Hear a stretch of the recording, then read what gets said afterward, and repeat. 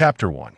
In the year 1487 of the Oceanic Era, as the annual colossal upwelling tide surged forth, the inhabitants of Sky Island were filled with exuberance and anticipation. Standing at the edge of the divine Isle Appiato, alongside the deity Ganfuer, they eagerly awaited the gifts that the sea currents would bestow upon them from the distant realm of Qinghai. For those who had long dwelled upon the Sky Island, Qinghai had always seemed like a mythical existence, only to be encountered during the occurrence of the annual Titanic tide.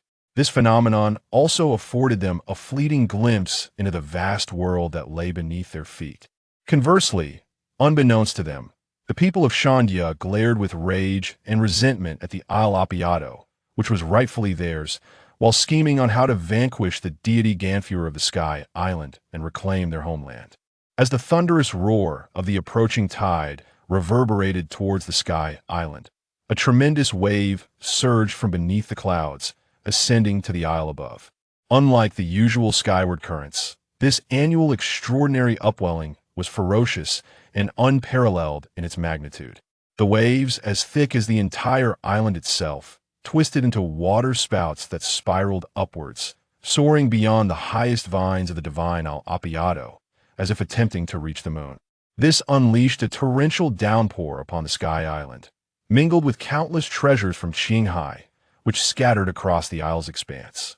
The guards of Ganfuer held up umbrellas for their lord, who waved his hand dismissively, commanding the surrounding guards, "Order the divine guard to swiftly collect these items. If any Qinghai survivors remain, ensure they are well protected." "Understood, Lord Ganfuer," the guards replied with a respectful bow before dispersing to execute his orders. While these guards busied themselves gathering the gift from Qinghai, a seemingly ordinary small boat of a diminutive model was carried along by the mighty tide towards the dwelling of the Shandia people. Thus, it went unnoticed by the divine guard, as the local Shandia were preoccupied with venting their fury and failed to detect the small vessel drifting aimlessly within the cloud sea. Eventually, after much drifting, the small boat found itself washed ashore in a tranquil spot, remaining eerily still amidst the surrounding forest that cooperatively maintained an unsettling silence. Before long, a creaking sound echoed through the thicket, followed by the emergence of a child, approximately 6 years of age. The child appeared exceedingly cautious, glancing around warily before, satisfied that no one was in sight, stealthily approaching the small boat. With hands marred by scars, he climbed aboard through a gaping hole in the boat's hull. Treading lightly on the deck, as if fearing to disturb whatever lay within, his bright eyes scanned the interior, and upon confirming the absence of any threats, he cautiously entered the cabin, murmuring to himself, "I hope to find something valuable." However, the boy's heart sank as he stepped inside the cabin. The relentless force of the upwelling tide had left the vessel in ruins, with several large gashes, and the contents within had presumably been swept away. Just as disappointment washed over him and he prepared to exit the cabin, an unexpected noise startled him, causing him to recoil. Slowly turning around, he was pleasantly surprised to discover a barrel nestled in the corner, lodged within a crack in the hull, fortunate enough to have escaped the tide's grasp. "Fantastic!" the boy exclaimed joyously, clenching his fist. "It seems fortune is on my side. Perhaps there are treasures within." With eager anticipation, he approached the barrel, intending to drag it to the cabin's entrance. However, it became apparent that hunger had sapped his strength, rendering him incapable of moving the barrel. "Never mind. I shall simply open it and see what treasures lie inside," he declared, producing a metal rod from his backpack to pry open the barrel. With each heave, the boy's face flushed from exertion until, with a resounding crack, the barrel's lid yielded. Peering inside with bated breath, he gasped in surprise. There was no food, no drink, nor any trinkets of interest. Instead, a boy, roughly his size, lay curled within the barrel. The newcomer had a shock of red hair and donned garments that seemed extravagantly ornate, reminiscent of a European noble, his form tightly coiled within the confines of the barrel. Cautiously, the boy extended a finger, probing to ascertain whether this child still clung to life. To his relief, the boy in the barrel still breathed faintly. "Alive. It seems he has merely fainted from being trapped in there too long," he surmised, gently shaking the figure in front of him in hopes of rousing him. In no time, the boy in the barrel stirred, blinking groggily at his rescuer and asking, "Where am I?" Yimu felt an overwhelming fatigue wash over him, his body heavy and weak. Even the effort to open his eyes felt insurmountable. The sensation of nausea surged within him as he gradually became aware of someone shaking him. Upon finally opening his eyes, he was greeted by the sight of a curious child, approximately 5 or 6 years old, peering intently at him. This bewilderment left him momentarily disoriented. "Where am I?" Yimu distinctly recalled drifting off to sleep in his own home. How had he ended up here? Who was this child, and why were they in his house? However, as he adjusted to the sunlight and surveyed his surroundings, the realization struck him with clarity. Towering trees that reached towards the heavens, rivers flowing with clouds, and the peculiar child before him, this was unequivocally a fantastical primordial forest far removed from his home. This revelation snapped him to attention. "Hey, little one, where exactly is this?" Yimu endeavored to soften his tone, wary of startling the child who might be his only source of information regarding his current predicament. Yet, as the words left his lips, he sensed something amiss. His voice, familiar to him, sounded entirely foreign, an unsettling realization. He glanced down at his body. His arms had shrunk, his legs were smaller, and he was altogether diminished in size. Adorned in lavish attire befitting a European aristocrat, a massive ruby gleamed upon his chest. "What is happening? What is the situation?" Yimu shook his head in disbelief, struggling to come to terms with the absurdity before him. At that moment, the child before him regarded him with a blend of curiosity and caution, stating, "This is the Sky Island. You are a Qinghai person, so naturally, you would be unaware of this place." Sky Island? Qinghai? These terms struck a familiar chord, were they not from the world of One Piece? Yimu grappled with the surreal events unfolding around him, expletives escaping his lips. "Damn it, I've actually crossed over into the world of One Piece, and I've landed in the Sky Island. Wait, let me think this through." As a fervent anime enthusiast, Yimu was well acquainted with One Piece, despite having not watched it since the Marineford arc. However, he had consumed ample short videos, edits, and fan fiction. Yet, he had never imagined that such a fantastical occurrence could befall him. The Sky Island. Isn't it the domain of the god Enel? Good grief. I've never paid a toll to cross here. And as a Qinghai person, what if I'm treated like Luffy and his crew and end up obliterated by Enel's minions? While the plot typically spared the protagonist from death by Enel's lightning fruit, Yimu had no desire to test that theory. He was not convinced he would survive a lightning strike. Why? If I must be transported to another world, couldn't I at least have received a powerful devil fruit? How am I to navigate this situation? Never mind, I should first determine what era I'm in. Despite the bewildering circumstances of his transmigration, Yimu managed to maintain a level head, swiftly assessing the situation. Thus, he turned to the child before him, extending his warmest goodwill as he inquired, "Little one, may I ask who the deity of the Sky Island is at present?" Yimu regarded this issue as of paramount importance in the present moment. If it were Ganfuer, it would be a different story. That old man could at least be considered a half-decent individual, and concerns regarding safety could be temporarily set aside. However, if it were Enelu, the one who was intent on annihilating the Sky Island with his thunderous might, Yimu felt it prudent to begin preparing for his own demise. As he mused, words fell. The young boy before him suddenly adopted a wary expression. Yimu could even sense a faint but ominous aura emanating from the child. Surely this is just a figment of my imagination, Yimu mused, beads of cold sweat forming on his brow. Given his current frail condition, should this child indeed harbor intentions to eliminate him, he might well meet his end here. Fortunately, the menacing energy dissipated as quickly as it had appeared. "Why do you ask this?" the boy inquired coldly. "Oh, it's nothing, nothing at all," Yimu replied, wiping away the non-existent sweat from his forehead. Only then did the boy respond, "It's an old fellow named Ganfuer."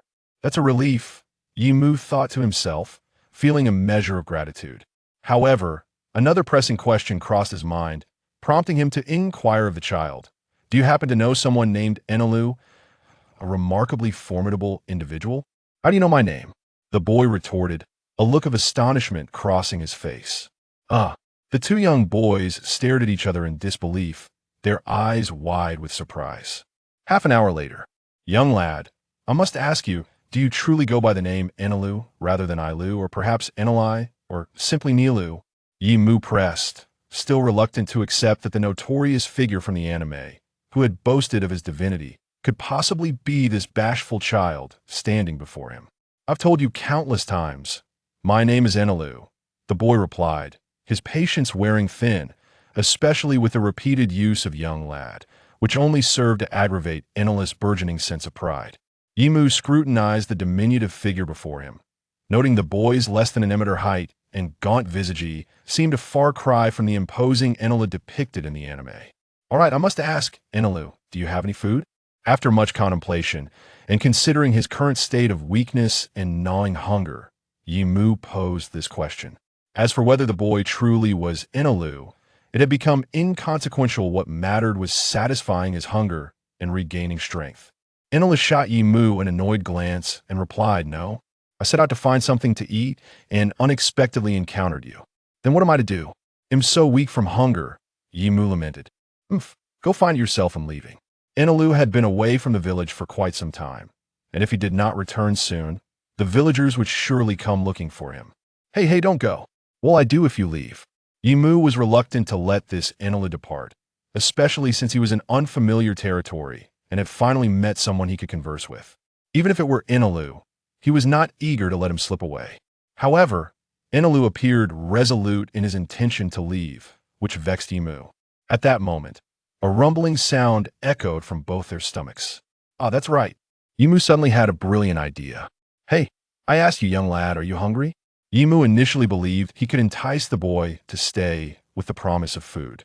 To his surprise, as soon as the words left his mouth, Enelu glared at him in anger, leaving Yimu utterly perplexed. Let me make this clear.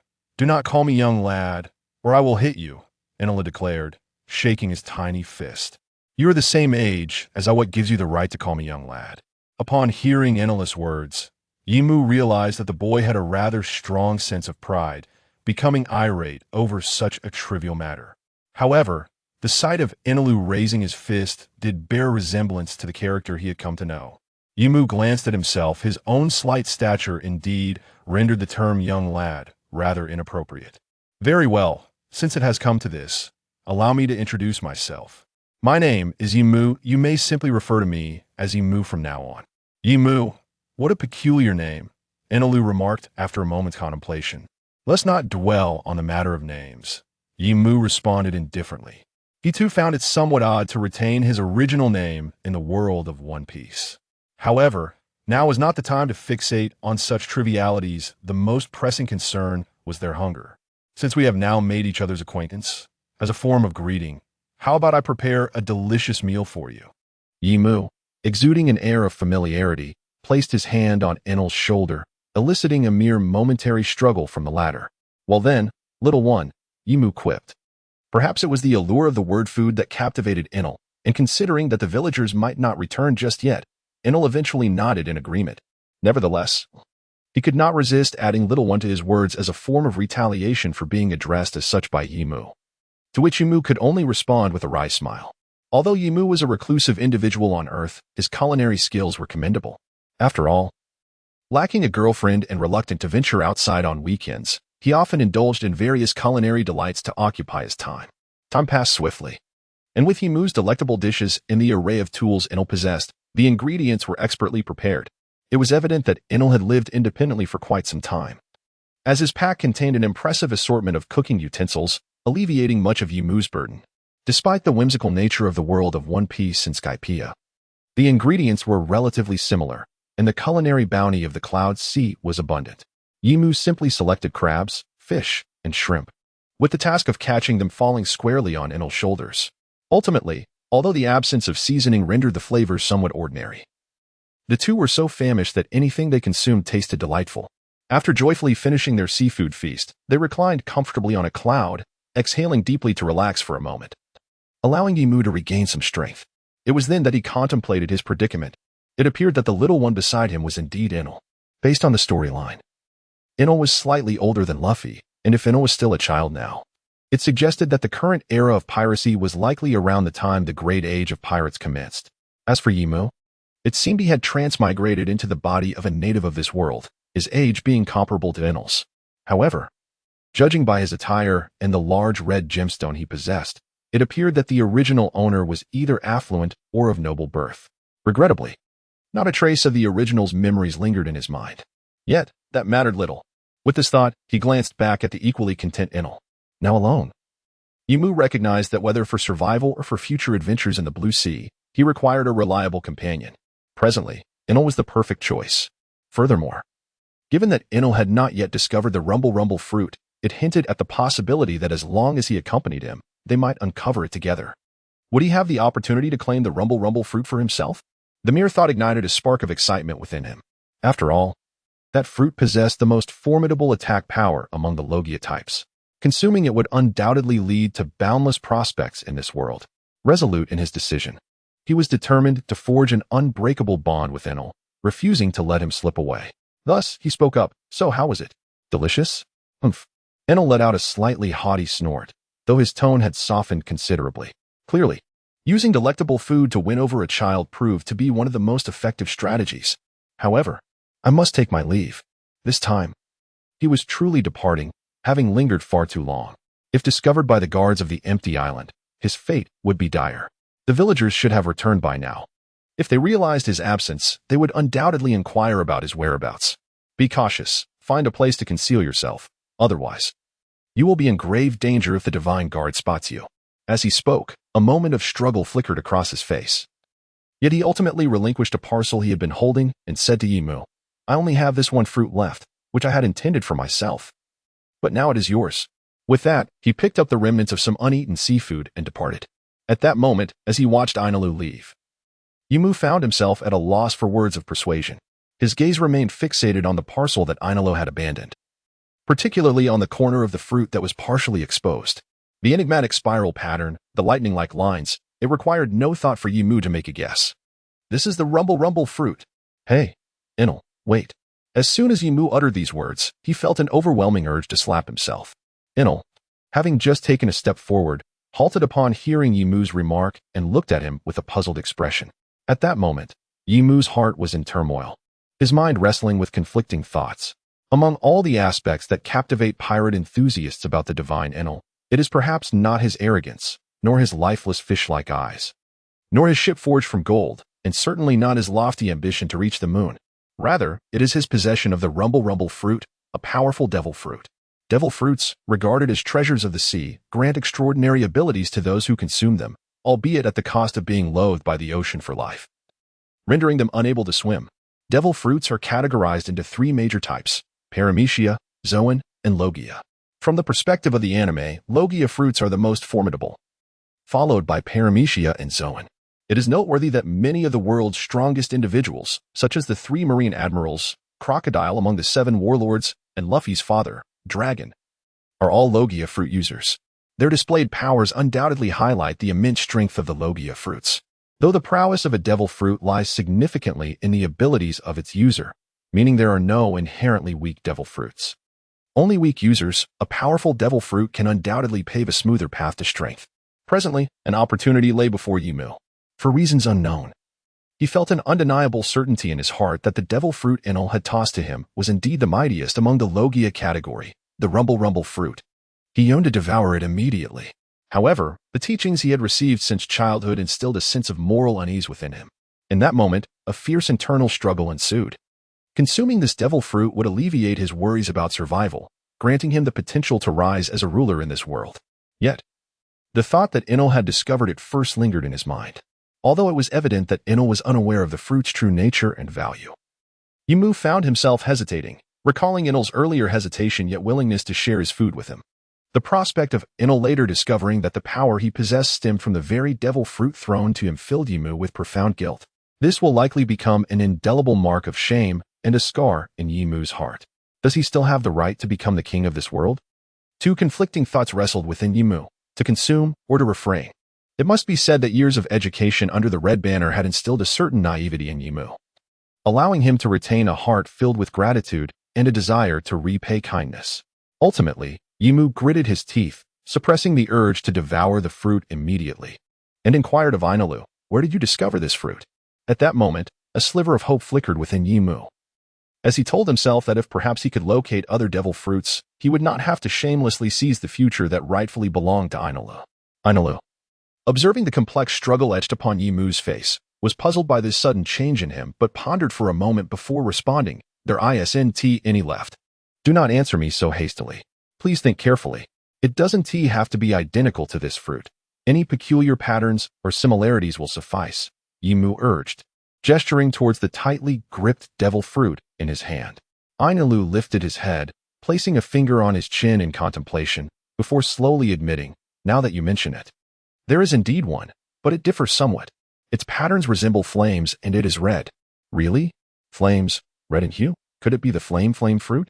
Upon hearing Ainalu's words, Yimu's eyes sparkled with excitement, his entire being quivering as if he had consumed a potent elixir, instantly revitalizing him.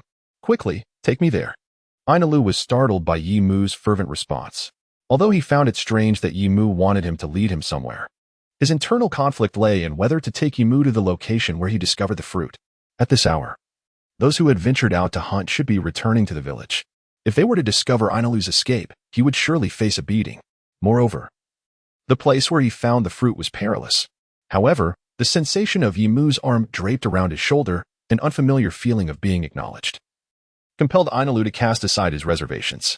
"All right, follow me." In a secluded valley known as Appiato, concealed like a ravine surrounded by colossal rocks, a small stream meandered through the center. Ainalu and Yimu were currently hiding there, cautiously observing the guards of the Sky Island flitting about in the sea of clouds. "Hey, Ainalu, are you from the Sky Island?" Taking advantage of a brief moment of concealment, Yimu posed a question that had long troubled him while watching anime. "I do not know," Ainalu replied, his expression somewhat somber. "However, I have lived on the Sky Island for as long as I can remember." "Oh, I noticed you lack wings, while the guards all possess them, which piqued my curiosity." Yimu leaned back, shielding himself beneath the shade of a tree. Upon hearing this, Ainalu's countenance darkened, perhaps because Yimu's words touched a sensitive spot. The absence of wings had subjected Ainalu to countless instances of discrimination and abuse on the Sky Island. Yimu, having posed the question, had certainly sensed Ainalu's plight, and his inquiry was intended to provoke Ainalu's simmering resentment towards the Sky Island. Thus, he continued to feign indifference, stating, "Perhaps you and I both hail from the Blue Sea?" Ainalu's body trembled at this revelation, disbelief evident in his gaze. "You see, neither of us has wings, and people from the Blue Sea also lack wings." Noticing a flicker of intrigue in Ainalu's eyes, Yimu pressed on with his enticing suggestion. "What do you think? Do you share my desire to return to the Blue Sea?" "Return to the Blue Sea?" Ainalu's eyes widened in astonishment. Yimu's words ignited within him a yearning to escape the Sky Island and explore the realm of humanity, one that mirrored his own existence. But how could he return? I am uncertain about that as well. The Sky Island is situated thousands of meters high above the Blue Sea. Yimu sheepishly scratched his head, equally at a loss.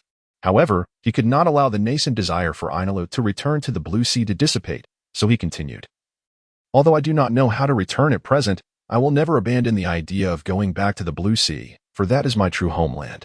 After conveying these sentiments, Yimu turned to the pensive, hesitant Ainalu and added, "Moreover, having you by my side makes all the difference. If I were alone, it might indeed be impossible, but with your assistance, it will be entirely feasible." Ainalu pointed at himself. "What can I do to help you? Though you may not be able to assist me now, perhaps in the future you will. For now, let us focus on finding the place where you discovered this fruit." Yimu's heart wrestled with his insatiable greed, lacking the courage to reveal the truth about the devil fruit to Ainalu at that moment. "Very well." Ainalu, equally perplexed, could not comprehend Yimu's intentions. Fortunately, at that moment, both glanced skyward to find that the divine guards had departed, allowing them to stealthily make their exit. Following Ainalu, Yimu traversed the winding path ahead, encountering the divine guards several times along the way. Thankfully, due to their diminutive stature, the guards failed to notice their presence. It appears that this is not Enel's first clandestine venture into this place. He navigates with ease, encountering no peril. After more than an hour, Enel finally leads Yimu to a location reminiscent of ancient ruins, where dilapidated structures abound, bearing the remnants of a bygone civilization. Gazing upon this scene, A thought blossoms in Yimu's mind. Could this possibly be the Pandora of the narrative? Hey, hurry up and catch up, Enel shouted, clearly anxious in this moment. Oh, right. Yimu snapped back to reality and promptly followed suit. The two meandered amidst the crumbling relics until Enel brought Yimu to a building obscured by a sea of clouds, where they finally came to a halt. Here we are. This is the place, Enel proclaimed with palpable excitement. This? Yimu surveyed the surroundings, noting the lack of anything significant, just broken bricks and debris. Enel, observing Yimu's bewildered expression, wore a smug grin as he declared, I exerted tremendous effort to discover this place. Follow me, and I shall show you. Stepping into the cloud sea, which barely reached his knees, Enel began to feel around in the mist, his face suddenly lighting up with exhilaration as if he had unearthed a treasure. I found it right here. Yimu then noticed Enel straining to move something within the cloud, his face flushed with effort. Sensing the unfolding mystery, Yimu also stepped into the cloud sea and approached Enel. Let us do this together. Following Enel's probing hand deeper into the mist, he too encountered a large stone. All right, with our combined strength, we can shift it. Indeed. Enel glanced at Yimu but said nothing further. Together, they heaved with all their might, and the stone began to yield slightly, a narrow crevice appearing as an irresistible vortex of energy surged forth. Come on, push harder, Enel shouted. I discovered the fruit just beneath this. Upon hearing Enel's words, Yimu envisioned the devil fruit beckoning to him, summoning every ounce of strength he possessed. With a mighty shout, the stone was suddenly displaced. Simultaneously, a tremendous whirlpool of water engulfed both Enel and Yimu, drawing them into a dark abyss. Ah, it hurts. A searing pain akin to a fracture radiated from his coccyx, jolting Yimu. Nevertheless, he paid little heed to the agony. Once the pain subsided, he swiftly reached into his pocket, praying that the thunder fruit remained intact. Sighing in relief upon confirming its presence, he then surveyed his surroundings. The sight before Yimu was nothing short of astonishing. It resembled a paradise hidden beneath a sea of clouds, where colossal structures akin to ancient Egyptian architecture towered majestically, radiating outward from a central, immense green vine.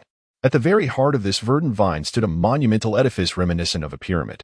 However, Yimu's thoughts were entirely consumed by the devil fruit, leaving him little room for appreciation of the breathtaking scenery. Rubbing his sore backside, he glanced around and noticed that Eneru was still unconscious. Hey, Eneru, wake up. Yimu gently shook Eneru's frail form. Upon closer inspection of Eneru's exposed skin, Yimu was startled to see numerous scars adorning his body.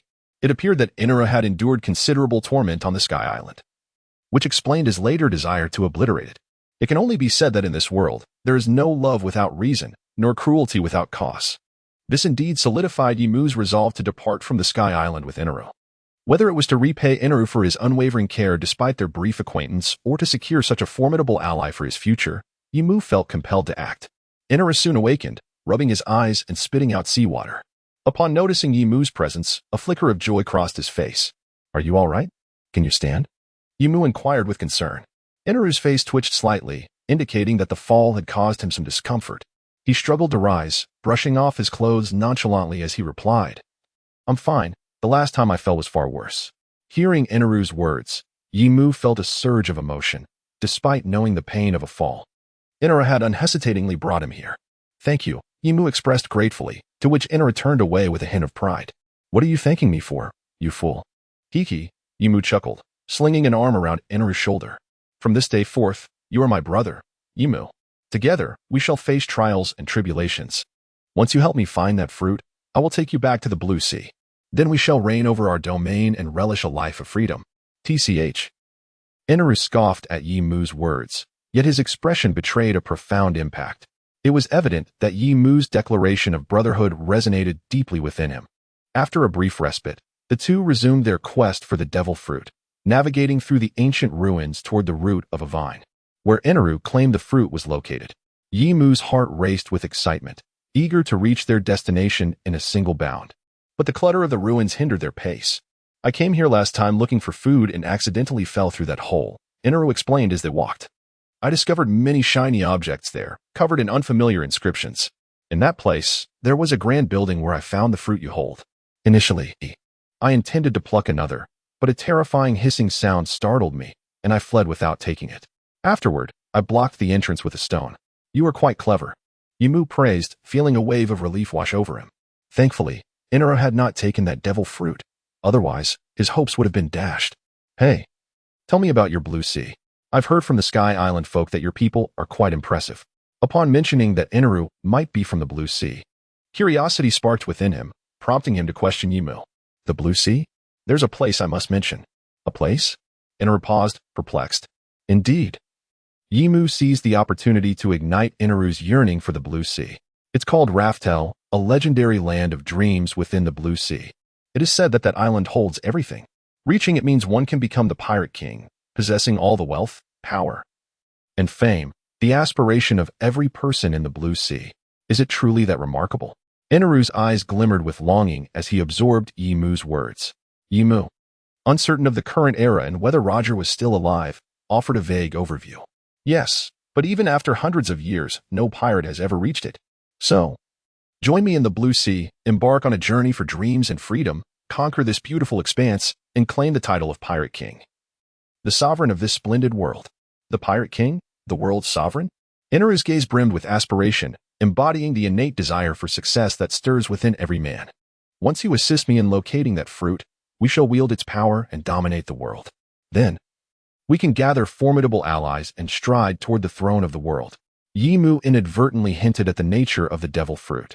As expected, Inaru halted abruptly, turning to Yimu with a look of confusion. Fruit? Is this fruit particularly special? Yimu wrestled internally with whether to reveal the truth about the devil fruit to Inaru. If he divulged the information now, would Inaru develop ulterior motives to seize the fruit for himself?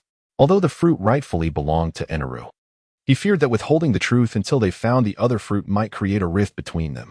After much contemplation, Yimu resolved to speak. Indeed, if I am not mistaken, this fruit is the coveted treasure of the sea, the devil fruit. The devil fruit? Inaru's interest piqued. Yes, the devil fruit. A treasure of the sea. Whoever consumes it gains extraordinary abilities beyond imagination. However, the price is a lifetime of disdain from the sea, rendering them unable to swim. Consuming the devil fruit grants immense power, instilling fear in all. Yimu withheld some details, sharing only the essentials with Inaru. Then the fruit I gave you is a devil fruit? A glimmer of greed sparked in Inaru's eyes, which Yimu observed keenly. Take it. Although I cannot ascertain its exact power, no devil fruit is without merit. Suppressing his own pain, Yimu extended the fruit toward Inaru, gambling on his character. It appeared that Yimu's wager paid off. As Inaru received the devil fruit, disbelief washed over his face. He slowly grasped the fruit, his gaze shifting between Yimu and the devil fruit. Ultimately, he seemed to solidify his resolve, loosening his clenched fist. Let us proceed.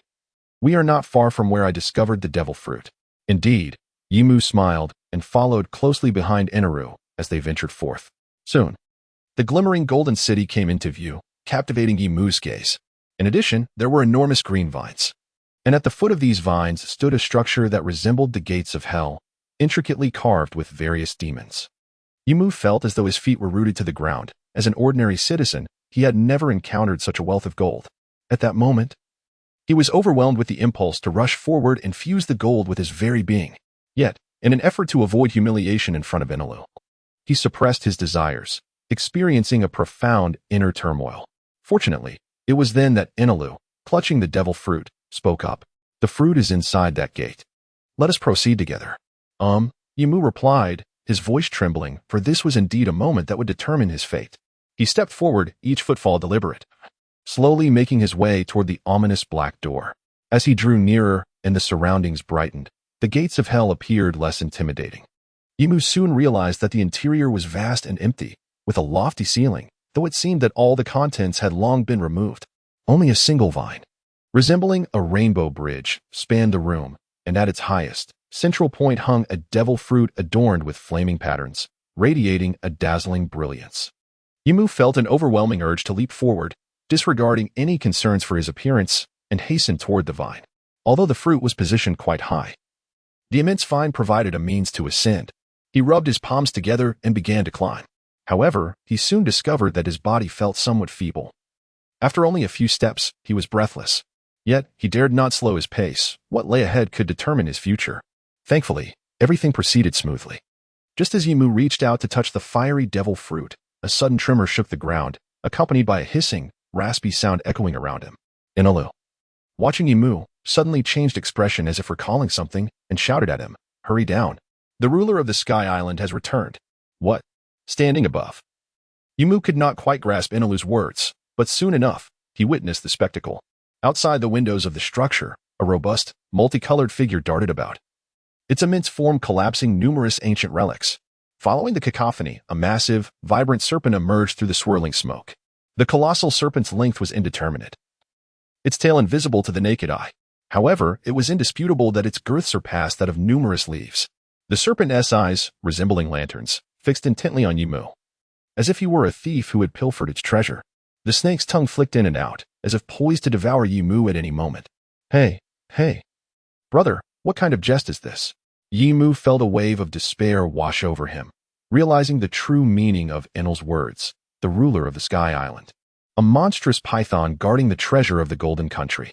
As Yimu locked eyes with the serpent, he discerned a warning in its gaze. Relinquish what you hold, or face dire consequences. Yet, how could Yimu abandon the precious fruit that symbolized his future? With this thought, he bellowed towards the distant Enel, hurry. Consume the devil fruit you possess, and flee in the direction we came from. Enel, taken aback and momentarily paralyzed by fear, inquired, what about you? Don't worry about me, just escape.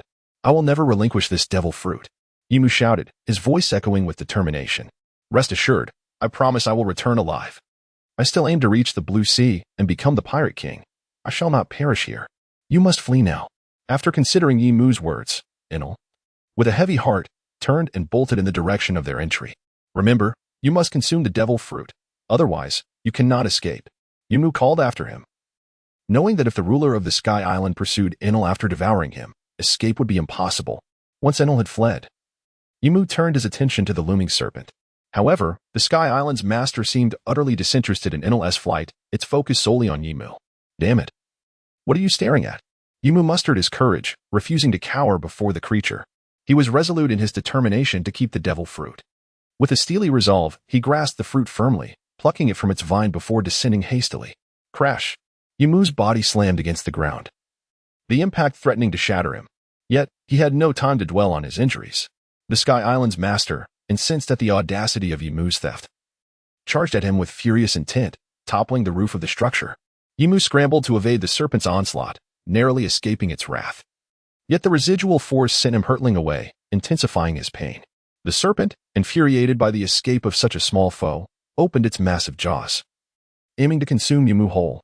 Faced with a mouth the size of a truck, Yimu felt utterly powerless as he was swallowed in one swift motion, sliding down the serpent's throat with a gulp. Inside the creature, he felt as though he had been tossed into a washing machine, his body battered against the interior, pain surging through him as he yearned for release. After an indeterminate time, the dizzying sensation finally subsided, and Yimu landed on solid ground.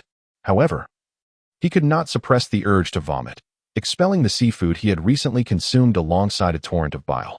Miraculously, despite the pain that enveloped him, he was still alive, and his body retained the ability to move. Remarkably resilient, he mused, recognizing the importance of endurance in the world of pirates. After a brief respite, he rose cautiously, anxiously checking his possession. Thankfully, he had clutched the devil fruit tightly, valuing its significance above all else. Now, surveying the dim surroundings that resembled a cavern, Yimu deduced he was indeed inside the belly of the Sky Island's master. What now? How can I escape this creature? His mind raced with uncertainty. Realizing he had to act, he resolved to consume the devil fruit. This would not only satiate his hunger but possibly grant him the strength needed for an escape. With newfound determination, he began peeling away the fruit's skin, reminiscent of a pineapple, before placing it into his mouth and chewing it slowly. Ugh, this is truly unpalatable. The taste was abhorrent, provoking an impulse to regurgitate. Yet, recognizing the fruit's immense value and feeling the emptiness in his stomach, he pinched his nose and swallowed it whole. Upon finishing, a wave of liberation washed over him as he exhaled deeply, permitting himself to absorb the changes occurring within. Strangely, he noticed that the pain had vanished entirely, as if he had consumed a miraculous elixir. A sensation of invigorating warmth surged through him, as if power were radiating from his core to every cell, poised to erupt. Embracing this burgeoning energy, Yimu felt a transformation commence. In an instant, his entire being ignited in brilliant flames, illuminating the darkness of the cavern. Indeed, he had acquired the flame fruit originally belonging to Ace. What a stroke of fortune! Ecstatic and unable to contain his exhilaration, He reveled in the extraordinary sensations coursing through him. Yimu could distinctly feel his form enveloped in fire, burning fiercely. Yet he sensed no heat. However, this fiery state did not endure, as he quickly realized his strength was depleting. Understanding that the potency of the devil fruit was intrinsically linked to his vitality, he resolved not to squander his energy. There was no sustenance within the belly of the Sky Island's master. Without energy, escape would be impossible. Thus, he endeavored to control the flames, which felt like an integral part of his very being. However, it seemed rather arduous to exert control over them. After a struggle lasting 4 to 5 minutes, the flames engulfing Yimu's body finally extinguished, reverting him back to his human form. Thankfully, he managed to regain control in time, yet the exertion had left him breathless. Huff, huff. After a considerable pause, he gradually regained his composure. It was imperative to vacate this place post-haste. Remaining within the belly of the Sky Island Master until his stamina was entirely depleted would surely lead to his demise. Thus, he cautiously ignited a flame at the tip of his finger, using its light to survey his surroundings. Regrettably, the interior of the Sky Island Master was a chaotic labyrinth, rendering him incapable of discerning direction. After some contemplation, Yimu decided to traverse the Sky Island Master's belly in a singular direction, fervently praying in his heart. Heavenly Providence, may I be heading towards the head, not the rear. The Sky Island Master appeared to be at rest, its body motionless, allowing Yimu to continue his journey steadily. Gradually, he approached the head, a radiant glow beckoning from afar. Splendid! Indeed, divine favor was upon him. Yimu joyfully sprinted towards the source of the light. However, just as he reached the throat, the Sky Island Master suddenly began to convulse violently, causing Yimu to lose his footing. Determined not to be sent tumbling back, he seized the Sky Island Master's tongue and held on tightly. Meanwhile, Enel, having heeded Yimu's counsel, fled in the direction they had come from. Yet, after a few minutes of running, he noticed the silence from the Sky Island Master behind him, a sense of foreboding creeping into his heart. He longed to glance back, but the mere thought of the Sky Island Master's colossal figure quelled his courage. What to do? What to do? Enel repeatedly questioned himself, his gaze inadvertently drifting towards the devil fruit nestled in his arms, recalling Yimu's words. By consuming the devil fruit, one could attain superhuman abilities. Perhaps, if he consumed it, he would gain the power necessary to defeat the Sky Island Master. Without a moment's hesitation, Enel raised the devil fruit to his lips and swallowed it whole. Instantly, he discovered that he possessed the ability to control lightning, a surge of power coursing through his entire being. For someone who had always felt weak, this was nothing short of exhilarating, instilling him with the courage to confront the Sky Island Master. Upon returning to the place where he had encountered the Sky Island Master, Enel found it with its eyes closed, coiled and resting, seemingly indulging in a contented belch. This scene instantly ignited Anelu's fury. Although he had known Yimu for less than half a day, Anelu had already developed a sense of kinship with this youth from Qinghai, who was of the same age as himself. Particularly, Yimu's declaration of their brotherhood had bestowed upon Anelu, who had long lived in solitude, an unprecedented warmth, alleviating his loneliness. Enraged, Anelu wielded his still awkward lightning abilities, aiming a strike at the head of the ruler of the Sky Island. Unfortunately, Anelu was not yet adept at mastering the power of the rumble fruit. The lightning he unleashed merely served as a tickle to the Sky Island's sovereign. Yet, even this mild affront incensed the ruler, who felt his dignity affronted. He immediately lashed out with his enormous tail toward Anelu. At that moment, Anelu could hardly hope to command the power of elementalization. Faced with the ruler's forceful and lightning-fast tail, he could only wait foolishly for the inevitable demise to descend upon him. However, at that critical juncture, the ruler's massive tail began to twist oddly, and his head made an absurd motion as if he were coughing, smoke billowing from his mouth, as if attempting to expel something lodged within his throat. Hiss. The ruler emitted a pained groan, followed by a bout of coughing. To Anelu's astonishment, a fiery red figure burst forth from the ruler's mouth, plummeting toward the ground. Yimu, expelled by the ruler, crashed into a ruined expanse, shattering countless walls. Had it not been for Yimu's partial elementalization to mitigate some of the damage, he likely would have been incapacitated. Wonderful, Yimu, you are alive. Anelu's voice echoed from a distance. Yimu turned toward the source of the sound and saw Anelu, shimmering with electric energy, standing not far away. It appeared that Anelu had consumed the rumble fruit. Witnessing this, Yimu felt a profound sense of relief. Everything was unfolding as he had anticipated. Despite encountering numerous setbacks, the outcome seemed exceedingly favorable. hissed the ruler of the Sky Island, glared angrily at the two persistent nuisances before him, seemingly eager to swallow them whole. Retracting the tail that had been aimed at Anilu, the ruler hurled it toward the panting Yimu on the ground. Yimu's pupils constricted in an instant. Fortunately, with the aid of the fruit's power, his body was gradually recovering, and he had regained enough strength to flee. Reacting swiftly, he evaded the incoming strike and shouted at Anilu, "Anilu, run! Escape toward the direction we came from." Engaging the ruler of the Sky Island now is utterly futile. At this moment, both were still unfamiliar with wielding their devil fruit powers, and their bodies were exceedingly weak, rendering them unable to fully harness the fruit's potential.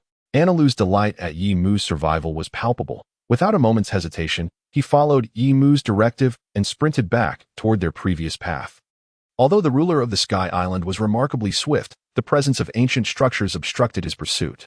To catch the diminutive pair, he had to demolish countless buildings that stood in his way.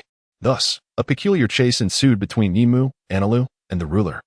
The ruler seemed poised to snap at their heels at any moment, yet just as he was about to do so, the two would slip into narrow alleys or dart into buildings, forcing the ruler to veer away, allowing them to escape yet again. The relentless pursuit continued until they reached the precipice where they had fallen. Anilu and Yimu gazed up at the small opening in the sky. There was no time to climb back. Anilu, feeling a pang of anxiety, remarked that the formidable mouth of the Sky Island's master was already lunging towards them. Yimu, equally tense and acutely aware of his dwindling strength, clenched his teeth and resolved to act decisively. "Prepare yourself. I will hold off the Sky Island's master while you ascend," he urged. "What?" Anilu exclaimed, his eyes widening in disbelief. Yet, Yimu had no time to heed Anilu's concerns. He calculated swiftly, recalling the techniques of Ace from the anime, and summoned the last vestiges of energy within him. Fire Fist. In an instant, Yimu's arm ignited with searing flames, transforming into a colossal fire fist, far larger than his own body, soaring towards the head of the Sky Island's master. The master let out a thunderous howl as his entire head caught fire, thrashing violently in an attempt to extinguish the flames. Seeing his attack had taken effect, Yimu felt a wave of relief wash over him as he shouted to Anilu, "Hurry! Escape!" Just as the two emerged from the opening, an overwhelming sensation akin to suffocation surged through Yimu's mind, and then darkness engulfed him. Time passed swiftly. Night fell at the temple of Appiato, the island of the gods.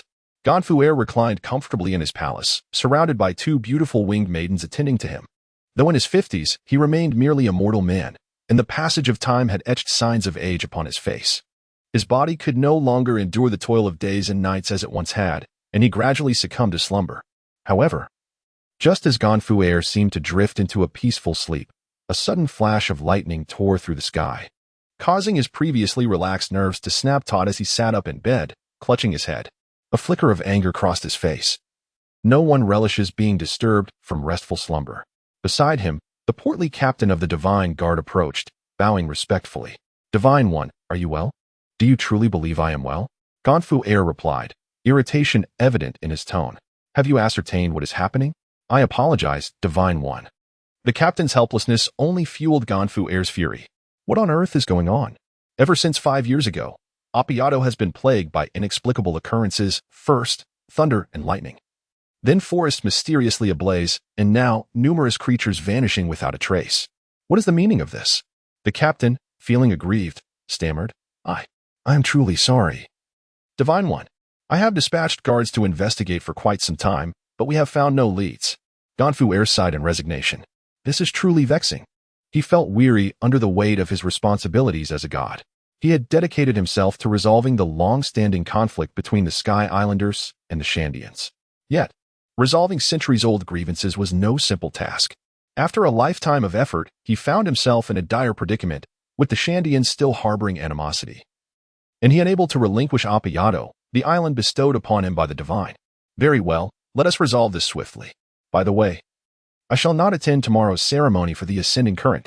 Make the necessary arrangements and ensure everything proceeds smoothly. Understood? Ganfuer, now aged, reflected that had it been a few years prior, he would have eagerly participated in the grand annual celebration of the ascending current. But now, it was best to abstain. Understood, Divine One. After the captain departed, Ganfuer returned to his bed, thankful that the ensuing hours remained tranquil, allowing him to drift peacefully into dreams. Meanwhile, deep within the temple, at the very roots of the vines, lay the fabled ruins of the Golden Land, Shandora. A massive bonfire blazed, above which rested a meticulously prepared dinosaur roast, its skin crisp and golden, resembling a small mountain. Above the roast, in the inky darkness of the night sky, flames and thunder clashed repeatedly, resonating with a thunderous roar, the air visibly vibrating with each collision. Such a battle endured for a full hour. Ultimately, with an explosive detonation that reverberated throughout the entirety of Pandora, akin to the shattering of air, flames and thunder descended from the heavens, manifesting as the silhouettes of two boys before the campfire. At this moment, the duo appeared utterly disheveled, their bodies marred with wounds, gasping for breath, as if a mere nudge from anyone could send them tumbling to the ground. Despite their apparent exhaustion from the fierce struggle, their faces bore expressions of sheer exhilaration. They then converged upon the roasted dinosaur meat, resembling prehistoric behemoths, and began indulging in the feast. The substantial amount of roasted dinosaur meat swiftly vanished within mere minutes under their voracious appetites, leaving in its wake two bellies swollen like balloons. Subsequently, they drew in deep breaths, and visibly, their distended midsections rapidly contracted, transforming into well-defined abdomens adorned with eight-pack musculature, alongside the disappearance of their injuries. These two individuals are undoubtedly Yimu and Enelu. Since that fateful day, when they narrowly escaped the jaws of the ruler of the Sky Island, 5 years have elapsed. 5 years can be perceived as both lengthy and fleeting. However, for Yimu and Enelu, this period has undeniably been profoundly enriching. After their miraculous survival 5 years ago, they completely acknowledged one another. Subsequently, as brothers, they retreated into the depths of the Apiato forest, diligently striving to enhance themselves through rigorous training. In the past 5 years, the progress of both individuals has been remarkably evident. All credit is due to the training regimen devised by Yimu. Although Yimu cannot be considered an expert in the narrative, he possesses a profound understanding of the world of One Piece, recognizing what is paramount for becoming a formidable force within this realm. Initially, the duo focused primarily on harnessing the powers of the devil fruit, complemented by the practice of physical techniques. After all, as mere 6-year-olds, their foremost objective was survival, and the development of devil fruit abilities provided the most efficient and expedient means to that end. However, they did not neglect the cultivation of physical prowess. The methods employed were rather straightforward, consisting of various exercises such as push-ups, sit-ups, running, and weight training, all aimed at pushing the limits of their physical capabilities. Whether it is due to the inherent vitality of life forms in this world, the unique environment of Sky Island at an altitude of thousands of meters with its thin air and oxygen-deprived conditions, or the transformative effects of the devil fruit on the body, coupled with the abundant nutrition available in this world, especially from the countless formidable beasts inhabiting Sky Island, remains to be seen. This led to a remarkable transformation in the abilities of the two individuals within merely 2 years of cultivation.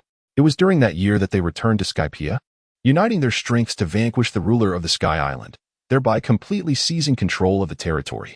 At this juncture, both had acquired sufficient power for self-preservation, which prompted Yimu to alter his training regimen.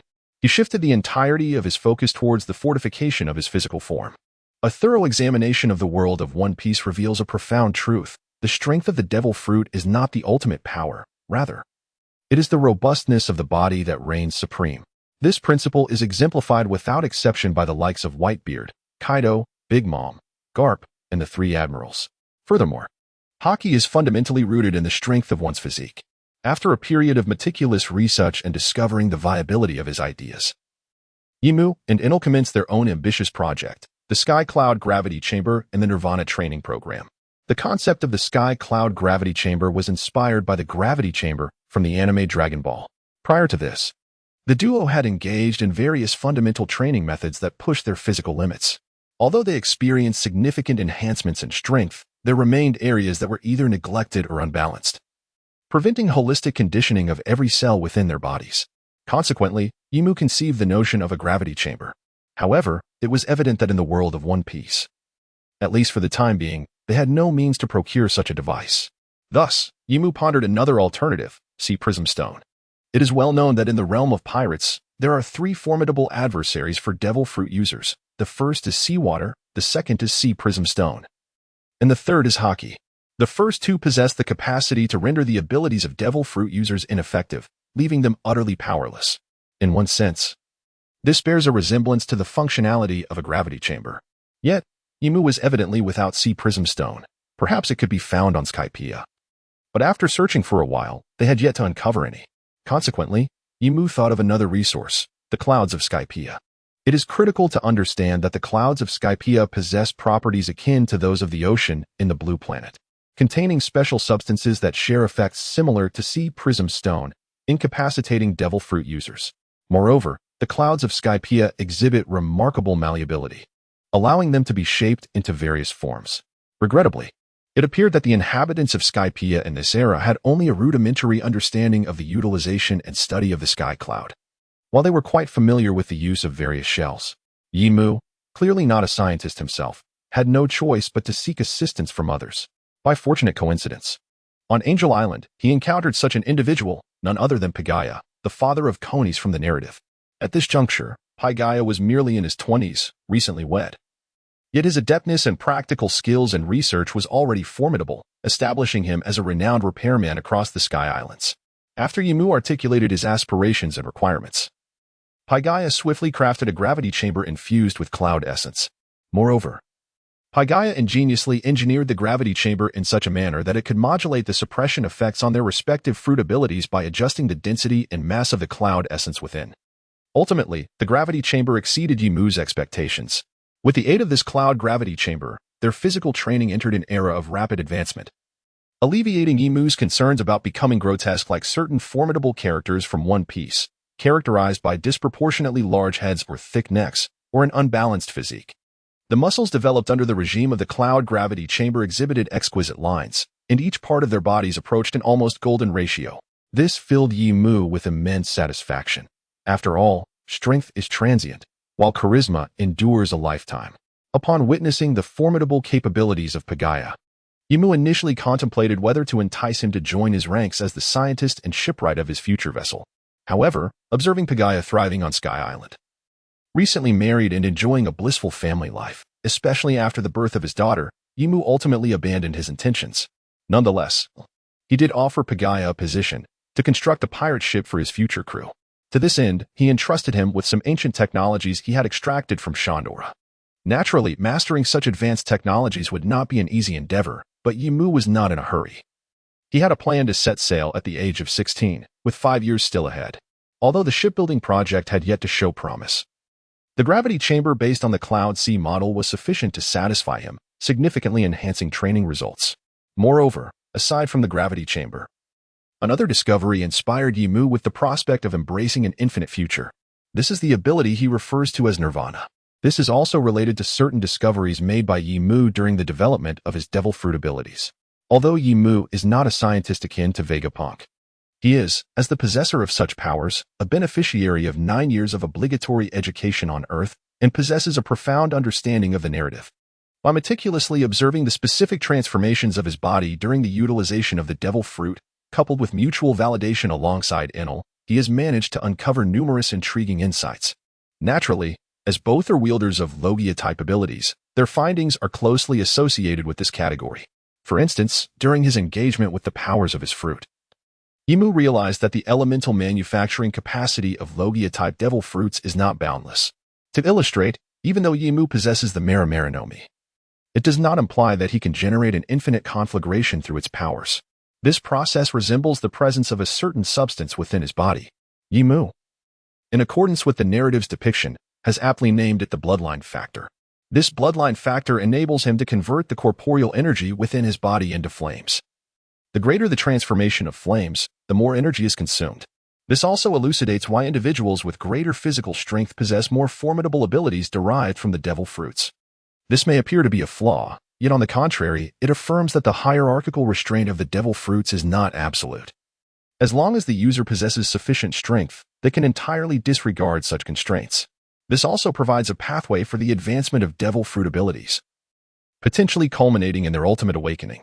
For instance, Yimu discovers that the essence of a Logia-type devil fruit user's elemental transformation is not merely to become an element in order to evade attacks, but rather to master the flow and transformation of their own body.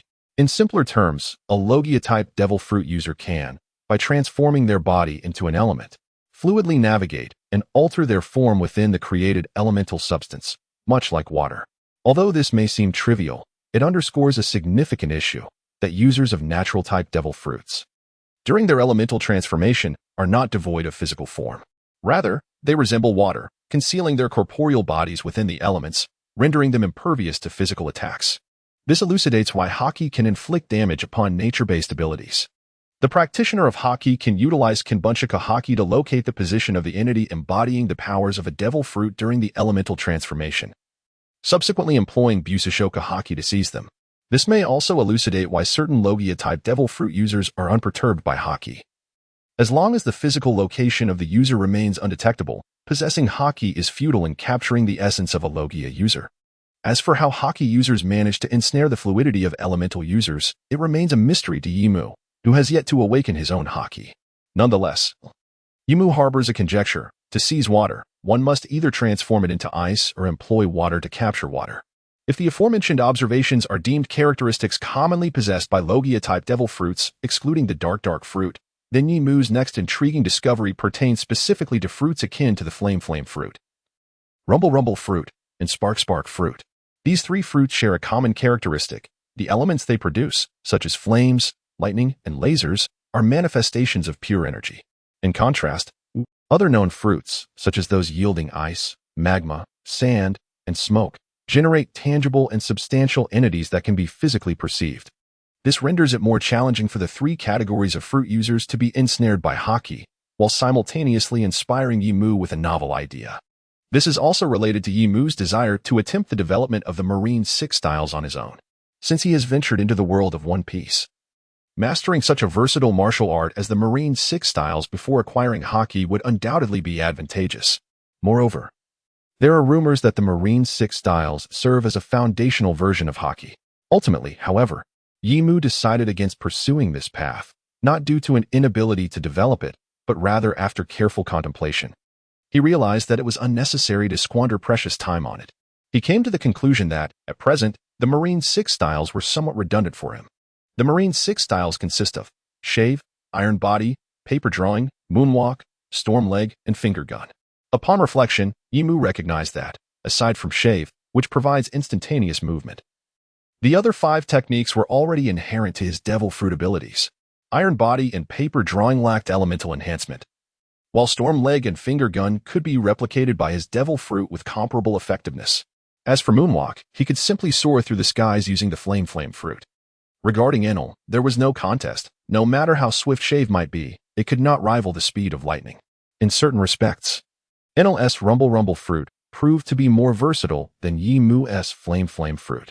Therefore, rather than investing significant time in these somewhat superfluous martial techniques, it would be far more prudent to dedicate that time to the development of his fruit abilities and the enhancement of his physical form, and later, when he reaches the Blue Sea, simply seize techniques from CP9. Nonetheless, although he decided against developing the Marine 6 styles, the thought of them led Yimu to recall another intriguing ability, Life Return. This technique first appeared in the hands of a CP9 member on Eni's lobby, a man resembling a lion, who could manipulate any organ in his body, such as hair, internal organs, limbs, and muscles, through the power of Life Return. Furthermore, in subsequent narratives, Life Return demonstrated effects such as rapid digestion of food, restoration of stamina, energy storage, and accelerated wound healing. Consequently, an idea sparked in his mind. Could he not use the abilities of Life Return to enhance his own body, making himself progressively stronger? Although Yimu had significantly fortified his physical form through rigorous training, he understood that he still fell short when compared to these formidable beings. However, a challenge loomed. He did not possess the knowledge of Life Return, nor did he know how to learn or master it. Yet, he had the flame fruit at his disposal. This is precisely why it is essential to discuss the unique characteristics of the flame fruit, the thunder fruit, and the flash fruit. They possess the remarkable ability to transform their own bodies into pure energy, albeit manifested in different forms. Thus, one might ponder whether it is possible to slightly modify this ability, transforming it into another form of life restoration. After all, for the users of natural-type devil fruits, while it remains uncertain whether they can alter external matter and convert it into elemental forms, they can indeed control their own bodies, which naturally includes the food they consume.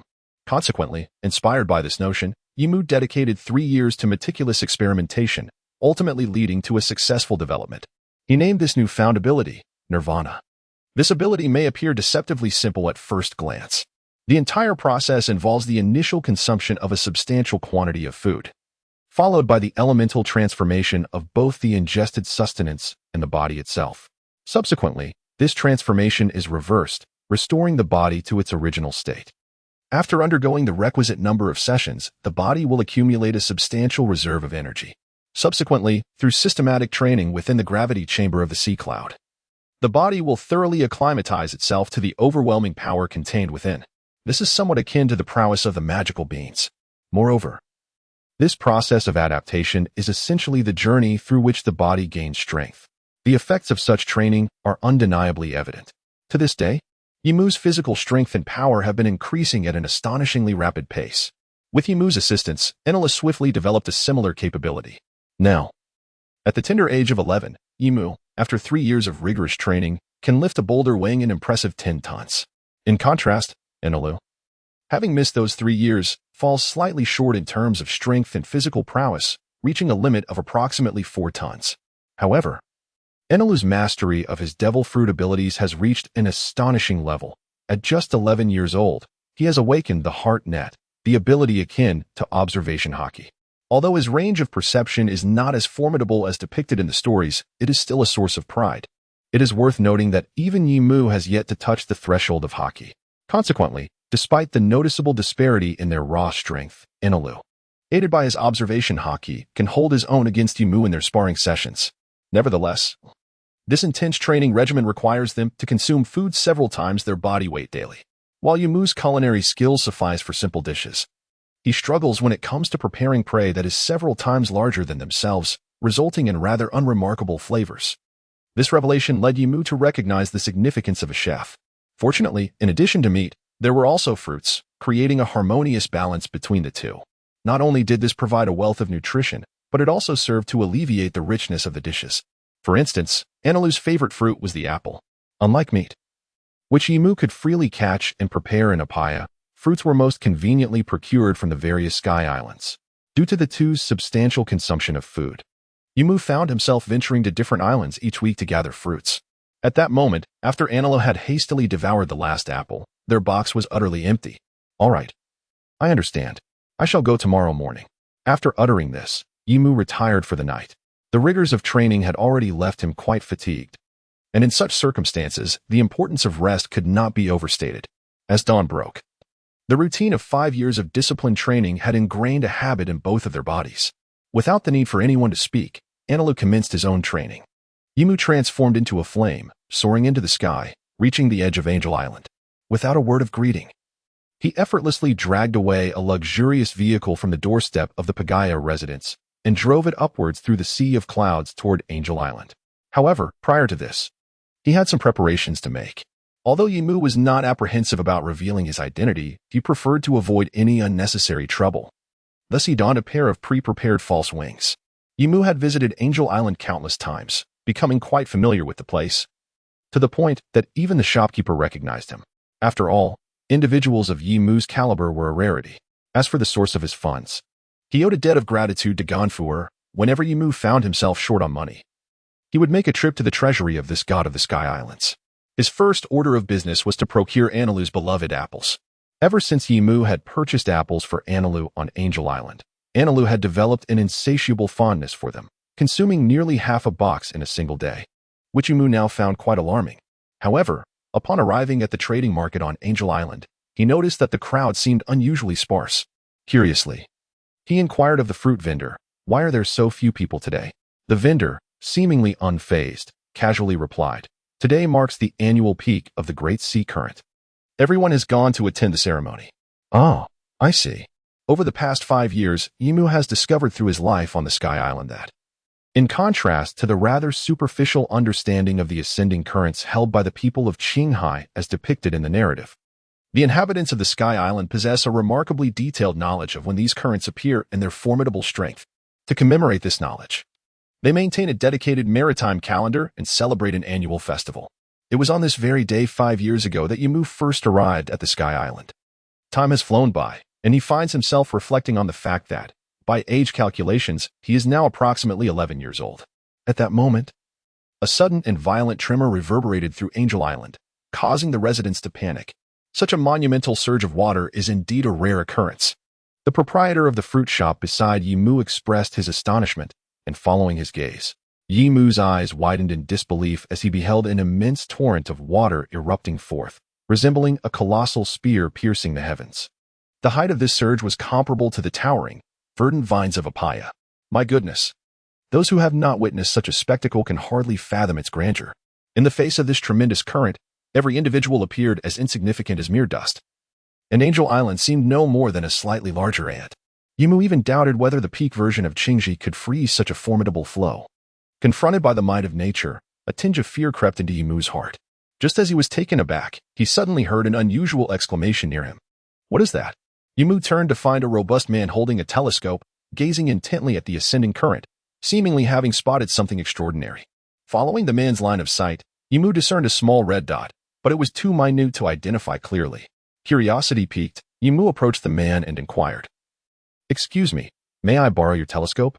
With great courtesy, the man handed the telescope to Yimu, who raised it and aimed it at the direction of the red dot, scrutinizing it closely. Initially indifferent, Yimu's curiosity transformed into shock as he finally recognized what the red dot was. The pirate ship, its flag, and the man aboard. Unable to contain his astonishment, he muttered a name, Gold, Roger. After returning the telescope, he dashed towards the direction of Sandora. On the deck of the Oro Jackson, enveloped by the vast red sails, the terrifying ascending current caused the ship to sway perilously, threatening to shatter at any moment. Yet, this did not deter certain crew members, such as Captain Gold, Roger, First Mate Silver's Rayleigh, Navigator Spack Jabba, the Devil's Descendant Douglas Bullet, and Swordsman Kazuki Odin. However, some, like the clown buggy, were reduced to tears, clinging desperately to the mast as if it were their lifeline. After a while, the potency of the ascending current gradually subsided, allowing the ship to stabilize, and the crew finally had the opportunity to admire the breathtaking scenery before them. Despite being seasoned adventurers who had traversed the world alongside Roger, the sight of the ethereal Sky Island left them awestruck. "I never imagined the Sky Island truly existed," remarked Rayleigh, gazing at Roger, who stood at the bow with a gleam of wonder in his eyes. "Indeed, Rayleigh, it is a miraculous phenomenon," Roger replied confidently. "But is there truly what you seek up there?" "Absolutely," Roger's gaze was steadfast and authoritative. "I can hear it calling to me. It seems we will not have come in vain this time." At that moment, Jabba, the navigator, approached, a cigarette dangling from his lips. "The situation is rather dire, Roger," he remarked. "The ship has sustained considerable damage, and I find myself somewhat powerless." Jabba's words caused Roger to furrow his brow, yet he soon relaxed and inquired, "Can we hold out until we reach the Grand Line?" After a moment of contemplation, Jabba nodded affirmatively. "I will do my utmost. It should be manageable." "That is reassuring. We shall address the ship's issues upon our arrival at Water 7. For now," Roger declared, turning to face his crew, "My comrades, let us embark on a quest to seek the fabled land of gold, El Dorado, and commence our adventure." A chorus of exhilarated shouts erupted, resonating through the heavens. The arrival of the Roger pirates was nothing short of monumental. As the Oro Jackson gently docked at the shore, the goddess guard of Skypiea immediately took notice, along with countless residents of Angel Island. "Oh, are those angels?" one exclaimed. "This place is truly paradise. My heart has been utterly captivated." As the crew beheld the enchanting angelic maidens on the island, adorned with wings and graceful figures, cheers of excitement erupted from countless members of the Roger pirates. Even the youthful Shanks, with his fiery hair, and Buggy, whose thoughts were consumed by treasure, could not suppress the faint blush that crept across their cheeks. "Greetings, esteemed guest from the Blue Sea. May I inquire about your purpose for visiting?" As the ship finally docked, the captain of the goddess guard approached with a tone of utmost courtesy. It is not surprising that he suddenly became so timid, merely standing before these individuals. He could sense their terrifying aura, let alone engage in conversation with them. "Ha." Roger laughed heartily upon witnessing this, leaping down from the ship to stand before the captain of the guard, boldly proclaiming, "I am Gold, Roger, the captain of the Roger pirates. I have come to Sky Island solely to seek a certain item and shall not disturb you." The captain hesitated, for as the leader of the God's Guard, he was expected to oversee and monitor any visitors to Sky Island. Yet, before this man, he found himself at a loss for words, merely inquiring, "What is it that you seek?"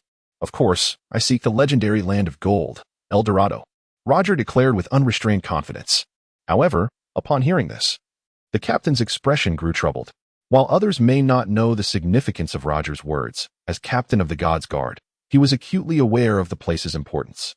After all, it was they who had wrested the land from the former inhabitants of Skypiea. Thus, it represented the most concealed and precious location on the entire Sky Island. Allowing these strangers to discover this place would be a grave dereliction of duty.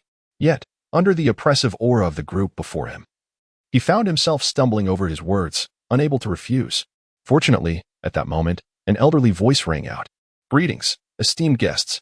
Upon hearing this voice, the captain turned as if he had seen a savior, addressing the elegantly dressed Gonfer who emerged from the crowd with utmost respect. "Lord God."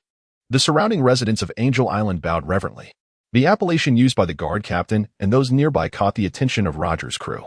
"Wait, did I hear correctly? This old man is being called a god? He seems so weak." "Be quiet. This must be a unique title used on Sky Island." Ganfer's face visibly flushed with embarrassment. After all, those who were aware of their own circumstances knew that after so many years, Ganfer's knowledge far surpassed that of the average resident of Sky Island. While they may refer to themselves as gods in front of these ordinary citizens, such a title seemed utterly ludicrous in the presence of the formidable sea dwellers below. Roger, in some respects, was quite innocent. Observing Ganfer's approach, he graciously stated, "Greetings, deity of Sky Island. I am Gold, Roger from the Blue Sea, and these are my companions. We have come to Sky Island to behold the legendary land of gold, El Dorado." "I understand. Please follow me," Gonfer replied. "I shall escort you." He then addressed the captain, instructing, "Prepare several flying boats." Moments later, over 20 flying boats were brought forth. "Please follow me. I will guide you," Gonfer reiterated. Roger then commanded, "Leave a few individuals to guard the ship. The rest shall accompany me to witness the legendary land of gold." Yes. In the rising cloud currents of Sky Island, more than 20 flying boats sped along the vine-constructed sea of clouds. The members of Roger's crew were in awe of this novel mode of transportation. Observing their astonishment, Gonfer assumed the role of a guide, explaining the mechanics and various uses of the shells, which further amazed Roger's crew. "Indeed, this is a miraculous island," Roger exclaimed as he stood at the forefront of a flying boat, feeling the clouds rush past him. Gonfer quickly responded, "You flatter us. The blue sea beneath us is truly boundless." Before long, the flying boats arrived at the edge of God's Island, Appiato. Gonfer pointed to the beautiful island, stating, "This island was brought to Sky Island by the ascending sea current 400 years ago. The land of gold, El Dorado, lies at the center of this island. Due to certain special circumstances, the God's Guard patrols this area extensively. Therefore, to avoid any trouble, I shall lead you there." However, Roger suddenly waved his hand, pointing into the distance. "The God's Guard you speak of does not include those two children, does it?" "Children?" Gonfer was taken aback. "What children?" Following Roger's finger, he saw, at some unknown point, two remarkably young children appearing at the forest's edge, right in front of the group. Gonfer was perplexed, unsure of where these children had come from. From their appearance, they were evidently neither residents of Sky Island nor Scypians, as they lacked wings and bore a striking resemblance to the sea dwellers.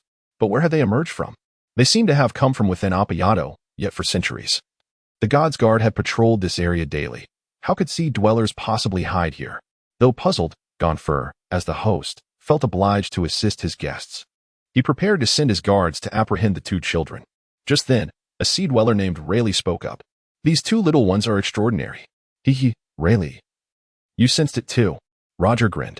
Rayleigh shot Roger a glance, for while he did not possess Roger's ability to hear the voices of all living things, his observation skills were top-notch, allowing him to easily perceive the strength, thoughts, and emotions of others.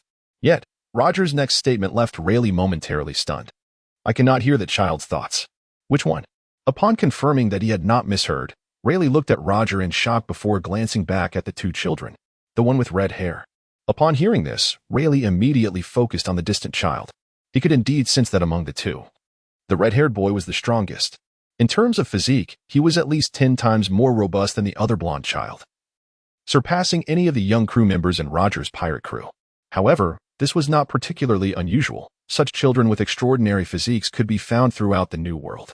What truly astonished him was that this child could resist Roger's ability to hear the voices of all things. Just as he was about to speak, Roger could no longer contain himself. "Interesting. Let me go meet these two children. They seem to be waiting for me." With that, Roger leaped into the air, his figure appearing on the land of God's Island in an instant. His sudden movement caught the attention of the others on the ship. As Roger's favorite trainee, Shanks curiously asked Rayleigh, "What is the captain doing?" Roger. As he gazed at Shanks beside him, Rayleigh suddenly recalled something and turned his gaze toward the horizon. The captain had discovered something intriguing and had gone to investigate. As Rayleigh's words fell, the attention of the crowd was drawn, and they too noticed the distant figures of two children. The sky was clear, the sun hanging high above. "Here it comes." With a hint of anxiety in Enel's voice, a sharp sound pierced the air, accompanied by a dark dot descending from above, gradually growing larger. Boom. The imposing figure of Gold. Roger landed steadily before the two, merely 10 meters away, grinning cheerfully at them. Even in this moment, Roger wore a broad smile reminiscent of Luffy's. Yet, the subtle yet palpable aura he emanated made Enel feel as though a tremendous weight was pressing down upon him, causing the very air to thicken, making even the act of breathing somewhat laborious. Before arriving, Enel had already learned from Yimu what kind of person they were to encounter on this adventure. Until that moment, he had felt no pressure. After all, although he was only 11, he was nearly invincible in Skypiea, and the powers granted by the Raijin fruit had made his temperament increasingly flamboyant. In all of Skypiea, aside from his elder brother Yimu, Enel regarded no one else with any seriousness. However, at this moment, he suddenly understood why Yimu had exhibited such excitement and nervousness when conveying this news to him. Before this man, Enel realized how laughably insignificant his previous bravado had been, akin to a frog confined to the depths of a well. All his strength seemed to be siphoned away by this overwhelming presence, leaving him with even the inability to lift a finger, let alone resist. It felt as if even a gentle breeze could topple him. Fortunately, at that instant, a hand was placed firmly on his shoulder, pulling him back from the brink of despair. Turning to look, he saw Yimu, his expression equally troubled, brows furrowed, beads of cold sweat trickling down his forehead. Yet, he clearly bore the situation better than Enel, managing to hold himself together. With a mix of gratitude and fear, Enel gazed at the man before him and could not help but utter, "How terrifying. Is this what it means to be the Pirate King? Are all people from the Blue Sea this formidable?" At that moment, upon hearing Enel mention the words Pirate King, a flicker of seriousness crossed Roger's otherwise carefree countenance as he looked at the red-haired Yimu and spoke. "Remarkable, little lad. It seems you know me." Gold. Roger, captain of the Roger Pirates and the future Pirate King, was before them. Yimu struggled to articulate these words, which instantly wiped the smile from Roger's face. For the implications of Yimu's statement were profound. The words future and D carried immense weight. The very mention of D was something he had never disclosed even to his most trusted first mate, Rayleigh. In that moment, a remarkable thought flickered in Roger's mind as he spoke. "Kid, since you know I am a pirate, do you not fear standing before me? Are you not afraid I might end your life?" Though Roger spoke these ominous words, Yimu felt a sense of relief wash over him. In that instant, Roger seemed to transform, his once crushing aura dissipating, replaced by a demeanor akin to that of a warm, affable neighbor. "I am indeed afraid," Yimu replied simply. "But the thought that this might be my only chance to meet Pirate King Roger face to face is simply too precious to pass up." Yimu's words were straightforward. Yet Roger pondered deeply, even connecting them with his own terminal illness. Of course, if fortune favored him, acquiring the means to cultivate Haki from the Pirate King would be an even greater boon. This revelation left Roger momentarily taken aback, but he soon erupted into hearty laughter. "Ha ha, so that's how it is. What an amusing little fellow." He marveled at the unexpected delight he encountered in the dwindling hours of his life. Yet, with time pressing, he realized he could not linger on the Sky Island for long. The extent of his learning would depend solely on one's own capabilities. In that instant, without a moment's hesitation, Yimu acquiesced. "No problem.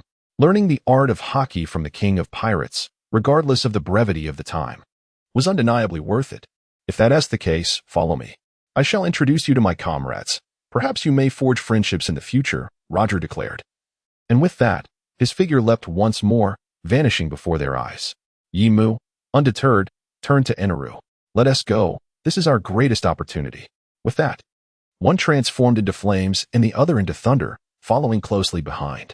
Despite Roger being a steadfast master of physical combat, and the majority of his crew being staunch advocates of physical prowess, dismissive of devil fruits, he was nonetheless astonished to witness two exceedingly rare Logia-type devil fruits manifest before him in the grand line, each more precious than the last. The flame fruit and the thunder fruit. What is this? A twist of fate. A peculiar thought suddenly stirred within Roger's mind. Truly remarkable, these two youngsters. To encounter the flame fruit and the thunder fruit here. As he observed the approaching flames and the crashing thunder, Rayleigh looked at Roger, filled with awe. Indeed. They remind me of those three youngsters in the Navy. In an instant, Rayleigh comprehended whom Roger was referring to. After all, both the Roger pirates and the Navy had considerable interactions, and those three sudden upstarts, renowned for their monstrous strength at such a young age, had indeed given them quite the headache. At that moment, the two figures descended from the sky, landing unceremoniously upon the formidable ship of Roger. The crew of the Roger pirates gazed at the two newcomers who had intruded upon their circle with expressions of sheer astonishment. "Captain, what is this?" Jabba beside Roger inquired curiously. Roger was about to respond when it struck him that he did not even know the names of these two youngsters. Thus, he said, "These two will be joining us on the Roger pirates for the next few days. Please introduce yourselves." At that moment, Yimu genuinely felt like a lamb entering the lion's den. In his line of sight stood legendary figures, once mere tales in the saga of the Pirate King, Rayleigh, Jabba, Barrett, Kazuki Oden, Kalokas, Shanks, Buggy, Snake, Duke Inuarashi, and countless others. The number of them exceeded 100. Is this the Roger pirates? He was astonished within, yet maintained a calm demeanor as he introduced himself. "I am Yimu, and this is my brother, Enel." After the earlier humiliation before Roger, Enel, now filled with renewed courage, eagerly proclaimed his name. "Yimu, Enel." Roger savored these names for a moment before joyfully addressing everyone. "Since we have new friends among us, let us adhere to our tradition." As his words echoed, the previously tense atmosphere transformed into one of exuberance, with everyone enthusiastically joining in. A feast! A feast! Hooray for the captain! The lively atmosphere momentarily left both Yimu and Enelu in a daze. After all, for the past 5 years, they had lived in seclusion, entirely removed from such vibrant surroundings, let alone one prepared to celebrate their arrival. "Is this the essence of being a pirate?" Enelu murmured. Under the guidance of Gonfuer, the group piloted the way to a flat expanse, and as night fell, the banquet commenced. Beneath the nocturnal sky, a brilliant bonfire blazed in a corner of a payath, filling the air with the rich aroma of malt liquor and the tantalizing scent of roasted meat. With the rhythm of Bink sake resonating, laughter and song erupted, and cups were raised in joyous revelry. Though this was Gonfua's territory, he appeared more like a guest. While the members of the Roger pirates danced and sang as if they were the true hosts. Initially reserved, Enel soon succumbed to the warmth of the crowd, becoming intoxicated and extravagantly showcasing his rumble fruit powers, crackling with electric brilliance. The onlookers responded with enthusiasm, their eyes sparkling with admiration. In contrast, Yimu sat apart, sipping juice and savoring delicious fare while observing the festivities. Not far off, Roger and Rayleigh sat together, their gazes fixed on Yimu. After finishing a cup of wine, Roger turned to Rayleigh and inquired, "What do you think of these two children?" Rayleigh pondered for a moment before responding. The one named Enelu is not unlike Shanks and his crew. However, the young man named Yimu possesses a maturity and composure that belies his years. Roger nodded, understanding the implications of Rayleigh's words. Though I cannot hear his inner thoughts, I sense this boy harbors great ambition. Do you know why he sought us out today? Rayleigh shook his head, and without withholding further, Roger downed the remaining wine in his cup and declared, "He wishes for me to teach him Haki." While it may seem ordinary, an 11-year-old child, upon encountering the renowned Roger pirates, could have made various other requests. Yet, he singularly expressed a desire to learn Haki, revealing an inherent thirst for strength within him. Haki? Such a young child already yearns to master Haki? After all, he possesses such formidable devil fruit powers. Indeed, this child is truly extraordinary. What was I contemplating at such a tender age? Haha. However, Rayleigh understood that Roger's joy in agreeing to the children's request stemmed from reasons beyond this. As expected, Roger began to speak. "Do you know what this child called me when I first met him?" Rayleigh was momentarily taken aback, and Roger's subsequent answer left him astonished. "The future Pirate King." Rayleigh's surprise was not yet over when he heard Roger continue with a laugh. "Though he referred to me as the Pirate King, there was not a trace of astonishment in his eyes, as if I were merely an ordinary person. Moreover, it seems he is aware of my impending demise. Of course, this is merely my speculation, perhaps just my fanciful thinking. After all, who in this world can truly foresee the future?" Yet, Rayleigh found himself compelled to take the matter seriously, his expression turning grave. After a moment's reflection, he abruptly stood and made his way toward the spot where Yimu was situated. Upon seeing this, Roger was startled. "Hey, Rayleigh, what are you doing?" Wait. Oh, hello there, young man. Rayleigh approached Yimu with a drink in hand, while Roger anxiously trailed behind. Fortunately, Rayleigh's subsequent words alleviated Roger's tension. Everyone else is drinking. Why are you having juice? Yimu looked at Rayleigh, puzzled, and casually replied, I'm still a minor, and you probably haven't spent much time in Skypiea. I don't want to waste my time learning Haki due to drunkenness. Yimu's response astonished Rayleigh. The maturity and calmness in his gaze made it difficult for Rayleigh to regard him as a mere child. Reflecting on Roger's earlier words, Rayleigh could no longer contain himself. I have a friend who is gravely ill, and I would like to ask you if there is a way to cure him. After uttering these words, Rayleigh waited anxiously for Yimu's response, feeling a level of tension he had never experienced even when facing rocks alongside Roger. He then observed Yimu shake his head and say, no. In an instant, disappointment engulfed Rayleigh's heart, and even Roger's expression shifted slightly. Despite being the future pirate king, who would willingly embrace death if survival were an option, the twilight of a hero is indeed a profoundly sorrowful affair. Yet, Yimu's next words rekindled a flicker of hope in both their hearts. I'm not a doctor, so I'm not versed in healing arts. However, I know of 3 things in this world that might be useful, or at least could help alleviate the illness. What are they? Rayleigh could not restrain himself from asking, his emotions fluctuating so intensely that some crew members with keen observation Haki noticed their vice-captain's unusual demeanor. Though they could not discern the specifics. Firstly, pure gold. It is said to be a very special metal that can extend a person's lifespan, crafted by humanity centuries ago. Secondly, the healing fruit from the devil fruits, which is rumored to possess the power to heal all ailments. Thirdly, the surgery fruit from the devil fruits, which is said to grant humanity the ability to attain immortality. If one can achieve immortality, then surely they can also heal and save lives. At this moment, both Rayleigh and Roger found themselves struggling to contain the overwhelming emotions surging within them. Although they were well-versed in various matters, there were certain things among the 3 that they had only heard of, while others were entirely unfamiliar to them. Nonetheless, prior to this moment, even the things they had heard of were merely regarded as legends, never truly believed. This is also because Roger, upon discovering his terminal illness, realized that the time left for him was exceedingly brief. He could acutely sense that his body was deteriorating day by day, and he was unwilling to squander his precious moments on ephemeral matters. He had far more significant missions at hand. However, at that moment, the resolute words spoken by Yimu sent a shiver through both of them. Do you know their whereabouts? Rayleigh inquired, his voice trembling slightly. I'm not entirely sure about the specifics. I can only offer you a few clues. The legend of pure gold resides within the stomach of a creature known as the lanternfish, which is immense in size and capable of swallowing an entire island in a single gulp. It has a particular fondness for gold, but I cannot tell you where this fish might be found. As for the healing fruit, you might want to visit the little people. However, I cannot ascertain whether it is truly there. Concerning the surgical fruit, it is likely concealed by the world government. Yet, this is merely hearsay. Perhaps it has already found its way into the world. After concluding, Yimu took a hearty sip of apple juice before continuing. That's all I know.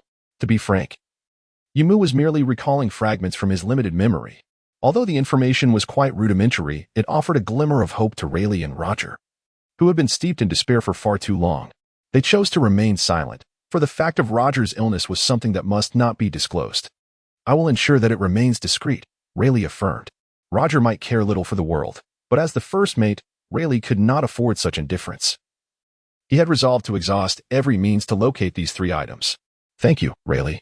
However, there is no need to be overly concerned. As the saying goes, what is gained is my fortune, what is lost is my fate. We have a far more important mission at hand.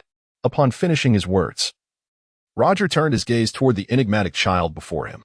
At that moment, he had solidified certain thoughts in his mind and, feeling a sudden curiosity, asked, Yimu, do you believe in fate? Yimu's response was quite straightforward. I only wish to believe in the fate that I cherish. Of course, this was a poetic expression. To put it more crudely, he might have said, I've traversed through realms, and you speak of fate? Nonsense.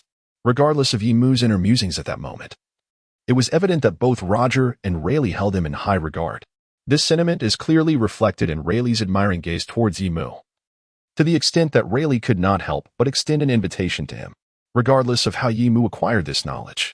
If he could be persuaded to join their ship, it might indeed enhance their chances of discovering those 3 elusive treasures. Young Master Yimu, would you be interested in joining the Roger Pirates? Yimu, however, simply shook his head, prompting Rayleigh to inquire with a hint of confusion. What is it? Young Master Yimu? Are you not interested in Laughtail? Of course not, Yimu replied. But I find the prospect of exploring it on my own far more intriguing. Haha. The answer did not surprise either of the two. Thus they grew to admire Yimu even more, leading to an extended conversation. Roger then inquired. It seems that both Yimu and Enel are not from the Sky Island, are they? Indeed, Yimu replied, 5 years ago, like you. I was brought to this island by the ascending current. As for Enel, he has lived on this island since childhood, perhaps just earlier than I did. I see. Roger said. So, has Yimu never attempted to find his family? Yimu shook his head. I have forgotten all my previous memories.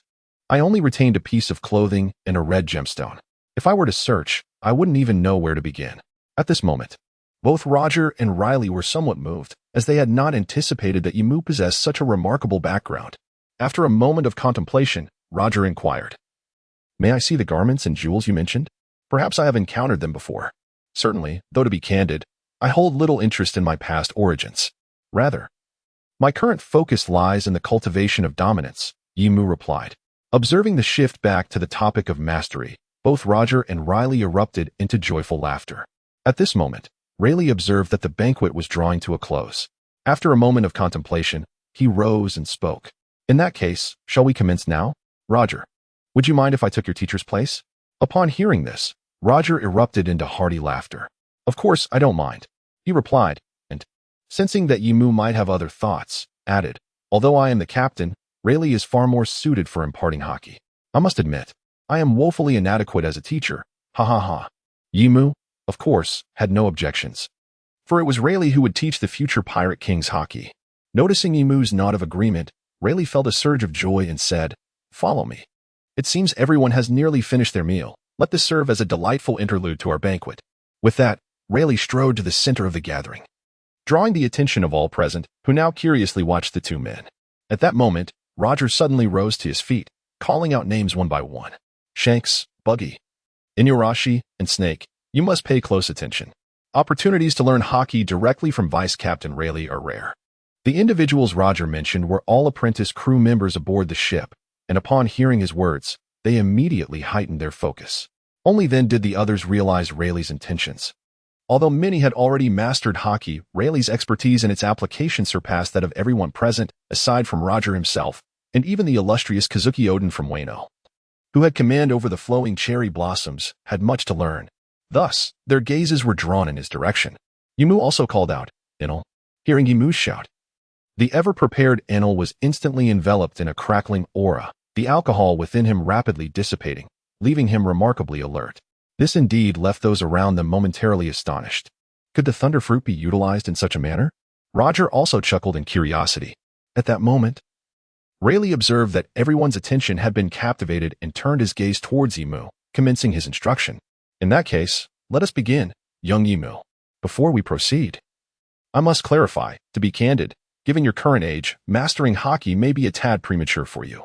However, since you have expressed your desire and Roger has acquiesced, I shall impart to you all that I know to the best of my ability. Yet, whether you can harness this power in the future will ultimately depend on your own efforts. I understand. Yimu naturally comprehended this principle. He listened intently as Riley continued. The so-called Haki is a power possessed by every individual in this world. This force is remarkably intricate, comprising elements such as perception, will, and dignity. Yet, the vast majority of people are unable to harness and utilize this power. To learn Haki, one must first understand it. Haki is categorized into 3 types: Kinbunchika Haki, Busashoka Haki, and finally, the Rare Conqueror's Haki, which is said to be held by one in hundreds of thousands. Regardless of the type of Haki, mastering it requires an unwavering strength, a resolute ferocity, without doubt. Unwavering ferocity. Yimu seemed to grasp the essence of this statement. Yet he found it difficult to fully accept. Riley recognized this truth as well. Thus, he refrained from elaborating further. Instead, he raised one hand, suddenly altering his expression as he addressed Yimu. Come now, strike me with all your might. Yimu was momentarily taken aback, but soon felt a surge of excitement. Although he was still young, the opportunity to spar with the legendary Riley and test his own strength was invaluable. Then I shall not hold back. Yimu clenched his fist tightly, fully aware that even with all his might, he could never match Riley. Without a hint of hesitation, he summoned the strongest power within him. At this moment, Everyone present sensed the surging power within Yimu through their innate Kinbunchika Haki. Initially, they had accepted Yimu and Enel as crew members solely based on their trust in the captain, but they finally realized that these two youngsters, particularly the red-haired boy, were truly extraordinary. Especially for Barrett, a battle fanatic solely interested in power, it was the first time he regarded this boy with genuine seriousness. Even he had to concede that the aura and strength displayed by this lad at such a tender age were on par with his own in his youth. A resounding crack echoed through the air as the atmosphere visibly trembled. Without any hesitation, Yimu's form flickered and vanished from his original position. At this moment, the distance between Yimu and Rayleigh was less than 10 meters. With the full force of his explosive speed, he could reach Rayleigh in a mere second and strike his body. Yimu had indeed intended to do just that, but at that instant, Rayleigh's expression shifted, his gaze sharpening with intensity. In an instant, an indescribable, terrifying presence, as if the heavens were collapsing and the earth was sinking, surged towards Yimu. At that moment, a single second stretched into an eternity. Time appeared to stand still, and Yimu found himself utterly unable to move. This immobilization is not a result of physical restraint, but rather a profound sense of helplessness. At this moment, Yimu felt as though he were a solitary boat adrift upon the tumultuous waves. Utterly overwhelmed by the formidable forces of nature, the fierce storms of the ocean rendering him devoid of any thought of resistance.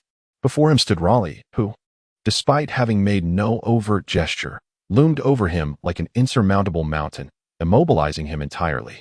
The chasm between them was simply too vast, an unattainable distance, rendering any amount of cultivation utterly futile. At this moment, an overwhelming torrent of dreadful and negative thoughts surged relentlessly from Yimu's heart, gradually siphoning away all of his physical and emotional strength. Yet, Yimu remained undaunted. Deep within his soul, an astonishing force surged forth, swiftly consuming these adverse thoughts and emotions entirely. How fascinating it is. How vast this world truly is. This power. I yearn to possess it. No, that won't suffice. It is inadequate, far too feeble. To conquer the world, such power is wholly insufficient. I crave more, an abundance of strength. In an instant, like a volcanic eruption, an immense and formidable power exploded from the depths of Yimu's being, sweeping across the entirety of Apayado. At this moment, both the crew of the Roger Pirates and the inhabitants of God Island, including Godfor and the God's Guards, were acutely aware of the terrifying aura that enveloped them. The air fell into a profound stillness. The members of the Roger Pirates stood in stunned silence, their food and drink scattered across the ground.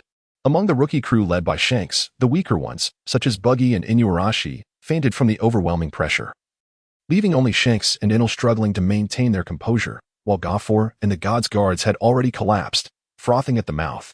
The beasts of God Island were thrown into a frenzy as well. Was that truly the Conqueror's Haki? Such an imposing presence sent cold sweat trickling down my back. How could such a young child have awakened Conqueror's Haki? Who exactly is this boy?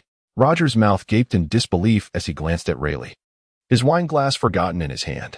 Rayleigh, equally astonished, could not suppress the beads of cold sweat forming on his forehead. It seemed they had ventured too far.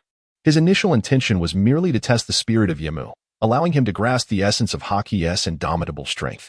However, due to Yimu's remarkable calmness and maturity, the ordinary test proved ineffective.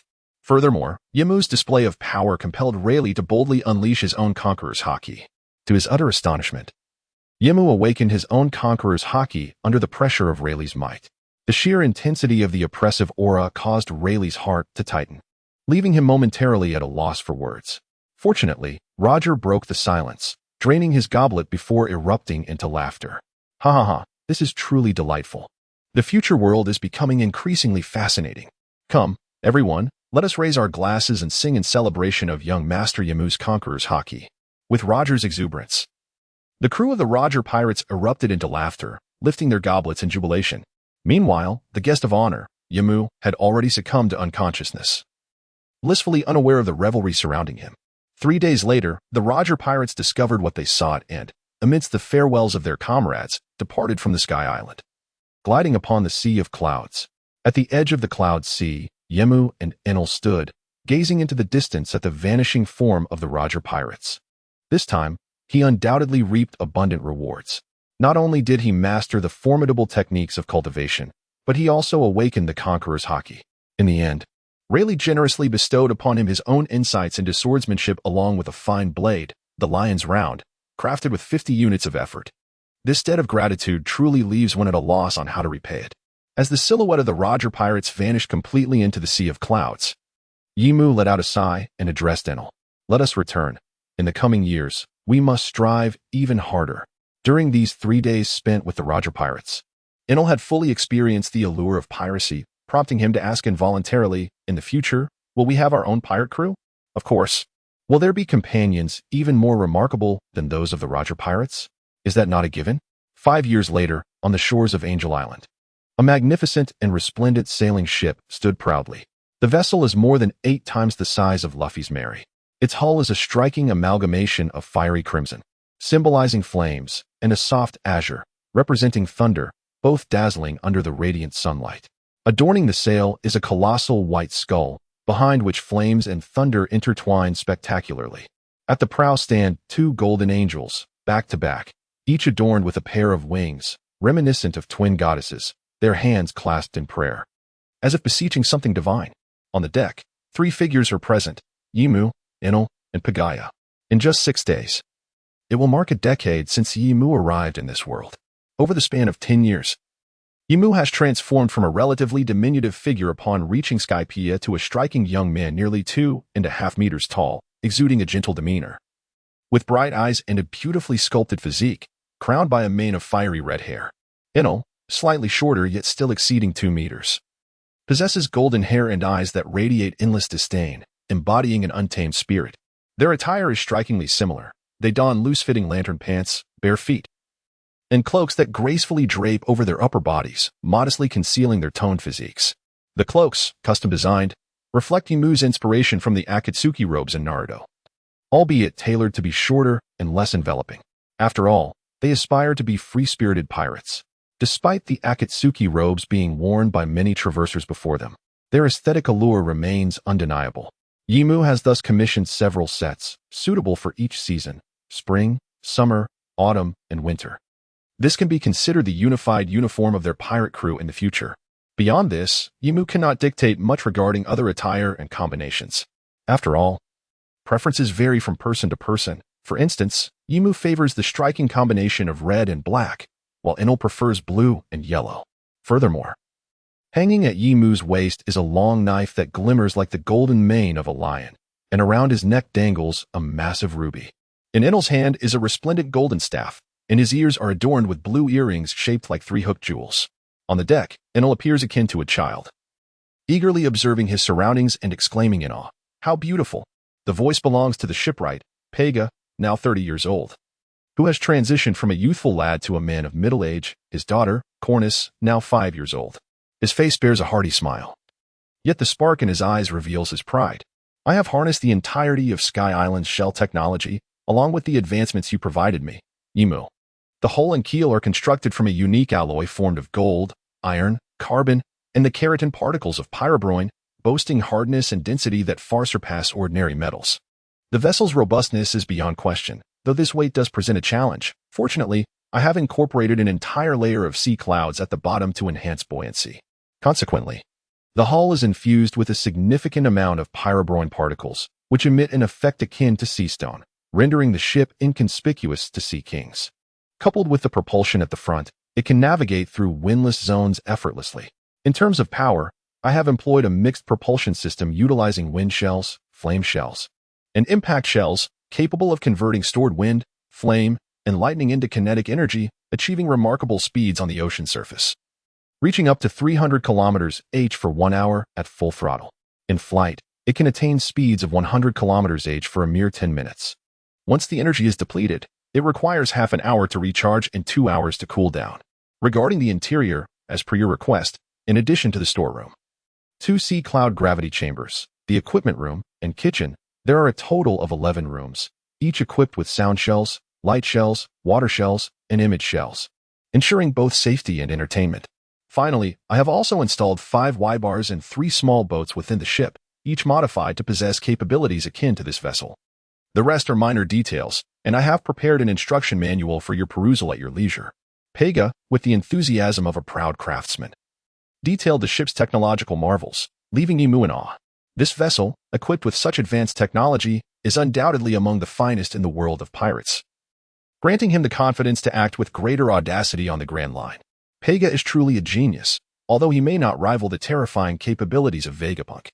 He is undeniably an outstanding practical talent. Had it not been for Yimu's reluctance to disrupt the harmony of Pega's happy family, he might have been tempted to take Pega with him. However, remaining on Sky Island is also quite satisfactory, for he has long regarded it as his future logistical base. By the way, have you decided on a name for the ship? Pega suddenly inquired. Yes, Yimu nodded, having already contemplated the name in his mind. It shall be called the Twin Goddess. The name was conceived by Yimu during the shipbuilding process. It is well known that each pirate ship in the world of One Piece possesses its own distinctive characteristics, the most prominent of which is the figurehead at the bow. Yimu was no exception. Initially, he contemplated crafting a skull resembling a pirate flag from gold. However, this idea was firmly rejected by Enel and Pagaya, who both deemed such a commonplace design unworthy of the vessel. Just when Yimu was at a loss for an alternative, he chanced upon Pagaya's daughter, Koni's. Though young, she resembled a little angel, and Yimu had taken quite a liking to her, which sparked his inspiration. Additionally, he recalled a comic he had cherished back on Earth, titled Greatsword. Thus, the current design of the figurehead was born. This new shape received unanimous approval from Yimu, Enel, and Pagaya.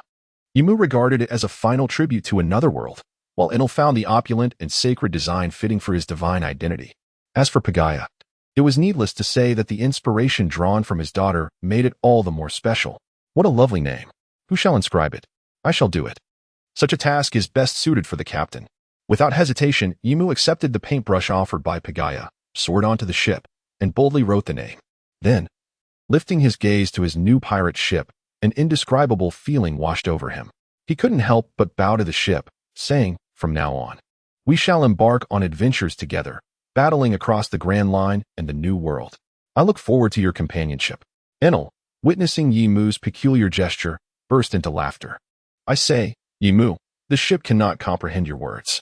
Meanwhile, Pagaya watched Yimu with delight, pleased to see such affection for the vessel he had crafted. At that moment, Yimu had already returned to the deck, inhaled deeply, and his demeanor transformed. He proclaimed, the era of our sky pirates is upon us. Grand Line. Here we come. Above, the magnificent ship, the twin goddesses, plummeted rapidly under the force of gravity. Their fortune, however, took a turn, just as they were descending smoothly. An unexpected and colossal updraft surged before them. Despite their 5 years of training awakening their observation Haki, Enel's being significantly enhanced by the power of the rumble fruit, the might of nature proved terrifying. From the moment they sensed the anomaly to the appearance of the updraft, mere moments passed. Even though they reacted swiftly as the ship's pilots, the fearsome scope of the updraft still impacted the twin goddesses, sending it off its intended trajectory, and the octopus balloon was nowhere to be found. Yet this did not deter the two standing on the deck beside the helm. In fact, they felt a surge of exhilaration amidst the rapid descent. With the wind howling past their ears, they erupted into laughter. Ha ha ha, this is exhilarating. Now this is what adventure feels like. Of course, their enthusiasm was not born from folly. Rather, it stemmed from their unwavering belief in the prowess of the twin goddesses. Furthermore, the flight ability granted by Yimu's burn fruit, coupled with the teleportation capability of Enel's rumble fruit, instilled them with confidence against the swift descent. Soon, after piercing through layers of clouds, the vast expanse of the azure ocean unveiled itself before them. The breathtaking blue sea, reminiscent of a galaxy, left them in awe, prompting them to exclaim, "Is this the blue sea? It is truly beautiful. Such a world is worthy of our conquest." Ha ha ha. They marveled, their hands never slowing. As they gauged the distance, Yimu pressed the switch for the flight propulsion. With a resounding crack, approximately 20 cannon-like devices emerged from the lower waist of the twin goddesses, and 2 pairs of wooden wings sprouted from the ship's sides. A visible blue shockwave erupted, and the immense recoil abruptly halted the ship's descent. With the aid of the wings, the ship glided gracefully through the sky, tracing an elegant arc before landing steadily on the ocean's surface. How splendid! Before them lay a sight Enel had never encountered, the boundless sea, which made him forget all worries, allowing him to truly appreciate the allure of the blue sea. Yimu shared a similar sentiment, having rarely ventured far from home in his previous world. He had never seen such a magnificent ocean. However, at that moment, Enel posed a question that altered Yimu's expression slightly. Where shall we go next? Enel exclaimed with enthusiasm, as if he could scarcely wait to conquer this world. Yet Yimu hesitated for a moment, not because he was uncertain of his whereabouts, This was within his expectations. The reason for his astonishment lay in the realization that he seemed to have forgotten something of utmost importance: the recording pointer. It is essential to note that in the Grand Line, the chaos of geomagnetism, celestial phenomena, ocean currents, and airflows renders it exceedingly difficult to ascertain one's position, let alone locate islands. Only the recording pointer and the permanent pointer can assist and guide navigators toward the correct islands. Yet, at present, he possessed nothing. Ayara's inquiries still echoed in his ears, and Yimu felt compelled to shield his younger brother and captain from the embarrassment of their predicament as newcomers to the Grand Line. Thus, he forced himself to speak with composure. We are currently on the Grand Line, having just landed, and we are still uncertain of our precise location. Once we encounter an island, we will be able to determine where we are. After speaking, Yimu gazed into the distant blue sea, though his thoughts were elsewhere. It seemed that securing a navigator was of the utmost urgency. Otherwise, given Yimu's lack of experience, he feared they would be vanquished by the ocean before even confronting an adversary. Pondering further, although he was unaware of the time, considering Aniru's age, it was likely that Nami had just been born. The prospect of securing a navigator for the future Pirate King seemed bleak. He could only hope that fate would present them with a reliable sailing partner. While the twin goddess sailed aimlessly across the sea, Yimu was not overly concerned. On one hand, the ship's provisions were ample enough to last for a month, and there were sea kings lurking beneath the waves on the other hand. Although he was uncertain whether the era of great exploration had commenced, it was reasonable to assume that many pirates roamed the Grand Line. Therefore, Yimu did not worry about encountering others. Thus, after 3 days adrift at sea, Yimu indeed encountered something on the deck of the twin goddess. Following their initial astonishment at the azure expanse, their emotions turned remarkably subdued, even bordering on boredom. The sea, regardless of location, presented a uniform visage. Fortunately, during these 3 days, the weather remained calm. They faced neither tempests nor extreme conditions, or else they would have been in dire straits. Unluckily, however, they had yet to glimpse an island or another ship. Fortunately, they were not overly bored. A decade of relentless training had conditioned their bodies well. On the deck, Yimu squatted with a 10-ton barbell in each hand, while Aniru performed upward presses with a barbell of the same weight. After nearly an hour, they paused and retrieved a cart laden with food and wine from the cabin, indulging heartily. This won't do, Yimu mused as he voraciously stuffed food into his mouth. It seems we must find a way to catch fish from the sea. I wonder what the sea kings of the blue sea and the flavors of the sky islands are like. Yet Aniru appeared oblivious to his complaints, continuing to shovel food into his mouth. This predicament is unavoidable. After all, for the past decade, it has been Yimu who has taken charge of the provisions, never once worrying about it, and has grown accustomed to this routine. Yet, at this moment, Enelu abruptly halted his eating, turning to gaze towards the sea, wiping the red juice from the corner of his mouth. What has he discovered? Yimu instinctively understood that Enelu would not make such a gesture without reason. He too ceased his swallowing and followed Enelu's gaze. Alas, the sea remained tranquil, devoid of anything but water. However, Yimu was aware that Enelu had perceived something. Or rather, sensed something. Indeed, Enelu pointed towards the horizon and spoke. There is a ship approaching. I believe it carries some heavenly gold. Instantly, Yimu's eyes sparkled with excitement. Without a moment's hesitation, he wiped the remnants of food from his lips, retreated to the cabin, retrieved his telescope, and ascended to the lofty mast to peer in the direction Enelu indicated. Within minutes, a colossal and opulent warship emerged on the horizon.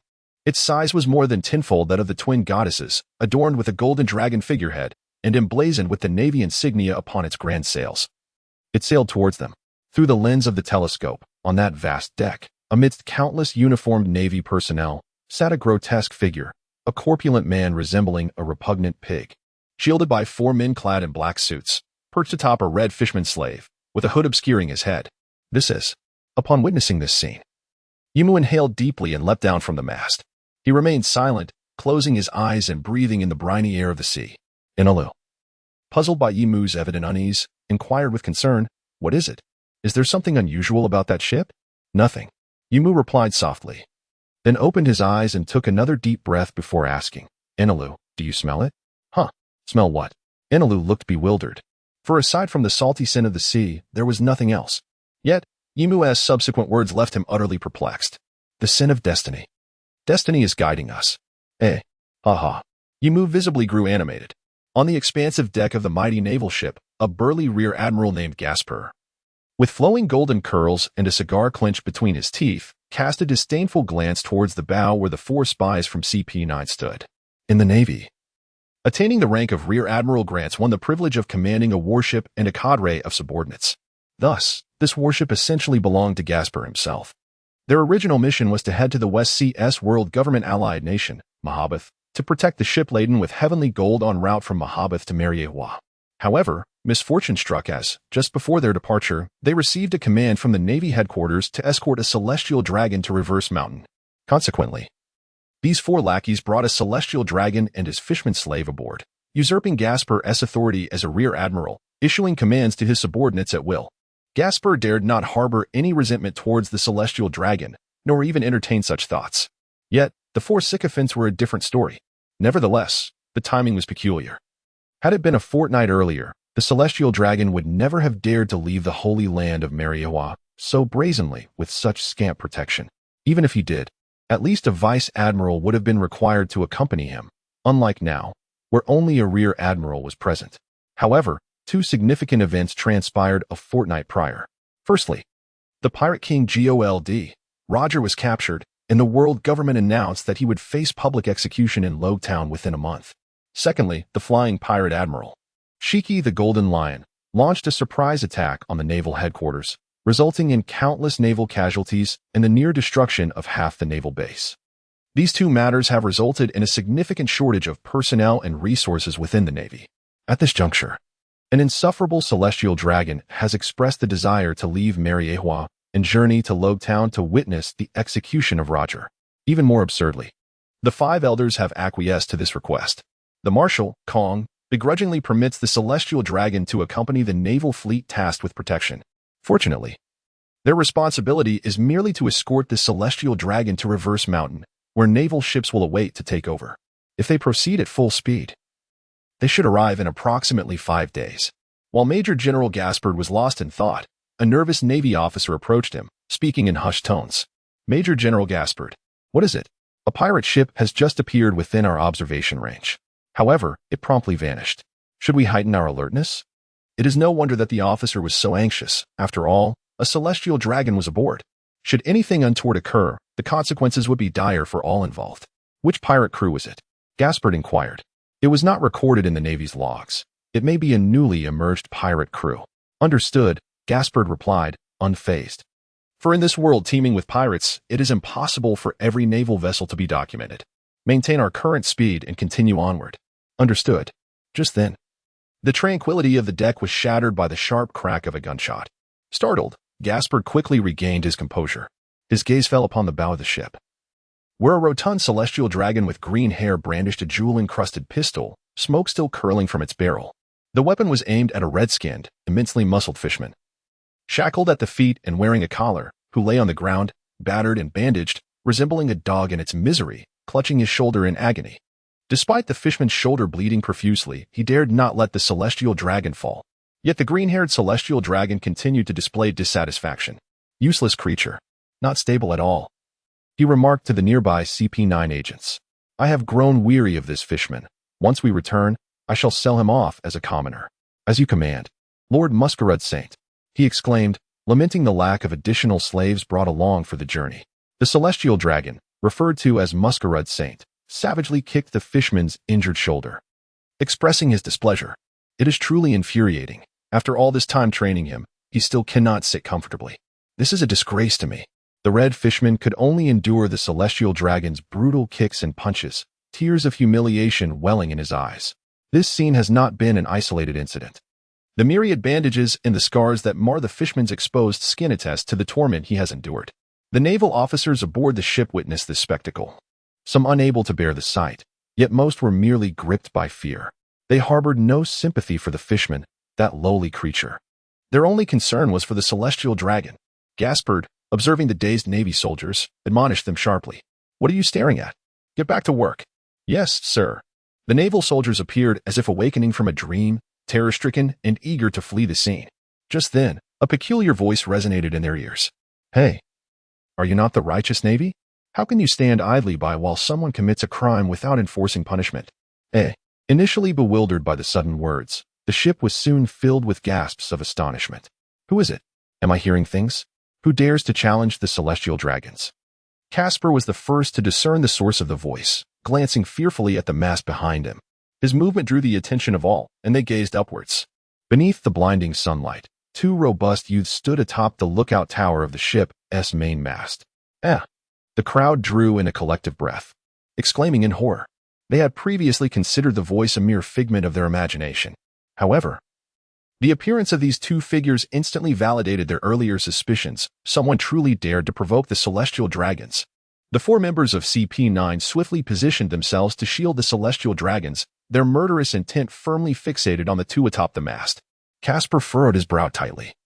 Sensing trouble was brewing, he gazed at the red-haired youth's smiling face, a flicker of unease creeping into his heart. With a cigar clenched between his teeth, he gravely inquired, "Who are you?" "We?" As the words echoed, the unexpected visitors leapt down from the mast, landing steadily on the deck, surrounded by the naval officers and CP9. The red-haired youth, as enthusiastic as a guest on a visit, addressed everyone present loudly. "Allow me to introduce myself. My name is Yimu, captain of the Sky Pirates. And this is my brother Iniru, the vice-captain. We have just set sail, and we look forward to your guidance, esteemed Navy." The assembled naval officers, CP9 members, and celestial dragons gazed at the two youths as if they were insane. Casper's expression darkened further. How audacious. Indeed. The fearless spirit of the young. "Do you realize you are provoking the Navy?" Yet it was Iniru's disgruntled voice that responded to Casper. "This guy annoys me, Yimu. Should we dispose of him?" Casper was momentarily taken aback. At that moment, a chilling voice pierced the air, sending shivers down everyone's spine. "You despicable commoners dare to disregard me." All eyes turned towards the source of the voice, where a celestial dragon, clearly distressed, emerged from the protection of four CP9 members. Riding a fishman, he aimed a pistol at the suddenly appearing red-haired pirate and unhesitatingly pulled the trigger. Bang! A bullet was fired. Yet the red-haired youth remained utterly unmoved. Instead, it was the blonde youth who extended two fingers, deftly pinching the bullet midair. The celestial dragon's pupils dilated, his expression shifting to one of fury. How dare that wretched commoner resist? He prepared to pull the trigger again, only to witness the bullet in the blonde youth's grasp suddenly spring to life, crackling with sparks. Crackling. Bang! An explosive sound reverberated. And in that instant, the hearts of those protecting the celestial dragon, as well as Casper's, tightened. In that moment, their world faded away, leaving only a thunderous strike aimed at the celestial dragon's forehead. Oh no! The five extended their hands in a desperate attempt to block the strike. But none succeeded. Bang!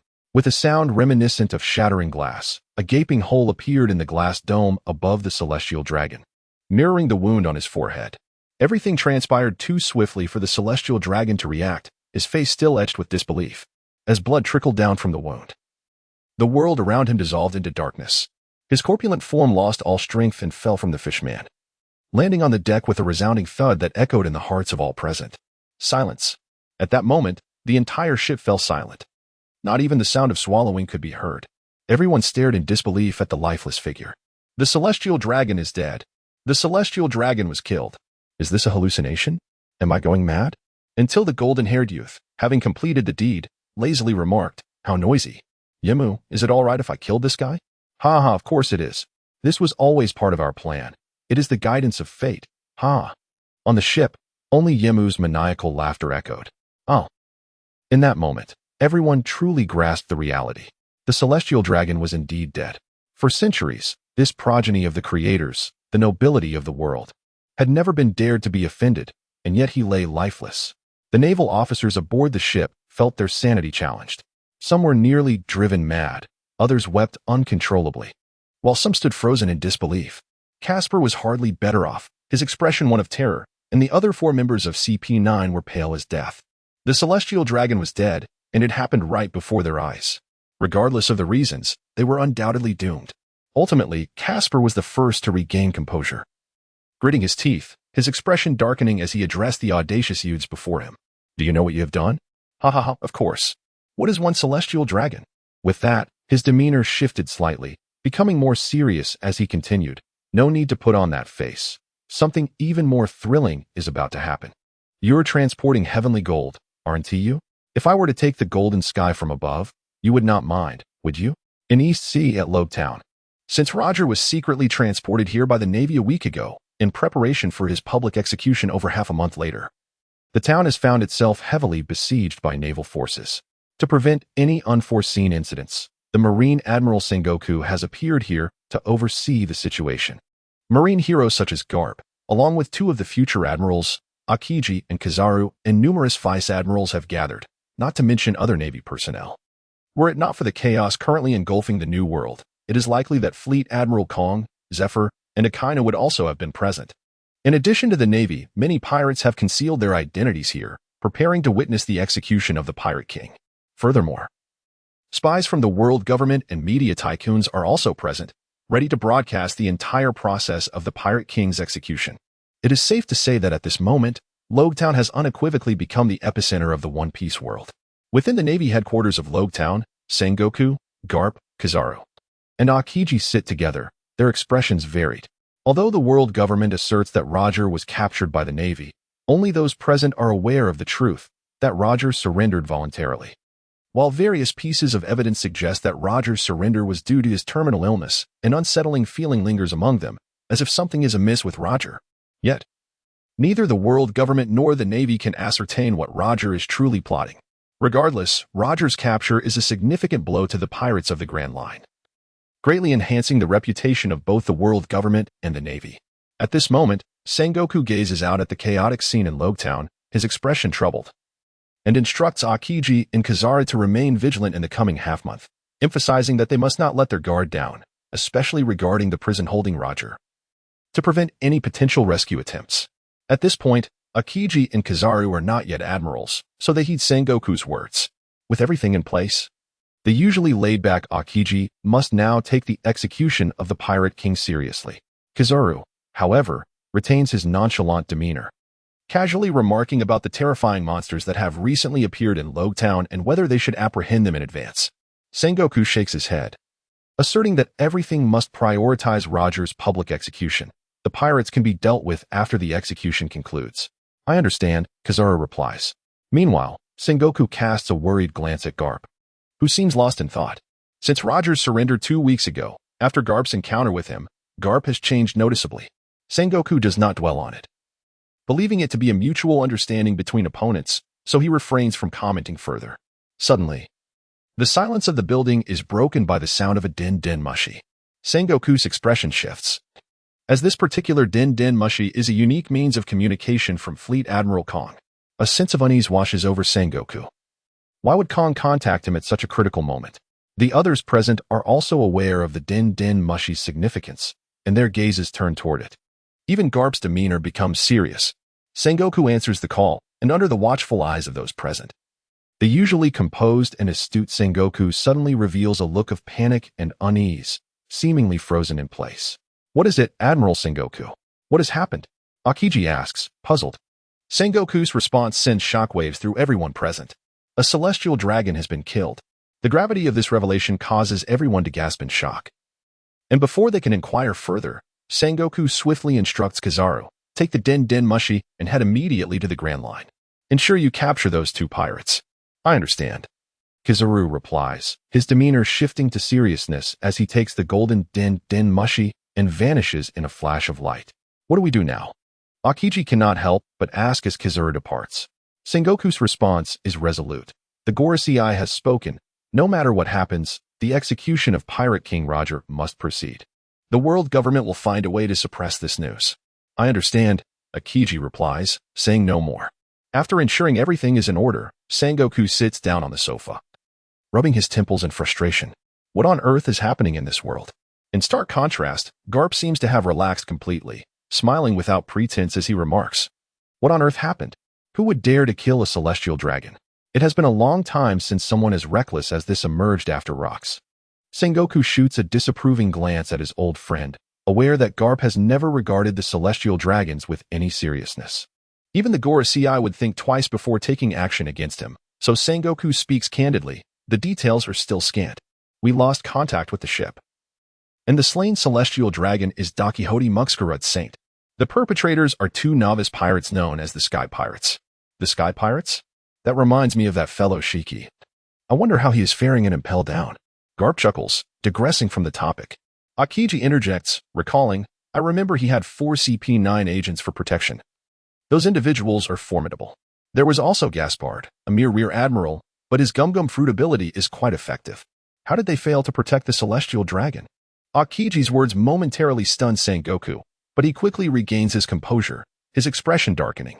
However, he soon relaxes slightly, thinking Kazara should manage just fine. After all, he has reached a level close to that of a full admiral, more than capable of dealing with 2 pirates. Yet, an inexplicable sense of unease persists within Sengoku. Ultimately, the death of a celestial dragon pales in comparison to the execution of Pirate King Roger, which has become the pressing matter at hand. Truly, what a tumultuous time this is. Kazari's departure did not go unnoticed, as many have observed, yet their channels for acquiring information are limited. Many remain unaware of the unfolding events, yet some are distinctly different. Within a certain inn, Queen Stussy of the Pleasure District, known as one of the sovereigns of the Dark World, is currently locked in a standoff with Morgans, the president of the World Economic News. Both have received the same shocking intelligence, yet their positions diverge entirely. As a member of CP0, the world government's espionage division, Queen Stussy has received orders from the Gorosei to suppress this news at all costs, ensuring it remains concealed until the conclusion of Joel D. Rogers' execution. In stark contrast, Morgans's immediate thought is to disseminate this monumental news to the world, for chaos serves his interests. Ultimately, Stussy prevails in this confrontation, as even the president of the world's leading newspaper cannot escape the world government's grasp. However, 3 hours later, the situation dramatically shifts. A fierce wind sweeps across the previously clear sky, scattering countless slips of paper. The contents of these papers are deceptively simple, 3 photographs accompanied by 3 names and a single signature. No one dares disregard these slips. For one photograph depicts the celestial dragon being shot in the head, while the other 2 feature the captain and vice-captain of the Skypiea pirates, Yimu and Enel, respectively. The final signature bears an unfamiliar title, Revolutionary Army. In an instant, the entirety of Roachtown trembles. Yet the architect of this upheaval, Yimu, finds little joy in the chaos. Realizing he has made a fruitless journey, this implies that the ship is presently deserted. 3 hours prior, following the death of the celestial dragon. For CP9 members and Gaspard share a singular thought amid their initial shock and dread: they must not allow these audacious individuals to escape. The failure to protect the celestial dragon is a capital offense, and they now cling to the hope that capturing the assailants might redeem their misdeeds. Why are you still standing there? Surround these 2 lunatics and prevent their escape. Gaspard's voice drips with venomous contempt, his hatred for the duo soaring to new heights. In that moment, his future within the Navy is irrevocably marred. Upon hearing their commander's words, the Navy personnel spring into action. An unending tide of soldiers armed and rushing onto the deck, their expressions taut with tension as they encircle Yimu and Enel. Under no circumstances must these 2 escape. Gaspard bellows again, this time directing his ire toward the 4 CP9 members.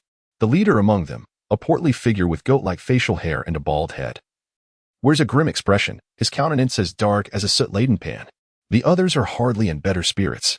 Capture them both. Without hesitation, he activates his devil fruit ability, transforming into the Ram fruit's ram form, his body enveloped in a coat of pink wool. His stature doubling as his limbs morph into sturdy hooves and horns sprout from his head. The remaining 3 members position themselves, encircling Yimu and Enel from different angles, one wielding the gear fruit, capable of transforming any part of his body into gears for rapid attacks, while the other 2 rely purely on their physical prowess as ninjas. Witnessing this, Enel's eyes gleam with excitement as he turns to Yimu. Leave these fellows to me. Of course, just remember not to kill them. We still have use for these 4, Yimu replies, surveying the throng of encircling Navy personnel. But first, let's clear the area. At this, Enel's expression darkens with annoyance. The Navy and the 4 CP9 members, overhearing the audacious remarks of the 2, grow increasingly grim. Were it not for the necessity of capturing them alive, Gaspard would have already ordered their execution. Yet, at that moment, the red-haired youth's demeanor shifts, an unusual smile playing upon his lips. Before Gaspard and the CP9 members can react, a terrifying aura erupts from Yimu, overwhelming them. Time seems to freeze as the Navy personnel feel as if their hearts are being gripped by an unseen force, rendering them breathless, their minds crushed under an immense weight. Consciousness obliterated. Though it lasts but a moment, for Gaspard, it stretches into an eternity. His expression morphs from dark to one of sheer terror. Ha ha. Ha. Gaspard collapses, unable to control his trembling legs, retching painfully as he gasps for air, as though he has been suffocated for ages. In that instant, countless standing Navy soldiers around him fall like dominoes, their eyes rolling back. In a heartbeat, the deck is left with only Yimu and Inil, alongside the 4 CP9 members, who appear entirely unaffected, their faces a mixture of confusion and disbelief as they observe their fallen comrades and the kneeling Gaspard. Finally, Gaspard's voice trembles, Conqueror's Haki. What? The CP9 members' expressions shift dramatically. Though they have never personally encountered Conqueror's Haki, its notorious reputation is well known, a power possessed solely by those of royal lineage. In that moment, they suddenly comprehended the truth. The two youths before them were not madmen, but rather terrifying monsters. The leader of the CP9 members, a wielder of the sheep fruit, upon witnessing this horrifying scene, did not hesitate in making his decision. With an explosive surge of power, he propelled himself forward, vanishing from sight in an instant. Yet, rather than launching an attack on Yimu, he chose to flee, convinced that he was no match for these formidable creatures. He recognized that remaining would lead only to his demise, while escaping might also result in his death for failing to protect the celestial dragon. He reasoned that if he could relay the intelligence from this location, perhaps he could avoid his fate. With this thought in mind, in just a few breaths, he had teleported from the bow of the ship to its stern. This passage describes a scene from the Navy's 6th technique, known as Soru. By rapidly and forcefully striking the ground multiple times within a mere 0.36 seconds, one can generate an explosive counterforce for swift movement. This skill is essential for the members of CP9, and with the enhanced physical capabilities granted by a Zoan-type devil fruit, the speed at which he employs Sara surpasses that of the other 4 present. However, at that moment, his peripheral vision caught sight of a blue figure accompanied by the crackling sound of lightning. Simultaneously, a chilling voice sent shivers down his spine. "Hey, where do you think you're running off to?" In terror, he turned to see a massive, black fist looming before him. On the deck, the other 3 CP9 members, witnessing their leader abandon them in flight, instantly wore expressions of dread. Without hesitation, they unleashed their utmost speed and vanished from sight, cunningly splitting into 3 separate paths. Yet, Yimu remained unmoved. He deemed Inil sufficient to handle these adversaries. He slowly approached the kneeling Navy Rear Admiral, Gaspard, who was still panting heavily. Gazing at the flustered Gaspard, Yimu inquired, "So, Navy, are you now prepared to answer my questions? This ship is transporting the Sky Gold, correct?" Gaspard's face paled in fear. Shedding any prior semblance of composure, he replied obediently, "And no, we are merely responsible for the protection of this warship." Gaspard flinched at Yimu's dissatisfaction. And with a sense of urgency, he elaborated, "Our destination is the world government-affiliated nation in the West Sea, Mahabas. To protect the vessel transporting the Sky Gold from Mahabas to Mera. That ship carries the Sky Gold." Yimu's expression darkened. "So, the ship is actually empty at present?" "Why, yes." Disappointment washed over Yimu, who had hoped to amass wealth through the heist of the Sky Gold. Despite already possessing an abundance of gold from the Golden Country, he mused that no one would ever turn down more riches, especially considering the potential presence of devil fruits or exquisite weapons aboard. However, his disappointment was fleeting, replaced by intrigue as he observed the seemingly transformed Rear Admiral. "You've adapted quite swiftly. I expected you to be a touch more stubborn. It appears the concept of justice espoused by the Navy holds no sway over you." Gaspard's expression soured at Yimu's words, yet he soon seemed to cast caution aside, declaring, "I have never believed in the Navy's justice. It is merely a fade. Ha, how fascinating." Yimu's countenance brightened with a peculiar admiration. "What is your perspective on the celestial dragons?" Gaspard paused, momentarily taken aback, before gritting his teeth and retorting, "They are nothing but parasites of the world." Ha, splendid. Your words delight me. Therefore, strive to survive and ascend. Perhaps we may find opportunities for collaboration in the future, Yimu remarked, turning away to walk in another direction. Gaspard exhaled a sigh of relief as he watched Yimu's back retreat towards the lifeless body of a celestial dragon. The thought of launching a surprise attack never crossed his mind. After witnessing Yimu's display of that terrifying conqueror's Haki, Gaspard had wisely recognized the vast chasm in their respective powers. Shouldn't such a terrifying individual be in the New World? Why encounter them in the Grand Line? Reflecting on the initial introductions of these two pirates, one cannot help but feel unfortunate at being entangled in such madness. What did that man mean by his words? Did he intend for me to become his spy? If he were a true believer of the Navy, Gaspard would have scoffed at Yimu's statement. Alas, he is not. At this moment, he is contemplating how to leverage these two lunatics to ensure his survival amidst the chaos of the celestial dragon's demise. His subordinates have already succumbed to unconsciousness, leaving no witnesses to the events that transpired thereafter. As for the 4 members of CP9, they are unlikely to survive either. This implies that, apart from the merman slave, he is the sole individual aboard this vessel privy to the true events. Does this not suggest that he has the freedom to act as he pleases? If only that merman slave were to perish. Such thoughts crossed his mind, but he quickly dismissed them. He realized that Yi Mu's intention in leaving was not the corpse of the celestial dragon, but rather that merman slave. Yi Mu slowly approached the red-skinned merman, who lay on the ground like a puppy, and, gazing into his vacant eyes, crouched down and remarked, "What a stroke of fate this is. In my memories, there are not many mermen I recall, yet you are one of them. Fisher Tiger." Indeed, this merman, enslaved by the celestial dragons, would later rise to fame, climbing Mary Joa unarmed to liberate slaves and orchestrate the incident known as the Mary Joa Assault. The legendary merman hero, Fisher Tiger. This is undoubtedly the most frequently appearing merman in fan fiction. After all, this character is destined to rescue the vast majority of the designated wives of time travelers, the Empress Boa Hancock. However, at this moment, the Empress is likely just a young girl, perhaps even yet to be born, let alone become a slave. When Fisher Tiger heard Yi Mu call his name, he exhibited no signs of excitement at being rescued. Instead, his pupils constricted, and he lowered his head in fear, seemingly terrified of being recognized. His body trembled in anxiety, and he offered no response to Yi Mu's words. Initially, Yi Mu found this behavior peculiar, but he soon recalled something that illuminated the situation. Just as Hancock was reluctant to acknowledge her past as a celestial dragon slave, Fisher Tiger was even more so. As a highly esteemed figure in Fishman Island and a hero in the hearts of most fishmen, Tiger was loath to admit the sordid and shameful aspects of his past, burying the truth of his enslavement under the celestial dragons deep within himself, only revealing it to the world in his final moments. Yi Mu did not press Tiger too forcefully. Instead, he placed his hand on Tiger's neck, resting on the thick collar worn by celestial dragons.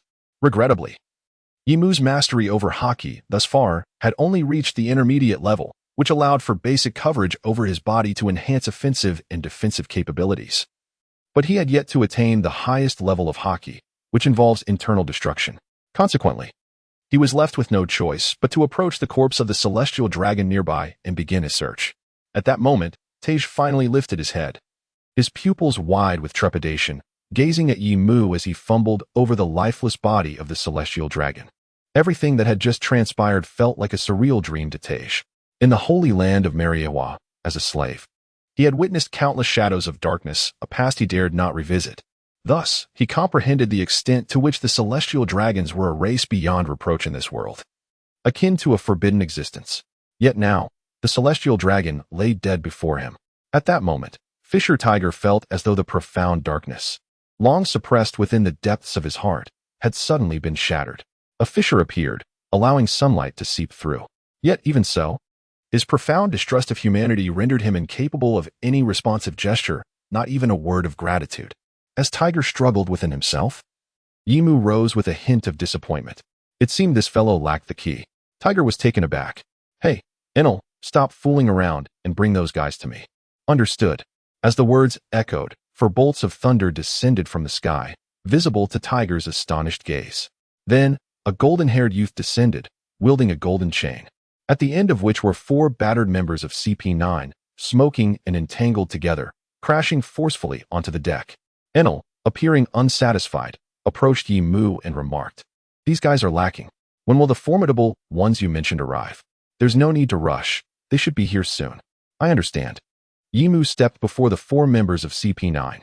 Owing to Yi Mu's earlier instructions, these individuals, possessing decent physical resilience, had yet to lose consciousness completely. "Hey," Yi Mu, disinterested in their names, delivered a few kicks before inquiring, "Where is the key to the collar on the fishman's neck?" "You have 5 seconds. If you cannot provide an answer, I regret to say it will be unfortunate for you." Wait. The captain of CP9, without needing Yi Mu to count, pleaded for mercy. "The key is not here. It is in Mera Mera." Troublesome. Yi Mu's face betrayed his undeniable disappointment, and he glanced at Enel. Understanding the cue, Enel was instantly enveloped in crackling electricity. Lightning coursed down the golden chain, striking the 4 members of CP9. In an instant, the air was filled with blinding light and rising smoke, and all 4 members fell unconscious. Only then did Yimu turn his gaze toward Fisher Tiger. It seems there is no other option. It all comes down to whether you are willing to take a gamble. Shall I remove the collar from your neck before the explosion? Or will you meet your demise directly? Fisher Tiger regarded the 2 youths before him with incredulity. The inhumane torment endured during his years of enslavement had long instilled in him an unending wariness towards humanity. Yet, in this moment, the thought of attaining freedom compelled him to inquire, why, as a human, would you seek to rescue one such as me, a fishman? Is there a need for justification? Shouldn't this be a matter of course? Yimu's rhetorical question momentarily left Tiger taken aback. At this juncture, Yimu turned to glance at the distant figure of Jaya Spade, who stood paralyzed with fear, merely observing from afar, before continuing, in this world, every individual possesses their own interpretation of justice and evil, be they navy, pirates, humans, fishmen, or other races. However, the celestial dragons and the world government stand apart, their malevolence beyond dispute. Coincidentally, our fledgling sky pirates seek a means to establish our name across the world. Thus, I chose to come here and rescue you. Moreover, it is the guidance of fate. To forge a powerful pirate crew, exceptional companions are indispensable. In such an expansive ocean, encountering anything is hardly surprising. Yet, it is you, Fisher Tiger, whom we have encountered on our maiden voyage. Now, I have done what I set out to do. It is your turn, Fisher Tiger. Fate has led me to you. Will you grasp this opportunity to join our sky pirates, to become my companion and friend? Companion, friend approaching 30. Tiger had become a revered leader among all fishmen on Fishman Island. Yet, before this youthful figure, he suddenly felt a sense of insignificance. Nonetheless, he was not a naive youth of 17 or 18, and he could not stake his future on a few impetuous declarations. Should he agree? No, humanity was inherently untrustworthy. But Tiger glanced at himself, reflecting on all he had endured. Despite the severe mistreatment, he harbored only boundless terror towards the celestial dragons. The darkness that loomed over Mera Mera was dreadfully overwhelming, having stripped him of all his inner strength. However, at this moment, gazing upon the lifeless body of a celestial dragon not far away, a thought struck him. If it were solely for himself, he might still refuse. But for the sake of his brethren, he resolved to take the gamble. At that moment, he suddenly ceased to be lost. And it was as if he had transformed into a different person entirely. He reverted from a slave of the celestial dragons back to the most esteemed and respected explorer and traveler of Fishman Island. I wish to journey to Mera Mera and liberate my fellow fishmen, who, like myself, are treated as slaves by the celestial dragons, Tej declared. His gaze fixed intently on Yimu. Upon hearing this, Yimu's expression grew serious. Is this your dream? As captain, is it not my duty to assist my comrades and friends in realizing their aspirations? With that, Yimu extended his right hand towards Tej. In that instant, despite it being their first meeting, Tej felt a compelling sense that perhaps this young man before him could truly fulfill his dream, rescue his brethren, and alter the world. Without hesitation, he reached out with his left hand, and their hands clasped firmly together. Ha ha ha, welcome, Tej, to become the 3rd member of our Sky Pirates. From this day forth, we shall be comrades and friends. A genuine smile finally graced Tej's face, marking the first time he felt heartfelt joy since being captured by humans and sold into slavery by the celestial dragons. Now, let us set aside idle chatter for later. I will assist you in unshackling these chains, Yimu said, extending his large hand towards the lock of the collar. Realizing that he could not dismantle it from within using Haki, he resolved to destroy it from the outside. With hands pressed together, he gripped the lock tightly in his palm and spoke. It may be a bit hot, so bear with it. As he finished his words, the temperature in his palm surged from 0 to nearly 2,000 degrees, fueled by the powers of the burn fruit. This temperature is sufficient to melt everything. Just as the temperature surged, suddenly, the urgent sound of rapid beeping pierced the air. The warning of an impending explosion from the collar echoed ominously, causing a dramatic shift in Tej's demeanor. He had witnessed the tragic fate of slaves who perished under the detonation of such devices, their harrowing visages forever etched in his memory. Yet, at this moment, gazing at the unflinching youth before him, he chose to place his faith in him. Thus, as the final tick of the timer resonated, a thunderous explosion erupted. However, the source of the blast was not upon Tej's neck, but rather in the heavens above them. A tremendous roar accompanied by a terrifying blaze engulfed the sky, the dazzling light illuminating the eyes of all present. It was indeed terrifying. Not only was the force of the explosion immense, but it also seemed to have been enhanced by some incendiary substance. Yimu gazed at the flames in the sky, marveling at their ferocity. Meanwhile, Tej, in disbelief, twisted his neck, savoring the newfound lightness upon it. He had finally regained his freedom. In that moment, he could no longer contain his sorrow and wept profusely. The long-avoided memories of a life ensnared in servitude had finally come to an end. Tears streamed from his eyes like rain. Yimu had never intended to play the villain by interrupting Tiger's emotional release, yet time was indeed of the essence. For Enelu, gazing into the distance, suddenly spoke, "Someone is approaching with great speed. It must be the wielder of the light fruit you mentioned." Instantaneously, Tiger ceased his crying and lifted his head, for he recognized the individual Enelu referred to. Yimu then handed the chains binding the 4 CP9 members to Tiger and pointed towards the horizon. "This is for you. Our ship is in that direction. Remember, do not let these 4 perish. They still hold value." Tiger was taken aback. "Captain, are you not leaving?"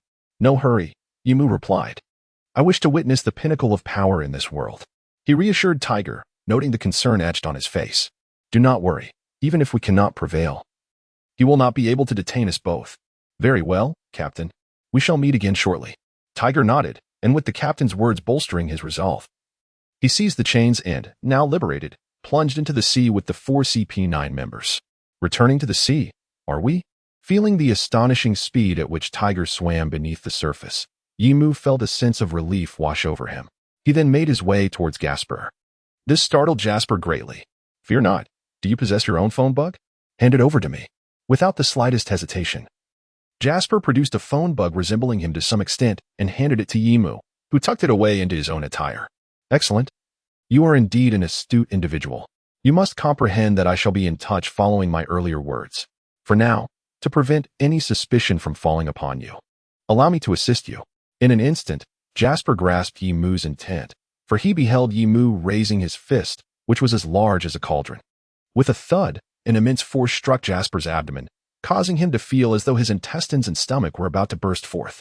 Simultaneously, a terrifying wave of Conqueror's Haki surged towards his mind. At this moment, he could no longer endure, spewing forth bitter words, eyes rolling back as he fainted. Just as this dramatic scene unfolded, a golden light descended from the heavens, landing just behind Yimu. Wow, how terrifying. Has it really been resolved? Even the celestial dragons. The yellow ape, a mere meter away from Yimu, casually surveyed the scene on the battleship's deck. Clearly visible were the unconscious Navy soldiers, yet curiously, none bore any visible injuries. However, this was of little consequence. His gaze shifted to the lifeless body of the celestial dragon nearby. A flicker of gold glimmered behind his glasses as he observed the 2 pirates and the nearly unconscious admiral, his entire being radiating golden light as he raised his right foot high. "It seems there is no other way, young man. Have you ever been kicked at the speed of light?" Yet, the kick did not land, for a voice echoed behind him. "Is speed equivalent to weight?" I quite like that line. "So, Navy, have you ever been struck by thunder?" The yellow ape, who had previously displayed indifference while stroking his beard, suddenly changed expression. Turning to witness the blue-hued lightning foot, his pupils gradually widening. Whoosh! Without a moment's hesitation, the yellow ape pivoted, redirecting the kick meant for Yimu towards Enel. Bang! A tremendous force collided, light and lightning flashing, clashing, and then erupting. Boom!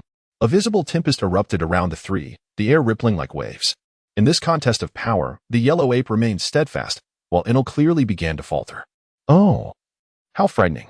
A user of the rumble fruit. No wonder they possess such audacity. At this point, the yellow ape found the leisure to glance at Yimu, his eyes betraying a deep-seated wariness despite his feigned nonchalance, and inquired, "So, as the captain, what powers do you wield?" "Haraha!"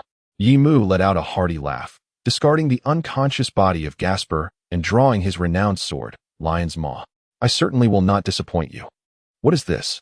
The yellow ape's golden glasses now reflected a searing crimson glow. Flames erupted from the blade, aimed directly at the yellow ape's neck. "This is bad." Without hesitation, the yellow ape extended a hand, golden light coalescing into a golden longsword. Amaterasu. Clang. The fiery blade clashed violently against the light blade, sending ripples through the air, flames and light bursting forth like waves cascading outward. At that moment, the entire naval battleship seemed to groan under the weight of their powers, the deck cracking rapidly, visible fissures radiating outward from the trio. Crack, crack. In this moment, beads of cold sweat appeared on the yellow ape's brow. Just then, Yimu and Inel unleashed their powers, breaking free from their standoff with the yellow ape, turning their bodies for another strike. A sword and a kick surged towards the yellow ape. The yellow ape swiftly grasped the Amaterasu's sword, raising it defensively in front of his chest. Bang! The yellow ape's body was sent flying like a cannonball, piercing through the battleship's deck and deeply into the ship's hold. Arc! With a pained cry, the massive battleship seemed to finally buckle under the force, cracking open around the gaping hole created by the descending yellow ape's body. On the deck, Yimu and Enel, having executed their strike, remained unfazed as they gazed into the dark depths of the ship's hold. How do you feel, Enel? Yimu waved his sword, extinguishing the flames atop it. While Lion's Maw is one of the 50 fine blades and a black blade, its material could not withstand high temperatures for long. Hearing Yimu's question, Enel, though slightly annoyed, replied earnestly, impressive. In terms of raw power, I am no match. As for fruit abilities, well, as for Haki, haha. That's what makes it interesting. Otherwise, it would be too dull in this world. Yimu chuckled, and Enel's expression brightened with excitement. Just then, within the dark hold, a series of beeping sounds echoed. Hey, Yellow Ape, have you captured those two heinous criminals? Apologies, this mission may end in failure. Admiral Akainu. What do you mean, Yellow Ape? I have no choice. These two youths are as fearsome as monsters. One is a user of the flame fruit, and the other of the rumble fruit. A long silence ensued, and at that moment, golden light illuminated the dark hold, shooting out and coalescing on the deck, forming the yellow ape's silhouette. He held a den mushy, looking troubled. How long can you hold out? I'll have Zephyr bring people over immediately. About that, I'm not sure. I'll do my best. After hanging up the den mushy, the yellow ape turned to face Yimu and Enel. Sorry for the delay with the call. Ha. No worries. If you feel it's insufficient, I can certainly give you some more time. Ha. Yimu responded with a smile. In that moment, despite being adversaries, the atmosphere was oddly amicable, akin to old friends conversing. The yellow ape gazed at Yimu, somewhat astonished. Interesting. No wonder you dared to slay a celestial dragon. It seems I was correct in my suspicion. You two were deliberately waiting for me, weren't you? Otherwise, with your abilities, you should have escaped long ago. Indeed. In truth, Yimu's initial intention was not so. His original target had merely been Gold Roger and Fisher Tiger. However, upon arriving on the deck and witnessing the capture of Pirate King Joel D. Roger, the chaos unleashed by the Golden Lion at the Navy headquarters, and the impending public execution of Roger in Rogue Town in half a month, he altered his plans. With Roger's capture, the entire world had plunged into turmoil, and soon, with the dawn of the Great Pirate Era initiated by Roger, it would become exceedingly difficult for either the Navy or the world government to muster significant forces. In that case, what would it matter to eliminate one or two celestial dragons? Though Yimu was reckless, he was not foolish. As for destiny, it resembled the words Yimu once shared with Roger. I only wish to believe in the destiny I cherish. At this moment, Yimu gazed at Huang Yuan and laughed heartily. It is indeed an unavoidable circumstance.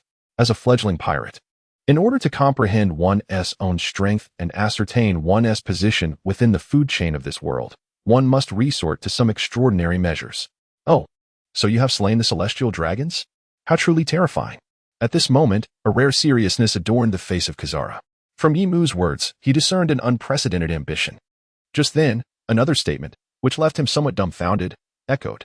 Although it seemed improbable, I wish to pose a question before the battle commences. Marine, are you interested in joining my pirate crew?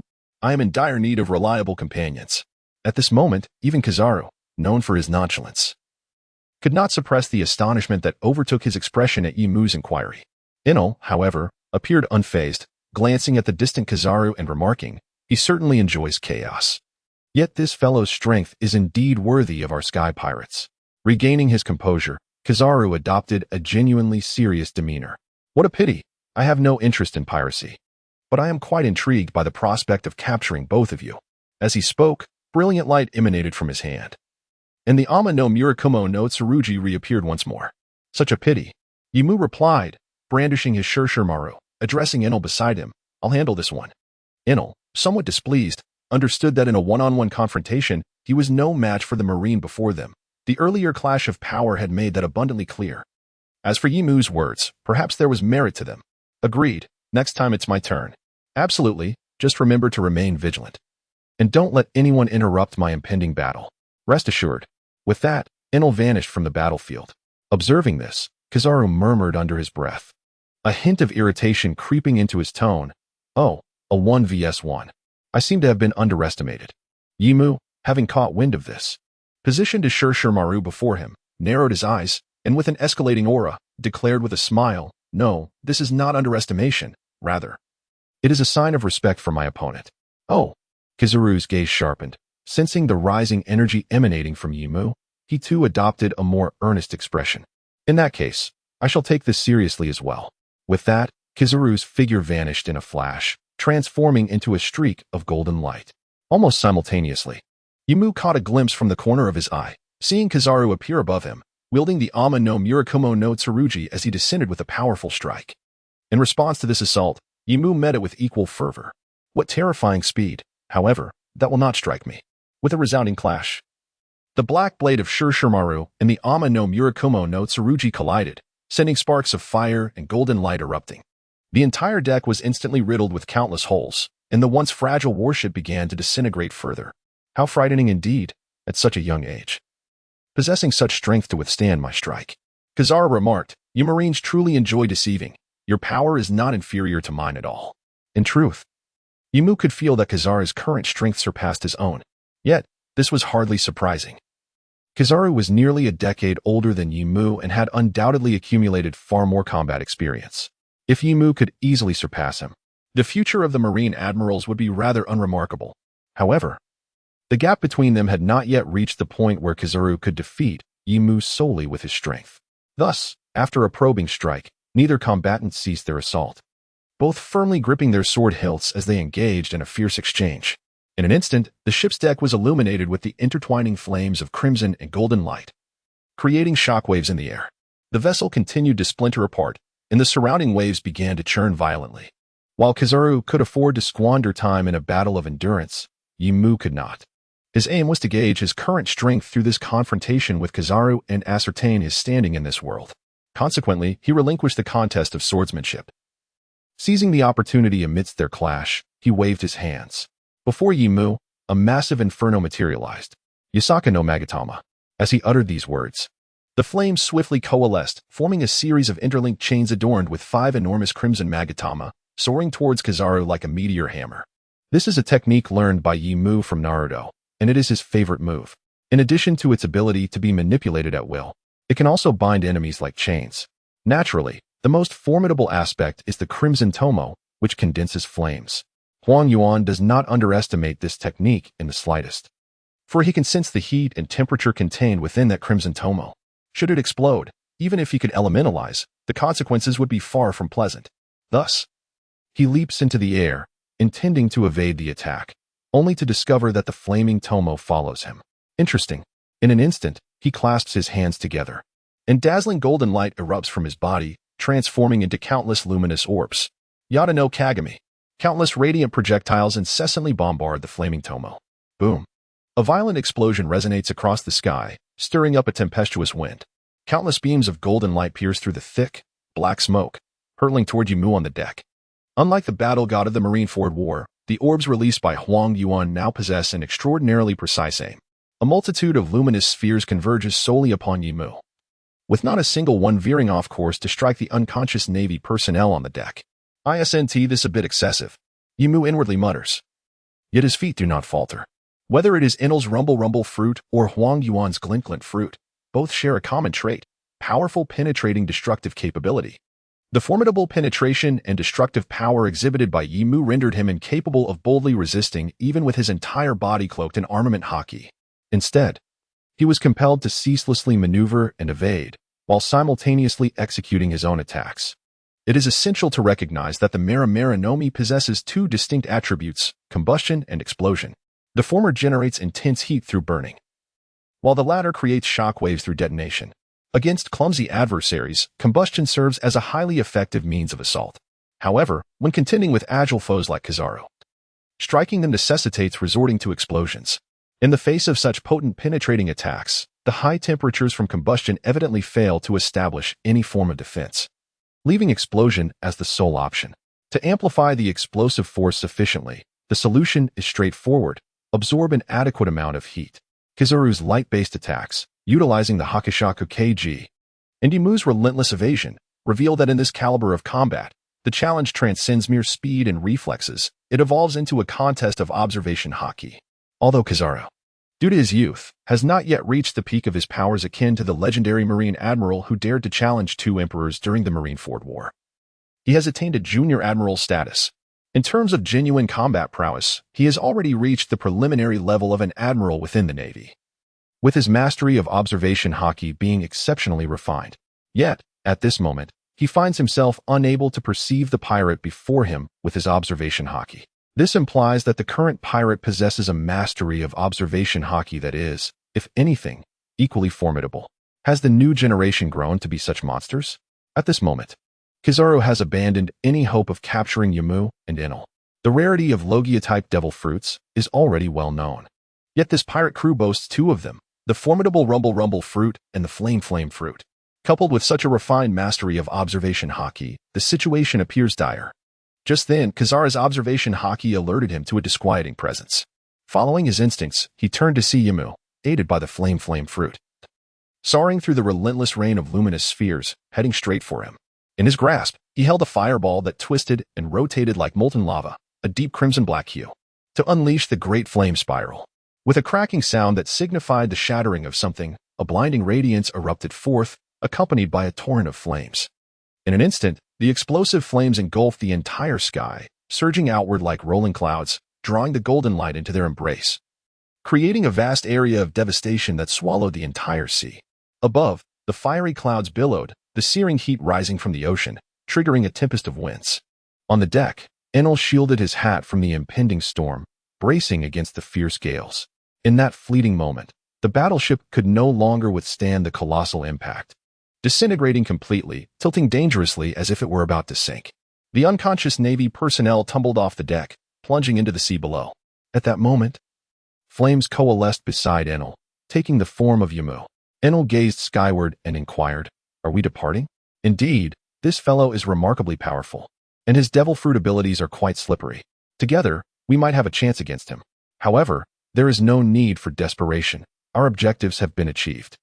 Let us leave. Understood. Enel was quite obedient to Yamu's words. Thus, one transformed into thunder and the other into flames, departing from the scene. Approximately 5 to 6 seconds later, as the fiery clouds in the air began to dissipate, the golden radiance converged once more, descending upon the deck, illuminating the distance. What a terrifying technique indeed. The once composed Kizaru now bore a grave expression, his attire marred by the remnants of the explosion.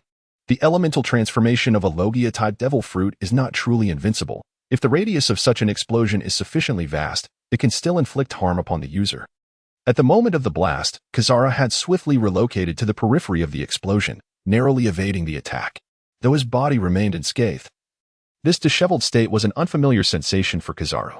It seems those individuals have become quite a headache for some. However, this matters little to me. Kizaru chose not to pursue the departing duo, instead turning his attention to rescuing the Navy personnel who had fallen into the sea. When Yamu and Enel reappeared, they were nearly 100 nautical miles away from the battlefield.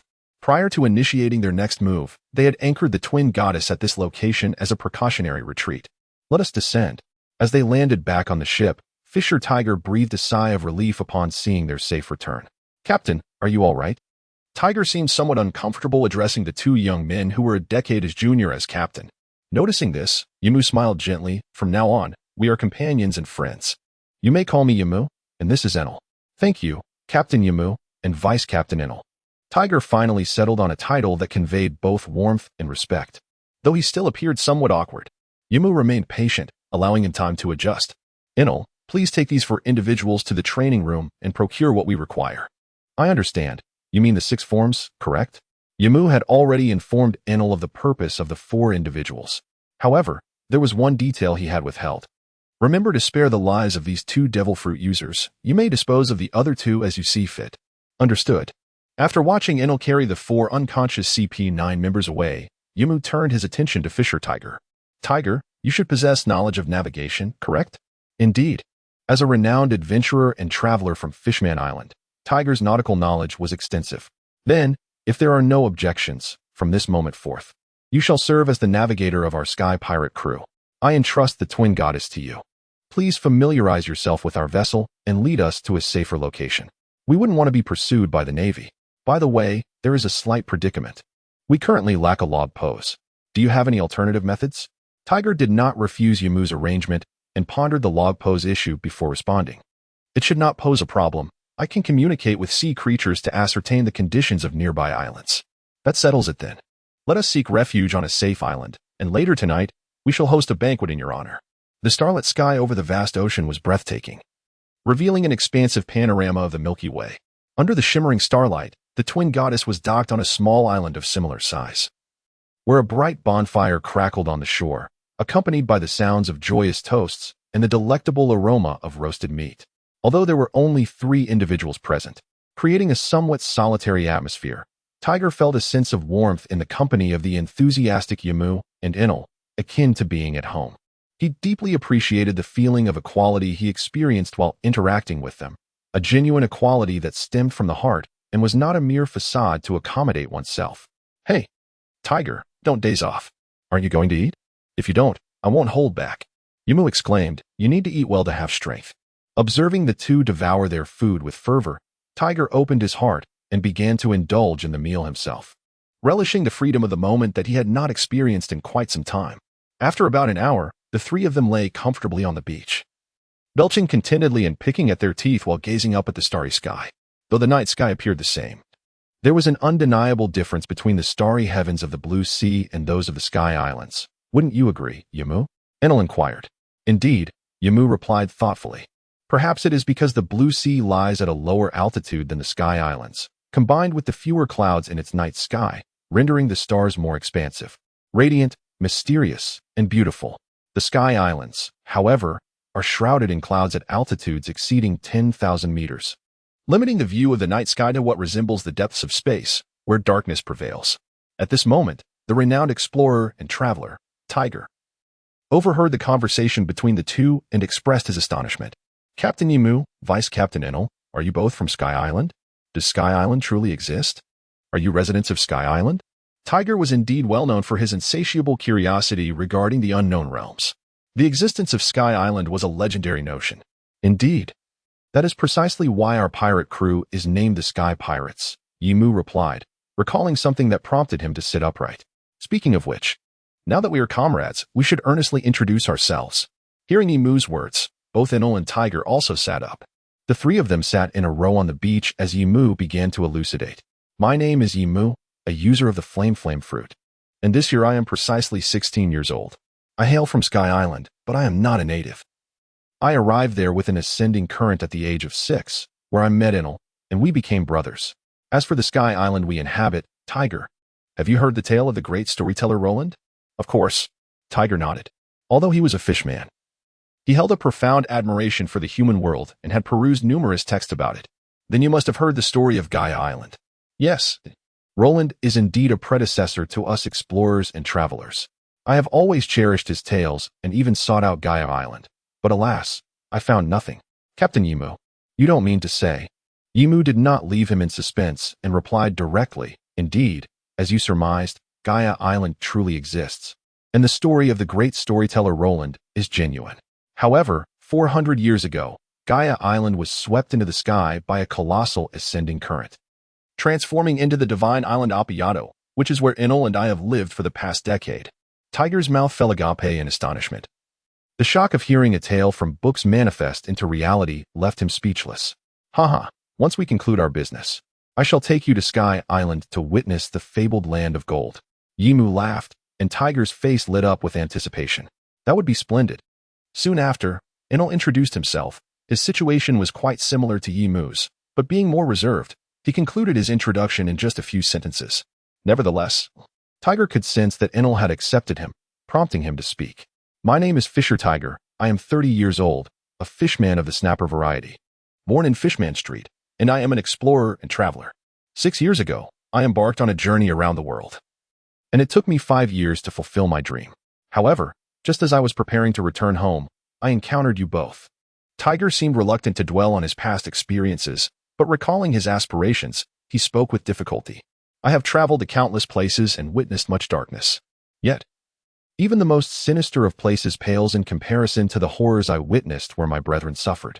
Hence, I understand. Rest assured, I will uphold my promise to you. At the very least, I shall rescue your brethren and the slaves imprisoned by the celestial dragons, Yimu assured Tiger, who felt deeply moved by the sincerity of his words. However, a lingering question troubled Tiger's mind.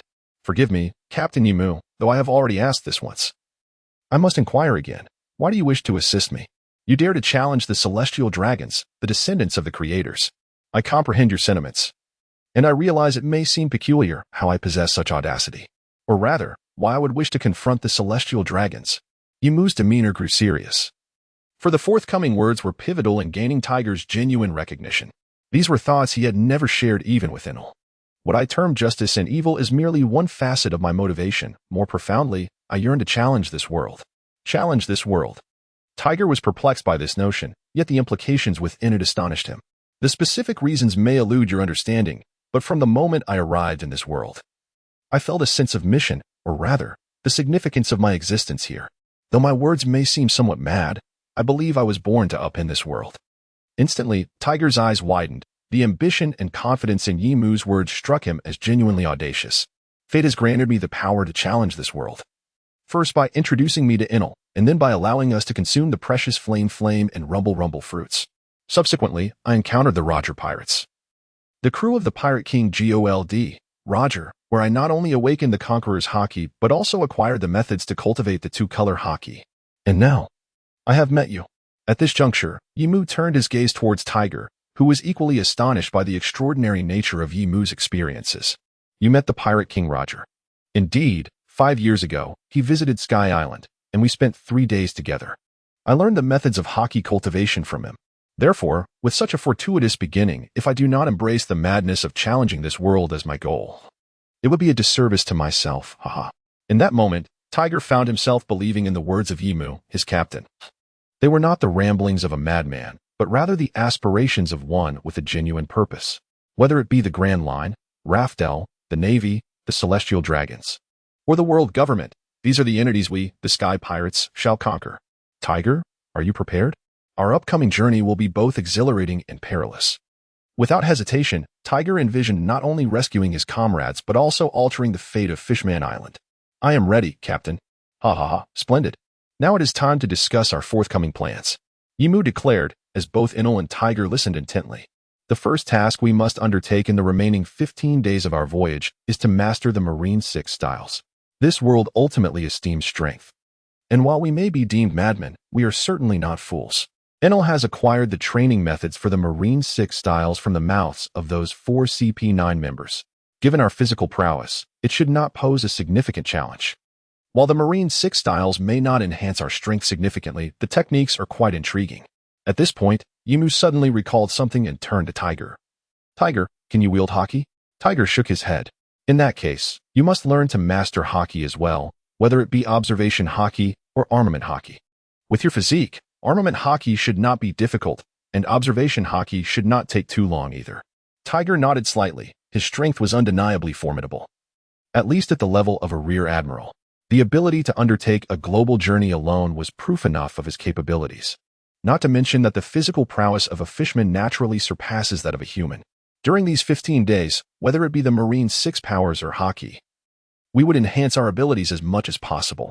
After 15 days, we would arrive punctually at Logue Town. Following the farewell to Roger, we would embark on our journey with the goal of reaching the Skypiea archipelago, where we might linger for an extended period to meet a friend from whom I seek to learn more advanced techniques of using armament Haki. Once I have mastered that, we shall venture into the new world. At this juncture, in order to ease Tiger's concerns, Yimu spoke up, stating that our current strength was still insufficient. Even if we were to rescue his kin, we would be unable to protect them. Therefore, we must carve out our own dominion in the new world for the Sky Pirates, establishing a sanctuary that could accommodate them. Only then could we genuinely liberate them. In the East Blue, as the day of the public execution of the Pirate King, Roger, approached, the number of pirates flocking to Logue Town increased, including many infamous figures from the Grand Line. Both the Navy and the world government grew increasingly tense. At this moment, the Navy convened a final meeting, and the atmosphere in the conference room was peculiar. Due to the unique circumstances, members of the world government were also present alongside the Navy. The two factions sat distinctly apart from one another. Sengoku, as the highest authority in Lobetown, presided over the meeting, briefly outlining the preparations made by the Navy before delivering a concluding statement. Lobetown and the vicinity of Reverse Mountain were now heavily encircled by our Navy. This time, we shall ensure that these pirates have no chance of return. Yet, some seemed unconcerned. This is none of our business, Admiral Sengoku. The five elders summoned us not to assist your Navy, but regarding the matter of the assassination of Don Quixote Josgard, spoke a burly man with black hair. Dressed in a suit, his expression grim and his mouth crooked. His name was Spandam, the current head of CP9 and a member of CP0. Sengoku remained silent. And it was Vice Admiral Tsuru, sitting on the Navy's side beneath Carp, who spoke up. She had not been required to attend the meeting in Lobetown. But after the incident involving the Celestial Dragon, she had been specially dispatched by Fleet Admiral Kong concerning the death of Don Quixote Josgard. Has the Navy not already submitted the relevant reports to you? The reports have been provided, yet the individuals are absent. We require the interrogation of pertinent personnel to obtain further intelligence, Spandam replied, his gaze fleetingly scanning Tsuru's subordinates, particularly Vice Admiral Kizaru. However, Kizaru appeared entirely oblivious, leisurely sipping hot tea and occasionally smacking his lips. The only one comparable to Kizaru was Vice Admiral Carp, who sat above Tsuru, nonchalantly picking his nose with his pinky finger, rolling it between his fingers. As for Akiji, he exhibited a similarly languid demeanor. Observing this scene, Tsuru sighed deeply, realizing this was precisely why Kong had dispatched her here. The individuals present here are exceedingly unreliable. Consequently, she stepped forward to defend her comrades. There is no need. The report explicitly states that the pirate named Yi Mu possesses the Conqueror's Haki, which rendered the ordinary naval officers unconscious, leaving them utterly unaware. As for Jasper, he is still recuperating in the hospital. He has disclosed everything he could, and I have inquired, finding no further questions. Regarding Kizaru, it is not his fault that he could not apprehend those two pirates. They wield the formidable abilities of the Flame Fruit and the Sound Thunder Fruit, which are particularly troublesome. And I need not elaborate further, as you surely comprehend. Moreover, according to Kizaru's description, they possess observation Haki that is not inferior to his own. While their armament Haki has not been demonstrated, one who can unleash Conqueror's Haki is unlikely to lack mastery over armament Haki. Such individuals are indeed challenging to capture, and even the admirals would find it arduous to detain them. Vice Admiral Crane's words were exceedingly forceful, rendering Spandane speechless. However, he would not easily capitulate, for he was backed by the world government. Even so, failing to protect the celestial dragons would spell his doom. We must bring him back. Humph. Crane coldly scoffed. According to your assertions, where are the 4 members of CP9? They failed to safeguard the celestial dragons. As the commander of CP9, shouldn't you also atone with your life? In an instant, Spandane erupted in anger, slamming his hand on the table and shouting, Vice Admiral Crane, you are merely grasping at straws. At this moment, Sengoku finally stepped forward to act as a mediator. Enough of the bickering. The most pressing matter at hand is Roger's execution, which is a consensus among the world government. Before we address other issues, we must set this as our priority. As per the command of the Gorosei, Sengoku's words served to conclude the ongoing debate, while Garp discreetly gave Tsuru a thumbs up beneath the table, only to earn a disdainful eye roll in return. Nevertheless, Spandam remained somewhat dissatisfied. Could they truly allow those 2 heinous criminals to escape unscathed? Tsuru, understanding the balance of firmness and gentleness, countered Spandam's objections for the sake of the Navy. Yet this did not imply that she was willing to let the 2 pirates off the hook. According to intelligence, the Sky Pirates, including Fisher Tiger, numbered only 3. However, it was clear to all that the strength of the Sky Pirates was formidable. Capturing those 2 would likely require the deployment of an admiral-level force. Now, with the addition of Fisher Tiger, whose prowess was akin to that of a vice admiral, the situation became even more precarious. Thus, despite being newcomers, the Sky Pirates could not be underestimated. Yet, at present, the Navy was unable to spare any personnel to deal with them. If you wish, you may handle it yourselves, Tsuru suggested. This remark rendered Spandam momentarily uncomfortable. The world government was not devoid of high-level combatants. There were indeed some elite forces within CP0. However, those individuals were exceedingly valuable, stationed in Mary Geos to protect the celestial dragons, and it was inconceivable to mobilize them for the sake of 2 pirates. Furthermore, 4 members of CP9 had already perished, and even if the remaining ones were deployed, it would likely lead to their demise as well. Each had their own missions, making it impossible to summon a substantial number of them at once. Observing Spandam's silence, Suru sought to ease the tension. In that case, I propose we issue a bounty. As the saying goes, under a generous reward, there will be brave souls. This could also help us track their whereabouts. However, Spandam did not acquiesce. No. The news of the celestial dragon's death must not leak. Garp could not help but chuckle at this. Hasn't the news already spread among the pirates of Logtown? Despite this, Sengoku was aware of the world government's capacity to control information and believed they could suppress the news. After all, the geographical complexities of this world made it nearly impossible for information to circulate globally without the world government or the World Economic News Agency. The death of a celestial dragon would indeed need to be concealed. A bounty could be issued under the pretext of an attack on a Navy ship. After some contemplation, Spandam reluctantly agreed. What should the bounty be set at?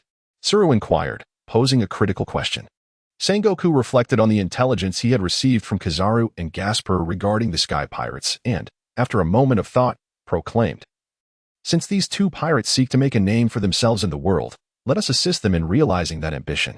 Thus, the bounty was declared, Sky Pirates Captain, Yamu.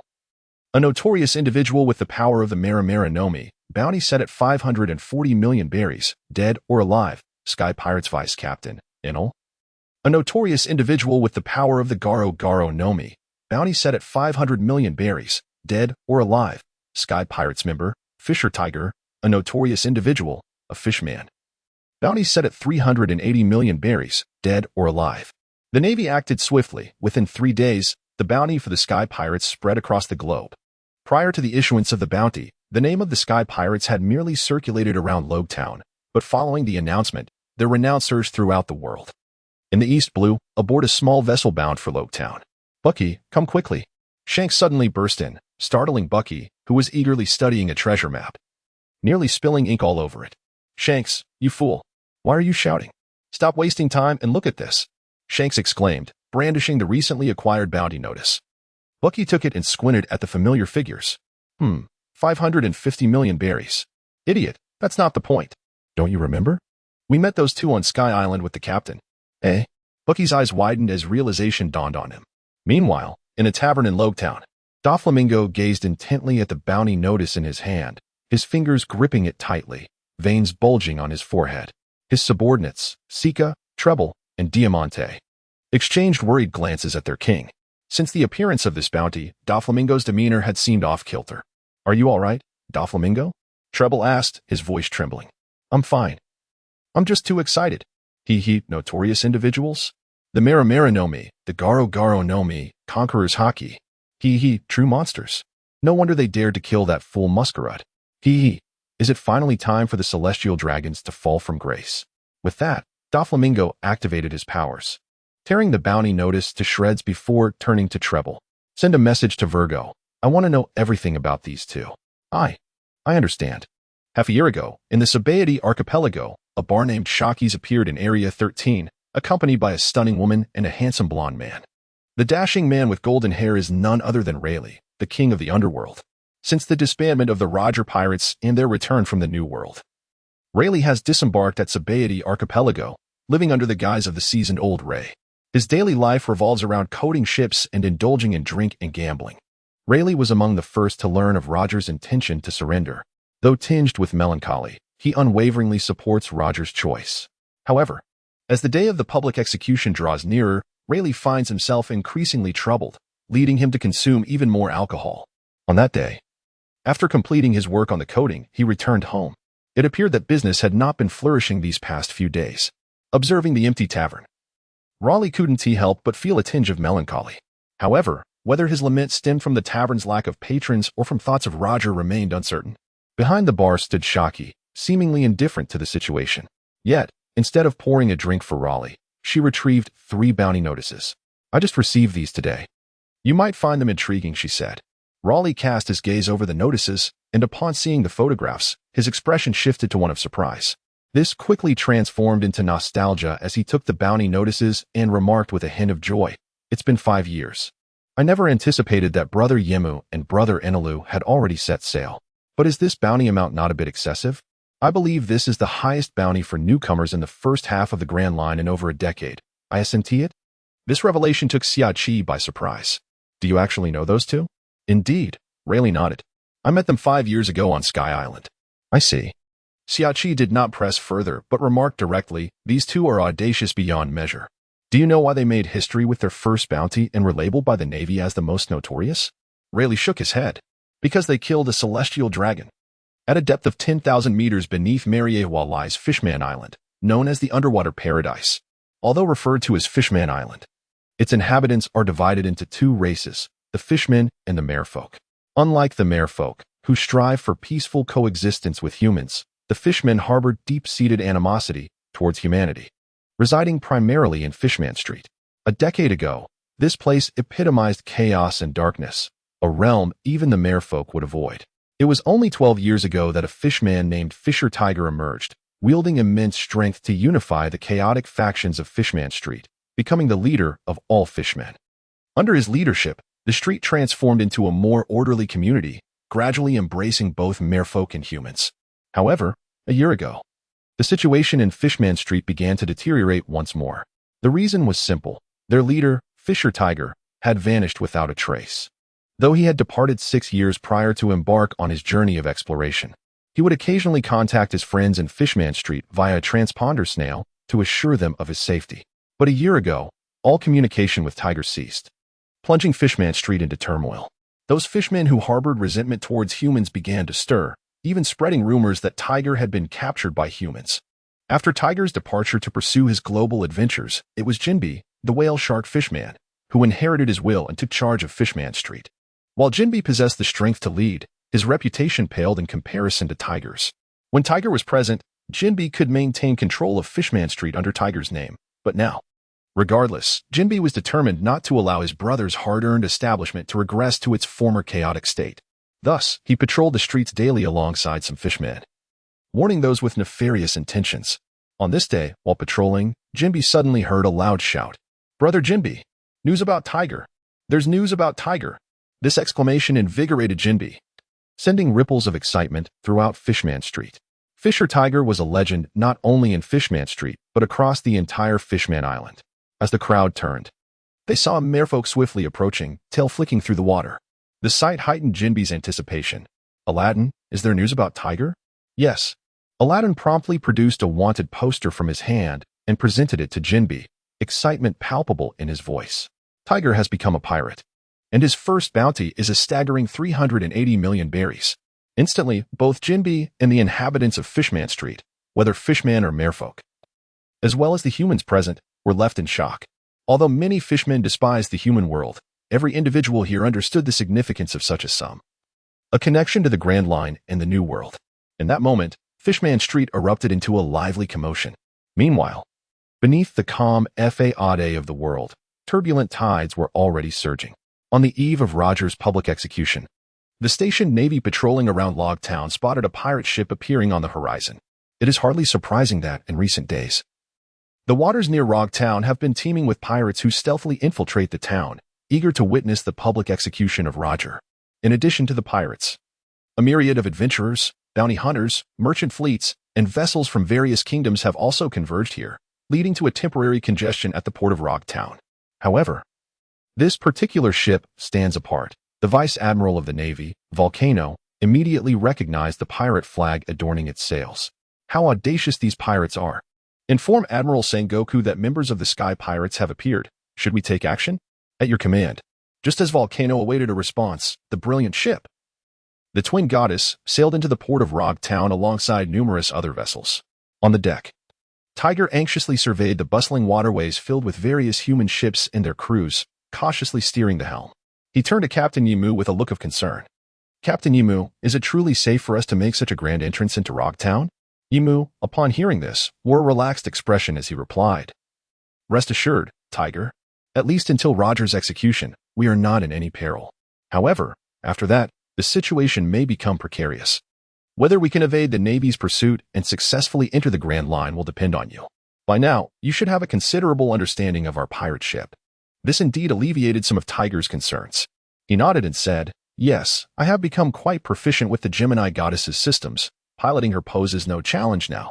At this point, Tiger could not help but exclaim, even after traversing the world for so many years and encountering numerous vessels, our Gemini goddess undoubtedly ranks among the finest. With her performance, naval warships cannot hope to catch us. If all else fails, we can always retreat to the doldrums. He continued, so there is no need for excessive worry. Moreover, I firmly believe that tomorrow the entire world will be abuzz, including Rogue Town. By then, whether the Navy can afford to pay us any heed remains uncertain. Upon hearing Yimu's words, Tiger felt entirely at ease. At that moment, Enel emerged from the cabin, munching on an apple, and complained. The apple was already consumed, and there was little fruit left. Hearing this, Yimu smiled and remarked, "Isn't there still plenty in the gravity chamber?" "Che," Enel scoffed, somewhat displeased. "Those are buried among the corpses, tainted with an unpleasant odor. What a pity.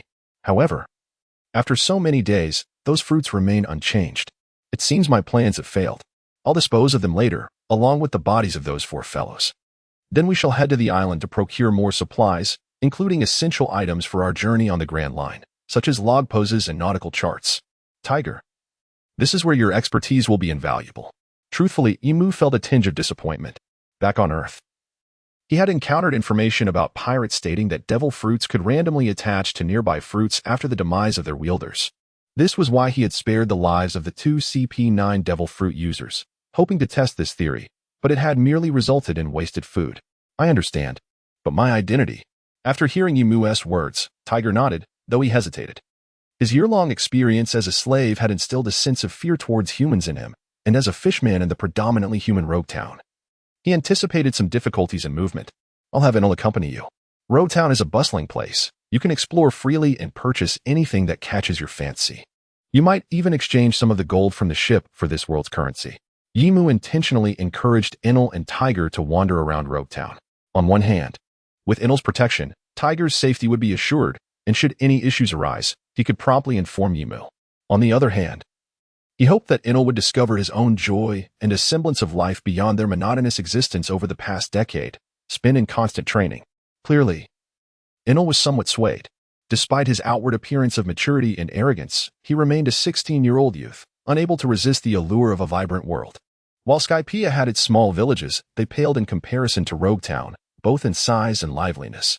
Additionally, due to the abuse he suffered growing up, Enel harbored resentment towards Skypiea, which was why Yimu had taken on the responsibility of interacting with the island's natives and handling purchases during their time there.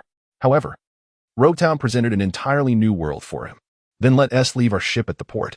But Enel, rest assured, I will keep a watchful eye."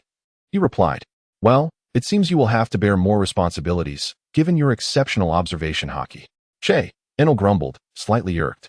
Although he excelled in observation Haki compared to Yimu, his proficiency in armament Haki lagged significantly, and after 5 years, he still could not awaken Conqueror's Haki. While he couldn't quite articulate feelings of jealousy towards Yimu, the competitive spirit within him was undeniable. Yimu understood this sentiment all too well. This is also the reason why he believes Enel needs to explore his own pleasures and the essence of life. Currently, apart from his elder brother Yimu, there are too few things that truly matter to Enel. After all, one must have desires in their heart to ignite a fervent longing for what they wish to attain. Such desires are the true source of human strength and empowerment. This desire resides within Yimu, a deep-seated ambition to dominate and overturn this world. Tiger shares this longing as well, yearning to rescue his compatriots and enable them to thrive upon the land. However, Enel stands apart. He possesses a similar desire. Yet it pales in comparison to the fervor exhibited by Yimu and Tiger. Over the past decade, nurtured under Yimu's care, the animosity he felt towards Sky Island has gradually dissipated. His aspiration to rule this world is intrinsically linked to Yimu's existence. This may well be the reason why Enel has yet to awaken the Conqueror's Haki. Therefore, once we dock, let us part ways. As long as we do not cause too much commotion, you may act freely, and we shall reconvene in the evening. Yimu is certainly neither a fool nor a madman. He is acutely aware that having slain a celestial dragon, he is deemed a notorious criminal in the eyes of many. Both the Navy and the world government would be eager to apprehend him and execute him without hesitation. Yet he dares to appear so boldly in Rogue Town, which is currently the most heavily guarded place in the pirate world, teeming with naval forces, combat prowess, and spies from the world government. He understands clearly that the most perilous locale can also serve as the safest refuge. At this moment, if one were to consider the safest haven for Yi Mu and the Sky Pirates, aside from hiding in the calm belt, Town stands as their most secure sanctuary. For beyond Town, any other small island would expose them to the relentless pursuit of the world government's spies. Who can predict what terrifying force the Navy or the world government might unleash to eliminate these two notorious individuals? While the Navy may struggle to muster manpower, the world government's resources run deep, compelling Yi Mu to exercise caution. However, Town is unique, for it is on the brink of hosting a monumental event that will reverberate throughout the world, the public execution of Pirate King Gold Roger. At this very moment, countless eyes from across the globe are fixated on this location. Prior to Roger's execution, both the Navy and the world government will likely wish to avoid any disturbances in Town, as they strive to ensure the execution proceeds smoothly, unwilling to take unnecessary risks. After all, whether it be Yi Mu's Mera Mera no Mi or Inal's Garo Garo no Mi, an all-out confrontation would not be easily quelled. As for the aftermath of the execution, Yi Mu need not worry further. With Roger's initiation of the Great Pirate Era, the Navy and the world government may still be reluctant to let him slip away, yet they are unlikely to have significant military strength to spare. The establishment of the Seven Warlords serves as undeniable evidence of this. As a naval force, resorting to the enlistment of pirates to manage piracy reflects a significant loss of control over the Grand Line. Furthermore, the incident involving Tiger's ascent to the Red Line and his liberation of slaves held captive by the Celestial Dragons further illustrates that the world government, or the Five Elders, has also lost its grip on global affairs. While the first half of the Grand Line may still pose certain dangers, once one enters the New World, it is a realm where the sky is the limit for birds and the sea is open for fish to leap freely. Moreover, as a pivotal occurrence in this pirate-infested world, the dawn of the great age of exploration, Yi Mu felt compelled to visit Town to witness the onset of this new era firsthand. Additionally, there is the matter he entrusted to Tiger. Being merely a traveler from another world, Yi Mu's understanding of this realm remains superficial, particularly when it comes to navigating the treacherous waters of the Grand Line, where even the slightest oversight could be fatal. Fortunately, Tiger, a seasoned voyager who has circumnavigated the globe, is well equipped to handle the logistical preparations for their journey. Beyond these three reasons, Yi Mu harbors a rather trivial motivation as well. He distinctly remembers that Town is home to two remarkable swords. These are the very blades that Zoro would later procure in Town, the famed Snow Walk, one of the 50 great blades, akin to his own Shusui, and the legendary great sword, Sanai Kitetsu. Although Yi Mu's current prowess does not necessitate such weapons, and he is not a specialist swordsman as a pirate, it would be remiss to overlook treasures that present themselves. Even if they serve no immediate purpose, they could be cherished as keepsakes or gifted to future comrades. However, he is uncertain whether these two swords have appeared in Town, or if the weapons shop still exists, given that the timeline has shifted nearly 2 decades ahead. Regardless, Yi Mu does not feel compelled to dwell on these uncertainties. After parting ways with Enel and Tiger, he donned a simple disguise, a trench coat and hood, and strolled leisurely through the streets of Town. Clearly, his guise was that of an ordinary individual.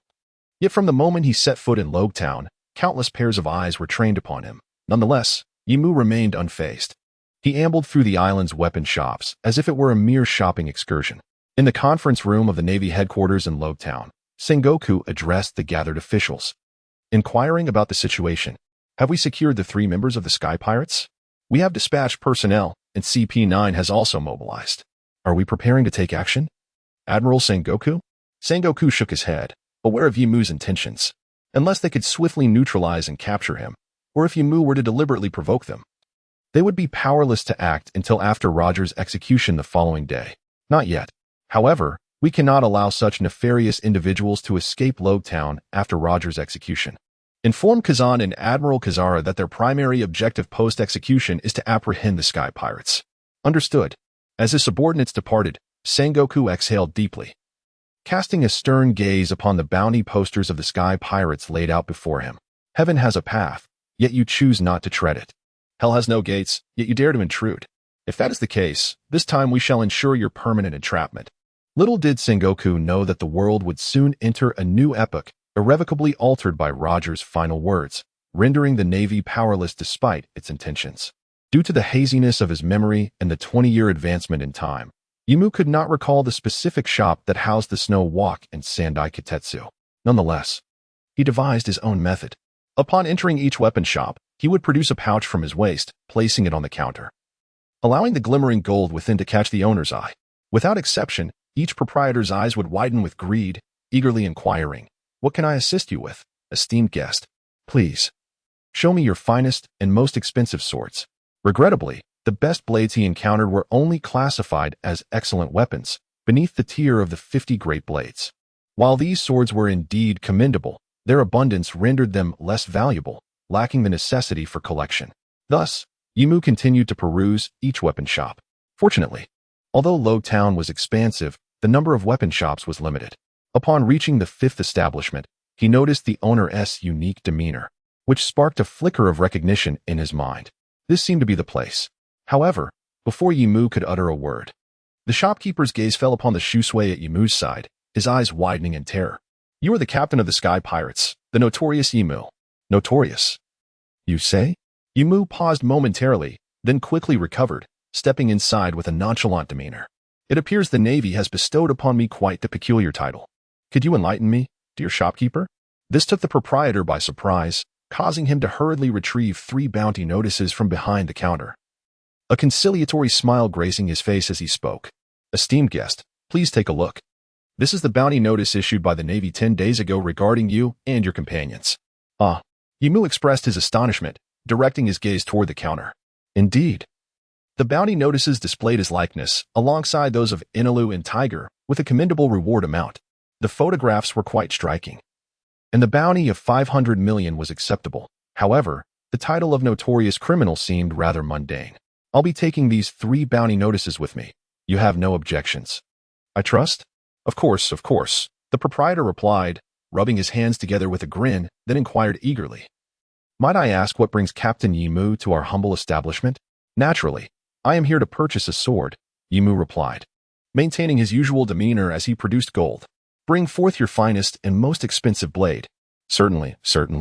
The proprietor, now beaming with joy, turned and scurried into the storeroom behind the counter in search of something special. At that moment, Yimu glanced at the nearby sword barrel. If memory served him correctly, the legendary Sandai Kitetsu should be in this vicinity.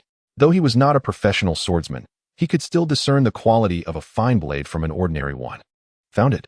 With an outstretched arm, Yimu extracted a long sword, its scabbard glowing a vivid red, from the barrel. "Excuse me, sir."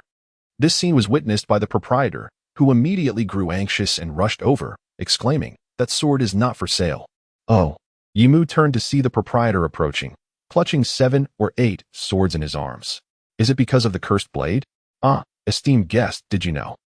Yimu chose to ignore him, calmly advancing toward the proprietor. Amidst the latter's flustered gaze, he began to scrutinize the collection of swords the man held. Regrettably, none caught his fancy. At that moment, Yimu gazed at the middle-aged man and suddenly spoke. "Boss, these knives can't possibly be your finest, can they?" "Of course. Dear guest, these are weapons of exceptional quality," the man replied, "though they may pale in comparison to your prized sword, Shizumaru, and this demonic blade. They are undoubtedly good knives." Yet Yimu did not respond. Instead, he countered with a hint of accusation in his voice. "Boss, you aren't being entirely forthright, are you? It seems you are reluctant to part with your truly exceptional blades." "Ah, dear guest, how could that be? Surely, you jest. I am a purveyor of swords. If you wish to buy, I am more than willing to sell." Yimu's gaze turned icy as he scrutinized the man before him, and then he uttered something astonishing. "Have you ever heard of a nation called the Land of Harmony?" In that instant, Yimu also sensed something amiss. He suddenly realized that an ordinary weapon shop could not possibly possess both the exquisite yukais, crafted with 50 works, and the legendary 3rd generation Onit, for that was exceedingly irregular. Not to mention that the 3rd generation Onit held profound significance, being a blade forged from the accumulated murderous intent of a swordsman after countless battles, rendering it exceptionally rare. As for yukais, while merely a 50-work blade, it still ranked among the top 100 swords in the world. The 2 blades astonishingly appeared in the same weapon shop. Moreover, the proprietor's appearance was striking. Although the world of One Piece showcases a myriad of fashion styles, the distinctly unique Wano country aesthetic was unmistakable. "Ah, excuse me. What are you referring to?" "Wano country, what is that?" Upon hearing the name Wano, the shopkeeper, though adept at masking his reaction, could not conceal the fleeting shift in his emotions, which was perceptibly caught by Yimu's observation Haki. Furthermore, the aura he exuded suggested he was indeed a swordsman of considerable repute. Yimu chose not to press further. Ignorance was bliss. But since you demonstrate such knowledge of blades, I would like to pose a few inquiries. The shopkeeper visibly broke into a cold sweat, yet he maintained a forced smile. Rubbing his hands together as he inquired, "What would you like to know, dear customer? I shall share anything within my knowledge." The first question, among the blades you are aware of, are there any that are impervious to extreme heat and flames, or perhaps those that can absorb fire? The shopkeeper shook his head. It seems there are none. All swords, regardless of their might, are forged under high temperatures. It merely depends on the intensity of the flame. As for fire absorption, I have never heard of such a thing, but there are blades that can absorb Haki. Is that so? Then for my second query, if I wish to forge such a blade, do you have any esteemed craftsman to recommend? The shopkeeper hesitated for a considerable time, unable to respond. Observing his reluctance, Yimu decided to raise the stakes. I have encountered Kazuki Oden aboard the ship of Pirate King Roger. The shopkeeper, as if deflated, finally turned his head and admitted, I understand now. As far as I know, there are 3 master swordsmiths in the world. The first is Kaijin, the swordsmith master from Fishman Island, though he is quite aged now, and I cannot say for certain if he still forges blades. The second is Luke, the swordsmith master from the Tontata kingdom. Despite being a pure-hearted Tontata, Luke excels in crafting demonic blades. The last is Tenguiyama Hitetsu from Ueno, a descendant of the legendary swordsmith Kuchi and the very creator of the Sandai Kitetsu you hold. I see. Thank you for your insights. Yimu expressed his gratitude and tossed a bag of gold towards him. Consider this a reward for your information in the Sandai Kitetsu. Now, for my final question, do you know of any less crowded yet delightful dining establishments in Logtown? Indeed. The shopkeeper, sensing Yimu's intention to leave, quickly responded, continue down this street until the end, where you will find a somewhat dilapidated inn with a tattered sign. Do not be deceived by its appearance. The flavors within are exquisite and the atmosphere quite serene. Thank you. After expressing his thanks, Yimu exited the weapon shop. Once Yimu's figure disappeared from sight, the shopkeeper exhaled a sigh of relief. At that moment, a somewhat plump woman entered from the back of the shop and quietly approached her husband. Did you not say you had no desire to be a swordsman? If so, why not sell the Snowwalk to him? With his reputation, it would not tarnish Snowwalk's name, and we could earn a substantial sum. Shaking his head, the shopkeeper, with a solemn expression, replied, You do not understand. This pirate named Yimu is not merely a sword fighter, nor is he a lover of swords. He seeks only power. I wish to find a more worthy owner for Snowwalk. Well, you are something else. Nevertheless, this fellow is quite generous. This amount of gold could purchase our entire shop. It appears he is not as wicked as the Navy portrays. Yet the shopkeeper chose not to elaborate, wearing a smile as he said, What do you know? Regardless, we have made quite a profit today. We deserve a fine meal. Perhaps this is the place. Following the shopkeeper's directions, Yimu easily located the aforementioned eatery. Indeed, it appeared quite dilapidated and desolate. Located on the outskirts of Rog Town, this dilapidated eatery stands on the brink of the wilderness. Its walls crumbling and the sign cloaked in moss, yet one can barely discern the words Life's Cuisine. An unusual name indeed. Just as Yimu was about to push the door open, a fierce gust of wind swept through, accompanied by a venomous voice. You wretched girl, wasting ingredients again? Prepare to meet your doom. With a resounding crash, the feeble wooden door splintered under the strain, and a figure was hurled from the establishment, hurtling directly towards Yimu. Instead of evading, Yimu extended her arms, catching the figure in her embrace. The reason was simple. The soft, plump sensation and the intoxicating fragrance of the girl enveloped her senses, stirring feelings of desire within Yimu. Furthermore, as her hands brushed against the girl's supple, elongated legs, the allure of her curvaceous form, accentuated by a white chef's outfit, was undeniably captivating. Looking down, she noted the girl's cold, indifferent expression, exuding an aura that seemed to ward off intruders. Yet, her striking features were undeniably enchanting, embodying the very essence of temptation, igniting a desire to conquer. The girl's voice, icy and piercing, cut through the air. How long are you going to hold me? Yimu responded nonchalantly, As long as you wish, I could hold you indefinitely. With a swift motion, the girl raised her hand to strike Yimu's face, but missed, causing Yimu to loosen her grip, resulting in the girl tumbling to the ground. Unfazed, the girl dusted herself off, shot Yimu a frosty glance, and dashed back into the restaurant. Interesting. Yimu mused, following her inside. In stark contrast to the exterior's decay, the interior of the eatery was remarkably clean, resembling a vast Mongolian yurt. The spacious room housed over 20 tables, capable of accommodating nearly 100 patrons, bathed in sunlight that created a warm, inviting atmosphere. Adorned with an array of small flowers and plants. Evidently, the proprietor possessed a kind heart. However, the establishment seemed rather deserted, save for.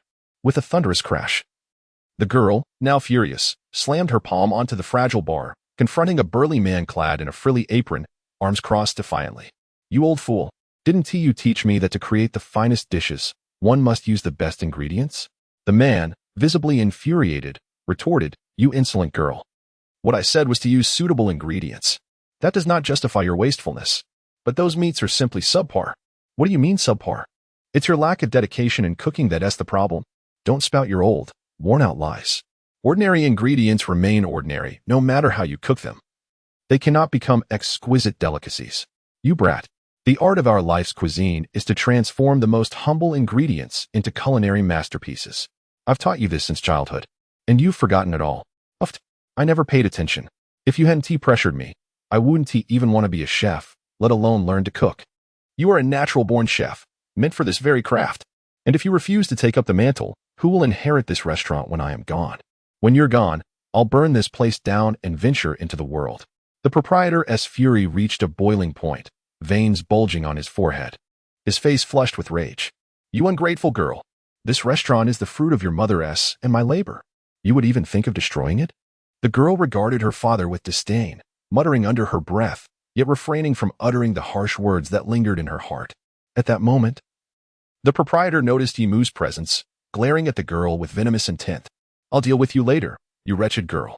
He then approached Yimu with a forced smile, holding the menu. "What would you like to order, esteemed guest?" Yet before he could finish, a look of horror crossed his face as he recognized the familiar, yet foreign visage of Yimu, his expression draining of color. You are." The girl, quick to notice her father's distress, rushed forward to shield him from Yimu, her hands transforming into a knife and a frying pan, glaring fiercely. "Hey, old man, are you all right? Who is this?" The proprietor, regaining composure, stepped in front of the girl, blocking her path. "No, Freya, do not act rashly. It's a misunderstanding. I apologize, dear guest, I'm merely..." Observing her father's incoherent rambling, Freya was momentarily taken aback, while Yimu, intrigued, took a seat and inquired, "It seems you recognize me, but am I truly that frightening?" The proprietor forced a smile that resembled a grimace. "Of course not. The captain of the Sky Pirates, Lord Yimu, gracing our humble establishment is a tremendous honor." Freya, standing behind her father, immediately pieced together the reason for his sudden fear. The realization that she had nearly struck such a formidable man sent a shiver down her spine. Her previously indifferent expression now pale with trepidation. Having grown up in Rog Town, Freya had limited knowledge of the celestial dragons, unable to fully grasp the implications of slaying one. However, with a personal bounty reaching 540 million berries and a crew bounty totaling 142 billion berries, she understood the weight of such notoriety. In her years residing in Rog Town, she had never encountered a pirate with such an exorbitant bounty. In fact, in the past month, the whispers of Yimu's name had echoed throughout the town. Aside from the soon-to-be-executed Pirate King Gold, Roger, the only other notable presence was the Sky Pirates, a band of lunatics unafraid to slay celestial dragons. However, before her stood a somewhat dashing yet otherwise unremarkable man. Freya found it difficult to associate him with the infamous, ruthless pirates she had encountered in Log Town, who were universally reviled. There seemed to be nothing extraordinary about him. Freya mused. Yimu, indifferent to the father-daughter duo, had come merely for a meal. "No need for surprise. I was recommended by the owner of the weapon shop, who mentioned your culinary delights," he stated. The owner immediately recognized who he was referring to, his expression darkening as he involuntarily voiced his thoughts. "That scoundrel has brought such a terrifying character to my establishment," he exclaimed, quickly covering his mouth in fear as he trembled at the sight of Yimu. Fortunately, he did not perceive the same murderous intent in Yimu's gaze that he had seen in other pirates. "Enough with the pleasantries. I am here to eat. Please serve me your signature dishes.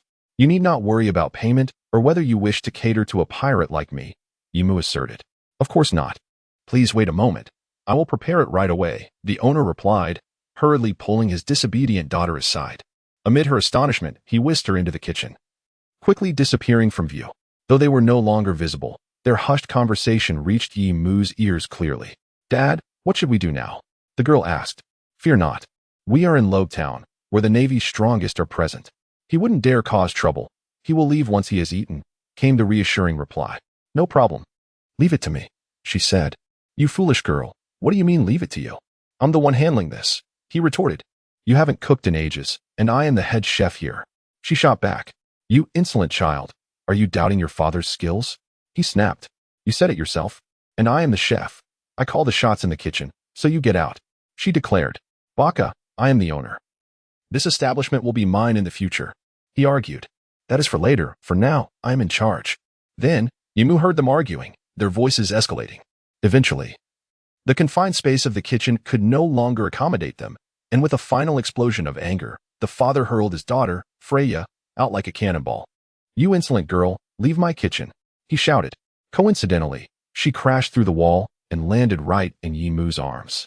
Realizing his impulsive actions, the owner rushed out of the kitchen, unsure of how to address the awkward situation.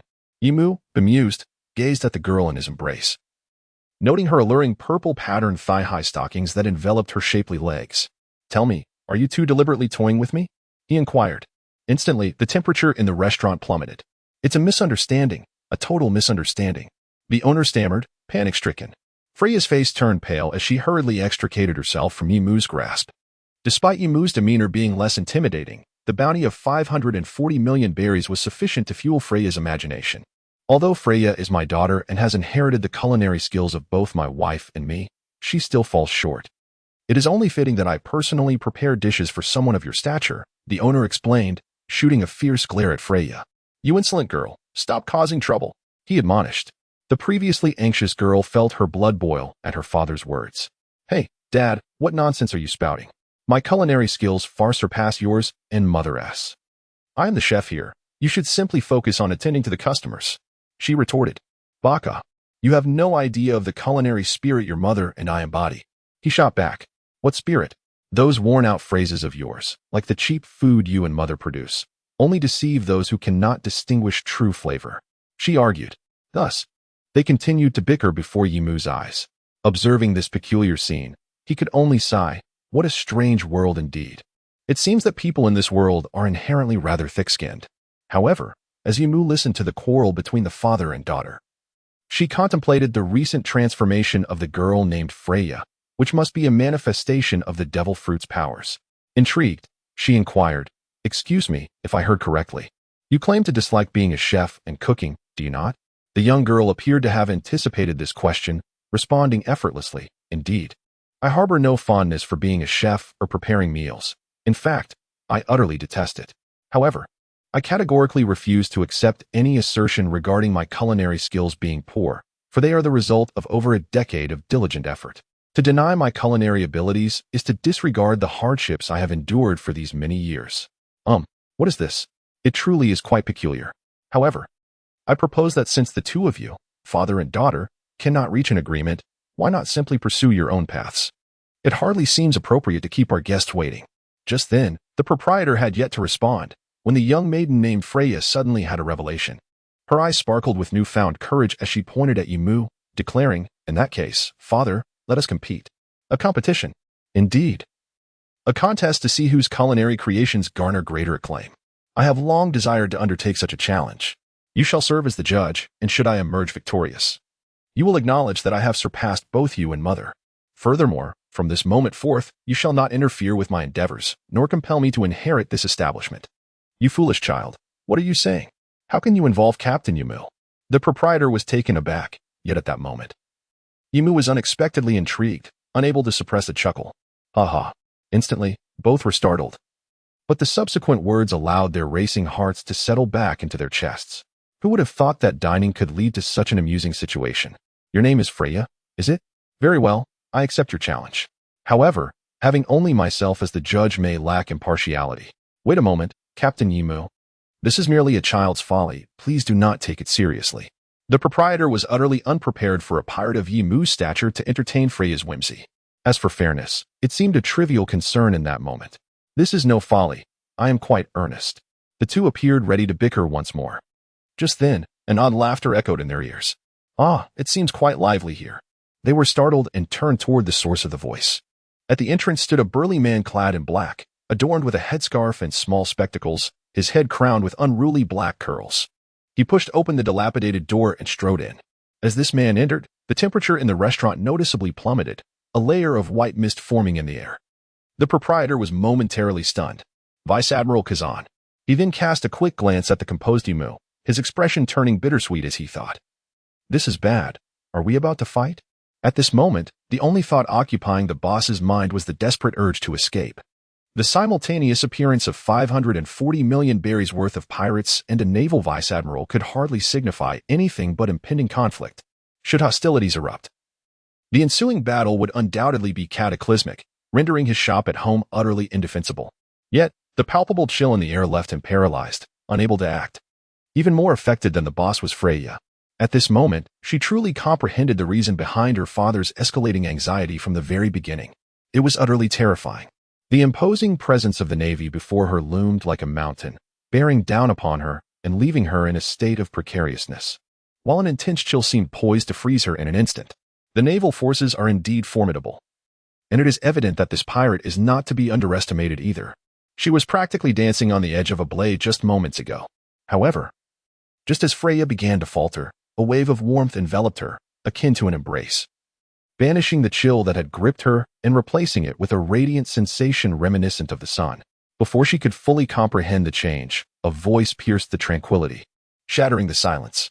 Hey, Navy, if you're not here to fight, then there is no need to adopt such a fearsome demeanor. As the words fell, a surge of warm, searing energy erupted from Yimu, rushing towards the naval officers at the door. In an instant, the room was filled with two distinct currents of energy, visibly colliding. The clash of heat and cold stirred up a tempest within the confined space. Yet, Freya was oblivious to it all, for at that moment, she came to a profound realization that comforting warmth she felt was, astonishingly, this pirate coming to her aid. The pirate was actually protecting me. This somewhat challenges her worldview. Throughout the years, her encounters with pirates, along with the perceptions instilled in her by the Navy, have led her to believe that pirates are unequivocally malevolent beings. The pirates she witnessed in Log Town only reinforced this notion. Their appearances were fierce and menacing, and their actions were characterized by arson, murder, and plunder. Yet, these wicked individuals had bounties that never exceeded 100 million. One can only imagine the terror that a pirate valued at 540 million berries would evoke. In the words of the Navy, such a figure might indeed be the epitome of evil.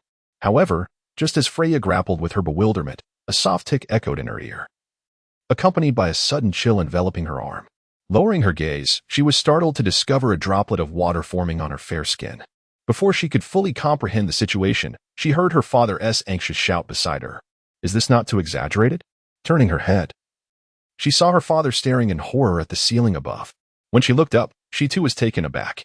A thick layer of dark clouds had inexplicably gathered over the rooftop of the restaurant, accompanied by the rhythmic sound of raindrops beginning to fall. This astonishing scene left Freya momentarily speechless. How could this be possible?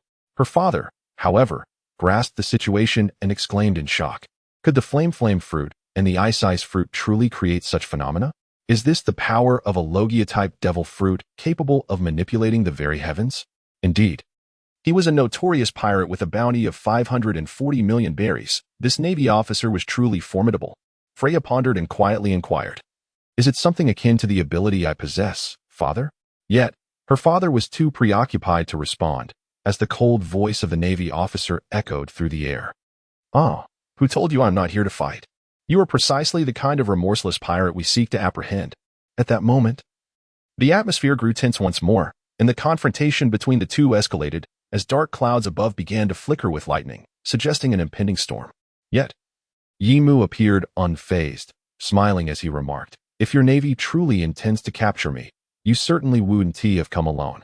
As his words hung in the air, a chilling silence enveloped the two. Then, as if a bubble had been abruptly burst, the oppressive atmosphere dissipated with a soft pop. The dark clouds vanished, and the diner returned to its sunny disposition, as if everything that had transpired was merely a dream. Under the astonished gazes of the owner and Freya, the Navy officer seemed transformed. The menacing aura evaporated, leaving him looking rather lackadaisical. He scratched his head and said, it seems I truly cannot handle this alone. He then ambled inside, pulled out his wallet, and addressed Freya and the owner. "I apologize if I startled you earlier. This is a compensation for the inconvenience."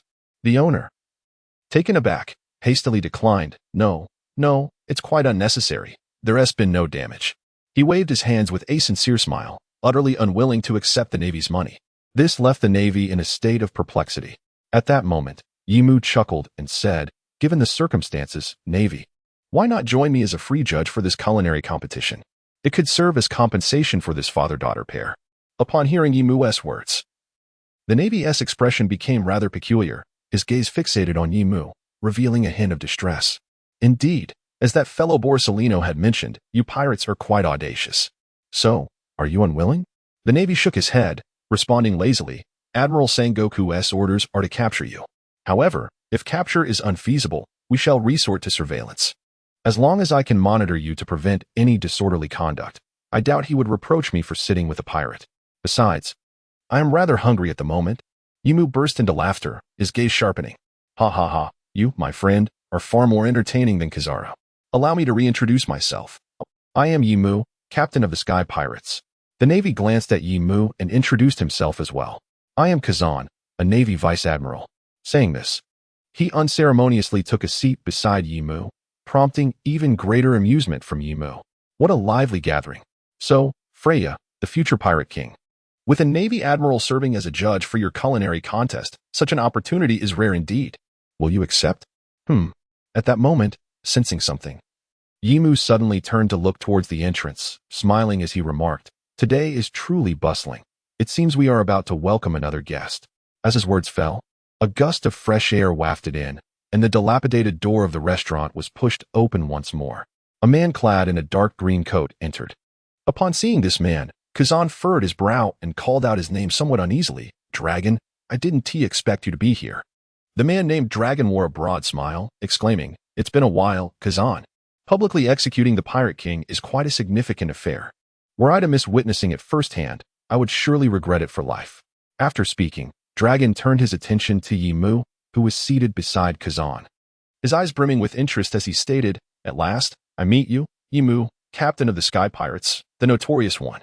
Yimu responded with a smile. "I didn't realize I had gained such notoriety. So, Dragon, might you be interested in becoming the third judge for this upcoming culinary competition?" Dragon removed his green hood. Laughing heartily, "It would be my utmost honor." At this moment, Yimu, Kazan, and Daraki are seated in a row. The scene before him, akin to a masterpiece of world-renowned art, possesses the potential to sway the future trajectory of the entire globe. Observing the three eminent figures who had materialized in his establishment, ready to adjudicate on behalf of his daughter, Freya's father wore an expression that encapsulated both despair and incredulity. He hastily forced a smile and said, "Surely, this isn't necessary. The cooking competition is merely a jest for my daughter. Wouldn't you agree, Freya?" The proprietor, in a flurry of anxiety, tugged at Freya, urging her to abandon this whimsical notion. The captain of the Sky Pirates, Yimu, Vice Admiral Kazan of the Navy, and the naval renegade, Drago, all converged upon his shop simultaneously. This was no longer a matter of a culinary contest. It was a harbinger of trouble. None of these three individuals could possibly be accommodated by a humble establishment such as his. If this news were to spread, it would likely bring turmoil to his small shop in the future. While the proprietor, as a businessman, welcomes an increasing number of customers, it does not imply that he welcomes trouble. Freya, however, displayed little fear and instead curiously inquired, "Father, who is this fellow?" "Silence, you troublesome girl." Though he scolded his daughter, Freya's father softly explained, "His name is Dorag. Although he is not on any bounty due to his peculiar status, you must understand that he is a dangerous individual, not inferior to the captain of the Sky Pirates." Freya instantly grasped the gravity of the situation, her complexion turning pale. The reason she had proposed a cooking competition was that she perceived it as a promising opportunity. She had long believed she had surpassed both her father and mother, having been the head chef of the establishment for several years, yet her father continually insisted she was unworthy, lacking understanding of the spirit of the craft, and denied her the chance to prove herself. However, the circumstances had shifted. If she could secure this notorious pirate as a judge, her father would have no choice but to acquiesce. Yet now, the developments seemed to exceed her expectations. Not only had a Navy Rear Admiral arrived, but another formidable individual had also made an appearance. Although Freya wished to demonstrate her worth to her father, She was not devoid of common sense. Logically, she should heed her father's advice and refuse. Nevertheless, Freya's thoughts wandered further. Though not deliberately teasing, she had, since Yimu's arrival at their establishment, inadvertently neglected him for quite some time. She had even collided with him twice, nearly striking him once. Furthermore, the cooking competition was her own initiative. And this pirate had agreed. If she were to reject it now, after such repeated neglect, any normal guest would be incensed, let alone such a notorious pirate. Even with the Navy present, it was clear the three were not allied. If a confrontation were to erupt, would she and her father be able to safeguard their lives? After all, pirates are known for their capricious and reckless nature. At that moment, while Freya's thoughts were in disarray and she felt utterly lost, Yimu, seated among the three, seemed to sense her inner turmoil and spoke up. What is this? Are you beginning to hesitate? Freya's countenance darkened slightly. Do not fear. If you are worried about these two, it is entirely unnecessary. They are not here for you. After all, he chuckled, looking at the others. Kazan, with a languid tone, added, I'm merely here to keep an eye on you and enjoy a meal. Meanwhile, Dorag spoke in a low voice. I merely wish to meet the captain of the Sky Pirates, who has gained notoriety these past few days. After they spoke, Yimu turned his gaze to the young lady before him, smiling as he said, As for me, you need not worry at all. For I quite admire your confidence and pride displayed just now. At this moment, upon hearing Yimu's response, Freya gazed at the three formidable figures before her, feeling an immense sense of relief wash over her. After all, given Yimu's audacious nature as a grand pirate, there was absolutely no need for self-deception. With this in mind, she was determined not to let this opportunity slip away. Thus, under the anxious gaze of her father, Freya boldly expressed her true feelings. I shall forge ahead. I must demonstrate that my culinary skills have long surpassed those of you and my mother. At this moment, gazing into his daughter's determined eyes, Freya's father wore a look of helplessness. He rubbed his temples and said, I understand. Since it has come to this, I shall not hold back. I will make you realize that without grasping the true essence of life as culinary arts, you are still far from me and your mother. Therefore, according to the rules of our culinary establishment, over the next 3 hours, each of us must prepare an appetizer, soup, fish, meat, main course, salad, dessert, and beverage, a total of 8 dishes, to determine the ultimate victor. Bring it on, my dear daughter. As the father and daughter busied themselves in the kitchen, the once lively restaurant fell into a peculiar silence, the atmosphere growing increasingly strange. Pirates, Navy officers, and future revolutionaries found themselves seated together. Although each bore a distinct expression, it was evident they were all scrutinizing one another. Ultimately, it was Dracul Mihawk who broke the silence, shattering the stillness that enveloped them. Before arriving, I had speculated extensively about Captain Yimu's character. Yet, I never anticipated he would turn out to be such an intriguing individual. Oh, Yimu expressed interest, turning to Mihawk.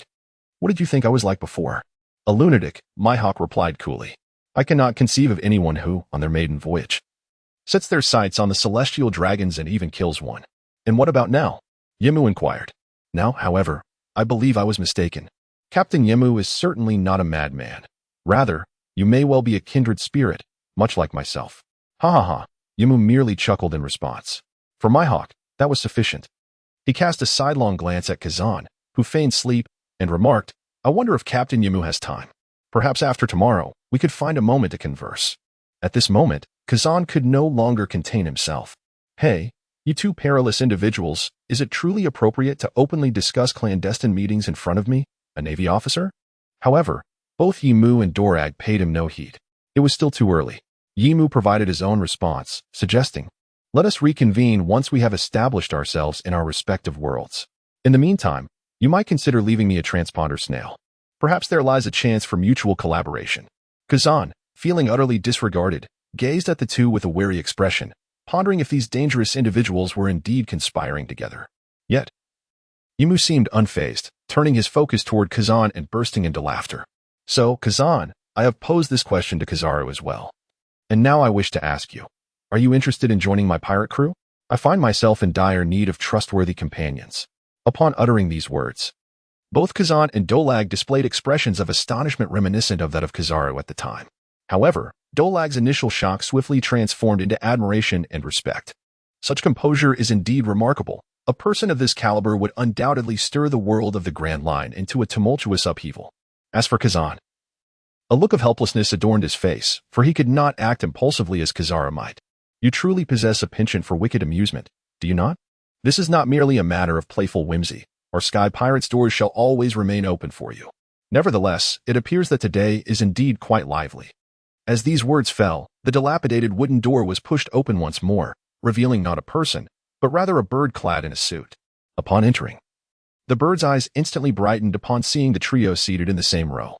Indeed, the intelligence I received was accurate. This is truly a once-in-a-century spectacle. A pirate, a naval officer, and a trader of the Navy are gathered together. This is monumental news. If you would be so kind, may I request to capture a photograph to commemorate this extraordinary moment? In that moment, the initially puzzling identity of the bird was swiftly recalled by Yimu. However, Kazan furrowed his brow, expressing his reluctance as he remarked, "Perhaps it's best to let this go, Morgans. If word gets out, I fear the Admiral Sengoku would have my head. What a pity it would be." It was evident that Morgans was genuinely reluctant, struggling to retract the camera snail he had just produced. Yet, he soon directed his attention towards the other two individuals. The Navy trader, Dracula. "You seem to be scheming something rather dreadful. Might I be so fortunate as to conduct an interview with you?" Dracula appeared rather indifferent to the journalist's inquiry. "Apologies, but it seems this is not the right moment. That is truly unfortunate." Now, Morgans turned his gaze to the final person.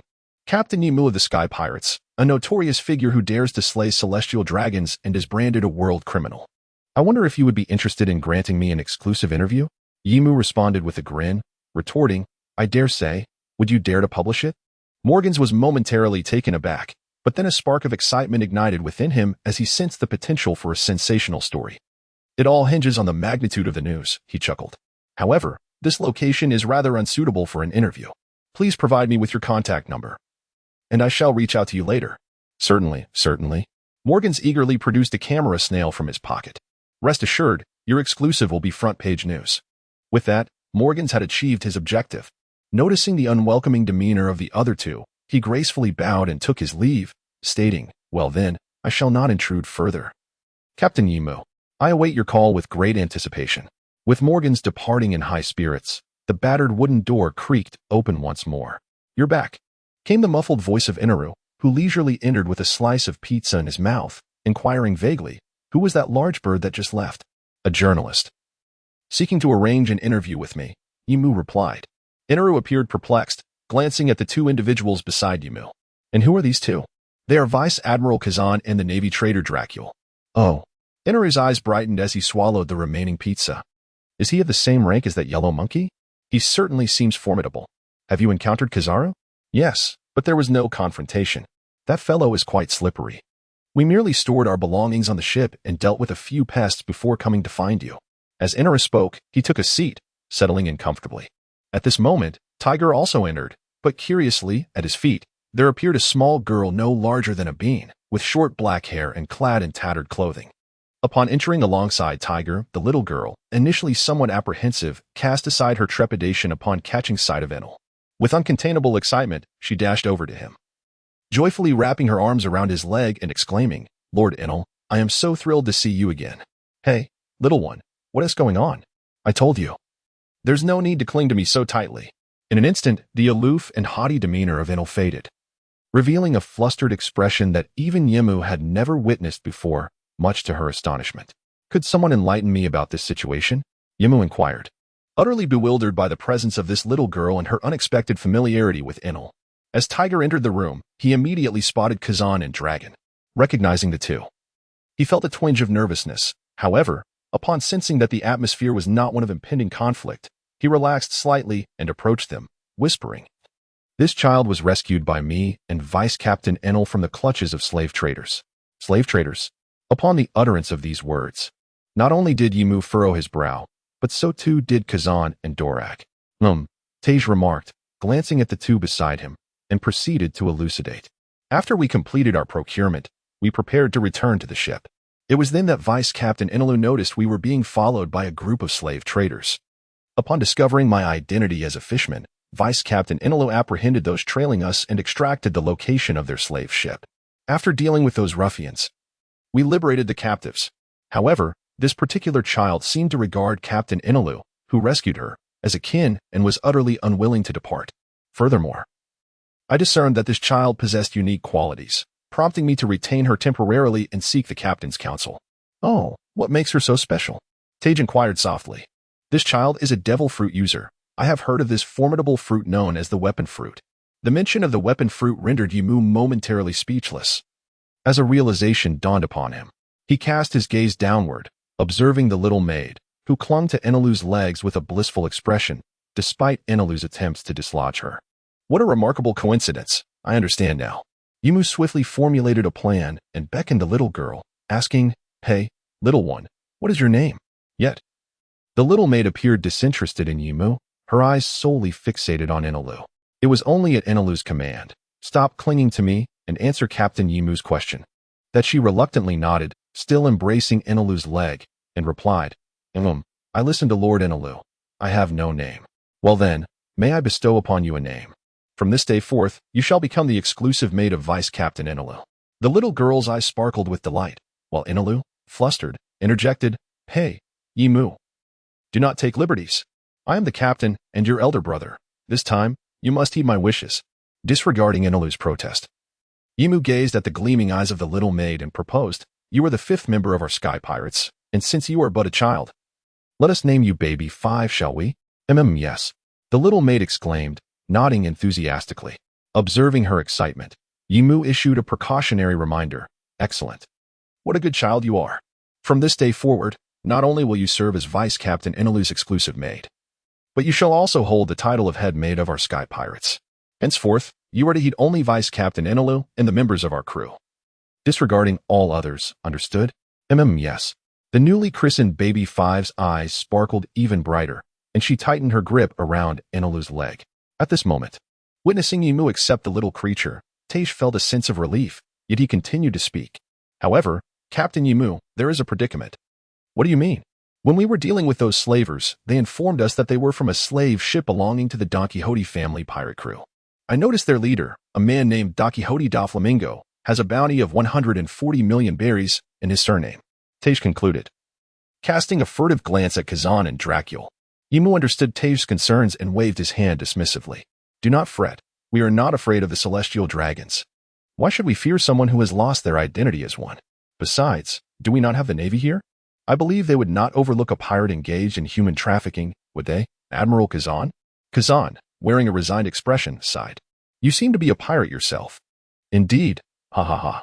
Yimu responded, unfazed. At this moment, seeing that he could not shake off the little one he had named Baby 5, who had become a member of the crew and was clinging to his leg, Enel abandoned his struggle. Tage, I have already said there is no need to worry. Yimu would not regard such a person with any significance. Tage nodded. When it came to his abhorrence of slavers, Tage surpassed everyone present. However, that did not mean he was willing to let his personal emotions endanger the pirate crew. At that moment, Enel posed another question. Speaking of which, counting this clingy little girl, we are only 4 people on board. Who is the 5th person you mentioned? The chef, Freya, our Sky Pirate crew's future head chef. Upon hearing this, both Kazan and Dracul were taken aback, quickly grasping the situation. I see. No wonder Captain Yimu has spent so much time in such a small eatery. He was searching for a chef for his pirate crew. Meanwhile, in the kitchen, Freya and her father, who had been eavesdropping since Morgan's arrival, were startled by this revelation. Freya's father's expression suddenly shifted to panic as he anxiously addressed his daughter. This is bad. It turns out his target is that girl. You must run away. Do not worry. Your father will hold them off. Father, you. Freya felt a wave of anxiety wash over her, gazing at her concerned father, her heart swelling with emotion. Should she flee? No, she could not. If she ran away, what would happen to her father? In that moment, Freya made a resolute decision to take a leap of faith. Hey, what are you doing, you foolish girl? Her father, taken aback by the sudden turn of events, could barely react as he watched his daughter rush out to confront Yimu, frowning as she coldly declared, I will not become a pirate. She had anticipated that her words would incite Yimu's wrath. To her surprise, however, Yimu merely glanced at her indifferently and replied, Do not misunderstand. While I do see potential in you, your eligibility to serve as the chef of the Sky Pirate crew is not determined by mere words. You have yet to earn my approval. Our crew chef is not a position open to just anyone. Therefore, only by proving yourself in the upcoming cooking competition can you reject my offer. Do you understand? As you are now, you have a long way to go. This response was utterly unexpected for Freya, striking a nerve in her competitive spirit. Yet, at least she no longer felt fear. Her father sighed in relief upon hearing this exchange. "You rascal." Meanwhile, Inilu observed the petite girl who had emerged. Tilting his head and measuring Freya's height with his hand, he provocatively asked Yimu, "Is this her? She looks so small. Can she even cook well?" Standing at around 1.7 meters, Freya indeed appeared diminutive compared to the two towering figures, each around 2.5 meters tall. Now it was Freya's turn to feel the heat rise to her forehead. Seizing the moment, her father chuckled in agreement. Indeed, Freya is far too young. Her culinary skills simply do not match Captain Yimu's standards. You must carefully consider your choice for the head chef of your pirate crew." "Father, what nonsense are you spouting?" Although she knew her father meant well, hearing him belittle her culinary prowess instinctively provoked Freya to retort. "You fool, be quiet." Her father, growing anxious, had no desire to see his daughter venture into the perilous life of a pirate. Just then, a surprising voice broke through the tension. "Excuse me, sir, could it be that you are known as Sixen?" The crowd turned to see Tej, puzzled, staring at Freya's father as he uttered this peculiar name. Upon hearing it, Freya's father appeared taken aback, seemingly astonished as he responded, "You recognize me?" Freya, curious, inquired, "What's the matter, father? Is there something unusual about your name?" Upon hearing her father's acknowledgement, Tej suddenly burst into laughter, addressing Yimu, "Captain Yimu, it seems we are indeed fortunate. Regardless of the outcome of this cooking competition, if this girl can become our head chef, we would truly be blessed." Tej's words intrigued Yimu, for it was evident that Tej valued something about this girl that he himself had not yet perceived. "What's the matter, Tej? Have you made a new discovery?" Tej nodded, explaining, "I never expected to encounter the legendary culinary nation's renowned figure, the superfood god, Sixen, here.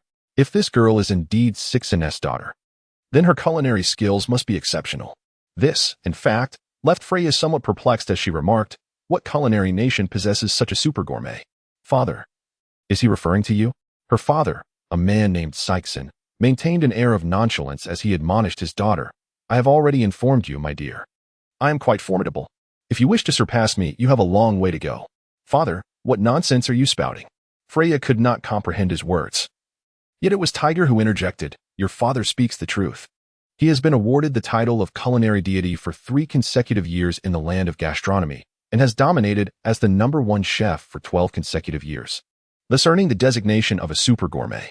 Freya was utterly taken aback, her expression one of astonishment as she gazed at herself, seemingly ordinary, her hair thinning, resembling a middle-aged man, her obstinate father. "Is this true?" "Indeed, it is true." Although Sixen conveyed this information, there was a distinct lack of pride in his demeanor. It seemed that such an impressive title held little significance for him. Yet, it was more than enough to leave Freya in a state of bewilderment, as if she were re-evaluating her father. "Father, you were once so remarkable. You foolish girl, your father has always been exceptional. It is simply that you were unaware of it." At this moment, Yimu, who was somewhat perplexed by the details, curiously inquired, "Hey, what does Tig mean by that? What is this gourmet nation you speak of?" Tig elaborated with great care. "Captain, it is as follows. In the New World, near the windless zone of the North Sea, there exists an island known as the Gourmet Nation. Due to its unique topography, the island is abundantly rich in resources, brimming with the finest ingredients. Thus, the Gourmet Nation is a place that every chef yearns for and dreams of. Furthermore, the Gourmet Nation holds a culinary competition every 4 years to determine the title of God of Cuisine. Those who can retain this esteemed title for 3 consecutive terms are referred to as super gods of cuisine. To illustrate the significance of a super god of cuisine within the culinary realm, Tig likened it to the pirate king of the cooking world. At this moment, Yimu's gaze truly illuminated. Initially, he had been captivated by the peculiar devil fruit possessed by the young maiden, yet now, everything had transformed entirely.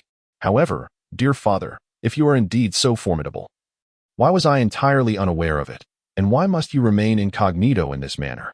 Sixen, unfazed by such a superficial title, remarked that being a superfood god was not particularly extraordinary. After all, it merely entailed being a chef who cooked for guests. "Coco," Freya pondered deeply. But in the end, she found herself at a loss for words to articulate her astonishment and could only continue to inquire. "Then why did you choose to leave that culinary nation and come here?" "It is nothing. I simply do not favor that place." At that moment, Freya was truly taken aback. Was he that the sanctum all chefs yearn for? Why, dear father, would you? However, A look of disdain adorned Sixen's face. A sanctum? The inhabitants of that place have long since strayed from the right path. What do you mean by that, father? Sixen sighed deeply, contemplating for a moment. He glanced at his curious daughter and then at the illustrious figures before him, particularly Yimu. Suddenly, as if he had resolved upon something significant, he addressed the assembly. Though it may be somewhat audacious, I wish to pose a question to you all. What do you believe is the most delectable dish in this world? The sudden inquiry left everyone present momentarily taken aback.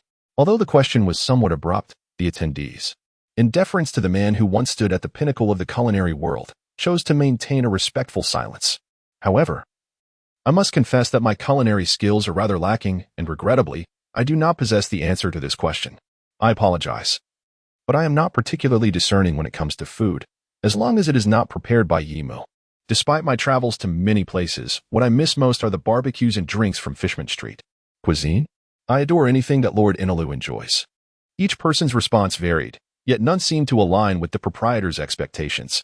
Ultimately, the owner turned his gaze towards Yimu, seeking a conclusive answer from him. At this juncture, Freya, perplexed by her father's actions, inquired, "Father, what are you doing? Why pose such a question?" The owner shook his head and replied, "I merely wish to know one answer." Reflecting on his experiences since entering this culinary establishment today, Yimu also posed a question. Is this answer truly significant? Indeed, it is crucial. Should I find your response unsatisfactory, I shall not permit you to take Freya with you. Father, what are you saying? I have no desire to become a pirate, Freya protested vehemently. Nevertheless, neither Yimu nor the owner paid her any heed. In truth, Yimu had contemplated this question extensively. However, ultimately, his mind revealed but a singular answer. His memory seemed to drift towards another realm, articulating his response. If I must express it, the most delectable dish to me would undoubtedly be my mother's cooking. Alas, it is a taste I shall never savor again. This was an answer that caught everyone off guard, yet once they processed it, they could not refute its undeniable truth. Freya gazed at the young man before her in astonishment. This was also an answer she had never contemplated, emerging from the lips of Yimu, this formidable pirate. At this moment, the image of Yimu in her heart underwent a profound transformation, shifting from that of a ruthless pirate to that of an ordinary youth. Mother. In Freya's mind, memories of her own mother surfaced.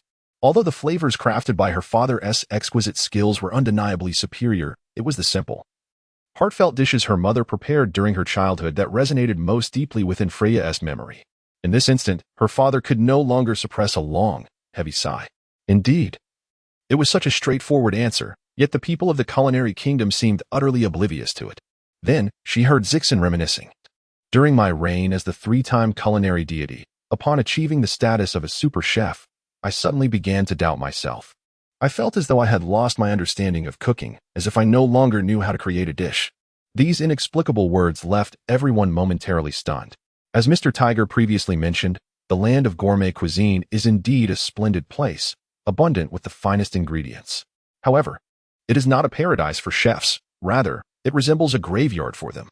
The quality of the ingredients is so exceptional that even a child can effortlessly create dishes of exquisite flavor. Consequently, all chefs who venture into this culinary utopia experience a profound blow, leading them down a misguided path. They forget the essence of cooking and become consumed by the relentless pursuit of top-tier ingredients, never to return. Freya could not comprehend. Is there truly a problem? Isn't the essence of exquisite cuisine rooted in the finest ingredients?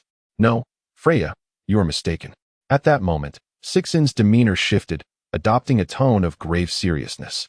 The essence of cooking lies in the food itself. Thus, any dish that brings joy, health, and satisfaction to those who partake in it is, in essence, the pinnacle of culinary art. Conversely, creations merely born from the accumulation of superior ingredients are but hollow spectacles, crafted solely for the sake of fame and profit, devoid of any true significance. As he spoke, a reminiscent smile graced Sixen's face. This is a lesson your mother imparted to me, embodying the very spirit of our culinary journey. At this moment, Freya gazed in astonishment at her father. The wisdom that Zixen had previously imparted to Freya was not lost on her, yet she had never taken it to heart, dismissing it as mere stubbornness from her father. However, at this moment, it is perfectly acceptable not to understand for now. You will come to comprehend in due time. I too was once in the dark, filled with uncertainty, aware that in the land of gastronomy, answers eluded me. As an exalted culinary master, I had reached the pinnacle of my craft there. Thus, I clandestinely departed from that realm, embarking on a journey across the globe in search of answers. At this point, a bittersweet smile graced Zixen's face. Nevertheless, my voyage was fraught with challenges. No sooner had I set sail than I was beset by tumultuous waves, cast upon a foreign isle, stripped of all my possessions. Fortunately, I encountered a band of pirates fleeing from the New World to the North Sea. After enduring numerous near-death experiences, we fortuitously traversed the doldrums and reached the North Sea. I initially believed that, given my culinary prowess, securing a chef's position in the North Sea would be a trivial endeavor, allowing me to continue my worldly explorations effortlessly. However, to my dismay, I, the exalted culinary master, found myself on the brink of starvation, unable to secure even a single cooking job. Zixen chuckled lightly. The reason was quite simple. At that time, I could not fathom the notion of accepting ordinary dishes crafted from commonplace ingredients, viewing them as an affront to my culinary artistry. In pursuit of the most exquisite dishes, I was often ejected from numerous establishments for my extravagant use of ingredients. Moreover, I was confounded by the fact that even when I prepared dishes that satisfied my own standards, they were sometimes met with disapproval from patrons, leaving me utterly perplexed. I naively believed that it was the unsophisticated diners who lacked the ability to discern true flavor. I wandered aimlessly until I arrived in the East Sea, reaching Logtown, where I met your mother. When I first visited this place, I was taken aback. At that time, the establishment was far smaller, accommodating merely 20 patrons. Yet it was perpetually filled, and the guests consistently praised the dishes prepared by your mother, leaving no room for dissatisfaction. Frankly speaking, I could not grasp it. To me, as you have articulated, the meals crafted by your mother seemed like mere cheap fare, deceiving those who could not discern genuine taste. Yet, having been famished for a considerable time and lacking work, I had no choice but to humbly accept a position as a mere assistant in your mother's kitchen. Eventually, I discovered the answers I sought within those walls. However, the manner in which I unearthed those truths is something I cannot disclose. For it is a journey you must undertake yourself. I could tell you, but you may not comprehend. At this juncture, Zixen turned to his daughter with a serious expression. Do you still believe you have surpassed both me and your mother, wishing to continue participating in culinary competitions? Freya, though still harboring a sense of competitiveness, recognized that in the presence of her parents, she resembled a frog in a well, foolishly believing she had surpassed them. What must I do to truly surpass you both? Upon hearing this question, Zixen, lost in recollection, replied, at the very least, you must achieve a level of skill comparable to mine. One that would allow you to be recognized as a culinary deity in the land of gastronomy before you are worthy to compete with me. But didn't you say the land of gastronomy is a graveyard for chefs? Foolish child, I have ascended to the status of a culinary master, and thus I am entitled to make such claims. As for you, at this point, you lack even the qualifications to be buried in that grave. Freya glared at her father through gritted teeth, yet, having come to understand the brilliance of her father's past, she found herself at a loss for words to refute him. In that moment, Freya witnessed her father, Zixen, bowing deeply to the pirate Yimu before him, saying, I entrust my daughter to you henceforth. Freya was taken aback. Hey dad, what madness is this? How can you entrust me to a pirate? Zixen, regaining his earlier paternal demeanor, retorted, if you intend to venture to the land of gastronomy, you must inevitably pass through the New World. Do you plan to go alone? Yet, even becoming a naval officer is preferable to being a pirate, and isn't there another option? Foolish child, look at these two. One is interested in the culinary arts. While I may not favor pirates, I cannot hold any affection for the Navy or its traders either. Kazan and Dorag, caught in the crossfire, exchanged glances, wishing to contest the statements made but realizing that Zixen's words held an undeniable grain of truth. In a sudden turn of events, the entire situation shifted dramatically. Zixen, who had initially expressed staunch opposition to his daughter becoming a pirate, unexpectedly began to recommend her to Captain Yimu. Captain Yimu, rest assured, while my daughter's culinary skills may not quite match mine, she has inherited half the talent from both her mother and me. Moreover, she is a cook who has consumed the cooking fruit, and she will certainly not hinder your endeavors. The cooking fruit. That is something I discovered in the North Sea. Freya possesses the extraordinary ability to transform her hands into various kitchen utensils, effortlessly handling any ingredient and preparing an array of dishes at will. She is undoubtedly a natural talent for the culinary arts. What do you think? As Zixen spoke, he rubbed his hands together, eagerly awaiting Yimu's response. However, Yimu suddenly shook his head and replied, to be honest, I am quite tempted at this moment and would love to accept your proposal. Yet, I am seeking companions, and I have no intention of forcing anyone into this." Upon hearing this, Sixion's admiration for Yimu only deepened. He turned to his daughter, who was lost in thought, and said, "Captain Yimu makes a valid point, Freya. Father is merely pointing out a path for you, but how you choose to walk it is entirely up to you." At this moment, for Freya, it was the most pivotal choice of her life. To become a pirate? Although she harbored some aversion to the idea, the presence of the individual before her tempered her reluctance. Recalling the times he had embraced her, the promises he had made during her whimsical moments, and the warmth he had provided against the bone-chilling cold, Freya found herself surprisingly unresistant to the notion. Yet, Freya ultimately posed a serious question. "If I become your companion, will you help me realize my dreams?" Yimu shook his head in response. "Dreams are best pursued through one's own efforts. However, as your captain, I shall be your staunchest supporter. So, as long as you are aboard my pirate ship, do not waver or hesitate. Simply charge towards your dreams. Even if you turn this world upside down, as long as I draw breath, I will stand resolutely behind you, providing the strength you need to forge ahead." The town of Rog was particularly sweltering today. The sun hung high in the sky, its radiant beams illuminating every corner of Rog, roasting the humid, stifling air. Yet, this did nothing to dampen the enthusiasm of the townsfolk, who had emerged early, crowding the main street in search of prime positions. This street is the broadest in the entire Rog town, and serves as the sole connection between the Rog town naval headquarters and the execution ground. Countless sailors stand resolutely on either side of the road, maintaining order. The throngs of onlookers are gathered tightly, all gazing toward the end of the street, eagerly awaiting the arrival of the person they long for, the Pirate King, Gold, Roger. At this moment, Yimu is also present, accompanied by Enel, Tiger, Freya, and Baby 5. "How high up you are, Lord Enel." Baby 5, being quite small, finds herself unable to see anything amidst the crowd. Consequently, Yimu places her onto Enel's shoulder. Enel appears somewhat reluctant, yet Baby 5 joyfully wraps her arms around his neck, scanning the surroundings. Meanwhile, Yimu turns to Freya and inquires, "Have you said your goodbyes to your father?"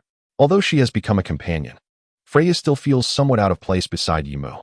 Nevertheless, she endeavors to integrate herself, replying, "Yes, I bid farewell last night. You shared many stories about the Grand Line with me. But now that I am a pirate, will the Navy truly not cause trouble for my father? Rest assured.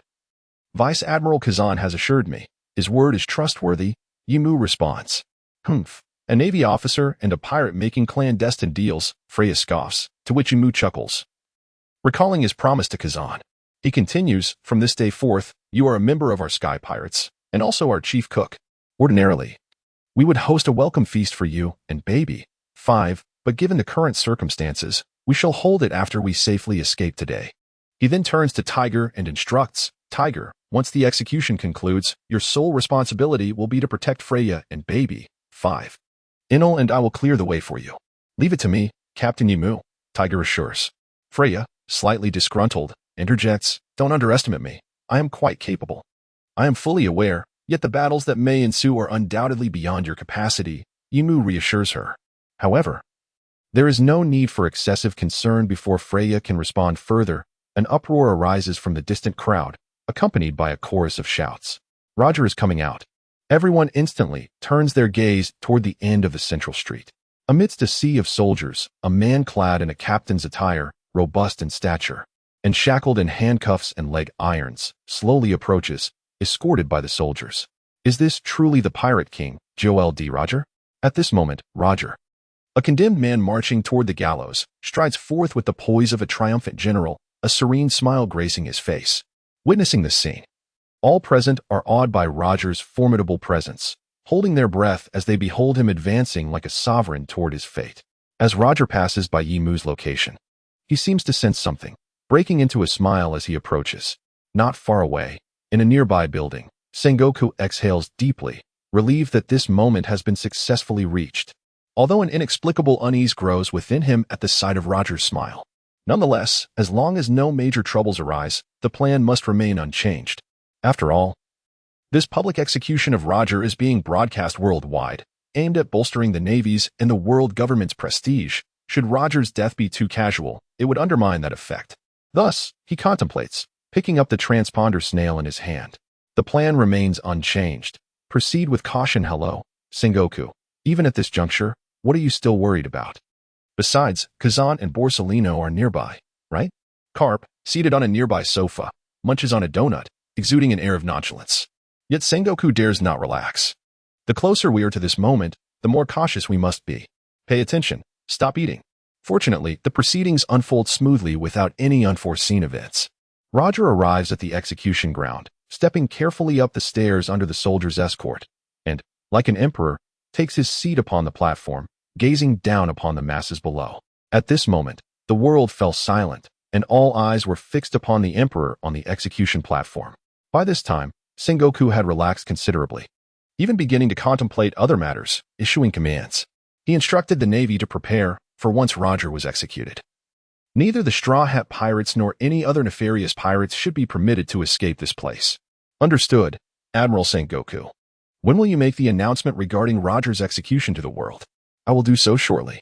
Yet, at that very instant, a familiar voice unexpectedly pierced the stillness of the square, addressing Sengoku, Kazan, Borsellino, and Dragon. Hey, Pirate King, where have you hidden the treasures you found?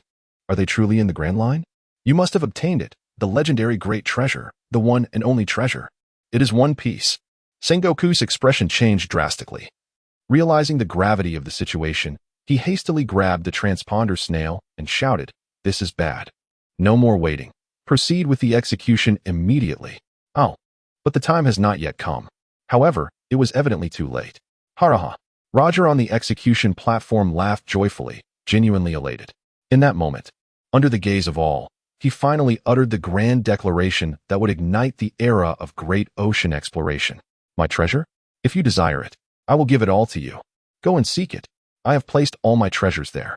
At this moment, the entire square, indeed, every place where the live broadcast of this public execution was being watched became raucous, with voices raised in fervent exclamations. Oh, the ultimate treasure is mine. However, Sengoku's face darkened considerably as he clenched the communicator tightly in his hand. How infuriating. Was this Roger's plan all along? The sky pirates under Yimu must not be spared this time. At this very instant, Enel, Tiger, Freya, and Baby, five gazed in astonishment at their captain. For the words just uttered were indeed posed by Yimu himself. Hey, Yimu, that statement just now, was it prearranged with Roger? Enel inquired, somewhat taken aback. Of course not. I merely feel that I am more suited to lay the groundwork for the dawn of this new era. Ha! At that moment, Yimu was filled with an unprecedented excitement and joy. Suddenly, he shouted loudly, capturing the attention of everyone in the attraction square. Members of the Sky Pirates, now, let us set sail for the Pirate King's ultimate treasure. The adventure begins. Oh, Yimu's proclamation not only ignited a spark in the eyes of his crew, making them feel the destiny of this era descending upon them, but it also resonated with the crowd gathered in the square and all those observing the execution. Instantly, everyone awakened to this call, their voices echoing into the heavens. Without a moment's hesitation, they surged forth towards the sea, their hearts united by a singular thought. The Pirate King's ultimate treasure is mine. Shut down the broadcast. All Navy personnel, mobilize. We must not allow these scoundrels to escape Logtown. Especially that rascal Yimu of the Sky Pirates. At this moment, Sengoku felt a rush of blood to his head, his face turning crimson. Fortunately, after an initial wave of panic, he quickly regained his composure and issued a series of commands. Yet, he soon realized that the situation was deteriorating too rapidly, rendering him somewhat powerless to intervene. The throng of people, visible to the naked eye, surged towards the port like a tidal wave. A new era has begun. Our time has come. Little ones, we must not lag behind. Charge forward. Wahaha, the age of pirates, how exhilarating. The Pirate King. Captain, I will certainly find remarkable comrades to inherit your dream. Woo, Captain Roger. What a dangerous fellow. It's a pity he is not a pure swordsman. My path as a great swordsman is still long ahead. Yimu of the Sky Pirates eagerly anticipates their next meeting. Now, let me lend you a helping hand. At this moment, regardless of the thoughts occupying each individual's mind, they all shared a common aspiration, the sea. Hey, Sengoku, what are you doing? Why haven't you issued the order to attack?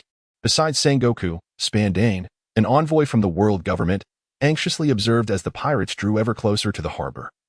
Some even having boarded their ships, while the navy remained inactive. Sengoku, fixated on the harbor's direction, resolutely replied, "No, there are too many civilians here. If I give the command to attack, innocent lives will undoubtedly be harmed. Are you mad? At a time like this, how can we concern ourselves with that? What if we let them escape into the sea? Rest assured, they won't be able to flee. I've already sent Kazan to intercept them. You fool. You have completely botched the execution of Pirate King Roger, so prepare for the world government's wrath. We must go." Spandane, in a state of urgency, led the CP9 members in pursuit of Yi Mu and his companions. Meanwhile, Yi Mu, the instigator of it all, raced towards his ship alongside his comrades.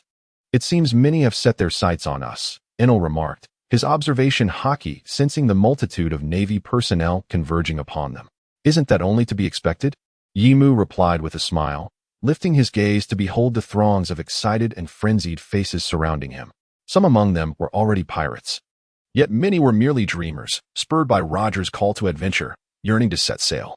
All shared a singular goal, to rush towards the sea. Not far away, the harbor was densely packed with ships, blockaded by the Navy. Should we make a move? No need. These Navy personnel cannot possibly restrain such a frenzied crowd. At that moment, the Navy officers, caught in a cold sweat, stared at the throngs of people surging towards the sea like a horde of zombies. Fire warning shots. Drive these people back. Bang, bang, bang. The gunfire rang out, momentarily startling the ordinary citizens at the front, but it was merely a fleeting effect. A wild voice erupted amidst the chaos. "Wahaha. Do not obstruct men from setting sail, Navy." As the words left his mouth, a colossal sandstorm materialized before the Navy, sweeping towards them in a whirlwind of yellow dust. Damn sand crocodile crocodile.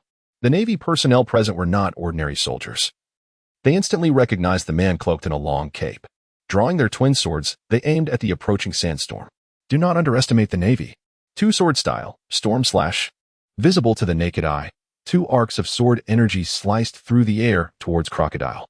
However, Crocodile remained utterly still, for a figure descended from the heavens, wielding a massive black blade, effortlessly intercepting the Navy's assault. Dracul Mihawk. The Navy's countenance darkened upon witnessing the man with the sharp gaze of an eagle block their strike. Why? Do you wish to become a pirate as well? Mihawk shook his head. No, I merely found beauty in your slash, and it brought me joy, compelling me to intervene. You insufferable scoundrel. The Navy seethed. But it was evidently futile. Crocodile's sandstorm carved a path through the crowded Navy ranks. Yet, the Navy was unperturbed, for this was merely their first line of defense. None shall pass. Anyone who crosses this line will be deemed a pirate and executed.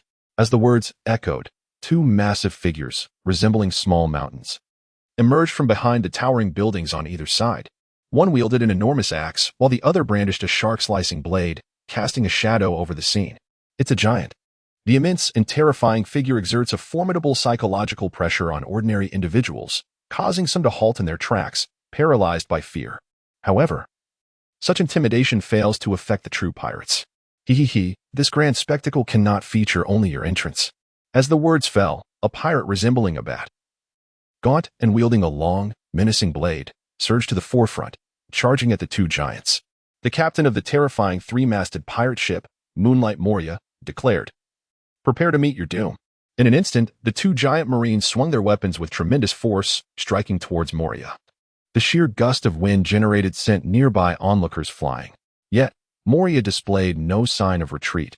Instead, he was filled with exhilaration as the black armored blade in his hand clashed against the colossal axe and the shark-slicing sword, which were more than 10 times his size.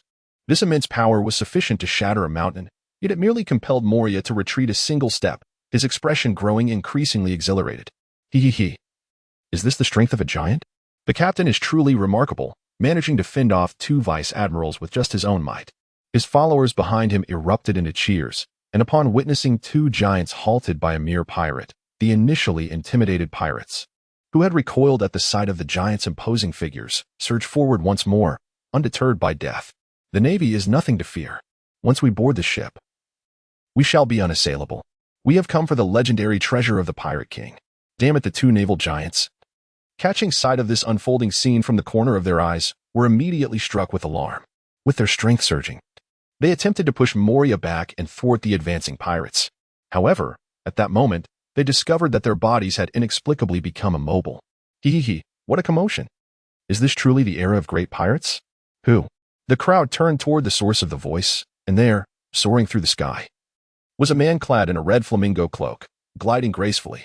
Damn it, Don Quixote da Flamingo, captain of the Don Quixote pirates. Hee, this era is indeed thrilling. As Da Flamingo's hands waved in the air, he cast a wicked grin upward, causing one of the naval giants to suddenly feel his body slip out of his control, swinging his massive axe toward his comrade. What? The other giant had no time to react before being struck by his ally, blood gushing forth as his colossal form, akin to a mountain, collapsed, toppling countless structures. Now's our chance, everyone, charge. Witnessing this spectacle, everyone was further invigorated, with the swiftest already climbing aboard their pirate ships. Just then, a golden light appeared behind Doflamingo. How terrifying, so many newcomers. Doflamingo, have you been struck by light speed again? Doflamingo broke into a cold sweat, laboriously turning to behold the figure of Kizaru. This is bad. At that moment, accompanied by a flash of lightning, another voice, somewhat defiant, rang out. Hey, I wanted to ask you something, Navy. Oh, it's you again, Enel, vice captain of the Sky Pirates. Kizaru's expression remained placid, yet his impending kick of light speed never fell. Indeed, Kizaru.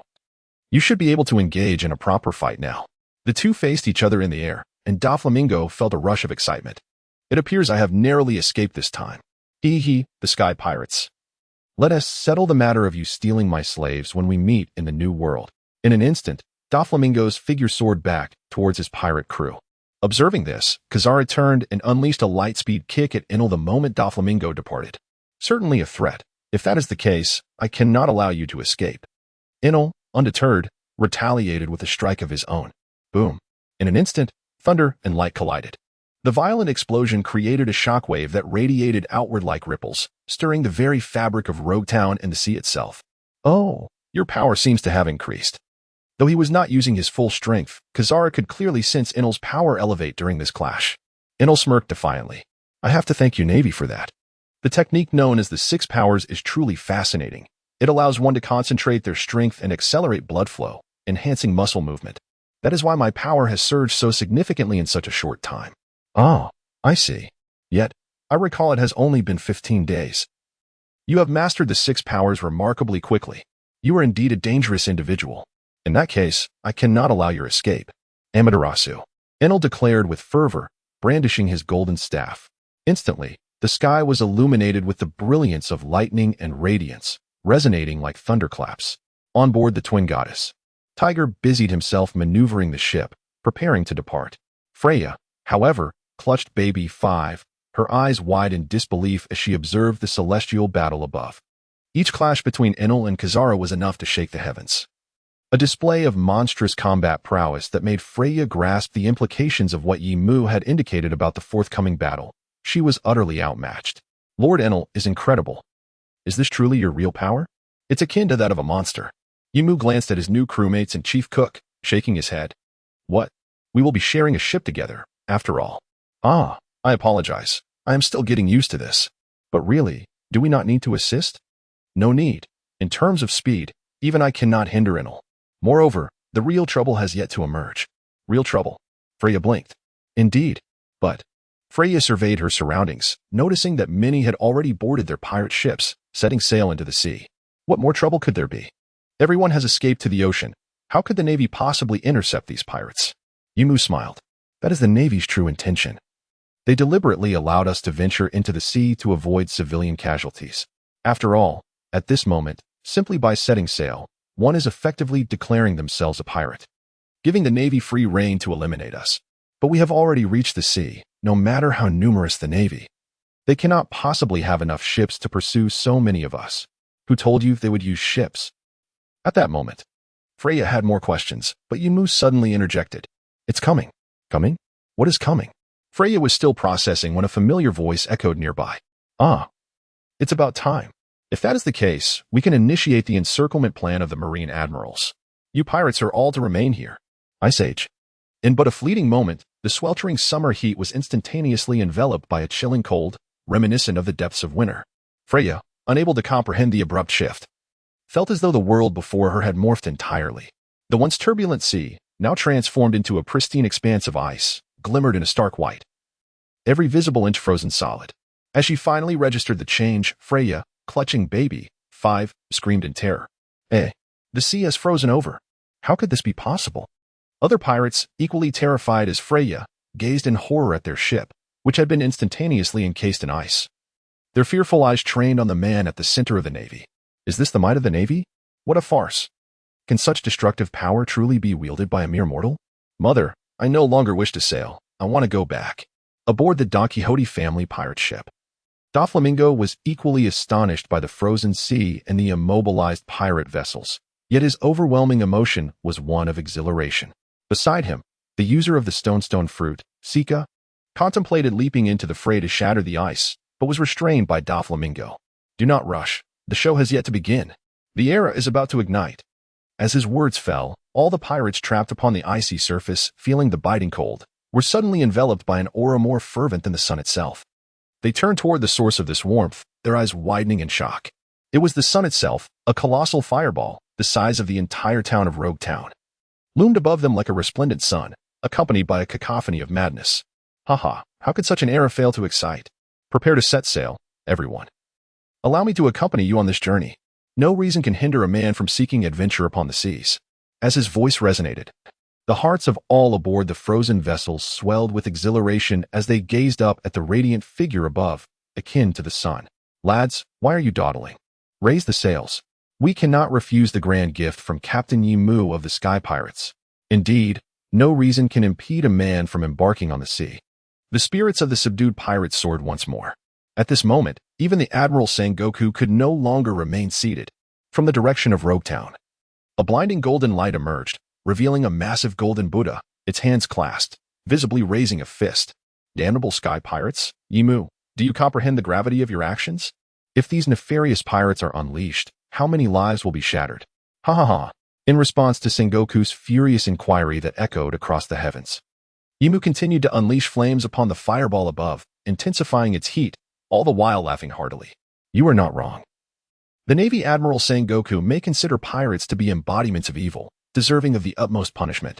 Yet, as an admiral, you must understand what true malevolence in this world truly is. As these words escaped his lips, Sengoku was momentarily taken aback. However, the subsequent remarks of Yimu caused his expression to shift dramatically, rendering him momentarily paralyzed with fear. The celestial dragons and the world government, perched high above, may be perceived as the epitome of evil, capable of obliterating countless families. Yet, it is the celestial dragons and the world government that have laid waste to entire nations. If this world truly aspired to the peace you describe, then why do so many pirates still roam? From whence do these so-called malevolent pirates originate? Tell me, Sengoku, as a servant of the world government and a lapdog of the celestial dragons, how many nations, islands, and families have you decimated? If you are so insistent on clinging to your version of justice, then, like me, first eliminate a celestial dragon before you dare to lecture me. This terrifying proclamation from Yimu, which bordered on a provocation of the world government, left the entire sea, and even the town of Rogu, in a state of shock. Even the battling navy and pirates momentarily halted, captivated by the unfolding drama. Breaking news, breaking news. You fools, are you recording this? Morgans was utterly exhilarated. How dare they challenge the world government? These scoundrels must not escape. It is imperative to inform the Gorosei and deploy CP0 agents. Spandane, on the other hand, was rendered pale with fear. What a terrifying proclamation. This era is about to become utterly tumultuous. Hey, this guy is remarkably dazzling, isn't he? Is this why Captain Roger held him in such high regard? It seems I was not mistaken. Captain Yimu shares the same ideals as I do. In that case, old man, I shall not let you pass, even at the cost of my life. Meanwhile, Yimu was already prepared. Enel, return. Tiger, get ready. We must retreat. Understood. Enel, who was confronting Kizaru, swiftly vanished in a flash of lightning, evading the admiral's grasp. Kizaru, however, refrained from pursuing, having sensed a dangerously ominous aura. At the moment Yimu spoke, a colossal fireball, akin to half the size of Roga Town, rapidly shrank to the size of a fist, transforming into a menacing black sphere. Despite the considerable distance, Kizaru's observation Haki delivered an alarming sense of peril. Hey, that technique is utterly terrifying. Sengoku too. Sensed the gravity of the situation, the shock that had initially engulfed him was replaced by a singular thought. He could not allow this attack to manifest. In an instant, Sengoku radiated a golden brilliance, visible shockwaves coalescing in his hands as he morphed into a blur, hurtling toward Yimu. I will not allow you pirates to escape and jeopardize the world. This is my justice. Yet, as Sengoku charged forward, Yimu remained unfazed. Too late. With the utterance of Apollo's wrath, the black energy sphere shot forth like a cannonball. At that moment, Sengoku, who was already upon Yimu, experienced a sudden change in expression, halting in his tracks as he struggled to turn around. To his astonishment, the target of the black energy sphere was not him, but the distant Roga town and the navy. Damn you, Yimu. Though Kazan and Kizuru were present, Sengoku could not afford to be careless. He immediately abandoned his attack, vanishing to intercept the energy sphere with a shockwave before it could reach Roga town. However, an anomaly emerged that even his observation Haki failed to detect. As the black energy sphere appeared poised to collide with his shockwave, it suddenly altered its trajectory as if under some unseen control, arcing gracefully past him and plummeting from the sky. No, this is impossible. Sengoku's face betrayed disbelief as he watched the black sphere descend, ultimately vanishing into the icy surface, right on the dividing line between the navy and the pirates. Crack. At this moment, the entire world fell silent. Upon the vast expanse of the frozen sea, the only sound that resonated was that of something shattering. The sound of shattering grew increasingly louder and more pronounced. Countless fissures began to appear on the ice surface, visible to the naked eye, while scalding steam erupted from these cracks, emitting a piercing shriek. At this moment, the formidable beings possessing the power of observation, Haki, sensed the immense turbulence beneath the ocean's surface. Even ordinary individuals could hear the resounding roar emanating from the depths below, as if some dreadful entity were about to surge forth from the abyss. Boom. It was not long before the piercing cries ceased, replaced by an eruption reminiscent of a volcanic explosion. A torrent of scalding water surged upwards from the fissures in the ice, soaring into the heavens, effectively dividing the pirates from the navy. Yet, this was only the beginning, as the chain reaction of explosions continued beneath the surface. The fragments of ice multiplied until a cataclysmic eruption ensued. Boom. A towering wave, reaching heights of 400 to 500 meters, manifested before the eyes of all, obscuring the sky. Could it be that this individual has harnessed the full potential of the Mera Mera Nomi to such an extent? At this moment, Sengoku's complexion was ashen, for as his words fell, towering waves reaching heights of 400 to 500 meters surged forth, only to crash down instantaneously. In this instance, no wind was required to serve as a catalyst. The waves that surged outward ensnared the pirate ships upon the sea, carrying them away amidst the roar of the ocean, while the naval vessels were forcibly pushed ashore, becoming stranded. Despite Sengoku's fury and resentment, he found himself utterly powerless. The temperature of the seawater had risen dramatically, as if it were being vaporized. This time, Kazan refrained from taking action. Such an extensive freeze was beyond even his capabilities, especially in the face of such scalding seawater. Moreover, while Yimu's move was indeed grand in scale, it did not result in significant casualties, aside from a few individuals who were scalded by the intense heat. Furthermore, Yimu's pointed questions to Sengoku resonated deeply within him. As a vice admiral and a candidate for admiral, Kazan was acutely aware of the dark secrets concealed by the navy and the world government. Yet, despite his formidable prowess, he found himself powerless to effect change. However, recalling the agreement forged between the two pirates the previous day, a flicker of hope ignited within Kazan's heart. Perhaps you might hold the answers I seek. Sky Pirate Yimu. At that moment, an absurd laughter reached his ears. Oh Kazan, it seems your ice powers have been outshone by that lad's flame abilities. Kazan did not even need to turn around to identify the speaker. Vice Admiral Garp, you need not deliver such jabs at my expense, he thought to himself. Garp scratched his head, laughing nonchalantly. However, before Garp could finish his mirth, a powerful fist descended from above, driving him into the ground. Accompanying this was Sengoku's furious roar. Garp, you rascal, where have you been? If you had been here. Garp, unfazed, climbed out from the earth, dusting himself off while offering an apologetic smile. My sincerest apologies, Sengoku. I was led astray by that little scamp of mine. But truly, it's astonishing that you were fooled by that boy's Haki. Sengoku's forehead throbbed with veins, yet he ultimately restrained his anger. After all, that punch had served as a necessary outlet for his emotions.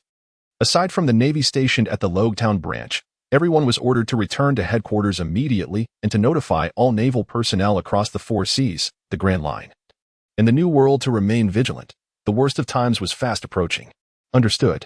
Following the issuance of his command, Sengoku stormed off, and everyone immediately fell in line behind him. Only Garp remained, gazing solemnly towards the sea. Noticing this, Kazan, feeling a sense of unease, inquired, "What troubles you?" "Vice Admiral Garp?" "Oh, it's nothing. Just a rather fearsome young man," Garp replied, joining the others. No one could fathom the thoughts swirling in Garp's mind. Had they known, the entire Navy and world government would likely be engulfed in panic. Indeed, he had been momentarily distracted by Dracul Mihawk, yet with Garp's strength.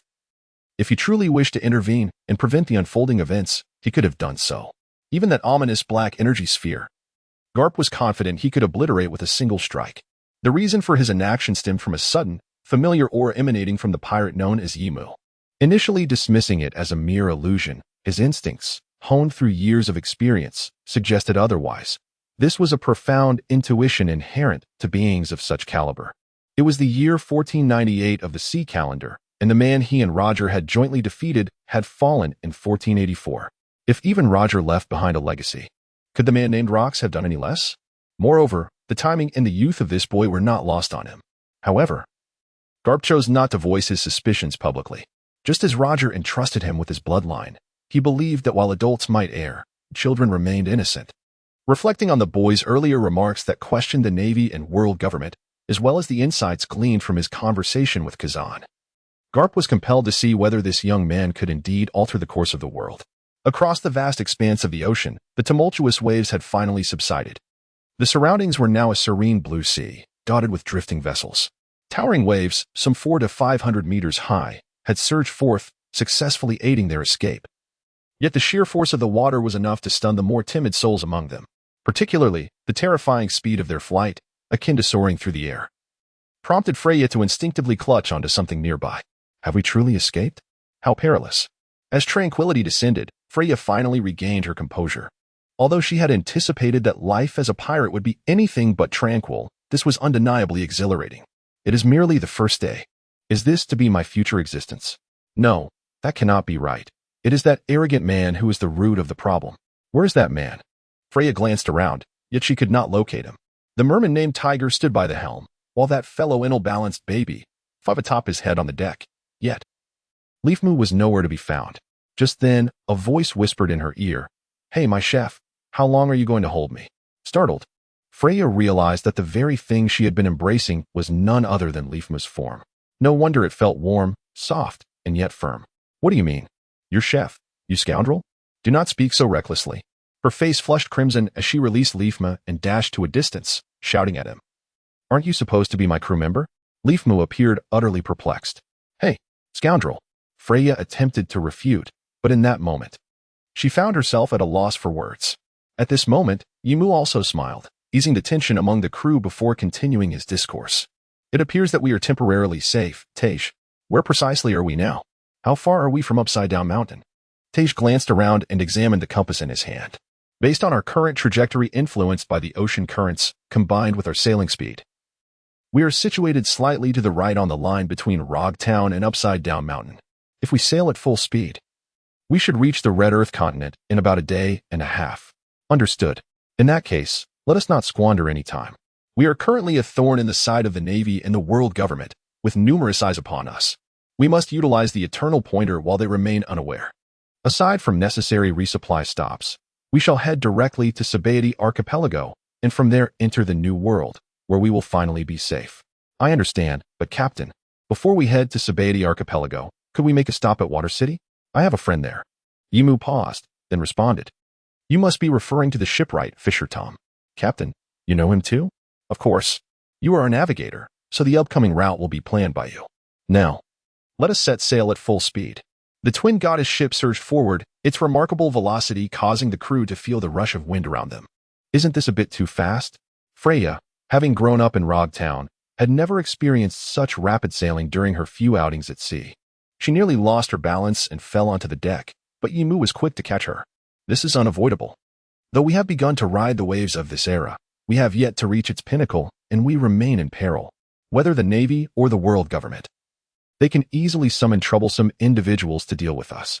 Thus, for our safety, we must proceed at full speed. Our pirate ship, the Twin Goddess, possesses an extraordinary propulsion system, unmatched even by naval vessels. However, the Navy remains oblivious to our capabilities. If they were to discover them, they could easily encircle and intercept us. Each of us, including myself, Enel, and Tej, has our unique advantages. I can fly, Enel is incredibly swift, and Tej can submerge into the sea. Capturing us will not be a simple task. However, you and Baby 5 are still quite a distance from our level. Nonetheless, you need not fear. As captain, it is my duty to protect you. Unless I perish, I shall ensure you are not captured. Ha ha. Observing Yi Mu's hearty laughter, Freya felt surprisingly unrepelled despite their proximity. Moreover, you need not worry about our twin goddess. Besides its speed, it has a trump card that makes it difficult for the Navy to locate us. A trump card. Despite Yi Mu's warm encouragement, the thought of the dangers ahead unsettled Freya. His mention of a trump card provided her with immense comfort. Indeed, our twin goddess can navigate the calm belt. But I've heard that the calm belt is a habitat for sea kings, where vessels are often attacked, even Navy ships. Oh, but our twin goddess is exceptional. Specific details are outlined in the vessel's manual. You may review it yourself later. For now, just know that our ship is adept at traversing the calm belt without attracting the attention of sea kings. That's splendid. It must be said. This trump card indeed instilled a sense of reassurance within her. Just then, Yi Mu's voice rang out again, addressing not just her but the entire crew. Despite this, as we witnessed today, our future adventures will be fraught with peril.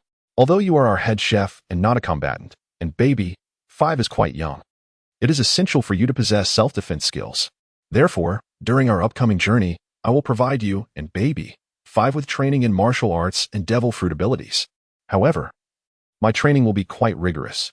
At this point, a terrifying expression crossed Yi Mu's face, sending a shiver down Freya's spine. You both must prepare yourselves for some arduous trials, potentially even facing death. So tell me, do you regret your decision? After saying this, Yi Mu turned to Freya and Baby 5. Freya turned pale with fright, while Baby 5 clung tightly to Enel's head. Baby 5 is not afraid, as long as Lord Enel requires it. She will do anything. Enel's expression darkened. You little girl, do not speak carelessly. Freya shot a look at Enel as if he were deranged, then rushed over to snatch Baby 5 away, cradling her protectively. From today onward, Baby 5, you shall stay with me, understood? But I am Lord Enel's exclusive maid. I don't care. You are not to be near this peculiar individual. Hey, you foul woman, who are you calling peculiar? Whoever agrees is the one. All right, all right. As the conversation veered off in another direction, Yi Mu promptly redirected it. You need not worry. Both of you are devil fruit users with immense potential. Thus, provided you focus on your training, your progress will be swift. Our pirate ship also offers training methods for the Navy's 6 powers and Haki techniques, which are exceedingly rare forms of training in the Grand Line.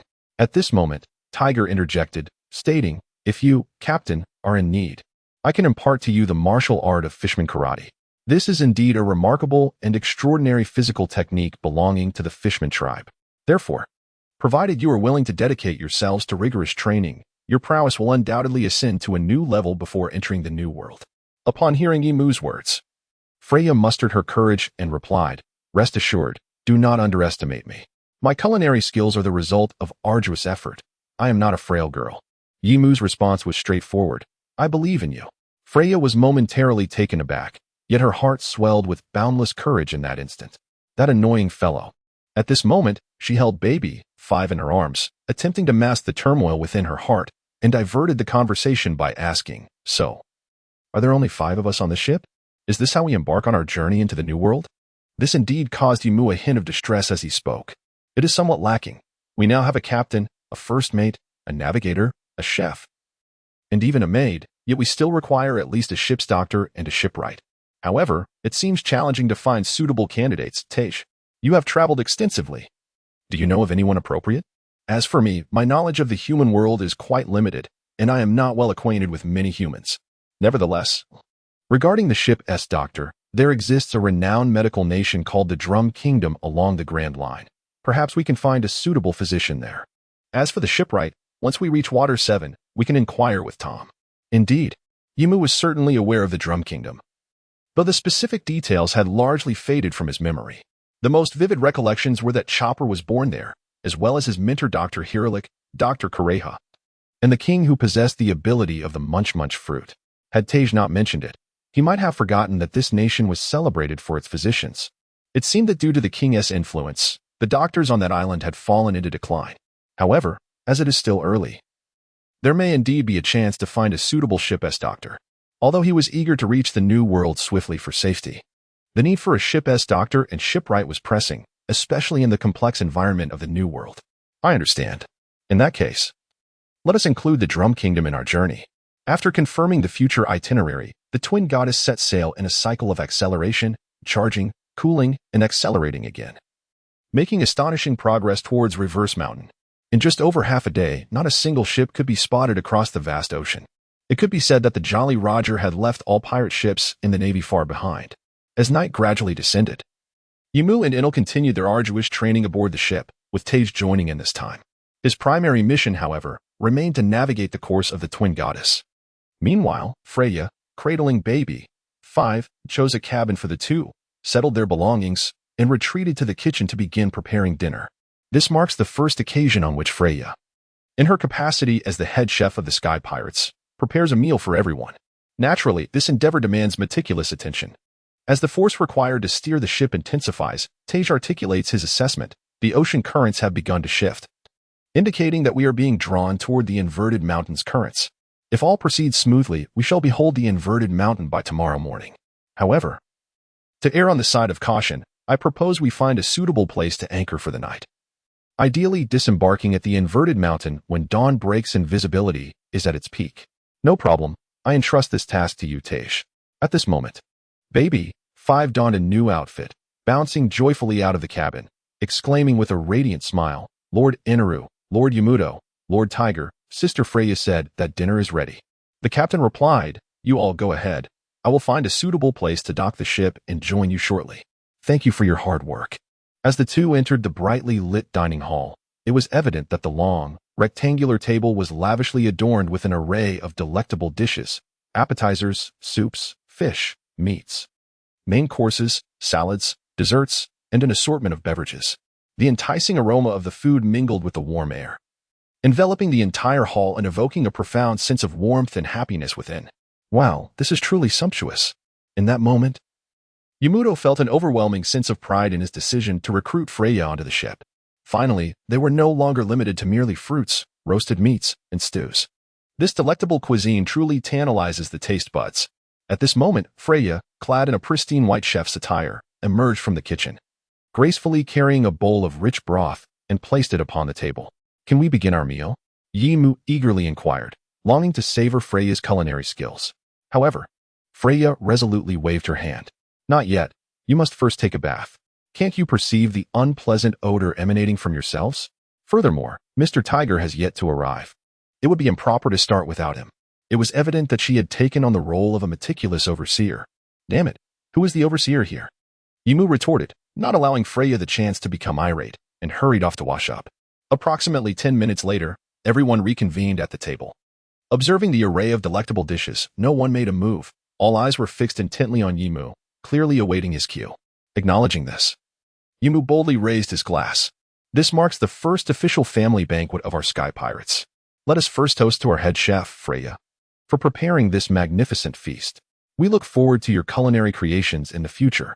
Cheers. Next, let us raise a glass to our navigator, Mr. Tiger. Without him, Analu and I might still be adrift at sea. We kindly ask for your continued guidance. Cheers. Now, let us toast to our little crew member, Baby 5, who brings us joy and laughter. By the way, is that juice in your cup, little one? Of course. You think I would forget? She replied, laughter filling the air. Cheers. Next, let us raise our glasses to our ship, the Twin Goddess, our steadfast support. To the Twin Goddess. Cheers. Lastly, let us toast to our Sky Pirate family and to ourselves. Tomorrow, we embark on the Grand Line, beginning our grand adventure. Prepare yourselves, for this world will be transformed by our presence. Cheers. Cheers. With that, I declared the meal open. Instantly, the atmosphere of the banquet transformed into one of joy. Yimu and Analyst set the example, shedding their titles of captain and vice captain, and, like children, with tears of happiness in their eyes, they began to indulge in the feast. Others quickly followed suit, swept up in the merriment. Wow, this is absolutely delicious. What had I been eating before? Damn it. Do you take issue with my cooking? Eating the same thing for 10 years would grow tiresome, And besides, Yimu, what you prepare pales in comparison to this. Our head chef is truly remarkable. Freya, you are the best. The joyous atmosphere of the banquet lingered until midnight. Many had indulged in drink. Yet only Freya and the secretly sipping baby, 5 were truly inebriated, while Yimu, Analu, and Tiger remained clear-headed. They took turns keeping watch, for they were to set sail for Reverse Mountain at dawn. When Freya finally awoke, the sun was already high in the sky, opening her eyes to the unfamiliar surroundings. She was initially startled, but soon recollected her new identity as a pirate. Freya, are you awake? The voice of baby, 5 chimed from nearby.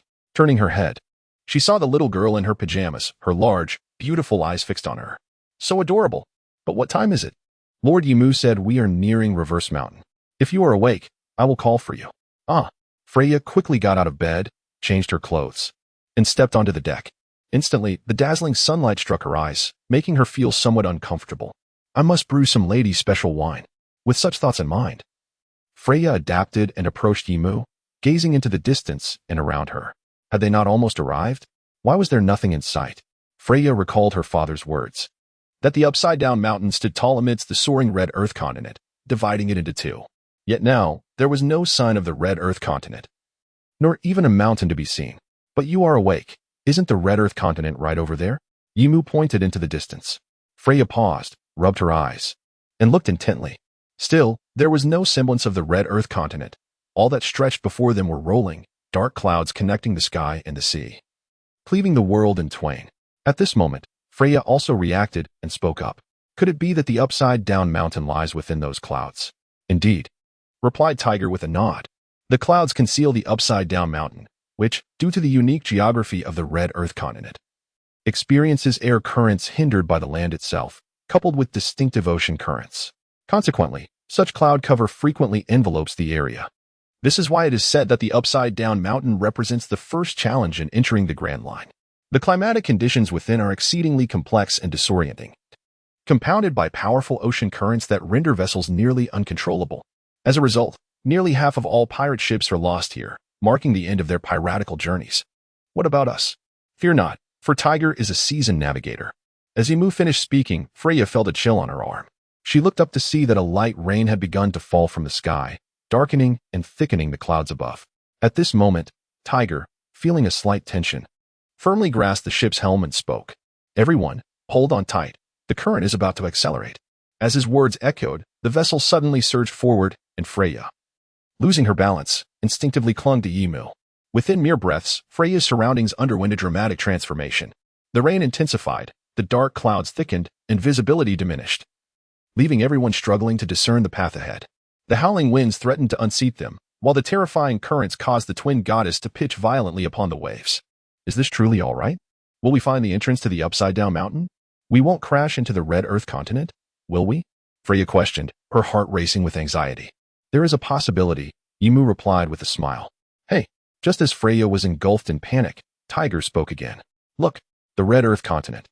Freya's attention was instantly captured as she gazed into the distance.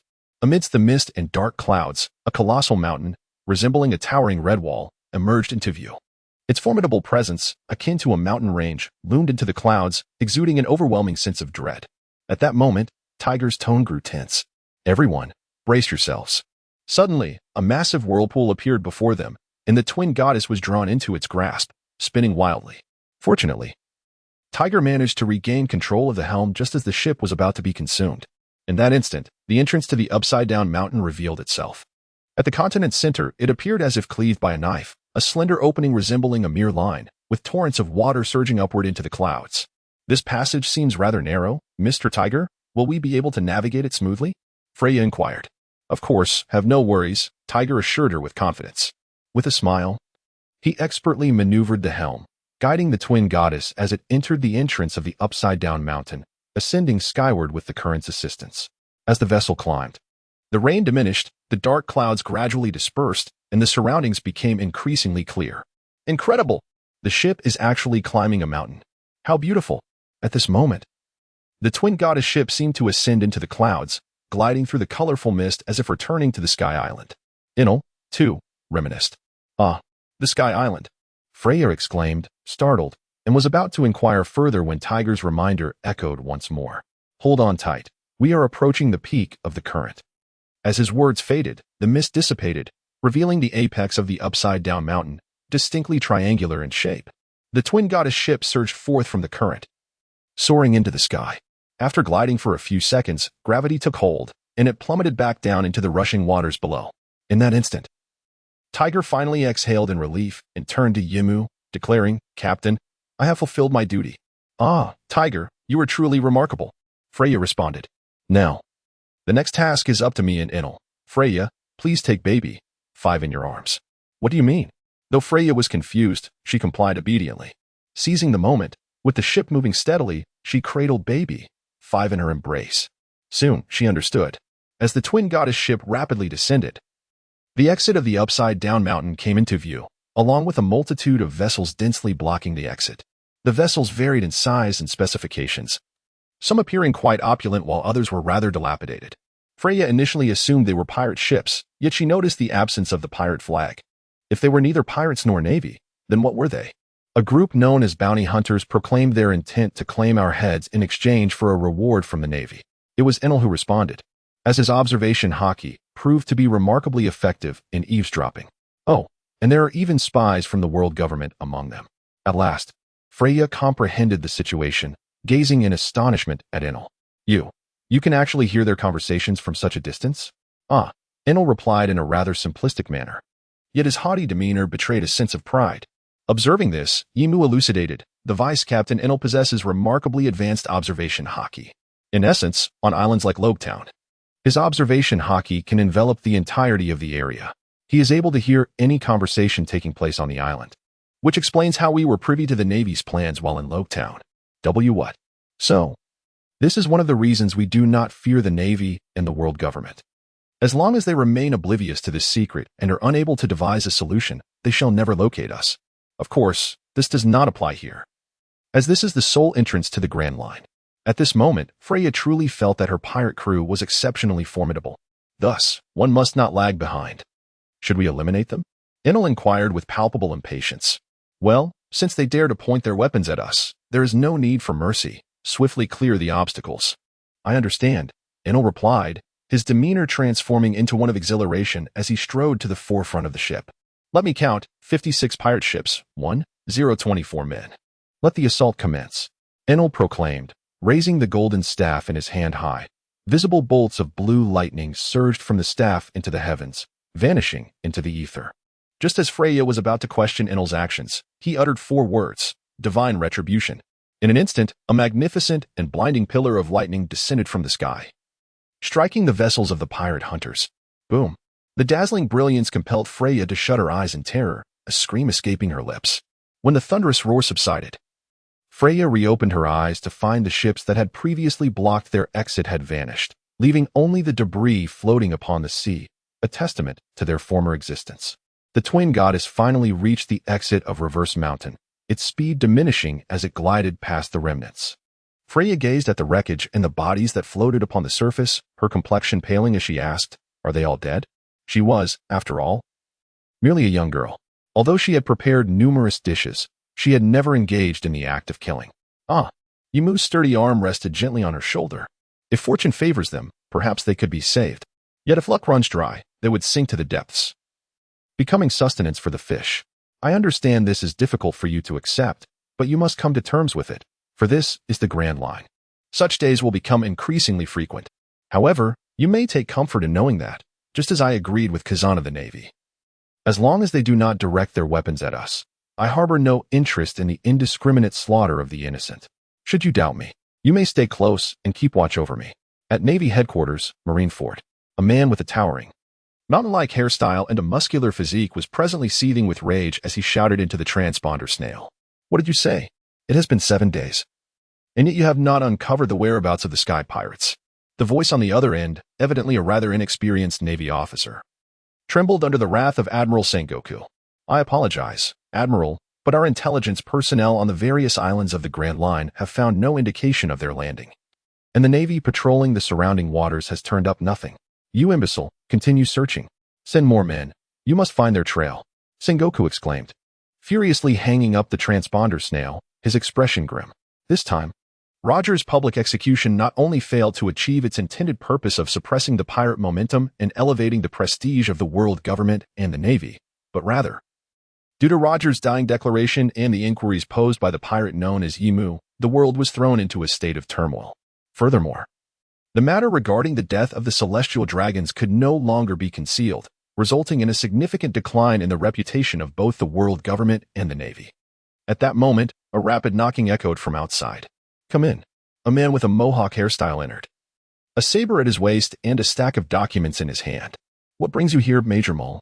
The unpleasant expression on Major Mole's face hinted that he bore grim news. "Indeed." Mole nodded and placed the documents on the empty desk. "These reports, received over the past few days from various Navy branches across the 4 seas and the Grand Line, indicated that within just a week, the number of pirates had surged exponentially, overwhelming their capacity to respond.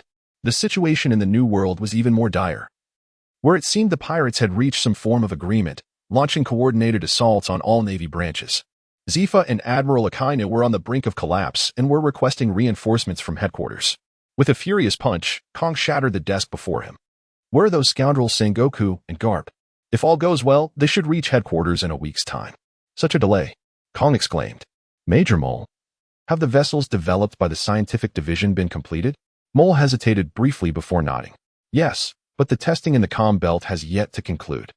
"Forget the testing. You must navigate the ships through the comm belt to retrieve them. 4 of the vessels should be entrusted to Sengoku and Garp, allowing them to lead a contingent of the Navy to the New World to aid Zifa and Akainu in suppressing the pirates there.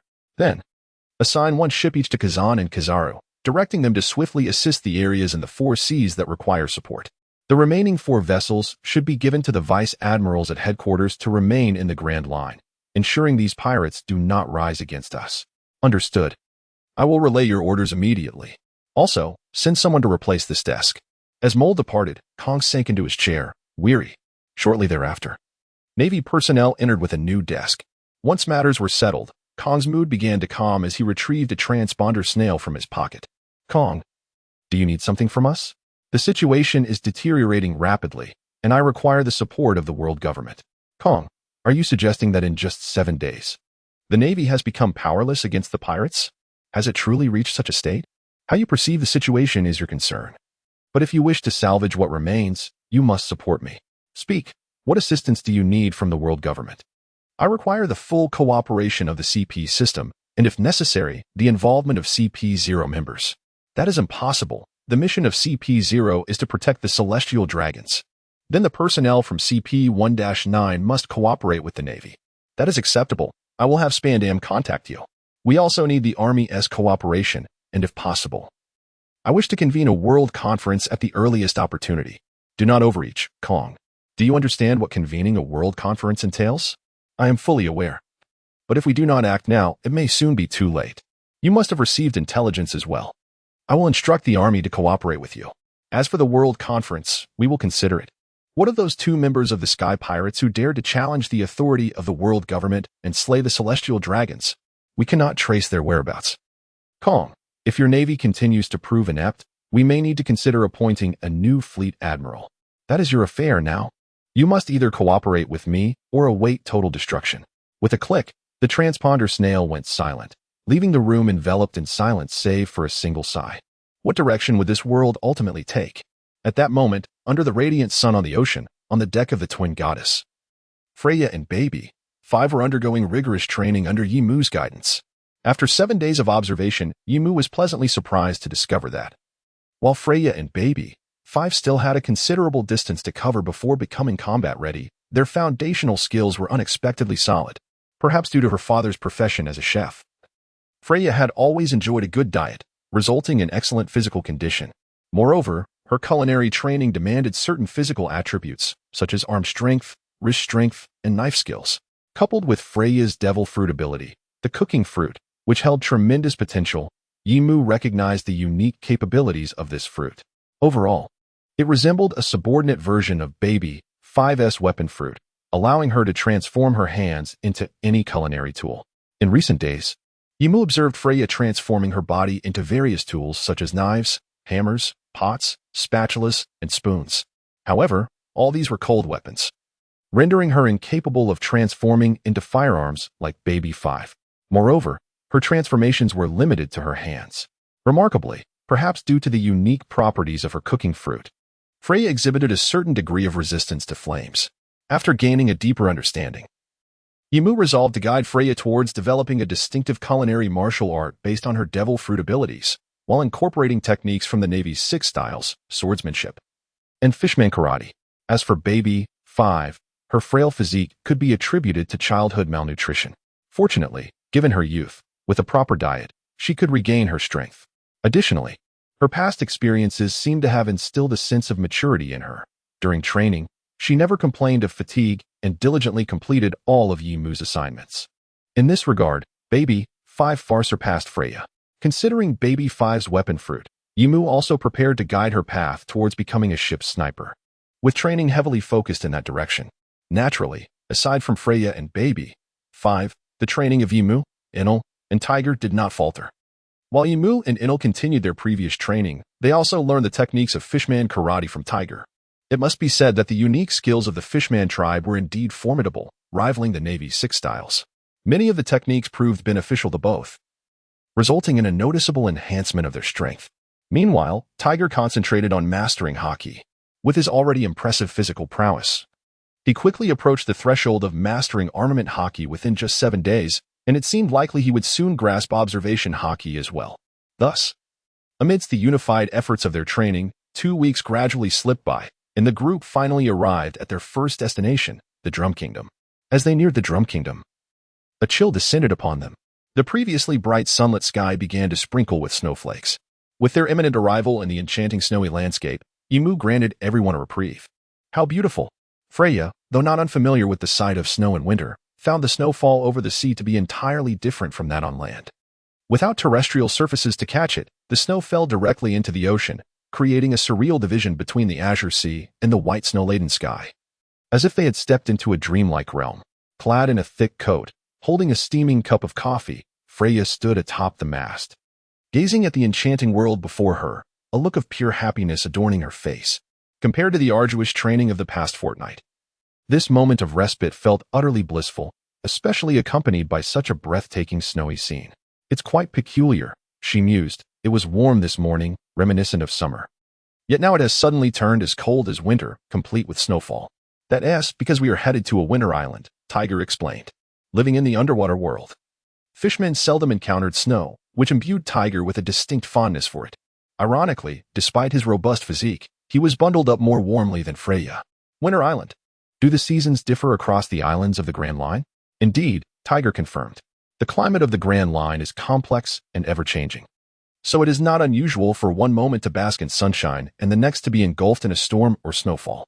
However, generally speaking, the islands exhibit stable seasonal climates, divided into spring, summer, autumn, and winter. Therefore, when the weather suddenly stabilizes while traveling the Grand Line, it signifies that we are nearing our destination. One could not help but commend Yimu for his astute decision in appointing Tiger as his navigator. Not only was Tiger skilled in navigation, but his wisdom and insight were invaluable assets. Yimu, who had merely advanced due to the unfolding narrative, could hardly compare. "Ah, I see," Freya remarked, a look of realization dawning upon her, though she soon expressed her confusion. "But the weather has been quite normal on our journey here." Tiger smiled, and Yimu elaborated. "That was all thanks to Tiger. He adeptly detected the climatic changes and steered our vessel away from impending storms." "Ah, how reliable you are, Mr. Tiger," Freya exclaimed, laughter escaping her lips. "Indeed, as the ship's navigator, I must possess at least this level of skill to be worthy of the captain's trust." Tiger replied with a chuckle. At that moment, the cabin door swung open, and Baby 5 emerged, bundled up like a dumpling, joyfully rushing to Freya's side. "Sister Freya, let us build a snowman." Although Baby 5 had spent only 14 days aboard, her fondness for this place had grown immensely. The most evident change was her transition from dependency solely on Enel to forming bonds with everyone aboard, especially as she now shared sleeping and dining experiences with Freya, nearing her reliance on Enel. "Of course," Freya responded, equally delighted. The two joyously commenced their snowman building endeavor on the deck.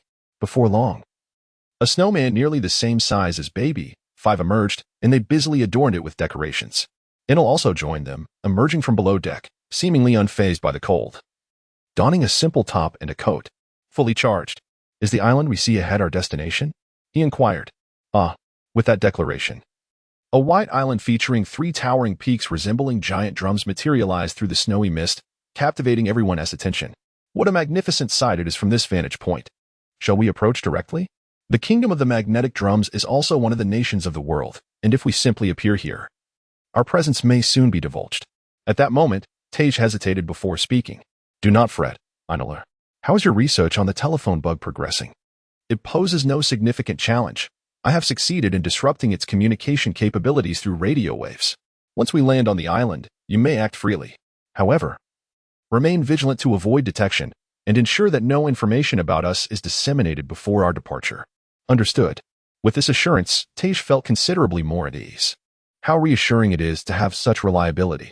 Yet, it seems Yimu may have overestimated the awareness of humanity in this world. As the twin goddess slowly approached the island, both Yimu and Ainulu's observation Haki revealed the same conclusion. It appeared that no one was paying us any mind.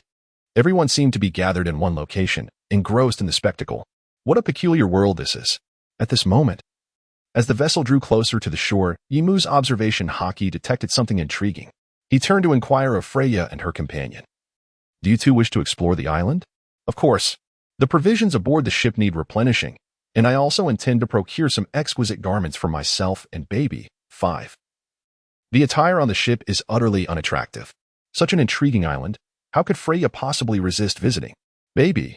5 nodded in eager agreement. In light of this, once you anchor the ship, feel free to explore at your leisure with Tiger.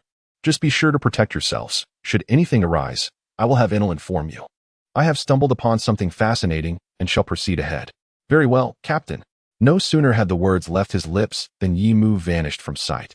Not far from the port of Drum Kingdom lies a quaint little village. In addition to the soldiers stationed at the kingdom's port, there reside some warm-hearted villagers. Originally, this place was exceedingly welcoming to visitors from afar. After all, as a renowned medical powerhouse along the Great Sea Route, it attracted numerous individuals seeking treatment and solace, consequently bestowing considerable wealth upon the entire kingdom. However, everything changed 2 years ago. All of this transpired due to the 2 princes of the Kingdom of Drum, namely the eldest Prince Muxalu and the second Prince Walbo. At the tender ages of 9 and 7, they have already inscribed the word foolishness upon their faces. Not only have they imposed exorbitant entry fees at the port, but they have also escalated the medical costs for the kingdom's physicians to a horrifying degree, alongside levying heavy taxes. What renders the island's inhabitants utterly despondent is the advanced age of the King of Drum Kingdom, for it is feared that before long, one of these 2 princes will ascend to the throne. Despite the king's awareness of his son's folly, as a latecomer to fatherhood, he is reluctant to chastise them. Thus, the entire Kingdom of Drum is spiraling into a state of disarray. For instance, at this very moment, on the white road connecting the port to the village, the eldest Prince Muxalu and the second Prince Walbo, flanked by their retinue, have encircled a large man and a small girl, mercilessly assaulting them with fists and kicks. Bastard. No money and still seeking treatment? Dream on. The lowly should just die quietly. 100 million berries. If you can present 100 million berries, perhaps I might persuade my father's doctor to treat your sister. Ha ha ha. The surrounding soldiers and villagers could only watch in silent agony as the bloodied boy clutched his pale sister tightly, shielding her from harm. Yet not a soul dared to intervene. Just then, a languid voice broke the tension, though the specific circumstances remained unclear. The mention of 100 million berries caught everyone's attention. What? The sudden, unfamiliar voice startled everyone in the port village. Who is that scoundrel? Muxalu and Walbo, infuriated by the interruption, turned to the source of the voice, only to discover an enigmatic figure cloaked in black and red, with flowing red hair, had inexplicably joined their retinue. The guards were taken aback and quickly raised their weapons, aiming at the stranger. The man, however, remained utterly oblivious to their plight. His gaze fixated on the crimson-stained snow where the 2 individuals, one large and one small, lay. The youth appeared to be slightly older than Yimu, likely around 17 or 18 years of age, while the young girl seemed considerably younger, approximately 12 years old. From the conversation overheard moments prior, it was evident they were siblings. At that moment, the boy was resolutely shielding his sister beneath him, enduring the brutal blows he had just suffered. His condition was dire. Blood streaming from his forehead, slowly dripping onto the snow, the warm crimson liquid melting the icy surface beneath. The other, a small girl with white hair, was in a precarious state. No, from Yimu's keen observation, it was apparent she might have only days to live. Her breath weak and flickering like a candle in the wind, on the verge of extinguishment. Coupled with the frigid environment, her complexion had turned an alarming pale. At that instant, as if he had heard Yimu's voice, the blood-soaked boy weakly lifted his head, gazing at Yimu with swollen, bruised eyes. With his last ounce of strength, he implored, "Please, save my sister." With those words, he collapsed, clutching his sister tightly, unconscious in the snow. Witnessing this scene, the arrogant Prince Mushiolu cast a disdainful glance at the two commoners before addressing Yimu, who had suddenly appeared. "Hey, who are you? And where did you come from? Why do you not pay your respects upon seeing me, the prince?" Yimu's face broke into a sudden smile as he replied, "So, you were the one who mentioned that if one could produce 100 million belly, you would have the doctor save them?" Mushiolu paused, initially poised to express his indignation, but then, gazing at the two commoners, a mischievous thought seemed to cross his mind. In their current state, 100 million belly is insufficient. "Oh, then how much do you require?" 500 million belly. With 500 million belly, I will have my father's doctor save both of them. But is mere survival all you seek? If I desire you to fully heal them, how much belly would that entail? At this moment, the young Mzialu's eyes revealed a malevolence unfitting for his tender age as he uttered a figure deemed impossible by all, 2 billion berries. If you can procure 2 billion berries, then you can heal them. Really? What if you cannot heal them? Impossible. My father's doctor is the finest in the entire Drum Kingdom. There is no ailment he cannot cure. If he cannot cure them, what do you propose? I understand. Our transaction is now established. The 2 billion berries will be delivered shortly. Please summon your father's doctor at once. Otherwise, should they perish, your 2 billion berries will be forfeited. What? Do you truly possess 2 billion berries? Of course, I will have someone bring it over. Mzialu gazed in astonishment at the man before him. Though he harbored doubts, for 2 billion berries was an astronomical sum, his greed ultimately prevailed. I will summon my father's doctor immediately. But if I do not see the money soon, you shall pay with your life. No problem. Mzialu produced a pink snail phone from his pocket. However, strangely, no matter how he pressed the intercom button, the snail remained unresponsive, as if it were in slumber. In a fit of rage, Mzialu hurled the snail to the ground and shouted, "Useless thing. Go to the palace at once." Meanwhile, within the palace of the Drum Kingdom, Dalton, the captain of the royal guard, knelt before the king, recounting the recent actions of the two princes. "Your Majesty, the citizens are exceedingly displeased with the conduct of the two princes. If this continues, I fear." Upon hearing Dalton's words, the aged king, seated upon his throne, understood the gravity of the situation. "I share your concerns, but what can I do about these two children, Dalton? Do you have any suggestions?" Well, Dalton was at a loss, fully aware of the root of the problem. However, would revealing it truly make the king alter his indulgent affection for his sons? At that moment, a guard rushed in. "Your Majesty, what is it?" Mzialu and Prince Walpo wished to summon the royal physician to the port to treat their ailments. Both the king and Dalton were taken aback. They knew the personalities of these two princes all too well. It was improbable for them to seek a doctor as help for anyone else, especially the royal physician. What could possibly be the reason? The king demanded sternly. The guard, not daring to withhold the truth, replied, "Someone has offered 2 billion berries, and the princes." The two were astonished. While the king of Drum Kingdom was not short on funds, 2 billion berries was a sum even he would struggle to produce swiftly. Now, someone was offering such a fortune for healing.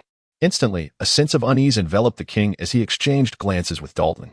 Understanding, Dalton nodded. "Your Majesty, I shall take men to investigate. Thank you for your efforts." At this moment, the village road leading to the port was thronged with villagers and soldiers eager to witness the spectacle. In the center of the village, a mound of gold glimmered like a small mountain.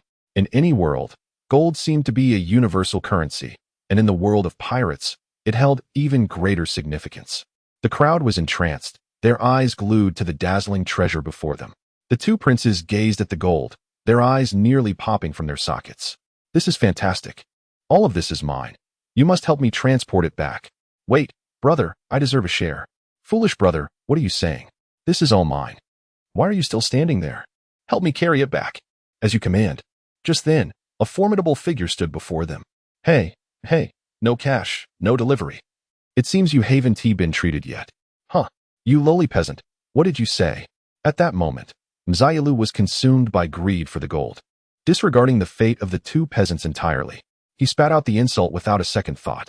However, before he could finish, a glint flashed before his eyes, and the world began to spin. Is that not my body? Pfft. Blood gushed from Xiaolu's neck like a fountain, soaring into the sky like fireworks, splattering onto Walpo and the surrounding soldiers and villagers. In that instant, everyone's pupils constricted, struggling to believe the reality before them. Until his brain ceased to function, Xiaolu's body collapsed with a thud. The great prince has been slain. Finally, a soldier screamed in terror, his legs trembling and face pale. As the second prince, Walpo, gazed upon his decapitated brother, blood streamed down his face, staining the snow crimson. He appeared momentarily dazed, but fear quickly took hold, causing him to crumple to the ground. Blood! Save me, you bastards! Protect me! Walpo cried, scrambling backward in panic. The soldiers finally snapped to attention, raising their weapons and firing in a frenzy at Yimu's position. Bang, bang, bang. But to their horror, they discovered their bullets passed through Yimu's body as if it were nothing, flying away without effect. Yimu strode forward unperturbed, drawing closer under their watchful gaze. Why? Why can't we hit him? This guy is a demon. Run. Don't come any closer. For the first time in his life, the young Walpo felt the chilling grip of death. Soldiers fled in all directions, leaving him utterly defenseless. Each step Yimu took felt like a crushing blow to his heart. Soon, Yimu's imposing figure loomed before him, overshadowing his small frame. Then, he raised his knife and brought it down. In that instant, young Walpo's mind went blank with terror, and he lost control, tears and snot streaming down his face, until a whisper, akin to that of a demon, roused him from his stupor. Hey, why are you dazed? Walpo finally regained his senses. Wait, I'm not dead. Of course, you are not dead, Yimu replied, as he meticulously cleaned the lion's ball from the splendid attire of Walpo before sheathing it once more. Walpo anxiously began to feel around his body. I'm truly alive, how wonderful. But before he could revel in his relief, a smiling visage appeared before him, rendering him once again in a state of shock. Fear not, I shall not slay you. Unlike your foolish brother, you have not offended me. Moreover, I am assisting you. Walpo was momentarily taken aback. Assisting me? Indeed, Yimu said, glancing back at the mountain of gold behind him, and then, with a voice laced with temptation, continued, Do you see that gold? Your brother is dead, which means that all this treasure now belongs to you. And you, being the second prince, with your brother gone, are now the sole son of the king. No one can contest your claim to the throne. Tell me, am I not aiding you? As Yimu's words settled, an eerie silence enveloped the village, so profound that one could hear the sound of breathing. All the soldiers and villagers regarded the youth before them as though he were a terrifying demon. Yet, what followed was even more alarming. Walpo suddenly erupted into laughter, his fear evaporating, replaced by exhilaration. Yes, this gold is mine. The throne is mine. That despicable brother's death is a stroke of fortune. To their horror, their Prince Walpo extended an invitation to the very one who had taken his brother's life. Hey, you, would you like to become my subordinate? If you agree, I can not only have the kingdom's physician heal these two, but I can also appoint you as the captain of my guard in place of Dalton. Just as a chilling dread enveloped all present, an unexpected voice broke through. Prince Walpo, the royal physician you requested has arrived. However, before Dalton, who had just brought the physician, could finish his sentence, he beheld the dismembered form of the elder prince, leaving him utterly stunned. What on earth has happened to the elder prince? Although Dalton harbored no fondness for either of the princes, indeed, he despised them. His loyalty to the king as the captain of the royal guard forbade him from ignoring the death of a prince. At that moment, upon the arrival of Dalton, a soldier under the command of the great prince, emboldened, pointed at Yimu and exclaimed, It is he who has slain the great prince.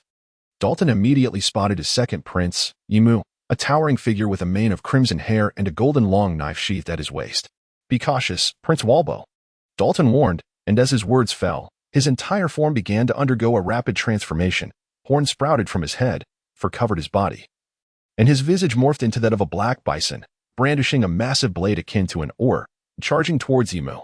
Yet, Yimu remained utterly unmoved, a smile gracing his face, for there stood someone to shield him. Dalton, what are you doing? Cease this at once. At this moment, Dalton was utterly bewildered, standing there in a daze. What on earth is happening with Prince Walpo? This matter does not concern you. However, Walpo offered no explanation to Dalton and instead commanded the royal physicians behind him. You incompetent doctors, what are you doing? Hurry and take these two individuals away for treatment. Nearly 20 doctors stood around, exchanging glances with one another and occasionally looking at Dalton, as they appeared somewhat perplexed by the current predicament. Yet, the lifeless body of the crown prince lay before them, and the murderer was not far away. They were paralyzed by fear. Dalton, too, was engulfed in confusion. Prince Valpo. What is this? However, the subsequent words of Prince Valpo seemed to illuminate everything, sending a chill down his spine. You imbeciles! Why are you still dawdling here? My wretched brother is dead, and I am now my father's only son. If you do not heed my command, I shall have your heads when I ascend the throne. Only then did the doctors react, nervously approaching the two siblings who lay unconscious in the snow, beginning to assess their conditions. The health of these two individuals was precarious, seemingly poisoned, with no medical equipment in the vicinity, only within the palace. What are you waiting for? You fools? You must save them. Otherwise, my gold will vanish. If you manage to revive these two, all that gold shall belong to me, correct? Of course, they replied eagerly. Excellent. Ensure that no one touches that gold, Valpo declared, casting a sycophantic smile towards Yimu. Please accompany me to the palace, once your friend returns. I will send someone to bring them over. Thank you for your trouble. Not at all, not at all. As the group vanished from sight, the village was left with only the onlookers, the mound of gold, and the dismembered corpse. Is this truly the future king of this nation? Dalton, having witnessed everything, felt the foundation of his beliefs crumbling. At that moment, he recalled the figure of the red-haired man he had just encountered. It seemed vaguely familiar. In an instant, recognition struck him, and his face turned ashen as he turned without hesitation and ran toward the royal palace. Oh no! Uncertain of how long he had been asleep, Eric awoke from his slumber. Where am I? Before him lay an unfamiliar brightness, a pale ceiling, and a warmth reminiscent of home. Am I dreaming? Weakly, he shook his head, glancing around, and his eyes fell upon a group of men in white coats and masks at a white bed to his right, busily attending to something with syringes and scalpels. What is happening? In that moment, he caught sight of his beloved sister, her forehead slick with cold sweat, her lips moving in fragile whispers. Ayala. Instantly, he was fully awake, crying out his sister's name, attempting to rise, but was forcefully pushed back onto the bed. Just as he began to struggle, a strange voice whispered in his ear. Be quiet. Those doctors are currently saving your sister. If you wish for her to survive, do not disturb them. He abruptly turned his head toward the source of the voice and the force pinning him down. To his left, he beheld a figure standing by the window, both strange and familiar. This individual is unfamiliar to him, yet the vibrant red hair appears to linger in his mind just before he loses consciousness. At this moment, Eric finally regained full consciousness, his eyes wide open in disbelief. Although the pain radiating through his body continued to torment him, he persevered and sat up from the bed. As he glanced around, he found himself in an entirely unfamiliar yet opulently grand place, resembling a palace.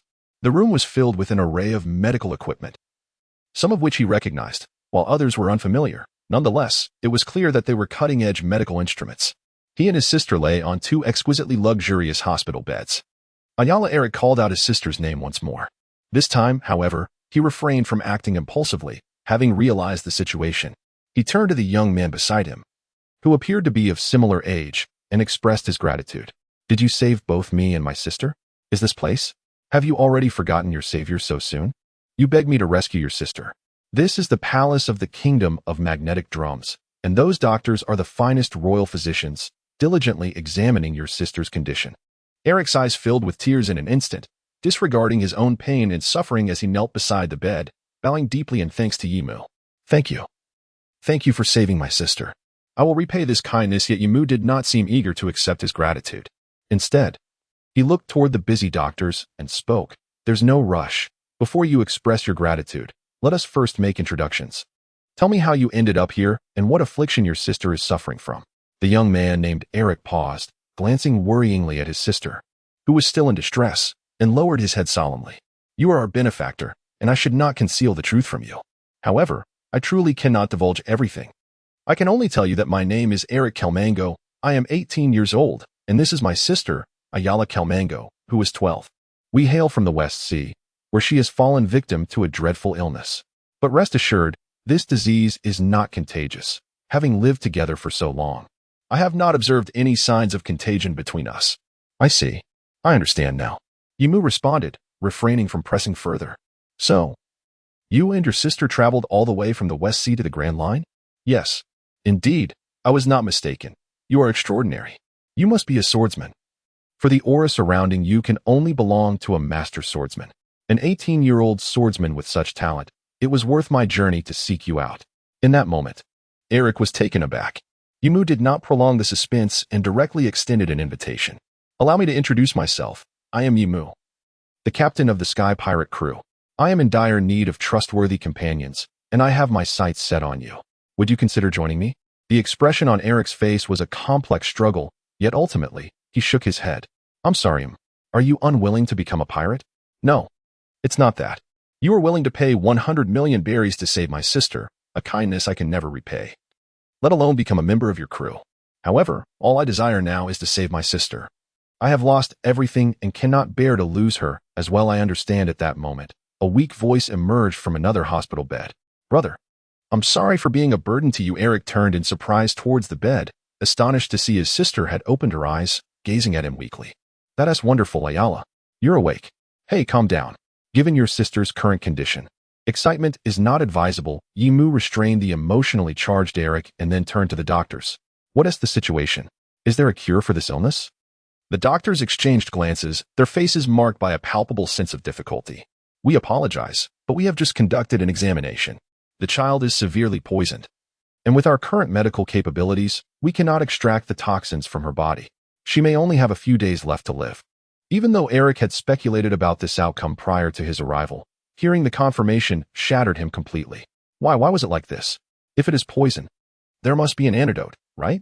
I implore you, doctors, save my sister. I am willing to pay any price. The doctors were equally troubled. We are truly powerless. We have just examined her. If the special toxin in her body had merely seeped into her bloodstream, perhaps we could have treated it through blood transfusion. However, it has now infiltrated her tissues and organs, making it impossible with current medical techniques. What? A piercing scream reverberated throughout the room, drawing everyone's attention to the entrance. Valpo stormed in angrily, shouting at the doctors before him. What do you mean you can't treat her? You useless doctors, can't you handle such a minor ailment? Eric looked in astonishment at the child who had entered. He recognized him, the same child who, along with his brother, had confronted him at the port and made an outrageous demand of 100 million belly. But now, why did the child appear to be even more anxious than he was? 100 million belly was a significant sum. Yet for a prince of a world government member state, it should not be an insurmountable amount. Then, he heard words that left him both shocked and deeply moved. I have received 2 billion belly in gold, you inept fools. Are you asking me to return it? 2 billion belly. Eric stared at Yimu in disbelief. He understood the implications of such wealth. It equated to the riches of a small nation. Even Ayala, frail and only able to keep her eyes open, gazed at Yimu in astonishment. Her unusually pale face bore a gentle smile as she gratefully said, "Thank you, red-haired big brother. But there is no need to waste so much money on me." At this moment, the two siblings were engulfed in utter despair. However, Valpo adamantly refused to relent. "Absolutely not. Those treasures are mine.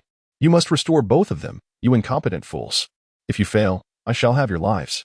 As he spoke, he charged toward the doctors, unleashing a flurry of punches and kicks upon them.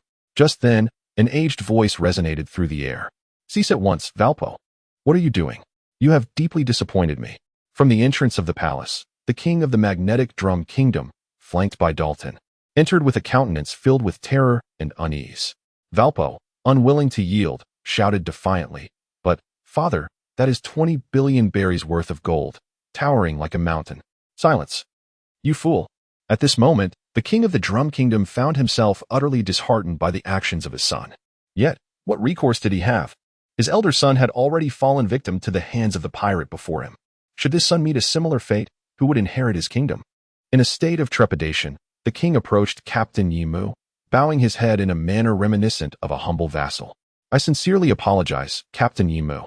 My child has acted thoughtlessly and offended you. Please, take back the golden treasures." This scene left the physicians in the palace and the two siblings, Eric and his sister, utterly astonished.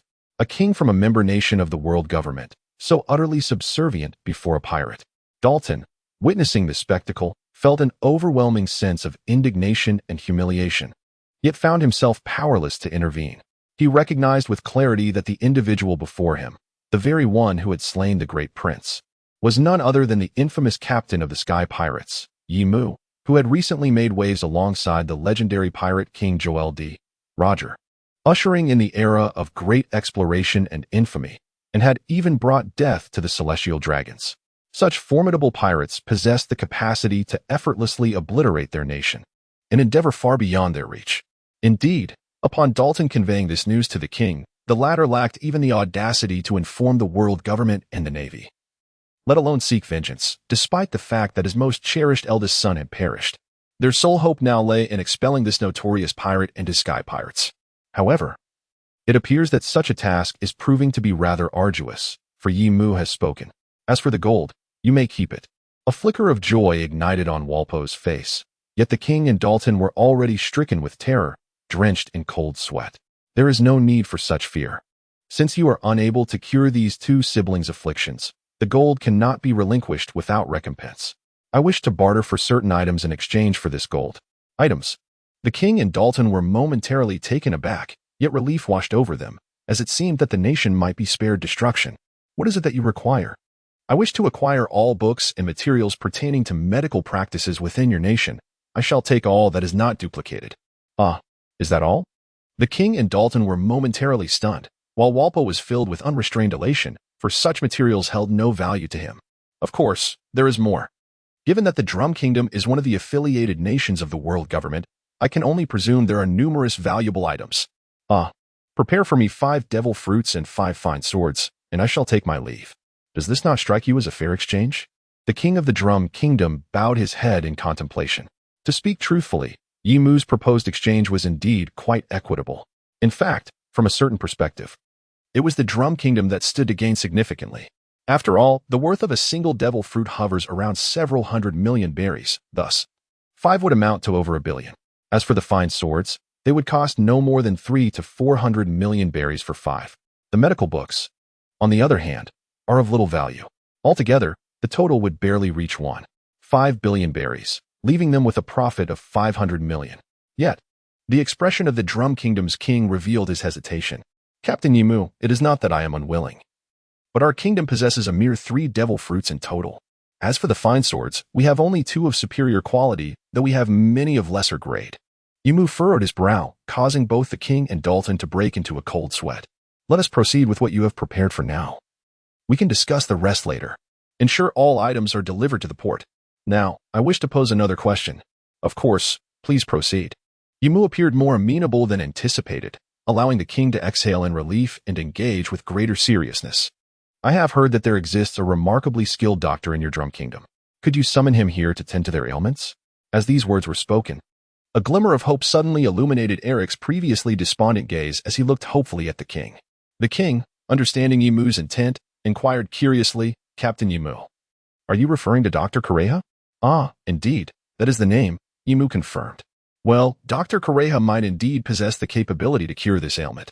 However, her character is rather peculiar, and she is notoriously elusive. Even I have no means to locate her and persuade her to come. It matters not. Please just tell me where she resides, and I shall seek her out myself. Eric implored the king urgently. Understood. Dr. Correa dwells within the castle atop the highest peak of Drum Mountain in the Kingdom of Drum, the king indicated, gesturing towards the towering Drum Mountain visible through the window amidst the swirling snow, connected by 6 ropes to the castle. A mushroom-shaped cable car was ascending slowly along these ropes. The howling winds and snow swirled around, yet not a single flake settled upon the cable car, as if some unseen barrier shielded it from the tempest. Freya, seated within the cable car, gazed curiously and gently at the little girl tightly wrapped in blankets on the seat, turning to Yi Mu and asking, what affliction does this child suffer from? Yi Mu shook his head, and Eric appeared equally at a loss for words. I apologize, dear benefactors. It is not that I am unwilling to share, but rather, Tig, who was pedaling, furrowed his brow at the scene and could not refrain from cautioning, Captain, what if it is a contagious disease? Yi Mu, in a bid to reassure his crew, replied, rest assured, Tig, this ailment is certainly not contagious. Tig was taken aback, while Eric's expression turned to one of astonishment. Do not look at me like that. It just came to me suddenly. Although I have forgotten the precise name, it seems to be related to some mineral or metal. Eric stuttered, momentarily rendered speechless. You know? I beg your pardon. Please trust me. This ailment is truly not contagious. You need not worry. I am well aware this is not a contagious disease. After a little over 20 minutes, the group reached the summit of Drum Mountain. Amidst the howling winds and swirling snow, a magnificent ice castle emerged, resembling a fantastical creation from a storybook. Freya exclaimed in awe, "What a spectacular sight! But, do people truly reside here?" "Of course," Yumu replied just as Eric, unable to contain himself, knelt before the castle and shouted, "Dr. Kureha, my name is Eric, and I have come to beseech you to save my sister. I am willing to accept any conditions if only you can heal her." Eric's voice echoed through the storm. Yet after a long wait, no response came, not even the sound of footsteps. "Hey, Yumu, do you think that doctor is perhaps not home?" Freya hesitantly inquired. Eric looked at Yumu with fervent anticipation. Yumu responded with certainty, "Of course she is inside. Do not forget, the king of this land mentioned that Dr. Kureha has a rather eccentric disposition." With this, Eric turned back to the castle and continued to shout, "Dr. Kureha, I implore you, please save my sister. I beg you." After his pleas went unanswered, he struck his forehead violently against the hard ice, drawing blood. Witnessing this, everyone felt a pang of sympathy, yet it seemed Dr. Kureha within the castle remained unmoved. Yumu, witnessing the scene, swiftly pulled Eric to his feet. At that moment, blood and tears mingled on Eric's face, rendering him a picture of despair. However, none found him repulsive. Instead, they were profoundly shaken. "Leave it to me," Yumu declared, a frown creasing his brow. He stepped forward and called out loudly, "Dr. Kureha, I trust you have observed enough by now. You must sense his earnestness. If you remain silent, I, as the captain, will have no choice but to enter uninvited." The winds and snow continued to howl, but at last, other sounds began to emerge. "This is the voice of a somewhat aged yet robust woman. You brought such a troublesome infectious patient to me without my consent. Do you wish to endanger my life?" Suddenly receiving a response brought smiles to everyone's faces. As for the matter of the infectious disease, Yimu's reply provided an answer. "I trust that the rumors woven by this world government would not deceive a formidable doctor such as yourself. Since you are aware, you should understand that even if I could cure this disease, it is utterly impossible. I do not wish to incur the wrath of the world government. You claim you can heal." At this moment, not only was Yimu stunned, but even Eric was rendered speechless. Having experienced despair countless times, Eric trembled with excitement, fervently banging his head against the ground while shouting, "Please, if you can save my sister, I would willingly give my life." The sound of his forehead striking the icy surface echoed through the blizzard. Just then, a creaking sound of a door opening emerged from the ice castle. As the grand entrance swung open, a captivating old woman clad in a purple-fitted jacket and long pants appeared before everyone, declaring, "I want your life." "What use is it?" "I have already stated, if it cannot be cured, it cannot be cured." In response, Yimu questioned with disbelief, "Can you truly heal her?" Dr. Kureha glared at Yimu with irritation, exclaiming, "What do you mean, you little brat? If you don't believe I can cure her, then why come to me?" Yimu, maintaining a sheepish grin, replied, "No, of course not. I'm merely taken aback. But do you know about this illness?" Dr. Kureha scoffed, It's merely lead poisoning. Over the past century, countless people have sought my help for this affliction. Naturally, I am well aware." With a joyful expression, Yimu shouted at Eric, "What are you still kneeling for? Hurry and bring your sister inside so Dr. Kureha can treat her." As he spoke, Yimu confidently approached the doorway. "Hey, you little brat, I never agreed to." Dr. Kureha interrupted, rushing to block Yimu. Yet, Yimu, with a smile, insisted, "Dr. Kureha, I know you have already agreed. Otherwise, you wouldn't have opened the door, would you? Although it is widely said that you have a peculiar personality, I believe you're a very compassionate doctor who would never turn a blind eye to suffering." "Hey, you little brat, don't think flattery will sway me," Dr. Kureha retorted. I know. Let us enter first, and we can discuss it calmly, shall we? You truly are shameless. Is this how a bounty of 540 million berries looks?" Dr. Kureha remarked, visibly displeased before turning to enter the house, leaving the door ajar. Eric remained dazed, but Yimu quickly snapped him out of it. "Stop dawdling. Quickly bring your sister inside." Inside the castle, the unconscious Ayala was carefully laid on a bed. However, Dr. Kureha showed no intention of commencing an examination or treatment. She merely stood by, observing coldly. Eric stood awkwardly, unsure how to appease her.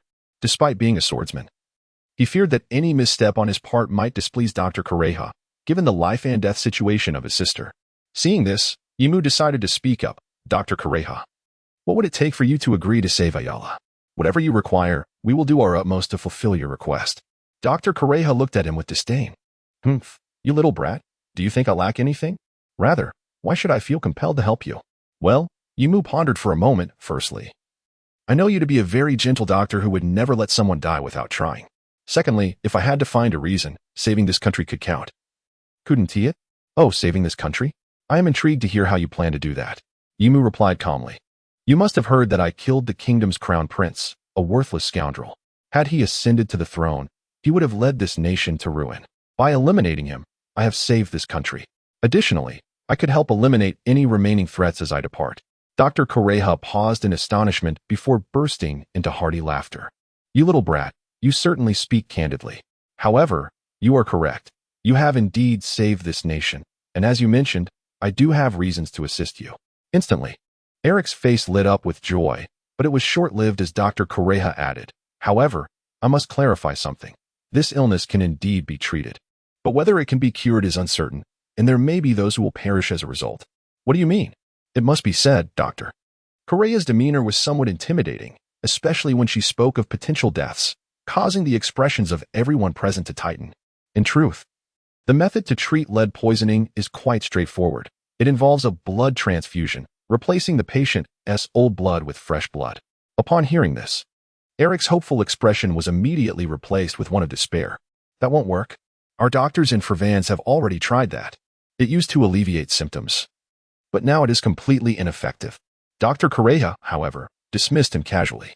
Ordinary blood transfusions will not suffice. At that moment, Eric's hope rekindled as he eagerly looked at Dr. Correja. She wasted no time in elaborating, taking a cigarette, lighting it, and inhaling deeply before explaining, in fact, the lead poisoning in your Fervans is not an exceptionally frightful illness. Even half a century ago, it wouldn't have been considered a disease. Lead poisoning is essentially a chronic heavy metal intoxication. When lead enters the body, it damages the cells in the blood and subsequently affects the organ structures. In small amounts, it does not pose a threat to health, as the lead can be expelled through metabolism. After all, your nation of Fervans is built upon vast lead deposits, and daily, you inadvertently absorb significant amounts of it. If there were to be issues, it would not have been limited to just this past century. And the number of patients continues to rise with increasingly shorter lifespans. The trouble is that both your citizens and the world government, in pursuit of wealth, have been endlessly mining and manufacturing lead-related products, resulting in excessive absorption of this metal, overwhelming your bodies.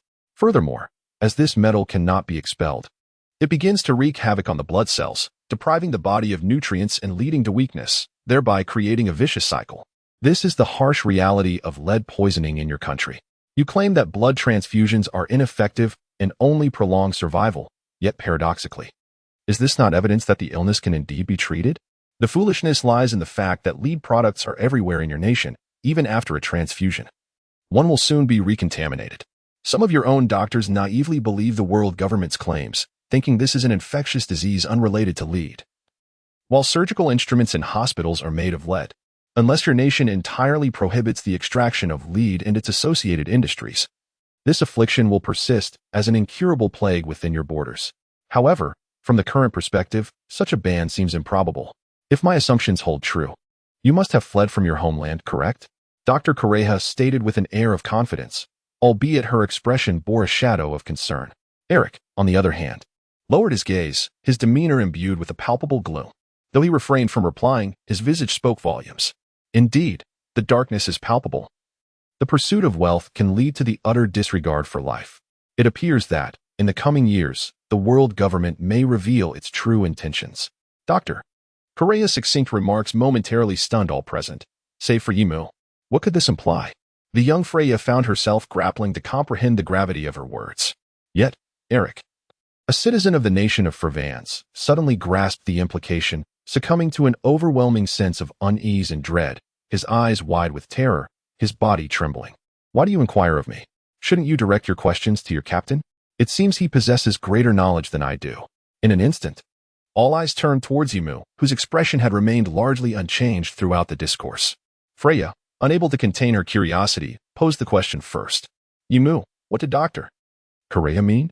His expression, though composed, conveyed a harrowing truth. It is rather straightforward. Do you recall the words spoken in Logtown? Malevolent pirates may lay waste to countless families and villages, But the celestial dragons and the world government are capable of annihilating entire nations. The world government would never allow its prestige to be tarnished by the plight of a single nation. Moreover, the dead are the most effective keepers of secrets. In a few years, it is likely that Fervans will cease to exist, and those in power will not escape unscathed. A chilling silence enveloped the room as a palpable sense of dread washed over everyone, their faces drained of color. Freya, who had previously appeared at ease, now stood frozen, her voice quivering as she uttered, "No, it cannot be. Those are the people of an entire nation. How could the world government possibly?" Freya had been profoundly influenced by the world government and the Navy since childhood. Her decision to become a pirate stemmed from her father's authoritarian nature, coupled with Yimu's appealing demeanor. Yet, at this moment, she was profoundly shaken by the darkness of the world government. Yimu sighed deeply. "You will come to understand in due time. This is merely the tip of the iceberg." At this moment, the only one who could comprehend Yimu's words was likely Tej, standing nearby. The subsequent tremulous utterances of Eric further validated this reality. How despicable!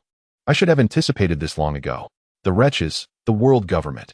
No wonder they have perpetually concealed the truth that this affliction is not contagious. Moreover, they sealed off our country 6 years ago, preventing our citizens from leaving. What if I had not once devoted myself to the art of swordsmanship? Eric lamented, collapsing onto the ground in a state of utter despair, a profound sense of helplessness engulfing him entirely.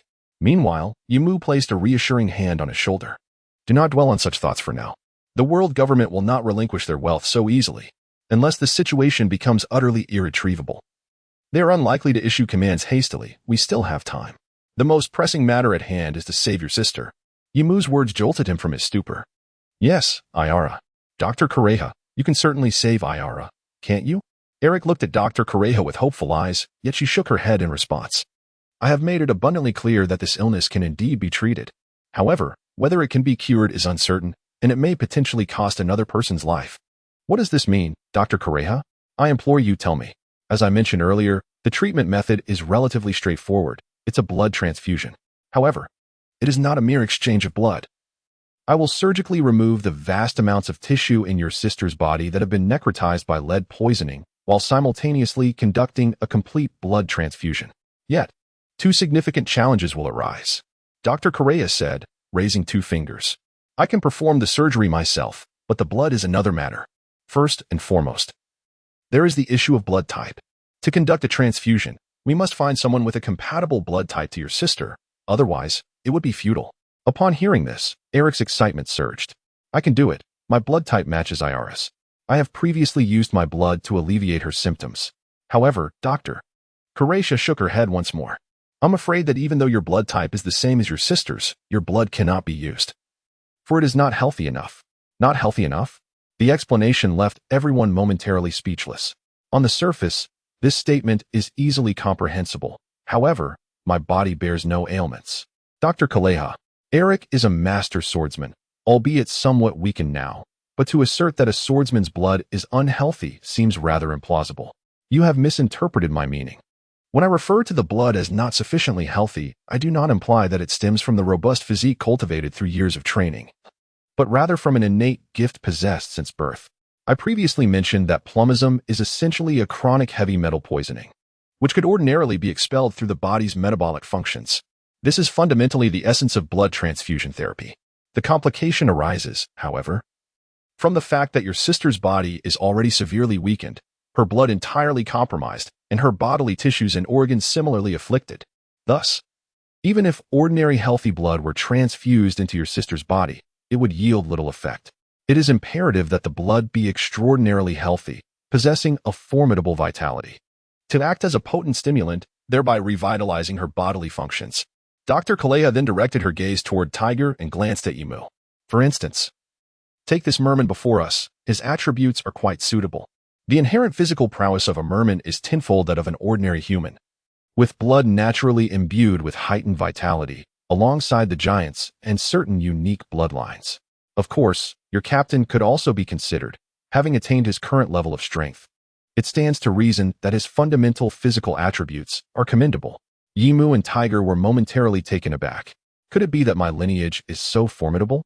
I had thought it was solely the result of my diligent training.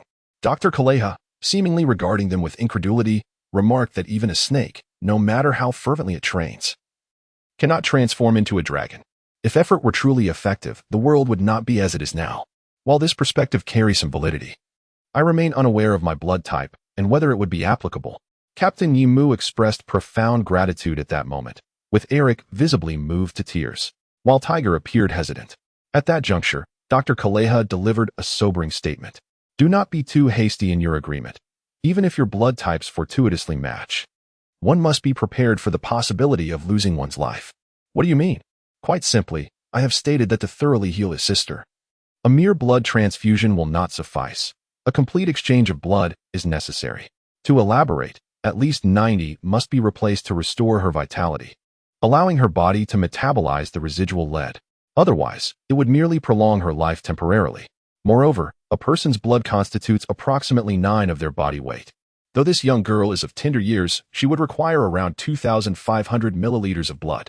Additionally, as a precaution, more must be drawn, implying that at least 3,000 milliliters must be extracted from your body. At this point, Dr. Kalea's tone grew somber. A healthy adult, should they lose more than 500 milliliters of blood, would experience confusion. 800 milliliters would lead to shock, and exceeding 1,000 milliliters could result in death. Your physique is robust, perhaps allowing for some leeway. Yet 3,000 milliliters is considerable. Even I cannot guarantee your survival. Furthermore, to ensure the blood's vitality, the procedures of surgery, blood extraction, and transfusion must occur simultaneously, heightening the associated risks. So, do you still intend to proceed? The entire castle fell into a profound silence, all eyes fixated on Yimu. Freya and Tiger exchanged glances that clearly conveyed their disapproval of Yimu's potential agreement. Eric, on the other hand, wrestled with his dilemma. He was reluctant to relinquish the chance to save his sister, yet he could not bear the thought of a stranger sacrificing their life for it. Rest assured, Yimu took a deep breath, suppressing his impulsive thoughts.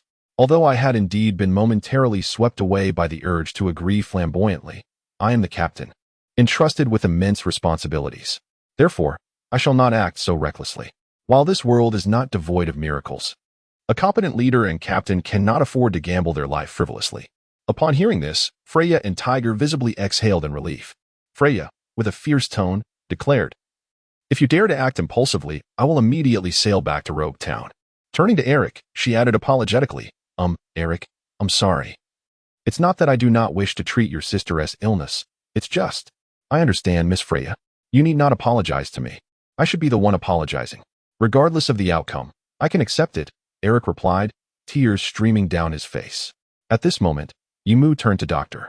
Kaleha and inquired earnestly, "Dr. Kaleha, could you please inform me candidly about the risks associated with the surgery?" Dr. Kaleha took a deep drag from his cigarette, exhaling smoke before responding. For an ordinary person, losing that much blood would render the hope of survival less than 1%. However, both you and this merman possess robust physiques. As I mentioned earlier, the blood volume in a human body is approximately 9% of body weight. Thus, in certain respects, your threshold for blood loss is significantly higher than that of an average individual. Nevertheless, I can only grant you a 10% chance of survival. However, with a stroke of luck, it may rise to 50%. What do you mean? It's quite simple. What I previously mentioned pertains to the scenario in which only one of you matches the blood type. However, if both of you can match with the little girl, hey, don't forget about me. At that moment, a flash of lightning illuminated the scene, and Inaru's figure materialized at the entrance. Surely, my blood as the vice captain could be of use. Indeed, it can. Dr. Kaleha responded with a newfound seriousness. If, by some stroke of luck, the blood types of the three of you align with that of this young girl, then this would hardly pose a problem. However, it is still premature to speculate. Let us first ascertain the blood types and see if a miracle may unfold. The predominant blood types in this world are categorized into 4 distinct types: F, S, X, and XF. Among these, S is rather rare. Fortunately, Eric has confirmed that both he and his sister possess the F blood type, significantly enhancing their odds. Allow me to go first. Inola volunteered, becoming the first to undergo blood extraction and testing by Dr. Kaleha. However, the results sent a chill through the hearts of all present. Regrettably, your blood type is S, which does not match that of this little girl. With one potential candidate eliminated, the remaining 2 individuals, even if they qualified, would still each need to donate 1,500 milliliters of blood, a perilous undertaking. Enelu's countenance reflected his dismay. Meanwhile, Tiger, who was supposed to proceed with the blood test, appeared troubled. An unsettling silence enveloped the room, and under the curious gaze of the onlookers. Tiger's previously calm expression was now marred by evident inner turmoil. At this moment, Yimu suddenly recalled something and, without allowing Tej to feel awkward any longer, spoke directly. "There is no need for blood testing, Tej. I apologize, Tej, it was my oversight, and you need not be troubled by it. After all, so many years have passed." Although he still remembered quite clearly the general direction of this world's story, many details eluded him unless prompted by another. For instance, seeing Tej in such a predicament reminded Yimu that, according to the narrative, for reasons unknown, the fishmen were reluctant to donate blood to humans, and vice versa. "Captain, I am truly sorry." Tej's expression was laden with guilt, yet he could not overcome the inner turmoil that haunted him. Despite his voluntary decision to join the Sky Pirates and become a companion to Yimu, and despite the camaraderie they had developed during this time, he could never fully accept humanity as long as the dark history of his past as a slave lingered, and the mark of the celestial dragon remained upon him. "No need to apologize. The fault lies with me for being a captain and allowing such an oversight to occur." The others listened to the exchange between Yimu and Tej, perplexed, although they did not understand the riddle being shared between the two. One thing was certain, even if Yimu's blood type were fortuitously compatible, he was the only one capable of donating blood. The danger. I shall give it a try as well. At that moment, Freya suddenly stepped forward, glancing at Dr. Kureha and then at Yimu. She waved her hand and spoke. "Well, although my blood may not be suitable for Ayara, if the blood types are compatible, could it not be used for Yimu? Wouldn't that significantly reduce the associated risks?" This revelation brought a glimmer of realization to Dr. Kureha, who smiled and remarked, "What a clever little girl. I had overlooked this myself. However, it is regrettable. Little one, your blood type is XF, thus it cannot be utilized." At this moment, the expressions of everyone present grew grave, and Tiger's demeanor reflected an even deeper struggle. Just then, Eric spoke up. He glanced at his sister lying on the bed, then surveyed the others, and gently said, "No, thank you, Captain Yimu. Ayala means a great deal to me. Yet, neither Ayala nor I wish for anyone to risk their life on our behalf. Allow me to quietly accompany Ayala on her final journey." At that moment, the entire castle fell into a profound silence. Ultimately, Yimu broke the stillness. "Dr. Kureha, if only part of the blood is replaced, can Ayala's life be prolonged?" Dr. Kureha pondered for a moment before responding in a somber tone. "It might prove beneficial, yet I do not recommend it, as it is unnecessary. To treat her, surgery and blood transfusion must occur simultaneously. The operation is essential to remove some of the accumulated lead from her body, thereby reducing the concentration of lead within her system. Subsequently, the newly transfused blood would facilitate the metabolism and elimination of the remaining lead. However, without a complete blood transfusion, I cannot proceed with the surgery, for the amount of lead accumulated in her body remains excessive. No matter how potent the blood may be, it cannot contend with such a high level of lead. In that case, it may extend her life by a few days, but prolonging her suffering for merely an additional day is unnecessary. The agony caused by lead poisoning is excruciating. It is not worth it to allow her to endure further torment for a few extra days. Let her go." Dr. Kureha's words were harsh, casting a heavy gloom over all present. Yet, at that moment, the air was pierced by the sound of deep inhalation and exhalation. To everyone's astonishment, Tej stepped forward with unwavering determination, extending his arm to reveal his crimson skin. "Try my blood, Mr. Tej, you." This scene astonished everyone. Having just refused, why now? At this moment, a spark shone in Tiger's eyes. He glanced at Yimu, then at Eric, and finally at Ayara, who lay in bed, her forehead glistening with sweat from pain, her complexion pale. "I apologize, Captain.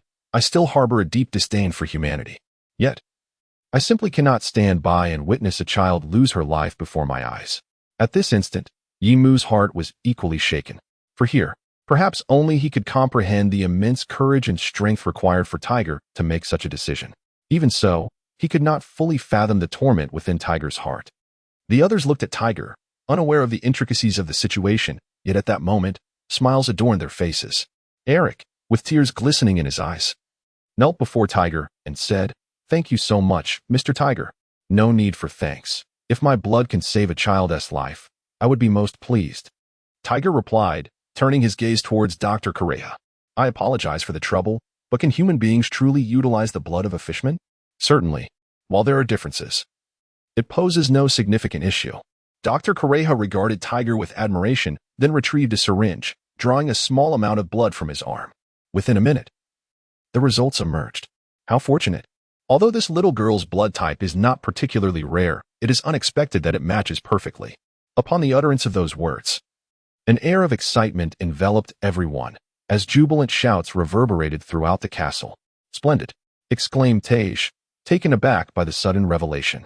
In that moment, a thought struck him, and he turned to Yi Mu, saying, "For some reason, Captain, I am reminded of our first encounter." Then, with a resolute expression, Tej proclaimed, "Fate truly favors us. Indeed, fate appears to stand by our side." Yi Mu's eyes sparkled with hope as he gazed at Dr. Correja and extended his arm. "I entrust this to you." "I understand," Dr. Correja replied, her astonishment evident even after a century of existence, as she surveyed the group before her. "Perhaps it truly is the guidance of destiny. Leave it to me." Everyone watched Dr. Correja with bated breath, anticipation etched on their faces as they awaited her final verdict. A minute later, a look of shock and disbelief crossed Dr. Correja's face, before she regained her composure and smiled at Yi Mu and the others. "It appears that fate indeed holds you in high regard. This little one shall survive." In that moment, a wave of jubilation swept through everyone, and Eric, overwhelmed by excitement, stood frozen in place, tears streaming uncontrollably down his face. He knelt before Captain Yi Mu and the others, bowing deeply as he exclaimed, "Captain Yi Mu, Mr. Tiger, and esteemed members of the Sky Pirates, I am Eric, a dual-blade swordsman hailing from the North Sea. I humbly seek your guidance henceforth." Indeed, destiny had favored the Sky Pirates remarkably. Among the 5 members of this pirate crew, 2 bore blood types compatible with ayara, signifying a significant alleviation of peril. Moreover, given the robust physiques of Yi Mu and Tiger, the risk was considerably diminished. Eric, in a moment of overwhelming joy, burst into tears, his cries echoing throughout the castle. However, the blood transfusion could not commence immediately. Such a procedure requires meticulous preparation, as Dr. Correja needed to make the necessary arrangements. Additionally, Yi Mu had to ensure everything was in order. According to Dr. Correja, the entire process would take approximately 3 hours to complete. During this time, Yi Mu and Tiger must continuously and evenly transfer their vibrant blood into Ayala's body. Post-surgery, both would require about a day to recuperate. The loss of substantial blood and physical strength is not to be underestimated. Recovery is a gradual process, not something that can be remedied by a single meal. While their robust constitutions would allow for a quicker recovery, an ordinary person would need over a month to return to normalcy. Thus, for the ensuing day, the absence of Yi Mu and Tiger's formidable strength would render the Sky Pirates in an unprecedented state of vulnerability. Although it was uncertain whether any significant events would transpire during this day, Yi Mu resolved to be prepared. "Inel, I entrust you with the surveillance and lockdown of the entire Drum Kingdom and its external communications. For at least this day, no one is permitted to leave or approach the Drum Kingdom, lest our whereabouts be compromised." "Rest assured," came the reply. For Inel, this task was rather effortless. "Freya, I require you to prepare a substantial amount of sustenance. After the blood transfusion concludes, both Tiger and I will need these provisions to restore our strength. If one person is overwhelmed, let Baby 5 assist you." "Understood." "Eric, where is your original sword?" "Captain, I sold my original sword to treat Ayala." "Is that so? Since you are proficient with dual blades, Inel, please retrieve the Sandai Kitetsu from the ship and hand it over to Eric. Additionally, I will temporarily lend you the Shishiwakamaru that rests at my waist. From now on, the safety of our entire crew depends on you and Inel. Leave it to me, Captain Yi Mu. Even if it costs me my life, I shall not permit anyone to disturb you." "Very well, then let us all prepare." As arrangements were finalized, the blood transfusion commenced in the surgical room of the Ice and Snow Castle. The one truly occupied was Dr. Correja. Yi Mu and Tiger needed only to recline quietly. They served as living blood bags, allowing their blood to flow into Ayala's body. Time flowed slowly, and soon they approached the 500 milliliters threshold. However, both individuals remained in excellent condition. Aside from a slight weakness, no other symptoms manifested. "Truly remarkable. You fishmen are exceptional," Dr. Correja remarked while deftly using her scalpel to address the areas of Ayala's body that contained the most lead accumulation. "Hey, Dr. Correja, perhaps you should focus on the surgery and refrain from chatting." Yi Mu expressed his concern. In response, Dr. Correja let out a hearty laugh. "Rest assured, This procedure is merely a trifle for me. I am Dr. Koreha, who has lived for 118 years. Ah, to his astonishment, Tiger found himself taken aback. Although the lifespan of the fishman was indeed prolonged, the individual before him, Dr. Koreha, was unmistakably human. Could it be that humans could also endure for such an extended period? Ah, among humanity, there exist certain exceptional beings, not the giants, but individuals who inherit unique bloodlines. They possess formidable vitality and remarkable regenerative abilities. For instance, have you encountered the Pirate King, Gold? Roger? Dr. Koreha, have you ever met Roger? At this moment, Yimu inquired with a hint of curiosity. Unfortunately, no, came the reply. What a pity. I wonder how your medical skills compare to those of the ship's doctor on Roger's pirate ship? You must be referring to Kurokas. Do you know him? I have encountered him once. The lad possesses a remarkable talent for medicine. Living long enough has its advantages. One gets to see all kinds of extraordinary beings. Thus, the trio continued their conversation, and as the blood was drawn from their bodies, both began to feel somewhat dazed. After approximately 2.5 hours, they had drawn 1,250 milliliters. Finally, Tej could hardly endure any longer. Dr. Koreha, noticing this, smiled and remarked, "If you feel tired, it is perfectly all right to doze off. I will awaken you once the surgery is complete." Upon hearing this, Tej donned a calm smile and turned to look at the reclining Yimu, saying, "In that case, Captain, I shall take a short nap. Do remember to wake me." "Rest assured, Tej," Yimu replied, albeit with a hint of weakness. Tej soon fell into a deep slumber. At this moment, Dr. Kaleha finally completed the surgery, letting out a sigh of relief as she turned to Yimu. "I have managed everything on my end. Now, we merely need to replenish 500 milliliters of blood, and the procedure will be entirely concluded." "Thank you, Dr. Kaleha. But I have a request. Speak your mind. I will take care of the next 500 milliliters myself." "Is that so?" "No problem." Dr. Kaleha did not object. She removed the blood extraction tube from Tiger and settled down beside him. With bloodstained hands, she retrieved a bottle of liquor from her bosom and downed it in one gulp before continuing, "Indeed, I was not mistaken. You are truly a marvel. Your physique is even more robust than that of a merman, having already lost 1250 milliliters of blood, and yet you remain so alert. Such vitality and resilience. I find it quite astonishing as well." Although Yimu was undeniably weak at this moment, it must be said that his consciousness remained remarkably clear. This caught him by surprise. He never anticipated that his physical talents would be so remarkable. At that moment, Dr. Koreha unexpectedly posed a rather peculiar question that left Yimu feeling somewhat bewildered. "Hey, you little rascal, do you sense anything unusual about your body?" "What do you mean?" Yimu could distinctly perceive that Dr. Koreha's inquiry was somewhat off-kilter, as he sensed a sudden shift in her tone. This was not merely a casual question. "Oh, never mind. Since you were unaware, let it be." This indeed caused discomfort for Yimu. "Hey, Dr. Kaleha, do you realize that leaving a conversation half-finished can be quite maddening?" she exclaimed with a chuckle. Dr. Kaleha smiled and replied, "Do not misunderstand. It is not that I am inclined to speak in halves. It is merely that while examining your blood, I discovered something peculiar about your blood type." "What do you mean? Aren't there only 4 types of blood?" Yimu retorted. Dr. Kaleha shot her a glance before elucidating. "Certainly not. Those 4 classifications are merely the most fundamental. If one were to delve deeper, one could distinguish nearly 100 different types." "So, what is so special about my blood type?" Yimu inquired. Dr. Kaleha shook her head, evidently reluctant to elaborate. "As a physician, I cannot disclose answers that I myself cannot ascertain. Therefore, I advise you not to press further. However, if you consent to let me conduct an autopsy, we might uncover the truth, though I presume you would be unwilling to agree. This may indeed pertain to your origins." At this moment, Yimu found himself lost in contemplation. It was evident that he had occupied the body of an indigenous inhabitant of this world upon his arrival. However, due to the absence of memories, he remained oblivious to the past of this body and had never shown any interest in it. Previously, when he encountered Roger, they had indeed inquired about it once, yet no answers were forthcoming, and he had not cared. He believed it to be of little significance to him. Nevertheless, at this moment, Yimu suddenly felt that perhaps he ought to delve into this matter. At this moment, Dr. Kaleha concluded the entire discussion with her final remark. "Although I cannot ascertain the exact nature of the matter, I can assure you that your body possesses unimaginable potential. In the kingdom of magnet drums, the soldiers were bustling about, knocking on doors one by one. initially startled by the fierce soldiers barging in. The villagers soon relaxed upon realizing that the soldiers were merely inquiring about the presence of medical books and materials in their homes. The Kingdom of Magnet Drums, renowned as a medical powerhouse along the Grand Line, sees most households possessing some knowledge of medicine and thus retaining various medical resources. These books held little value for them. Consequently, to avoid any trouble, everyone obediently surrendered the books from their homes. From midday until just before sunset, the port of the Kingdom of Magnetic Drums became laden with an immense warehouse of books.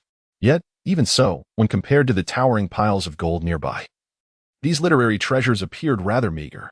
In accordance with the pirates' demands, the surrounding villagers were summoned to categorize these books and eliminate any duplicates. This endeavor is far from effortless. Yet the villagers exhibit remarkable enthusiasm. Firstly, it is evidently much less taxing than laboring, and secondly, the prospect of financial reward leaves them with no justification for refusal. Their collective spirit is commendable, save for one individual who grows increasingly anxious. The young Prince Valpo gazes helplessly at a warehouse filled with books, which, despite everyone's diligent sorting and the elimination of duplicates, seemed to dwindle by the moment, beads of sweat cascading down his anxious visage. This cannot continue, my golden Jask Malaman. You must devise a solution for me. A man named Jask resembles a circus clown, with wavy, full lips and elongated arms, bearing a quiver of arrows on his back. He serves as Valpo's advisor.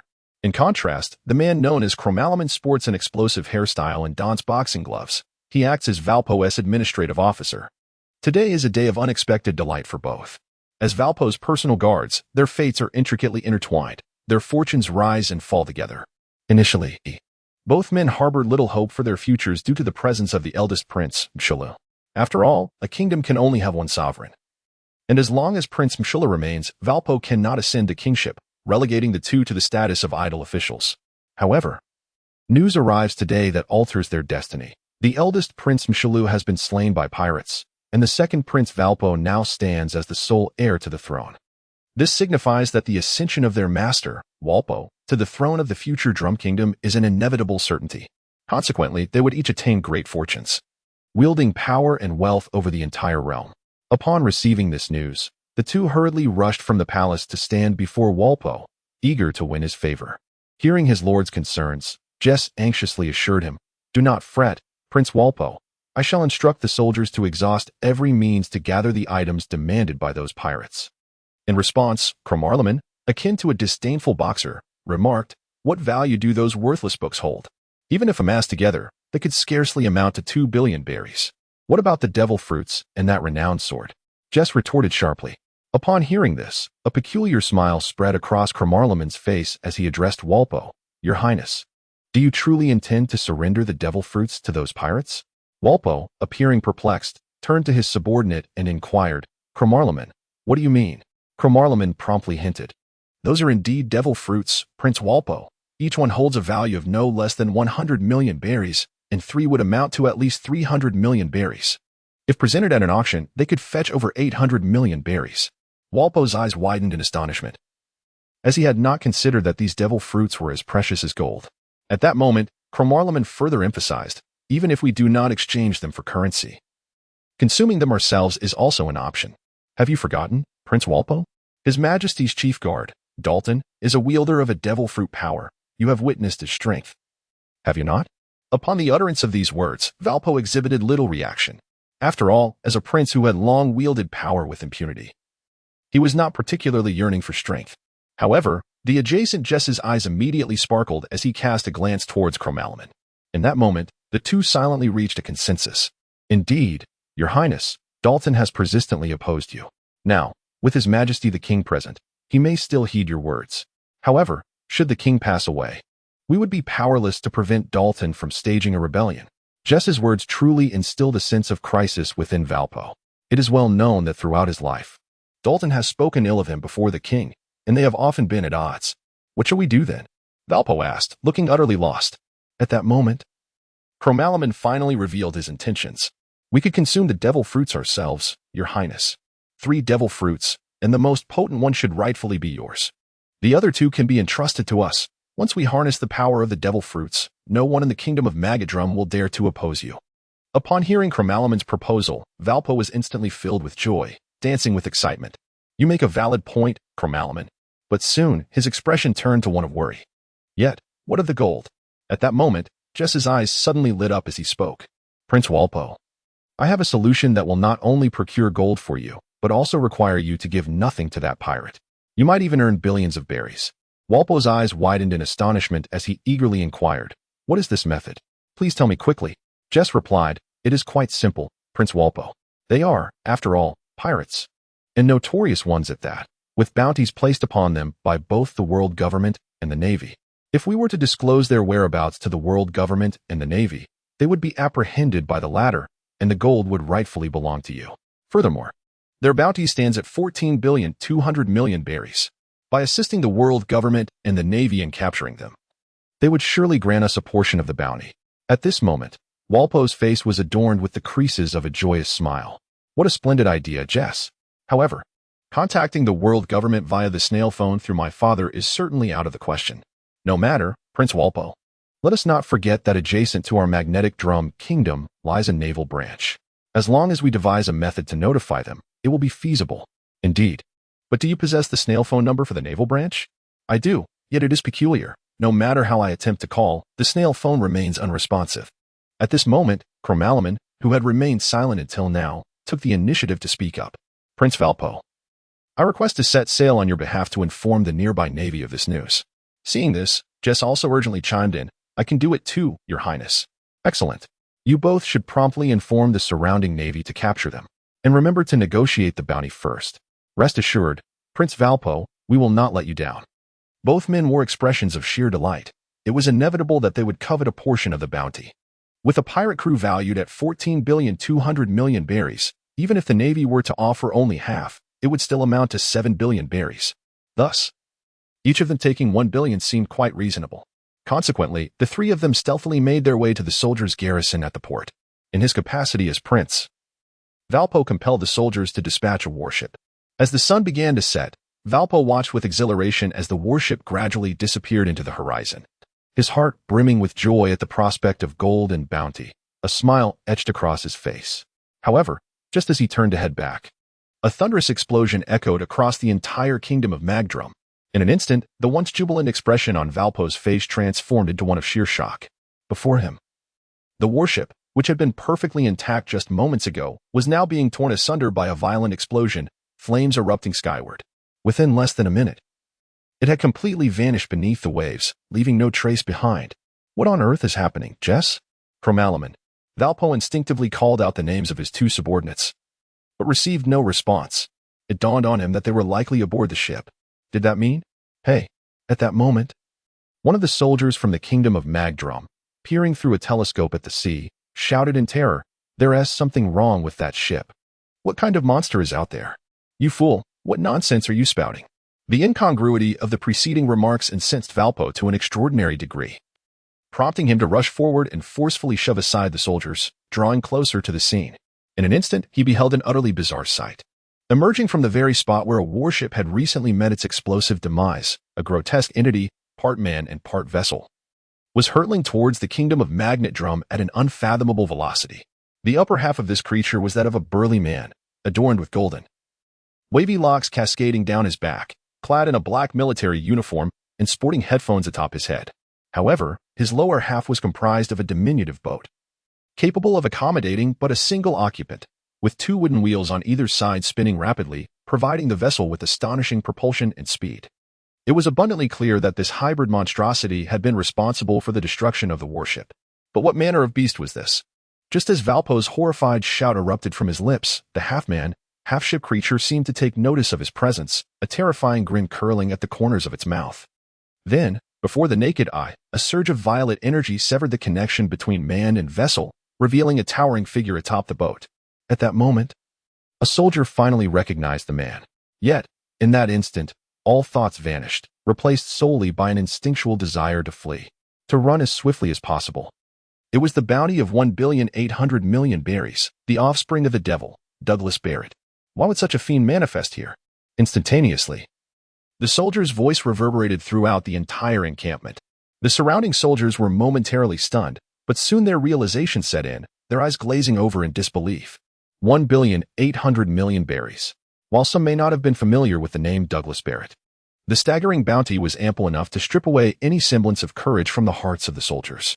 They instinctively began to follow the fleeing soldier, retreating in terror while shouting in panic. Valpo, too, came to his senses. 1,800,000,000 berries, a sum more fearsome than that of the sky pirates.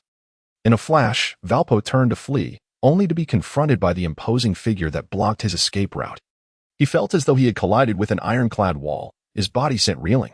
Who the devil is this? Valpo's unspoken words lingered in the air.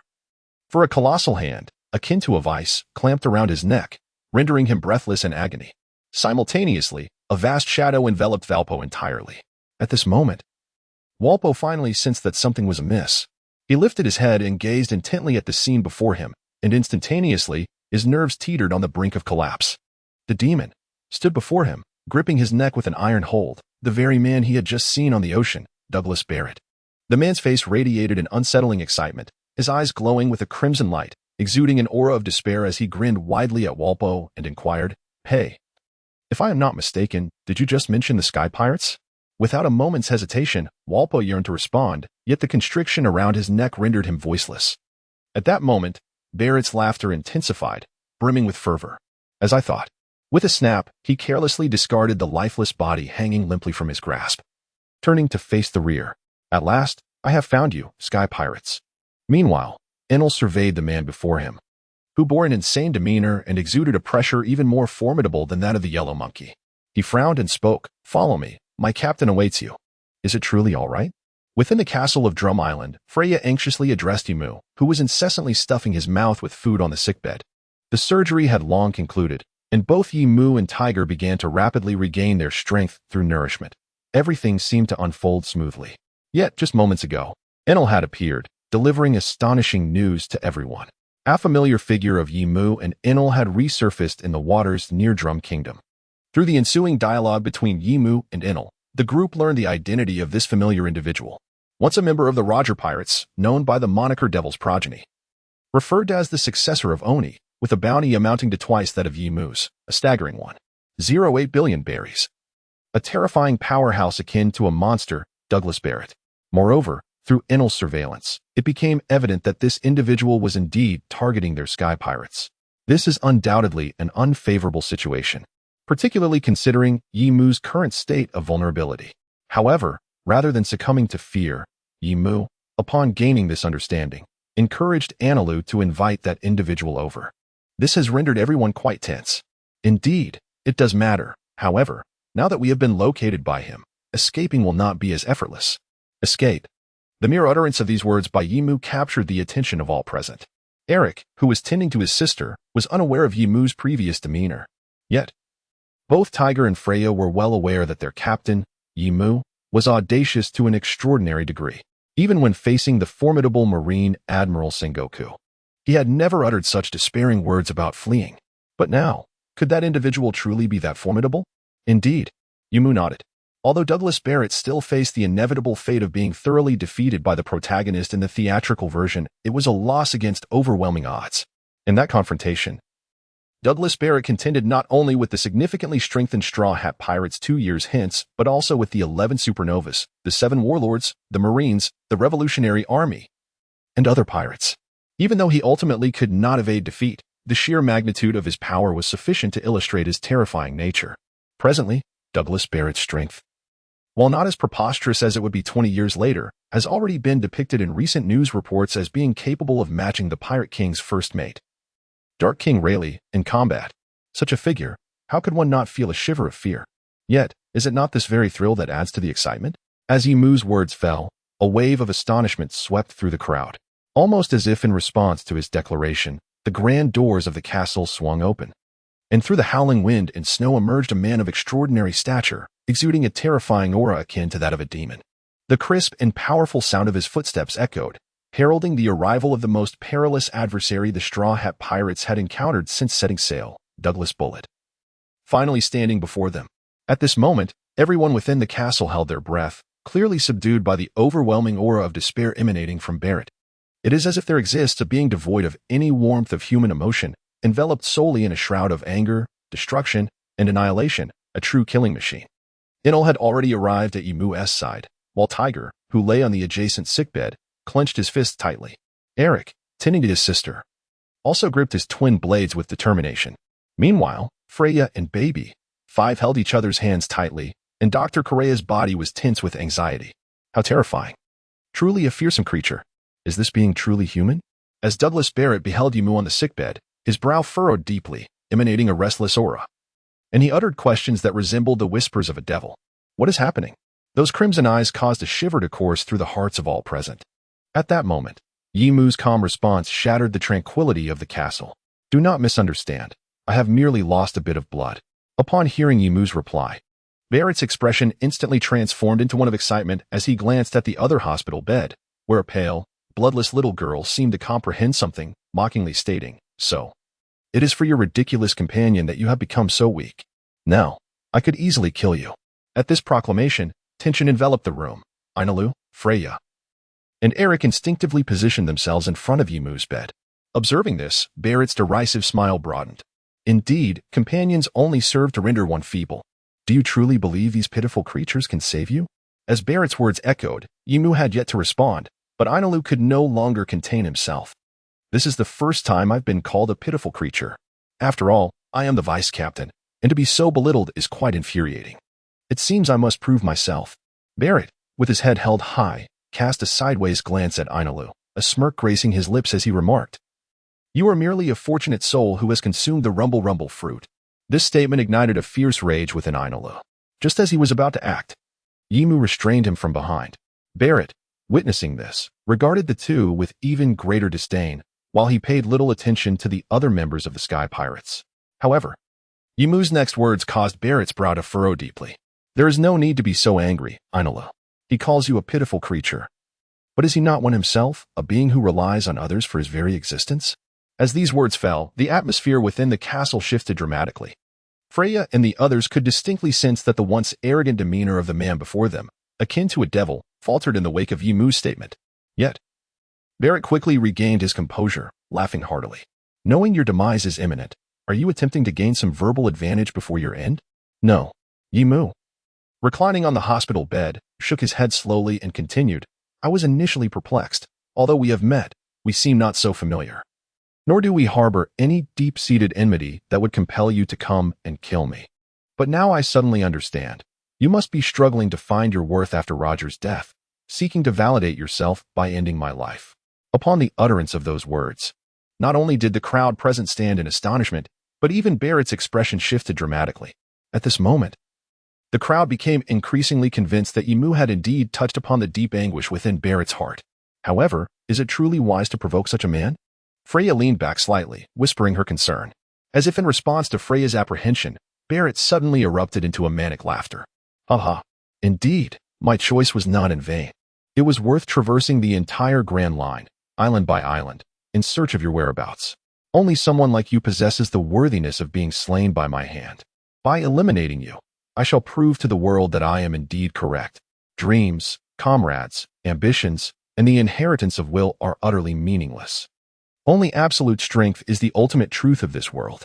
At this moment, witnessing the frenzied Barrett, who was roaring in madness, a singular thought resonates within the hearts of all present. This fellow might indeed be a pitiable creature, as Yimu suggested.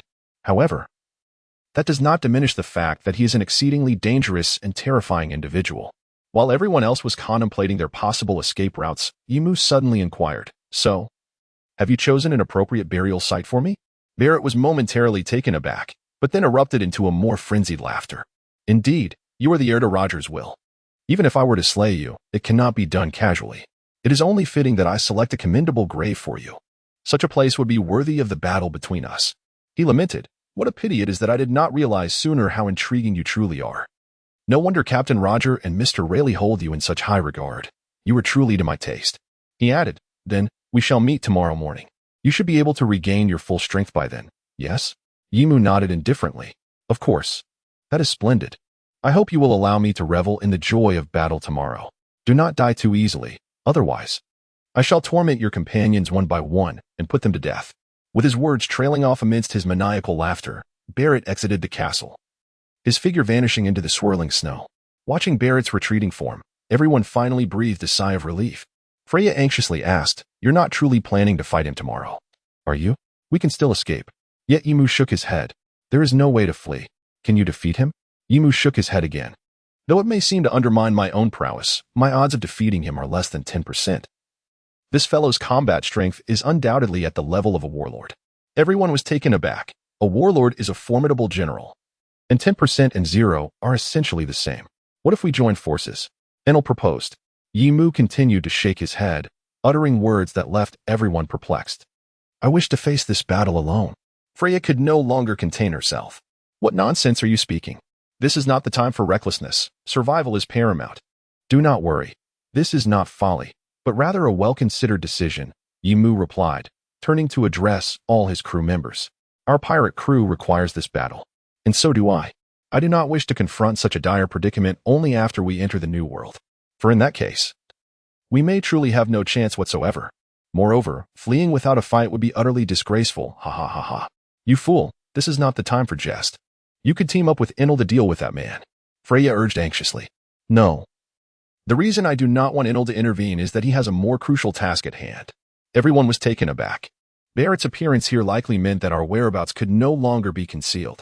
Tomorrow, our adversaries would not only include Barrett, but also the world government and the Navy. As for my ultimate survival, Tig, I must entrust it to you. The Grand Line, Long Ring Long Island. This is a slender, ring-shaped island, submerged beneath the waves, leaving only a circlet of small islets exposed above the surface. From a distance, it resembles a delicate string of interconnected bracelets. This place is seldom frequented by anyone. Even passing pirates do not linger here. The island is nearly devoid of humans, save for some remarkably elongated creatures, and lacks any towns or supplies that pirates might require, let alone treasures to plunder. However, in recent times, this locale has become exceptionally lively. The reason is quite straightforward. The geographical position of the Long Ring Long Island is remarkably unique. The first half of the Grand Line is divided into 7 distinct routes, originating from the reverse mountain's magnetic force. Each of these routes possesses its own characteristics and varying distances. Yet, Long Ring Long Island stands out as the island closest, on average, to all other routes. Previously, this distinction bore little significance, as the 7 routes were independent of one another. Once embarked upon, one could only travel from beginning to end without crossing over. However, the situation has changed. A week ago, the Navy headquarters dispatched 4 warships equipped with independent propulsion systems, allowing them to traverse the treacherous currents and monsoons of the Grand Line with ease, thereby facilitating a more efficient pursuit of pirates. Following the arrival of these vessels, Vice Admiral Tsukimi chose this island as the base for combating the pirates of the first half of the Grand Line. Here, any naval branch from that section can swiftly provide assistance. At this moment, as the sun began to set, a warship gently anchored at the shore, and from it descended a strikingly beautiful woman. She donned a white naval coat over a pink short dress, her figure accentuated by a generous bosom, a beauty mark gracing her lips, and a red dagger secured at her waist. Behind her marched a line of sailors escorting bound pirates down the gangway, preparing to temporarily imprison them until enough could be gathered for transfer to impel down. Indeed, it was a bustling day. The woman, having disembarked, gazed at the sun sinking in the distance and remarked wistfully. The young sailors nearby, upon hearing her, were instantly filled with adoration, their eyes sparkling with affection as they chorused excitedly, "Thank you for your hard work, Vice Admiral Tsukimi." Indeed, this woman is Tsukimi, who became the youngest vice admiral in naval history at the tender age of 18. Hearing the young men's cheers, Tsukimi's face lit up with a charming smile, reminiscent of her nickname, the Peach Rabbit, as she responded with a melodious laugh. "You too, make sure to rest well. You must not be distracted during future battles." "Understood. Vice Admiral Tsukimi, we will protect you. Thank you all." After bidding farewell to her fellow sailors, Tsukimi made her way to the heart of Long Ring Long Island. In recent days, this place has become the primary hub for naval affairs. To accommodate this, the Navy has erected several simple structures. However, at this moment, everyone is seated on the benches outside, sipping tea or perusing the newspapers. As I passed by, I spotted my idol, the Vice Admiral Tsuru, who shares a sisterly bond with me, seated in the center. To Tsuru's left stood the towering figure of Vice Admiral Haguvel D. Sorrow, reaching nearly 30 meters in height, resembling a small mountain. Additionally, on Tsuru's right were 3 individuals: the Vice Admiral from the headquarters, the fiercely loyal HSH Zahn, the man I least wished to see, Vice Admiral Chobutake, and the recently appointed Rear Admiral Mole, responsible for the transportation of warships and coordinating with them in their endeavors. 3 vice admirals, 2 rear admirals. For warships and over 10,000 naval personnel. With such a configuration, they can face any pirate from the first half of the Grand Line without fear. Crane gazed at the newspaper and gently raised her head to inquire of Gun, have those pirates been dealt with? Yes, yet another group lured by the pirate King Roger. Thus setting sail, they are not formidable adversaries, and the battle concluded with ease. That is reassuring, Crane replied, letting out a long sigh of relief.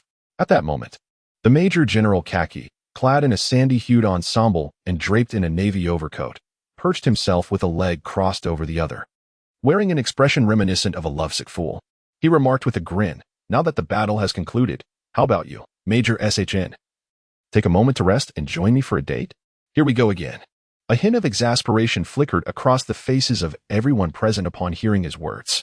Major SHN, covering her mouth, chuckled softly and replied, Your comedic prowess has indeed grown more formidable, General Haki. I am not jesting. I speak with utmost sincerity. He insisted. Is this not a part of the comedic performance as well? At this moment, the crane could no longer contain itself and interjected, addressing the two who were about to continue their discussion. Very well, with such vigor, why don't you both set out to eliminate the pirate crew on Mara Island?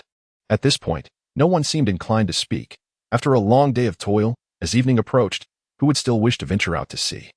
Would it not be more pleasant to sip tea and peruse the news?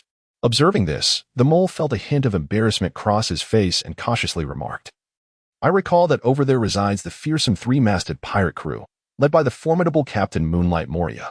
Such a terrifying individual is best left to be dealt with by the headquarters. This is not a claim made by the mole itself, but rather a decision of the department. This time, due to Roger's insidious influence, the number of pirates venturing out to sea has become overwhelming, rendering the Navy incapable of managing the situation alone. Consequently, the strategy devised by the Navy headquarters is for Tsuru to act as a filter at Long Ring Long Island, eliminating the mid-tier and lower-level pirates, while leaving the formidable pirates for the headquarters to address. Should even the headquarters prove inadequate, the admirals stationed in the New World would have no choice but to intervene directly. Tsuru sighed, feeling a sense of helplessness. In truth, with their current resources, it would not be exceedingly difficult to deal with the notorious 3-masted pirate crew, yet it would necessitate the deployment of a significant portion of their forces, requiring at least 2 vice admirals and 2 warships to engage effectively. This implies that the naval forces here would suffer significant losses. Currently, everyone has worked together to stabilize the first half of the paradise with great difficulty. If the efforts of this period were to be rendered futile in the pursuit of a single pirate, it would be unacceptable to all. Moreover, one could argue that the notorious 3-masted pirate crew does not hold such value. As for who truly possesses that value, at that moment, Ji-Yuan gazed at Admiral Crane, whose eyes had been fixated on the newspaper from start to finish. Admiral Crane, what are you reading? A recently received newspaper? She inquired. Well, it's a newspaper from 7 days ago, delivered just today. Ji-Yuan's curiosity was piqued. Does it contain any intriguing news? What began as a casual question soon transformed into something more serious as Crane nodded somberly, handing the newspaper to Ji-Yuan. Take a look. The world is on the brink of chaos again. Morgans and his ilk seem to thrive on turmoil. This prompted Ji-Yuan to focus intently on the paper. Although she had yet to delve into the content, the headline alone caused her brow to furrow. Who will succeed Roger as the next pirate king? Taking a deep breath, she continued reading. The first 3 names were unsurprising to her, well-known pirates from the Grand Line, Whitebeard, Big Mom, and Silver Axe. However, the 4th name was both unfamiliar and familiar to the Navy, the Sky Pirates Yimu. Ji-Yuan swiftly finished the article and returned the paper to Crane, her curiosity compelling her to ask, is this the will of the world government? Her inquiry stemmed from the evident bias in the news, which seemed to elevate a pirate who had never even set foot in the New World to such a high ranking, overshadowing countless formidable pirates. The language used was also suspect. While praising Whitebeard as the top contender, it subtly insinuated that despite his strength, he lacked ambition. In the case of Big Mom, the report highlighted her uncontrollable emotions and brutality. As for Silver Axe, he was derogatorily referred to as a relic of the old era, an old geezer. In stark contrast, Yimu's mention was replete with accolades, expressing admiration and praise. The article even referred to him as the one who would inherit Rogers will due to a conversation that transpired on the execution platform. What surprised Ji-Yuan, however, was Crane's response to her query. The Admiral shook her head. No, I have inquired with the world government, and this is not their intention. In fact, Morgan's has had a significant conflict with them over this news. Oh, at this moment, the Garden of E was truly astonished. Does this mean that these are the genuine thoughts of Morgan's himself? Now, the implications represented here have taken on a different significance. It is worth noting that as a distinguished leader in news and intelligence, Morgan's insights are indeed remarkable. Thus, it is no wonder that everyone is truly troubled. At that moment, the Mountain of Flames suddenly spoke. Shouldn't this be a good thing? If that were the case, even if our navy does not take action, the pirates he has suppressed would surely harbor resentment towards him. Though it was said, it was evident that the world government did not wish for this individual's notoriety to expand. After the events at Rogue Town, the headquarters initially planned to raise his bounty. But once reported, it was suppressed by the world government. Is that so? The Mountain of Flames understood. Indeed, although the actions of the Sky Pirates were few, each revelation was sufficient to send shockwaves throughout the world, undermining the prestige of both the Navy and the world government. At this juncture, Vice Admiral Tsuru, with a grim expression, continued, "Our greatest dilemma now is that we can no longer spare forces to deal with the Sky Pirates." As she spoke, she spread a newspaper across the small table before them. These two individuals are far too young, particularly the pirate named Yimu, who Kazan has encountered. Kazan informed me that he is an exceptionally ambitious and resolute young pirate. If allowed to mature, the future remains unpredictable, especially considering the nature of their abilities. Natural-type devil fruits are inherently rare, and the few at the pinnacle are even more precious than the mythical types. You should all be aware of this. Borsalino, Sakazuki, and Kazan are the foremost natural-type users, and you must understand the terrifying power and destructive capability they possess. Vice Admiral Tsuru's remark rendered the room silent. For those present, having graduated from Zephyr's tutelage, the names Borsalino, Sakazuki, and Kazan were synonymous with nightmares throughout the Naval Academy. The disparity was immense. These three individuals were never in the same league as ordinary students, existing as monstrous entities from the moment they entered school. While this was certainly attributed to their relentless training, the advantages of their natural abilities were undeniable. Particularly, the cataclysmic destructive capabilities of their natural powers are forces that no amount of training could replicate. Vice Admiral Tsuru continued, "It is merely a matter of time before the three of them ascend to the rank of admiral. Yet, the Sky Pirates possess two formidable natural-type users, each on par with them. The Rumble fruit is heralded as the strongest of the natural types, even overshadowing Borsalino's light fruit. As for the Flame fruit, while deemed a lesser version of Sakazuki's Magma fruit, this is not absolute, as you have seen from the news of Rogue Town. The pirate known as Yimu has developed the Flame fruit to an astonishing degree." Taking a brief pause, Vice Admiral Tsuru continued, "If these were merely two arrogant individuals relying solely on their devil fruit abilities, it would be manageable. However, according to the intelligence gathered by Kazan and Borsalino, their observation and armament Haki are exceptional, and their physical prowess is equally impressive.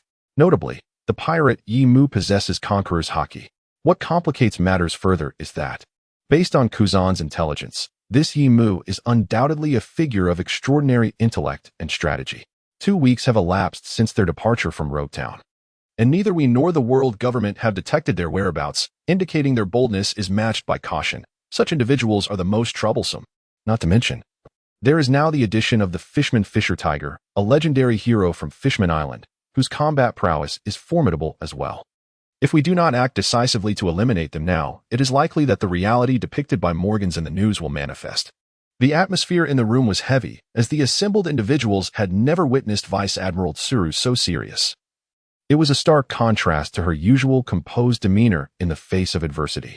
Seeing this, one of them offered reassurance. "I believe that justice will ultimately prevail over evil, and our navy will surely eradicate these pirates." Tsuru sighed, "Let us hope so." Noticing the fatigue etched on everyone's faces, Vice Admiral Tsuru decided to conclude the discussion. "You all should rest. The road ahead is still long." With a nod, the group prepared to take their leave, weary from the relentless battles against pirates. Just then, a naval officer burst in. "Vice Admiral Tsuru, someone from the world government has arrived instantly." An unsettling feeling crept into the hearts of everyone present. These repugnant individuals have suddenly arrived here, surely bringing no good tidings. Upon recognizing the leader, Spandam, whom she had encountered in Rogue Town, Crane furrowed her brows even deeper. Yet, at this moment, Spandam felt an unparalleled sense of satisfaction, particularly as he stood before the very crane who had humiliated him in Rogue Town. Thus, he wasted no time and spoke imperiously, "Admiral Crane, the orders from the 5 elders instruct you and your navy to assist us in capturing the Sky Pirates." As dawn broke over the Drum Kingdom, for naval ships and a vessel from the world government quietly emerged upon the waters of the kingdom as boarders, gradually steering towards Drum Kingdom. "Admiral Crane, something seems amiss," remarked the captain of the leading ship, Fire Mountain, peering through his telescope towards Drum Kingdom. Indeed, Admiral Crane nodded, and the others could clearly sense it too. It was eerily quiet. One must remember that Drum Kingdom is a nation renowned for its medical prowess along the Grand Line, and it should be bustling with life. Yet now, the entire port and island lay silent, as if everything had been entirely encased in ice and snow. At this moment, Spandam spoke up, a smirk gracing his lips as he addressed a man beside him. The gentleman, clad in a sleek black suit, adorned with a tie and a black top hat, sported a pair of particularly small black-framed glasses. With an air of arrogance, he declared, "Brari, let the Navy witness the prowess of our CP9. Discern the state of the island, and simultaneously seek traces of the Sky Pirates."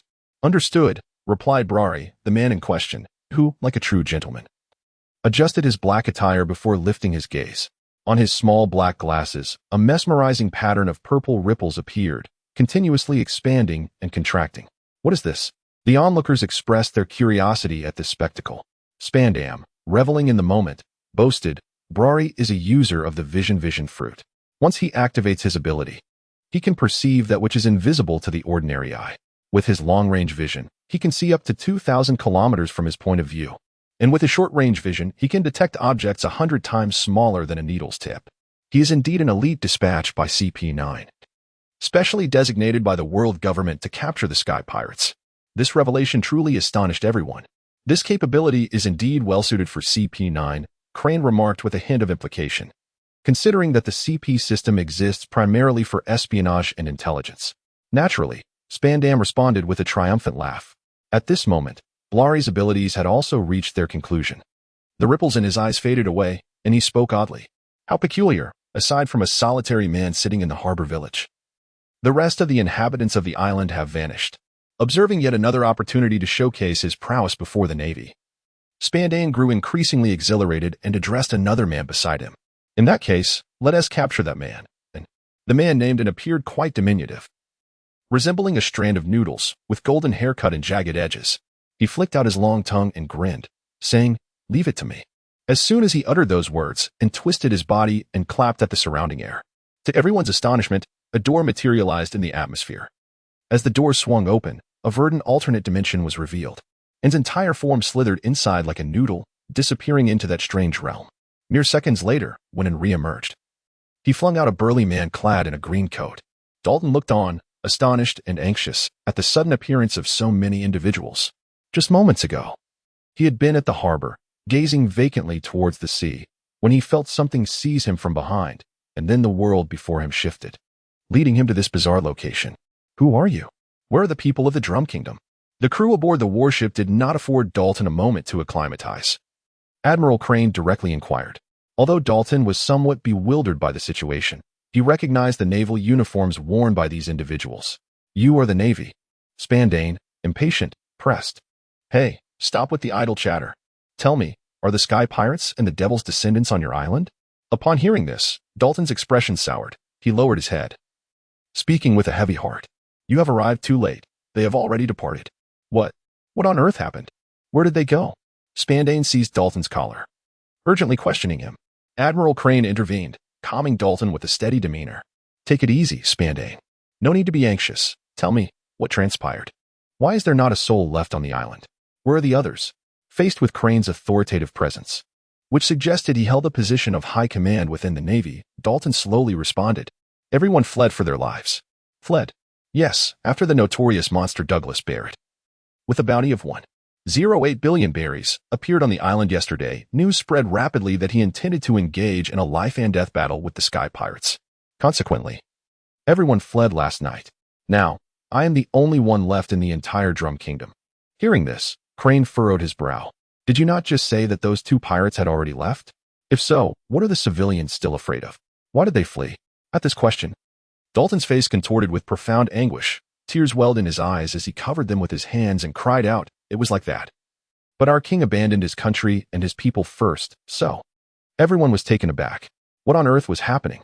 Subsequently, through Dalton's narration, the group learned the full story. It turned out that when the news first broke, despite the widespread panic, the citizens had no intention of abandoning their homeland. However, while everyone was in a state of unease, the king of the Drum Kingdom not only failed to stabilize the hearts of his people, but instead boarded a warship, abandoning his country and fleeing. Dalton had tried every means to persuade him, but the king would not listen. Having already lost 2 sons, the king cared for nothing but preserving his own life. This moment triggered a cascading effect, impacting the royalty, soldiers, and even the common folk. Consequently, throughout the night, the entire populace of the kingdom of Magdrum fled in haste. Only Dalton remained, silently guarding the port and his homeland. Perhaps, once safety is restored, they might return. However, in just a single day, all that Dalton had devoted his life to protecting and the steadfast beliefs he held dear were mercilessly shattered twice by the prince and the king of this very nation, one of whom was the king he had always respected. This devastation plunged his world into profound anguish, leading to the complete collapse of his convictions. In this moment, even the high-ranking naval officers present, who had encountered countless remarkable figures, felt a surge of admiration for a man so devoted to his country. Admiral Crane expressed his appreciation, saying, "You are a remarkable individual. Dalton, have you ever considered joining the Navy?" Dalton, taken aback by the invitation, felt a moment of hesitation, yet ultimately shook his head. "I apologize, but I am the captain of this nation's guard. Unless this nation ceases to exist, protecting it is the sole purpose of my existence." "I understand." Crane sighed with regret. Meanwhile, Spandane was becoming increasingly anxious. "Hey, Admiral Crane, this is not the time for such discussions. When did they leave? In which direction did they go?" "I'm afraid I don't know," came the reply. "They departed quietly while everyone was preoccupied with fleeing. No one noticed them at all. What a bunch of useless fools." "Admiral Crane, what do we do now? Can Blari track the Sky Pirates?" Blari hurriedly activated his fruit ability, attempting to locate the Sky Pirates trail. However, despite the extraordinary nature of his powers, the vastness of the ocean rendered his efforts futile. He could find nothing across such an expansive area. Just then, he appeared to notice something and exclaimed in surprise. The fish in the sea seemed to be acting strangely. Upon hearing Blari's words, Spandane erupted in fury. "You fool! I asked you to find the Sky Pirates, not to observe fish." Blari awkwardly shook his head in response. "No, what I mean is, these fish are truly peculiar. They seem to be fleeing in a frenzy." Fleeing. At that moment, the naval officers aboard the warship, who had been vigilantly watching the sea, also sensed something amiss and began to murmur loudly among themselves. "What is happening on the surface? It seems something is approaching us. What could it be?" At this moment, everyone truly sensed something amiss and hurried to the edge of the ship. Upon closer inspection, astonishment spread across their faces. There, on the left flank of the warship, the distant sea appeared to be in turmoil, bubbling as if it were boiling. A closer look revealed numerous fish of various sizes and species, all seemingly fleeing for their lives, darting across the ocean's surface toward the horizon. The scene was vast, teeming with diverse marine creatures, as if the denizens of the deep were undergoing a grand migration. General He, the first to react, turned to the nearby volcanic blaze and inquired about the presence of any islands in that direction. Volcanic Blaze paused momentarily before recollecting and responding. In that direction. At that moment, Blari erupted with excitement, exclaiming that he had spotted the pirate ship of the Sky Pirates. That island is the once glorious Ice Kingdom, Reykjavik. Upon hearing this, the crew aboard the warship was momentarily taken aback. Reykjavik Island was a breathtaking locale, reminiscent of a fairy tale. From afar, it resembled a crystalline diamond, enveloped in a thick layer of ice, devoid of any visible flora, fauna, or human presence. Although it was morning, the island was shrouded in dense clouds, casting a somber shadow. Amidst the howling snowstorm, visibility was severely limited. Yimu and Barrett stood facing each other, a mere 20 meters apart. The frigid wind did not affect them. The snowstorm could not reach them. Their accelerated blood flow and the rapid movement of their muscles generated a searing heat that formed a natural barrier. Yet, neither made a move, seemingly imbuing their actions with a sense of ritual. Barrett grinned broadly, gesturing toward the island. "Captain Yimu of the Sky Pirates, what do you think of the grave I have chosen for you?" The corners of Barrett's mouth curled upward, clearly satisfied with his selection. He stomped on the thick ice beneath his feet, declaring with enthusiasm, "I spent an entire night researching to find this perfect resting place for you." This island, known as Reykjavik, was once a stunning ice realm, technologically advanced, but 7 centuries ago, it was obliterated for refusing to join the world government, submerged beneath the waves. Burying this nation beneath our feet. Are we truly standing atop a buried country? Yumu inquired. Indeed, Barrett affirmed. Thus, I chose this place. While the fact of your demise at my hands is unchangeable, having this city as your burial site should provide some solace for you. The heir of Rogers will. The heir of Rogers will. Yumu furrowed his brow, having heard this peculiar title for the second time. However, he conceded. If this is to be my final resting place, it is indeed a beautiful one. Barrett's laughter grew more exuberant. For he sensed no fear of death emanating from Yumu, only a rising battle fervor and an unwavering courage, although the outcome would remain unchanged. At least the impending battle promised to be exhilarating. Barrett cracked his knuckles, producing a crisp sound, then assumed a sumo stance. Spreading his arms wide and casting a sidelong glance at the Gemini goddess anchored in the waves. Given how delightful you've made this encounter, I shall spare the lives of your feeble companions after I eliminate you. Yumu clenched his fists, throwing his arms wide, feeling the rush of blood coursing through him.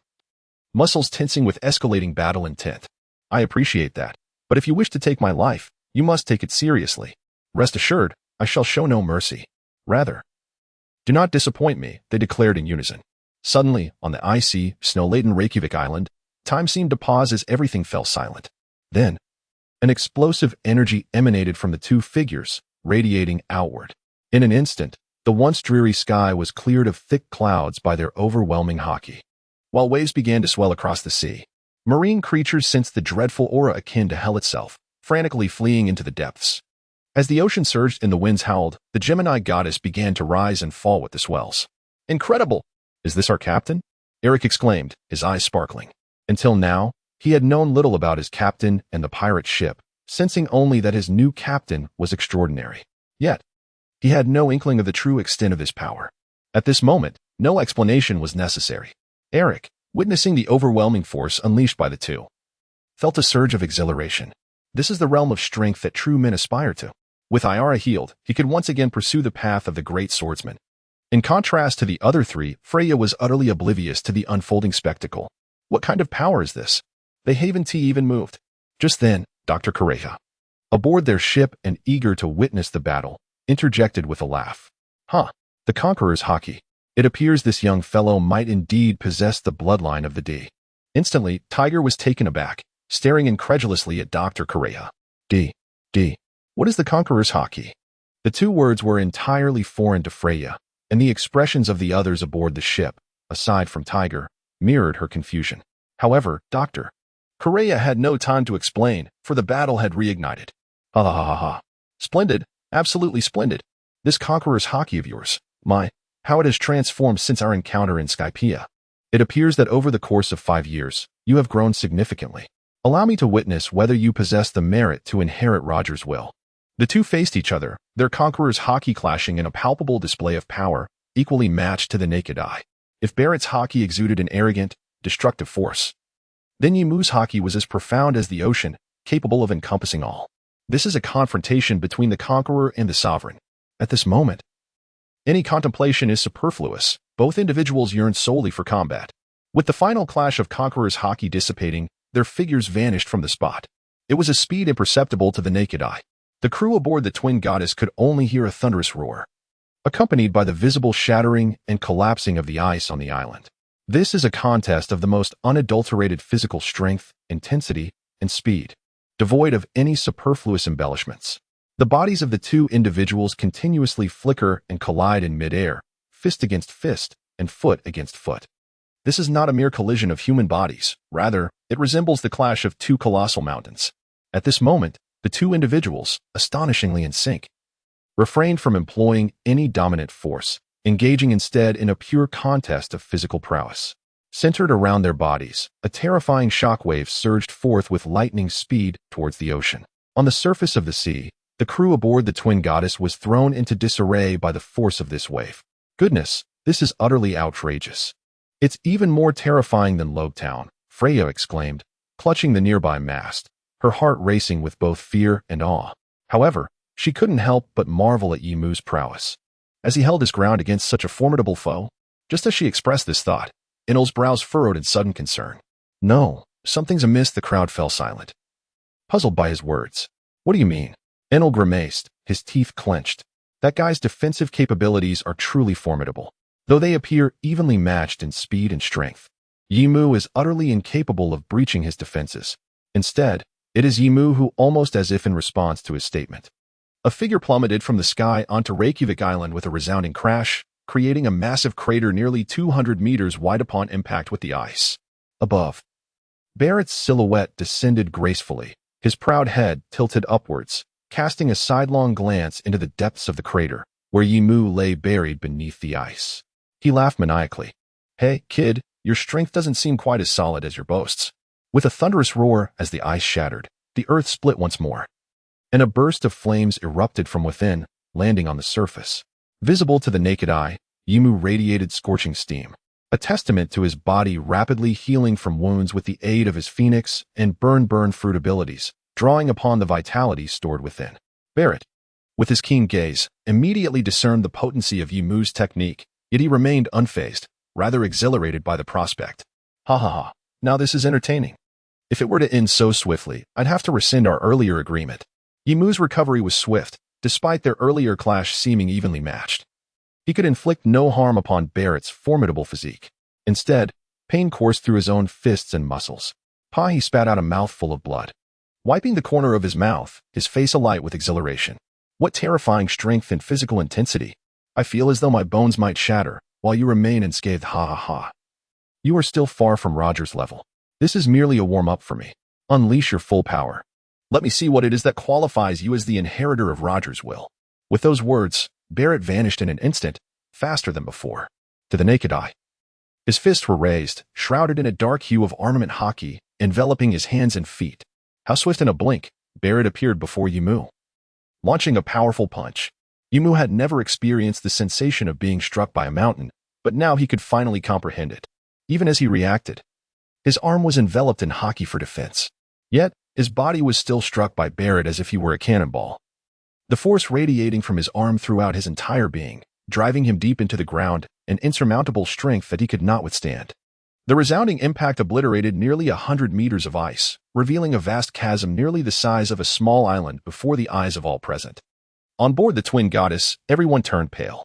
Just moments ago, the battle seemed evenly matched, but in the next instant, the tide had turned dramatically, leaving Yimu utterly defenseless. Given the terrifying spectacle of the attack's aftermath, it seemed that Yimu was in grave peril. Yimu is not like Enel. You must save him, Freya exclaimed anxiously, clutching Enel's sleeve and shouting at him. Enel furrowed his brow in contemplation, seemingly hesitant, but ultimately shook his head and walked in another direction. What are you doing, Enel? Freya queried, her voice filled with urgency. His response was succinct. I am fulfilling Yimu's orders. The Navy is on the verge of arriving, and I cannot allow them to disrupt our captain's battle. What are you saying? Yimu is. Freya shouted in distress, attempting to grasp Enel, only to be suddenly restrained by another individual.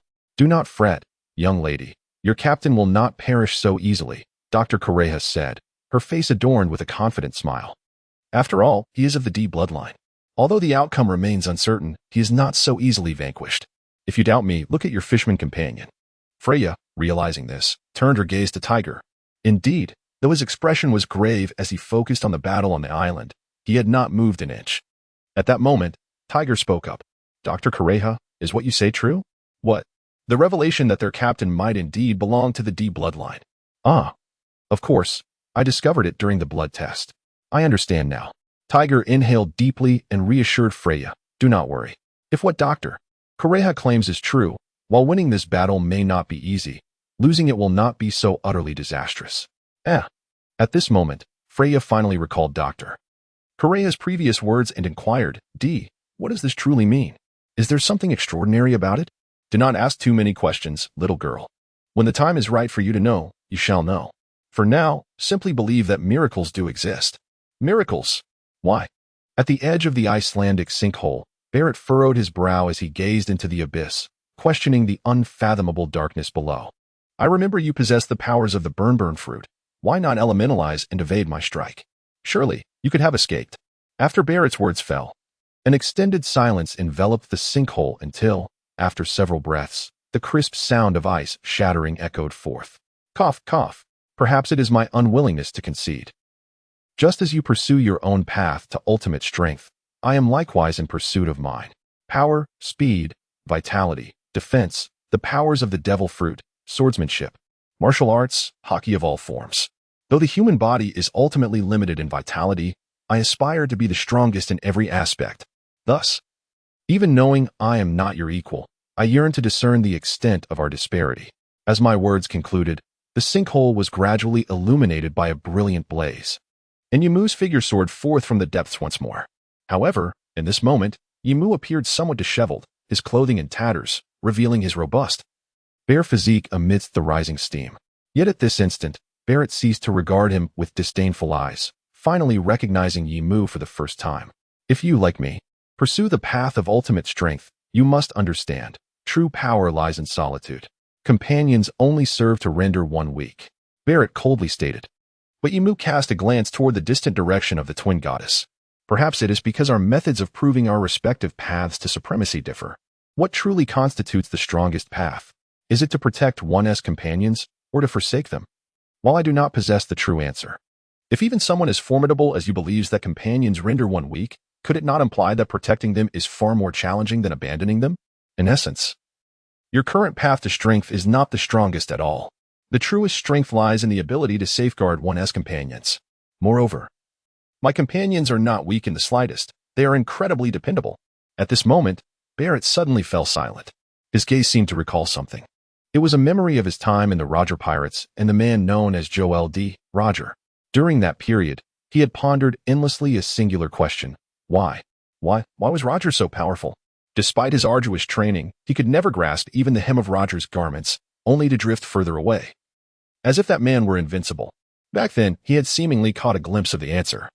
Each companion aboard the ship had bestowed upon him an unprecedented warmth and strength. Yet soon after, upon learning of Roger's terminal illness, confusion enveloped him, leading him to doubt himself. Now, after Roger's demise, he found himself even more lost for answers.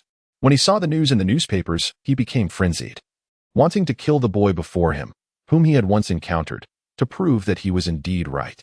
But now, no, I am right. Companions only serve to weaken one. At this moment, Barrett's mind was engulfed in a tumultuous chaos. He adamantly refused to acknowledge his errors or failures. His path of supremacy was not to be questioned. Damn it, I will kill you. How dare you expose this semblance of weakness within me? Barrett's gaze turned crimson, radiating an aura reminiscent of a malevolent spirit, as his Haki enveloped his entire being. Clearly, he was utterly serious now. His thoughts singularly focused on eliminating Yimu. Yimu also took a deep breath, his fist clenched tightly, the dark Haki once again shrouding him entirely. What lay ahead was undoubtedly a grueling battle. Yet, despite this, he yearned to explore the limits of his capabilities. In an instant, a terrifying roar echoed across the icy expanse. The island began to fracture, and the ocean waves surged forth, melting the ice beneath. Blari, do you see this? I see it, but it's utterly unclear. Are you kidding me? That guy from the Sky Pirates is actually holding his ground against Douglas Barrett. Due to the vast distance, although the Navy's ships had significantly enhanced their speed with a unique propulsion system, reaching the island at full throttle would still take nearly an hour. At this moment, the only individual aboard the naval vessel who could discern the situation on the island was Blari, a user of the vision fruit from CP9. Upon hearing Blari's words, everyone on the naval ship was momentarily stunned. Are you serious? Blari, that guy is comparable to a Marine Admiral. How could that Sky Pirate possibly possess such strength? I know. Blari was equally astonished. It was perplexing, despite being outmatched and repeatedly defeated. How is it that this individual could rise again to retaliate? That kind of power should have been lethal with a single blow. Where did he draw such strength from? This vitality was utterly remarkable. Blari's astonishment was contagious, leaving the crew of the naval ship equally bewildered. Can we document their combat process?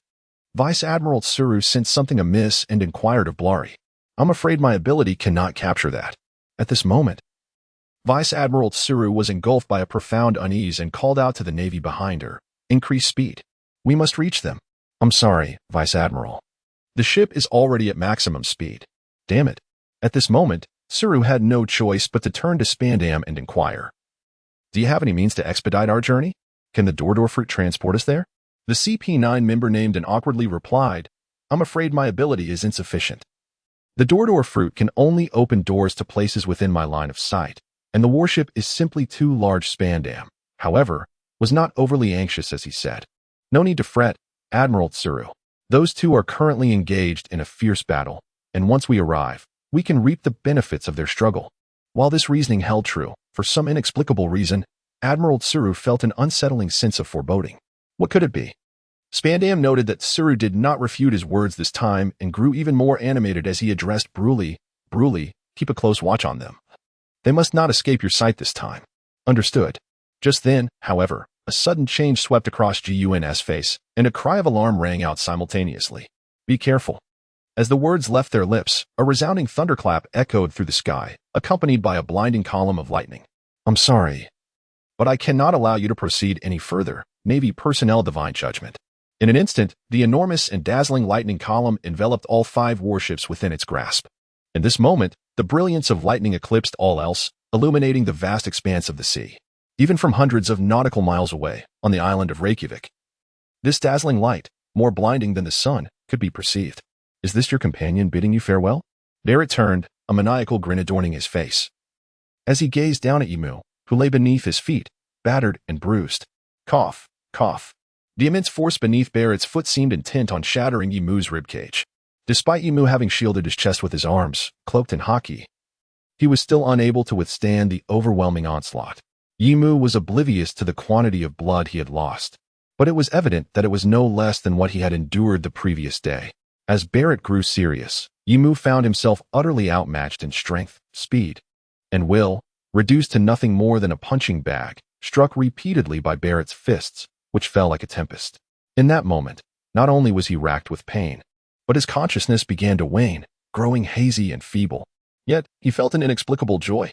It was truly exhilarating. Ha ha ha, cough cough. Barrett, taken aback by the bright laughter emanating from the seemingly ant-like Yimu beneath his foot, was momentarily stunned, before descending into a frenzy. How could one still find the capacity to laugh? It appeared that despair had not yet fully claimed you. If that is the case, allow me to silence you completely. With that, Barrett raised his right foot high, preparing to strike down upon Yimu with a brutal axe kick. However, at that very instant, the seemingly incapacitated Yimu, who had been battered like a punching bag, abruptly vanished from beneath him, only to reappear, fist cloaked in Haki, aimed squarely at Barrett's head. Barrett's impatience surged. Why could this fellow still rise?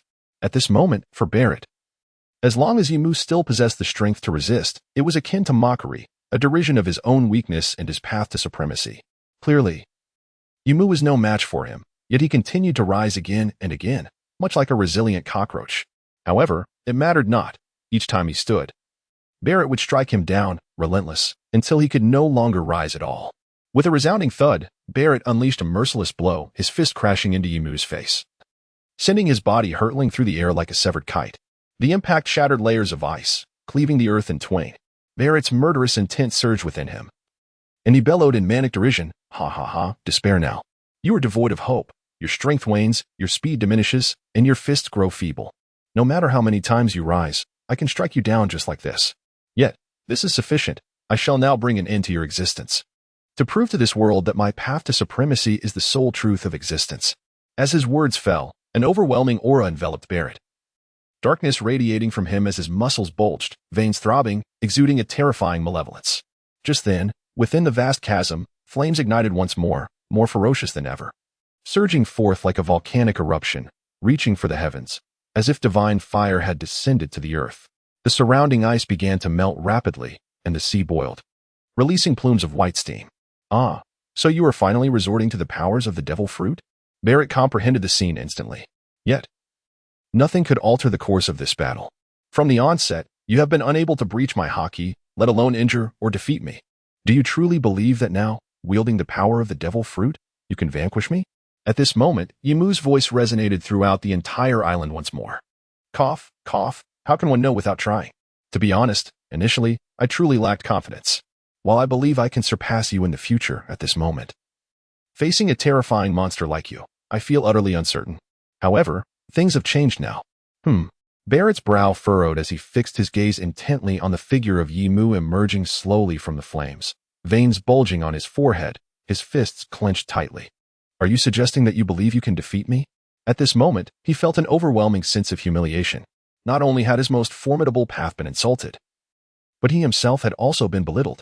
Yimu, as if intentionally provoking him, continued, "Of course. You claim that my strength is waning, my speed diminishing, and my fist growing feeble. Have you not experienced the same? That last punch did not bring me the joy that previous ones did it?" Barrett was momentarily taken aback, his teeth clenched in a display of hatred. However, upon observing Yimu, who was engulfed in flames that vaporized the blood from his body and struggling to breathe, as if standing was a challenge without the aid of his fruit abilities, a sudden smile broke across Yimu's face. "What a stubborn fellow. In light of this, I shall grant you an opportunity." "Oh." Barrett clasped his hands over his chest, his armed color Haki enveloping him entirely, and then confidently extended a single finger. "For the next 10 minutes. If you can breach my armed color defense and inflict an injury upon me, I shall spare your life. Otherwise, I will mercilessly slaughter you and your companions one by one, allowing them to wallow in despair and sorrow for following such an incompetent fool as you." At that moment, Yimu's expression shifted, but he soon shook his head and replied, "I truly appreciate your concern. However, I have an aversion to the pity of others. Therefore, I intend to raise the stakes." As he spoke, his fist tightened. In this realm, flames conjured by the fire fruit seemed to possess a life of their own, swirling incessantly around Yimu, forming a fiery tornado that bridged heaven and earth. With arms outstretched, Yimu summoned the elements. A resounding roar echoed through the air as the fiery vortex began to rapidly spiral and contract. Ultimately, it transformed into a slender red dragon of flame. Its head raised towards the sky, roaring fiercely as it descended, coiling around Yimu's fists, absorbed by his very being. Barrett was momentarily taken aback by the scene unfolding before him. For in that instant, even though he was reluctant to admit it, he felt an overwhelming sense of peril. Yimu's fists and arms, adorned in dark, armored hues, now shimmered with a swirling, dense crimson energy as a red fire dragon danced within. "Next, I shall strike you with my singularly earnest fusion technique, the Inferno Dragon's Hellfire Fist." In that moment, Barrett felt a surge of excitement return. For even if he wished to deny it, he could not escape the palpable danger that coursed through him, rekindling the fire within his veins. "Now, let me see if this technique truly possesses the power to exhilarate me or to land a blow upon me." "As you wish." Indeed, this is the singular mastery of Yimu. As previously mentioned, Yimu's ultimate path lies in aspiring to elevate all his abilities to their zenith, devoid of any shortcomings. However, this is evidently a daunting endeavor, achievable only by those of extraordinary genius. Ultimately, one's energy is finite, making it implausible to excel in every facet. Prior to mastering Haki, Yimu possessed the luxury of time, however. Upon acquiring the training methods for Haki and swordsmanship from Rayleigh, he was compelled to make a pivotal decision: the cultivation of strength, speed, vitality, defense, martial arts, swordsmanship, devil fruits, armament Haki, observation Haki, and conqueror's Haki demands an exorbitant amount of time. He understands the folly of overextending oneself, yet he is reluctant to relinquish any aspect. Consequently, he realizes that his time is becoming increasingly scarce. He does not wish to embark on adventures at sea in his 30s or 40s. Thus, he alters his training focus, refraining from investing excessive effort into the cultivation of any singular ability. Whether it be the development of devil fruits, the practice of swordsmanship, the training of martial arts, or the exploration of Haki, he abandons the dazzling array of techniques and skills in favor of grasping the essence of all powers. He shifts his emphasis towards the cultivation of both body and will. The body represents the physical form, while the will signifies the spirit. Training the body can elevate the upper limits of various abilities, allowing for repeated breakthroughs in strength. Meanwhile, honing the will can enhance the intensity of intent, thereby continually augmenting control over power. The culmination of such rigorous training is that, as long as he remains within the boundaries of his own will and essence, Yimu can wield his power with utmost freedom. Whether it pertains to the devil fruit, physical techniques, swordsmanship, or Haki, he finds himself unencumbered by the need to dedicate time to mastering specific moves or skills. Presently, many of his techniques can be executed simply by the power of his thought, as they fall within the realm of his will and essence, allowing for an unparalleled sense of freedom. However, there exists one technique that stands apart. This technique is, at present, the sole skill he has devoted himself to training with utmost diligence, the Inferno Dragon's Fiery Fist. It elevates the power of the Blaze fruit to its zenith, while also amplifying the prowess of his Haki. By merging these two formidable forces, he unleashes a devastating move of unparalleled might. In the unfolding narrative, it is our protagonist, Luffy, who inspires Yimu to devise such a remarkable technique. Although the precise mechanics remain elusive, it is evident that Haki exerts a unique restraint over those endowed with supernatural abilities, distinct from the influence of the sea and sea prism stone. If we consider seawater and sea prism stone as nearly absolute inhibitors of devil fruit users, then Haki's restraint resembles a form of indirect confinement. This explains why those who possess the powers of the devil fruit become not only unable to utilize their abilities when confronted with sea prism stone or seawater, but also experience a profound physical weakness and fatigue. Conversely, when the powers of the devil fruit are restrained by Haki, the abilities merely become ineffective without inducing any symptoms of weakness or exhaustion. In fact, within the narrative, Luffy is capable of employing both Haki and his devil fruit powers simultaneously. This inspired Yimu to meld the abilities of the flame fruit with Haki, resulting in a powerful technique, the Inferno Dragon's Hellfire Fist. In an instant, Barrett's body surged upwards, an immense force causing the ice beneath him to shatter like a spider's web. Yimu clenched his fists tightly and charged toward Barrett. However, after several hours of combat, Yimu's stamina was nearing its limits. Especially when employing this move, his speed and strength could not compare to his prime. Both his armament Haki and the powers of the flame fruit depended fundamentally on the user's physical condition. Barrett immediately sensed this, his eyes widening as he scoffed, "Ha ha ha. So you were merely bluffing? With such speed and strength, how could you possibly hit me?" As if in response to his taunt, Barrett effortlessly dodged Yimu's incoming fist, bending low to strike at Yimu's abdomen. Yet, he soon felt something amiss. To his astonishment, his strike had indeed landed on Yimu's midsection. No. It was as if Yimu had chosen not to evade at all. What? Why? Despite knowing that Yimu's stamina was critically low, this punch should have been avoidable. Moreover, Yimu had not been sent flying by the blow. Just then, an overwhelming sense of danger washed over him from the side. The Inferno Dragon's Hellfire Fist. What? Barrett incredulously turned his head, only to behold a black fist enveloped in crimson energy, transforming into a roaring dragoness head that lunged toward him. Instinctively, Barrett's body reacted, swiftly retreating. Yet, even so, a sharp pain shot across his face. Lowering his gaze, he saw that his cheek had been burned. Despite not being directly hit and having armament Haki covering his face, the moment the fiery fist grazed his skin, the intense heat had scorched his face, leaving a painful, charred sensation. How could it possibly breach my armament Haki? Barrett, from the corner of his eye, caught sight of the singed area beneath his eye, disbelief etched across his face. This slight pain was insufficient to elicit a cry of anguish from him. However, nearly 5 seconds had elapsed since he had confidently asserted that if Yimu could find a way to breach his armament Haki defense and inflict injury upon him, he might be spared. In that fleeting moment, he experienced a sense of unease for the first time, prompting an instinctive, reflexive urge to evade. This is an utter humiliation for him. It is inconceivable, utterly inconceivable, that such feeble fist could yield. I'm the strongest. How could he, undeniably the mightiest, be the first to retreat in this battle? At this moment, Barrett's roar reverberated across the entirety of Iceland and the surrounding seas, instilling a profound sense of dread among the members of the Sky Pirates. Now is not the time for madness. The battle has only just commenced. The flames enveloping my fists are no ordinary fire.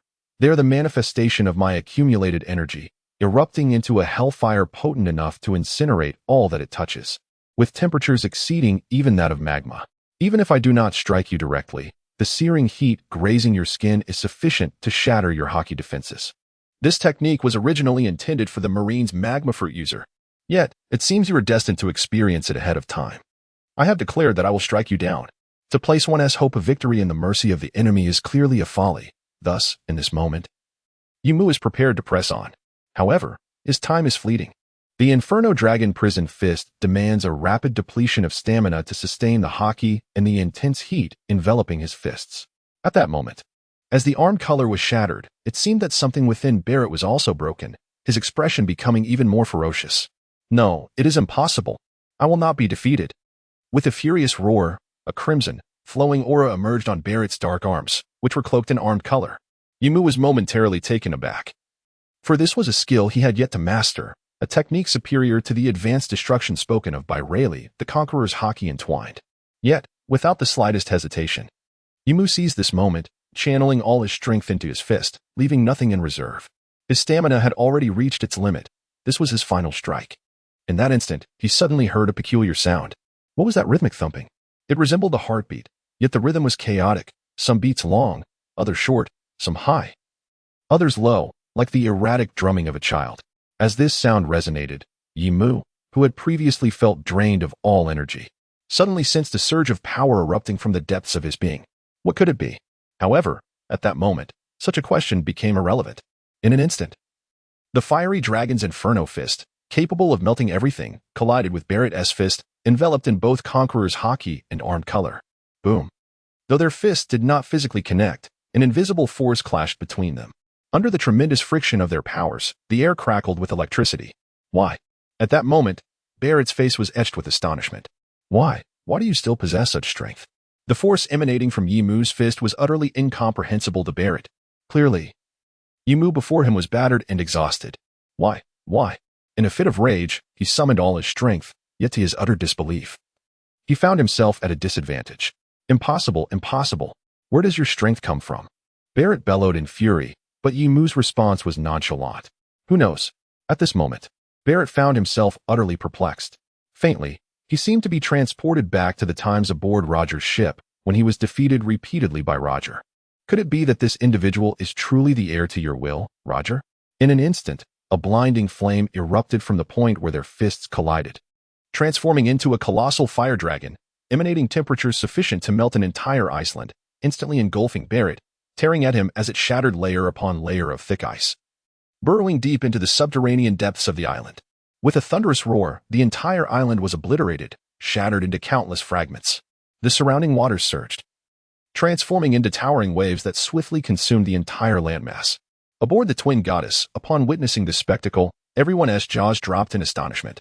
Fisher Tiger was equally stunned. Yet he had more pressing matters to attend to.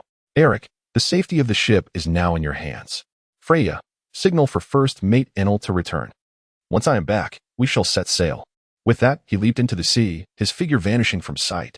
3 hours later, when the naval ship arrived at the scene, it was already too late. The entire island had vanished, leaving only fragments of ice floating on the surface of the sea.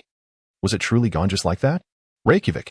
Standing at the bow of the ship, Admiral Crane gazed upon the island that had been completely submerged by the sea, a profound sigh escaping her lips. Behind her, the number of her followers had noticeably dwindled. Not only was there but a single warship, but the Navy was also reduced to just the Burning Mountain and the Garden of Eden, with CP-9 left with only Spandam. Upon witnessing this scene, Spandam was beside himself with rage. Curse Sky Pirates. They have killed Blari Enden. The Navy is utterly useless. Had you not wasted time attempting to save someone, we might have still made it in time.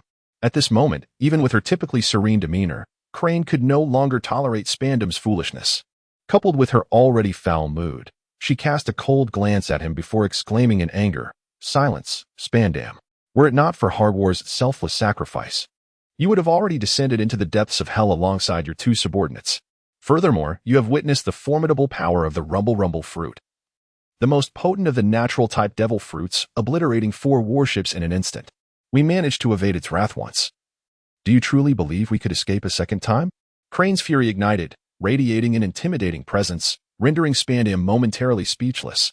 Ultimately, he could only retort with bitterness. Then what are we to do now? It is infuriating that we have finally discerned their whereabouts, only to lose that advantage. The Navy must bear some responsibility as well. This group is far too terrifying. We must deploy CP0 operatives. The horrifying scene from 3 hours prior lingered in his mind. Following the thunderous roars, Spandam had seen nothing but blinding light. When he reopened his eyes, he beheld the devastation. 4 out of 5 naval warships had been annihilated in an instant. Only the vessel they occupied remained, shielded by the colossal figure of the admiral who had absorbed the brunt of the lightning strike. The sea was a cacophony of cries for help, littered with the wreckage of ships. It was a force beyond human capability to withstand. Even more unsettling was the realization that Brule and Enden were also missing. They were members of CP9, not the most elite warriors perhaps, but still among the finest in the organization, effortlessly dispatched in such a manner. This time, Spandam profoundly grasped the terror of the Sky Pirates. He had resolved that upon his return, he would implore the Gorosei to withdraw from this mission, relinquishing everything to CP0 or the Navy. He had no desire to court death. However, at present, he was still compelled to remain with this group of Navy officers.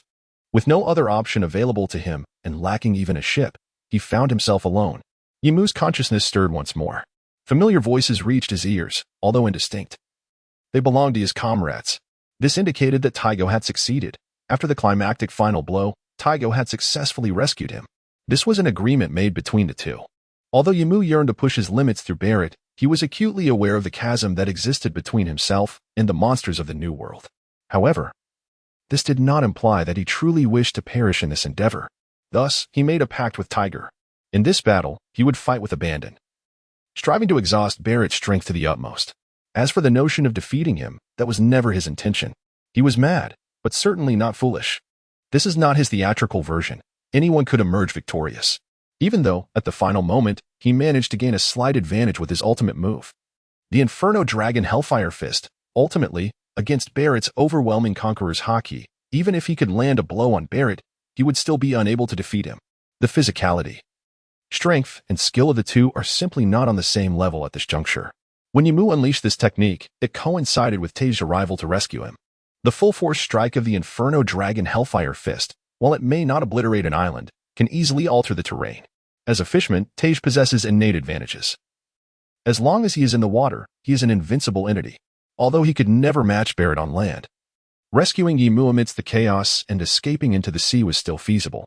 Of course, there was a certain degree of risk involved. But it appears he has managed to gamble successfully. It is evidently impossible to flee without engaging in combat. However, after a spirited brawl, the circumstances change entirely.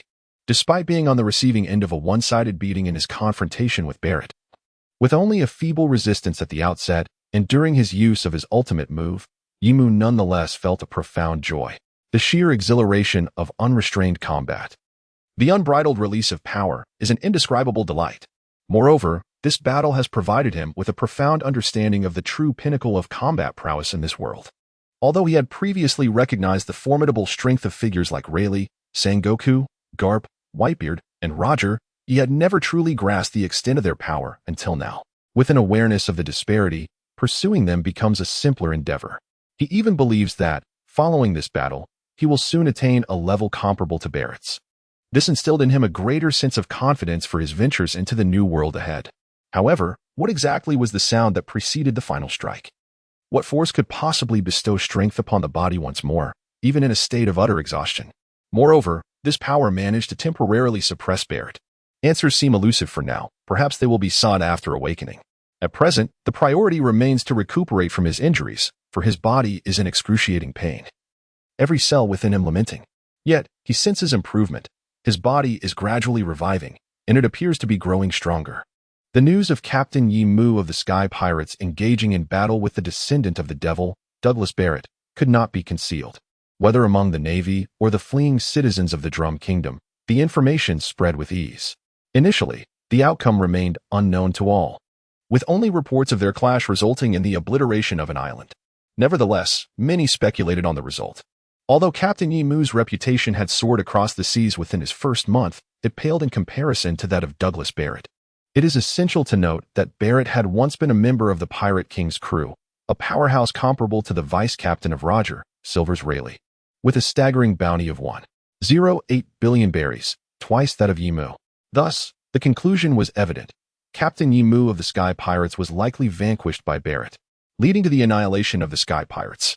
In fact, whispers have begun circulating about the search for the reborn Mera Mera no Mi and the Garo Garo no Mi. Yet, just 2 weeks later, Douglas Barrett was sighted in the city of Queen Spring on the Grand Line. At first glance, everyone was taken aback. Douglas Barrett, who was presumed to secure an effortless victory, now bore the unmistakable signs of severe injury. The left side of his chest, extending from his neck to his abdomen, was marred by deep burn marks. Although such wounds posed little threat to a behemoth like Barrett, the massive crimson scar was sufficient to attest to the harrowing nature of the battle he had endured. Even though Captain Yimu of the Sky Pirates had perished, it was evident that he had managed to inflict considerable trouble upon Barrett before his demise. However, just a week later, a significant revelation emerged from Morgan's, the president of the World News Economic Agency. Contrary to prior beliefs, Captain Yimu of the Sky Pirates was alive and seemingly in good health. The details were scant in the report, but it indicated that the captain was quite displeased, attributing his troubles to the sensational news Morgans had concocted. Nevertheless, this news served to confirm that Captain Yimu was indeed alive. As if in response to this revelation on the same day, an action by the world government and the Navy once again thrust the Sky Pirates into the spotlight. New bounties were issued. Captain Yimu of the Sky Pirates, notorious criminal, user of the burn fruit, bounty, 940 million berries, dead or alive. First Mate Inel, notorious criminal, user of the rumble fruit, bounty, 800 million berries, dead or alive. Navigator Fisher Tiger, notorious criminal, a fishman, bounty, 680 million berries, dead or alive. Swordsman Kermango Eric, dual-wielding swordsman, bounty, 280 million berries, dead or alive. Chef Freya, notorious criminal, user of the cook fruit, bounty, 10 million berries, dead or alive. Ship's Dr. Kermango Ayala, notorious criminal, bounty, 8 million berries, dead or alive. Sniper Baby, 5, notorious criminal, user of the weapon fruit, bounty, 6 million berries, dead or alive. In the New World, following the audacious incursion by the Golden Lion 2 months prior, which culminated in his defeat at the hands of Marine Admirals Carp and Sengoku, the previously stable equilibrium was shattered. The Golden Lion, an undisputed sovereign of the New World, harbored unparalleled ambitions to emulate the former maritime overlord Rox, aspiring to assemble a formidable aerial pirate fleet under his command, thereby becoming the preeminent pirate with dominion over the most territory and affiliated crews in the New World. The vast aerial fleet was, in fact, responsible for nearly 1/3 of the New World's territory. Yet, with the Golden Lion's capture, the once unified aerial fleet disintegrated rapidly. Bereft of their leader, the fleet was incapable of suppressing the ambitions of its internal factions. Nor could it defend against the external pirates who had long coveted the Golden Lioness territories. Consequently, chaos erupted throughout the New World, with bloodshed, war, and death rampant.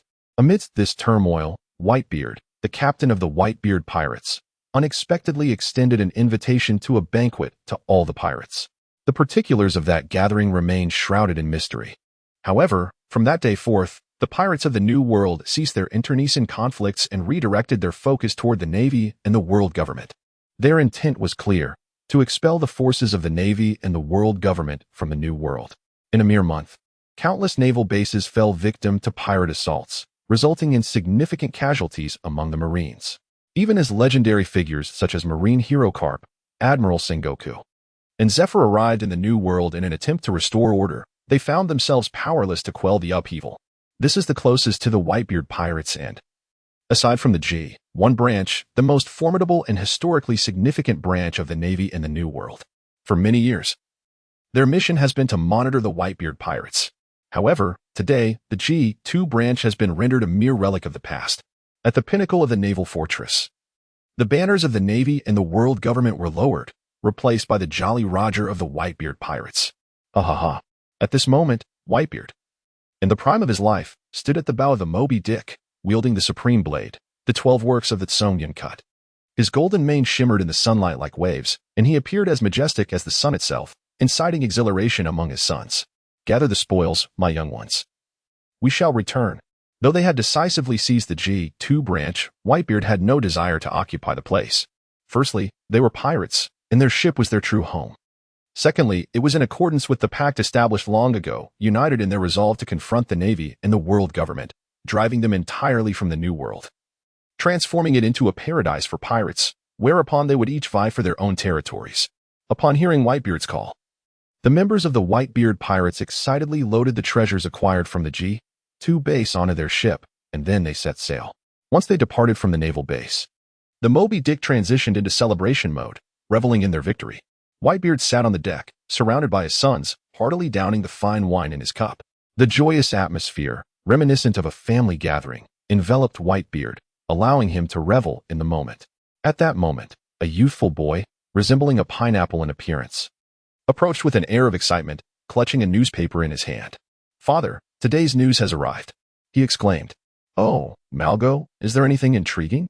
After all, there is an abundance of news each day, and Malgo would never let his father, with his white beard, be idle for long. Ah, father. Do you recall the news from 3 weeks ago? The showdown between Barrett and the new pirate, Yimu, of the Sky Pirates. Oh, has there been a resolution? At this moment, Whitebeard genuinely became intrigued, and even those around him were captivated. This is an inevitable circumstance. Although the captain of the Sky Pirates, Yimu, is a newcomer to notoriety, not much is known about him. However, Douglas Barrett, a member of the Whitebeard Pirates, is quite familiar to all. They had numerous encounters during Barrett's time with the Roger Pirates. Later, after Barrett departed from the Roger Pirates and ventured into the New World, their confrontations became even more frequent. Despite the general disdain for this somewhat deranged individual who resorts to violence upon meeting others, one cannot deny that he possesses a strength akin to that of a monster. Thus, when everyone witnessed him being so thoroughly outmatched by a new pirate, it provided them with ample amusement for quite some time. As for Yimu, although his deeds may be few, the mere act of slaying a celestial dragon and the significant incident at Logtown is sufficient to draw everyone's attention. It is remarkable that this young man managed to survive under Barrett's command. Additionally, this news comes from the latest bounties issued by the Navy. Oh, Whitebeard remarked as he received the newspaper from Marco, his gaze sharpening slightly. Marco then casually explained to the curious onlookers. The Navy and the world government had raised their bounties to astonishing levels, with their Captain Yimu's personal bounty reaching an astounding 945 million berries, and the first mate's at 800 million. The total bounty for the entire pirate crew approached to 5 billion, a historic milestone. It is truly remarkable that a pirate who has yet to set foot in the New World could achieve such a high bounty. Moreover, even in the New World, only a handful of pirate crews could attain such an amount. 5 billion. Upon hearing this figure, the faces aboard the Whitebeard ship displayed uncontrollable astonishment, their hands pausing involuntarily from the wine and delicacies they held. There is little to be done, after all, in the world of pirates. Bounties largely signify the strength of a pirate crew. A bounty of 5 billion is indicative of the Sky Pirates' capacity to contend in the New World. However, Whitebeard displayed no signs of astonishment. Instead, he furrowed his brow and inquired of Marco, "What is your perspective, Marco?" This is an opportunity presented by Whitebeard for Marco to shine. As time passes, Marco's reputation within the Whitebeard Pirates continues to ascend, and his strength grows increasingly formidable, hinting at a potential to surpass the veteran captains. Although Whitebeard perceives his pirate crew as a close-knit family, bound by affection, he is acutely aware that the emergence of a young upstart naturally evokes a sense of unease among his seasoned comrades, even if they do not vocalize it. Marco, recognizing his father's intentions, feels touched yet candidly expresses his thoughts. "It is rather unusual," he states. "Why do you say that?" Quite simply, under the watchful gaze of his peers, Marco confidently articulates his analysis. While the crew known as the Sky Pirates, particularly their captain, Yimu, has demonstrated their prowess by surviving encounters with Barrett, the world government's long-standing modus operandi suggests they would not wish for the Sky Pirates' notoriety to proliferate. This would severely undermine the reputation of both the world government and the Navy. Yet, paradoxically, the world government and the Navy have issued a bounty that seems rather illogical. This can only imply two possibilities. Either they have resolved to abandon their pursuit of the Sky Pirates, an unlikely scenario, or they intend to divert attention towards us while secretly orchestrating other plans. At this juncture, Marco's gaze sharpens with resolve. Moreover, it is highly probable that this is aimed directly at us. After all, the Navy and the world government have been facing setbacks in the New World. Upon hearing this, Whitebeard bursts into hearty laughter. "Gururara, my son Marco, your analysis is astute." With Whitebeard's praise, the other crew members naturally follow suit, showering Marco with compliments. Although slightly bashful, Marco quickly regains his composure and addresses Whitebeard. "Father, should we inform our allies to prepare for action?" "Rest assured, Marco, those fellows are not devoid of intelligence. The world government's intentions are glaringly obvious. However, in light of this, we must respond in kind. Starting tomorrow, let everyone intensify their assaults on the Navy and the world government, driving them completely from the New World." "I understand, Father. I shall relay the orders. Now, my children, let the festivities continue." The atmosphere aboard the Moby Dick swiftly returns to one of joviality. While Whitebeard and Marco are indeed astute in their considerations, the truth of the matter remains beyond their grasp. 2 weeks prior, Spandam, after enduring numerous trials, finally returned to Mera, trembling with apprehension as he prepared to elucidate the reasons for the failure of this operation to the Gorosei. However, to his astonishment, upon meeting the Gorosei, They showed little interest in the failures of the mission. Instead, they presented him with another piece of intelligence, sternly questioning him. How could such significant information not have been uncovered by CP9? Startled, Spandam took the document handed to him by the Gorsi, and upon reading it, his expression shifted dramatically. No, this cannot be.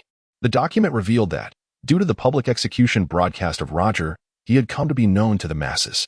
In the South Blue, on an island named Bartolomeo, the villagers were horrified to discover that the seemingly ordinary yet exuberant middle-aged man who had appeared on their island a year ago was, in fact, the Pirate King. Consequently, some individuals reported this information to the Navy, which subsequently escalated it to Sengoku. Upon reviewing the report, Sengoku was taken aback and promptly relayed the information to the Gorsi, as it detailed that someone had seen Roger on the island in the company of a woman who appeared to be pregnant. In that moment, both the Navy and the world government were engulfed in profound fear. What was even more intolerable for the five elders was the revelation that this intelligence had been uncovered by the Navy, rather than the world government's intelligence agency, the CP system. From this moment forth, gather everyone and proceed to Bartolomeo. I do not care what means you employ. You must locate Roger's bloodline. Understood? I understand. Spandane trembled in terror, having never witnessed the five elders in such a state of fury. But what about the Sky Pirates and the Celestial Dragons? Fool, do you consider Roger's bloodline more significant than the life of a Celestial Dragon? I understand.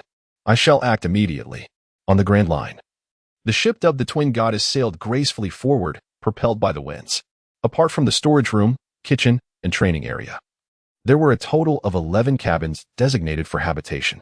Cabin number 1 belonged to Yimu, while number 2 was assigned to Enel, number 3 to Tiger, and number 4 was shared by Freya and Baby 5.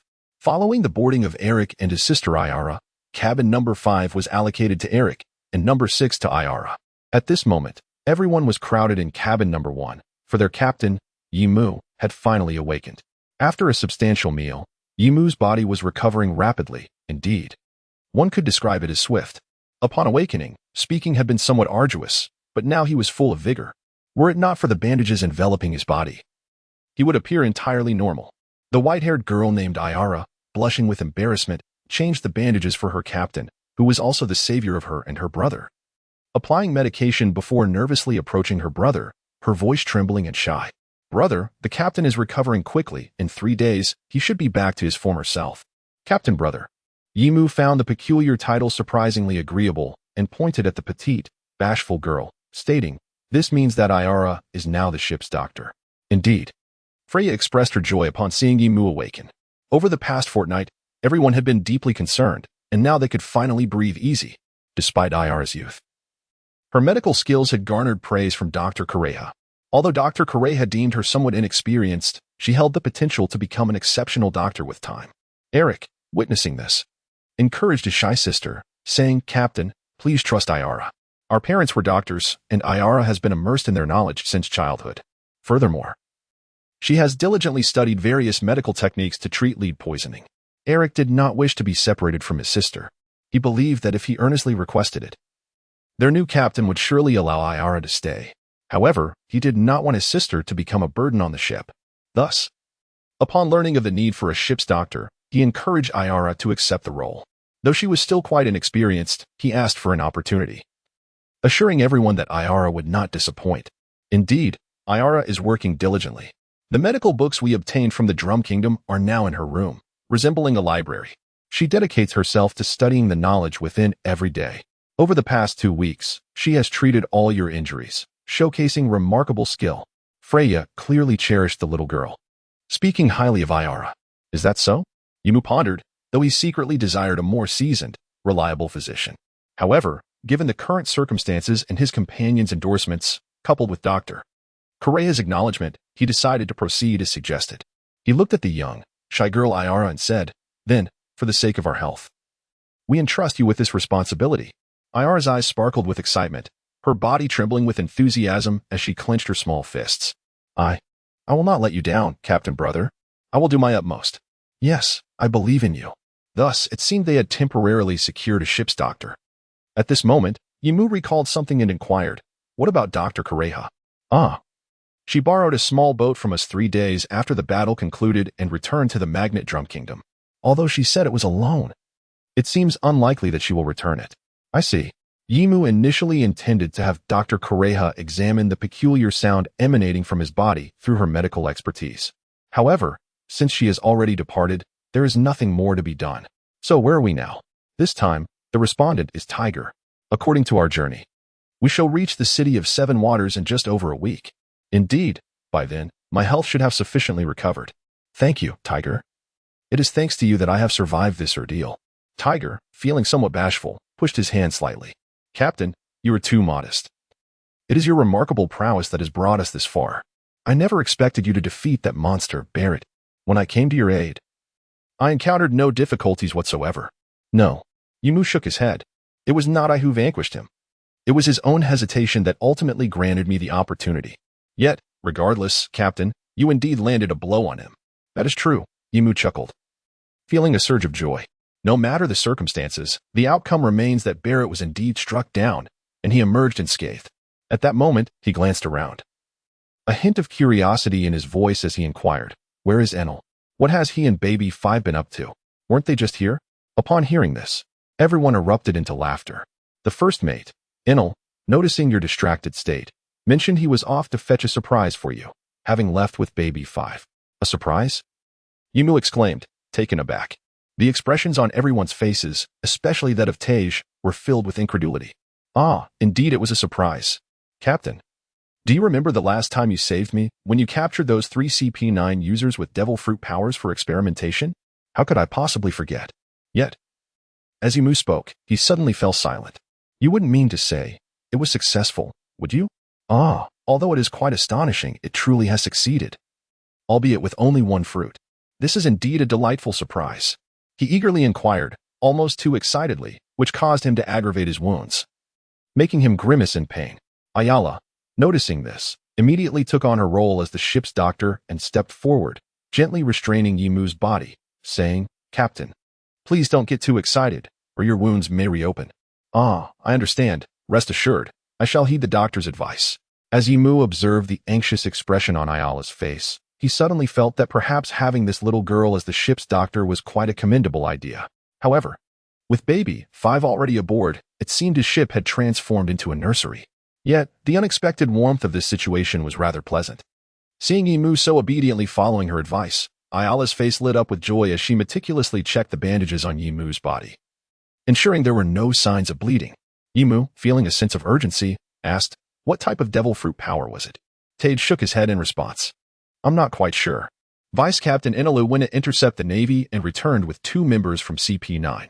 All I know is that one can see great distances, while the other can open doors in the air. Open doors, you say? Yimu suddenly recalled what this fruit could possibly be. Tej continued. Vice Captain Enelu found their devil fruit abilities intriguing, and remembering the experiment you conducted, he brought them back after knocking them out. We didn't hold out much hope, but unexpectedly, just 2 days later, one of the fruits exhibited a strange transformation. Just then, before Tej could finish his sentence, the entire ship, the twin goddess, was filled with Enelu's furious roar accompanied by the sound of thunder. You scoundrels, prepare to meet your demise. Enelu's enraged shout startled everyone, especially with the booming thunder. It was evident that an enemy had appeared. Are there enemies on board? When did they come aboard? Though Yimu had regained consciousness, instilling a sense of confidence in the crew, his bandaged appearance still left them feeling tense. Fortunately, sensing something, Yimu reassured everyone, do not worry. They are likely not enemies. You should all head to the storage room. Although his physical condition was far from ideal, his observation Haki still allowed him to perceive all movements aboard the ship. As his observation Haki enveloped the twin goddess, he immediately sensed some activity in the ship's lower hold. That area housed the ship's storage, but unlike the food storage, it contained gold and treasures. In his perception, he noticed 4 rather peculiar life forms opposing Enelu. They were peculiar because, besides detecting the location and movements of enemies, the primary ability of observation Haki is to sense the vitality and breath of life. Through these 2 aspects, one can ascertain a portion of an enemy's strength. Strangely, while Yimu could indeed sense the existence of these 4 entities, he could not detect any signs of life, as if they were the living dead. However, in Yimu's perception, these 4 beings did not seem to harbor any intent to resist, which was the main reason Yimu deduced they were not enemies. Still, He instructed everyone to proceed with caution, to guard against any unforeseen developments. With Yimu's words, everyone nodded in agreement and hurried towards the storage area. 5 minutes later, the door to Yimu's room swung open once more. However, this time, the expressions of the crew had shifted from worry to one of astonishment and curiosity. The reason for this lay with the 4 miniature figures, ensnared in golden chains by Enelu, who were weeping and appeared utterly bewildered, resembling life-sized dolls. Upon seeing these 4 miniatures, Yimu was momentarily taken aback. It was not that their appearance was particularly terrifying. On the contrary, they were rather adorable. Standing at less than a meter tall, clad in armor reminiscent of European heavy knights, with horned helmets and distinctive mustaches resembling a split character, giving them an endearing charm. Externally, aside from the differing colors of their armor, the 4 miniatures were virtually identical. From left to right, they were golden yellow, sky blue, silver white, and blue yellow. However, their appearance seemed familiar to Yimu, and he suddenly recalled. Were these not the lunar beings that Enelu encountered during his lunar adventure? Why were they here? Yimu found himself completely bewildered, feeling as if his mind was insufficiently equipped to process this situation. What on earth was happening? Though he could no longer recall many intricate details of the storyline, he distinctly remembered these characters from Enelu's lunar escapade. But why were they now aboard a ship? What could possibly be the explanation? Yimu could only look to Enelu for answers, but before Enelu could respond, Baby 5 excitedly leaped from Freya's arms. Her eyes sparkling with excitement as she exclaimed, They're robots, Lord Yimu, they're robots. Robots. At that moment, the 4 identical miniatures seemed to realize that Yimu was the leader of everyone present. They lined up, tears and snot flowing freely, pleading for mercy. We apologize. Boss, we didn't mean to eat anything. Please, don't kill us. We can work off our debt. We can do anything. Observing these 4 miniatures, no.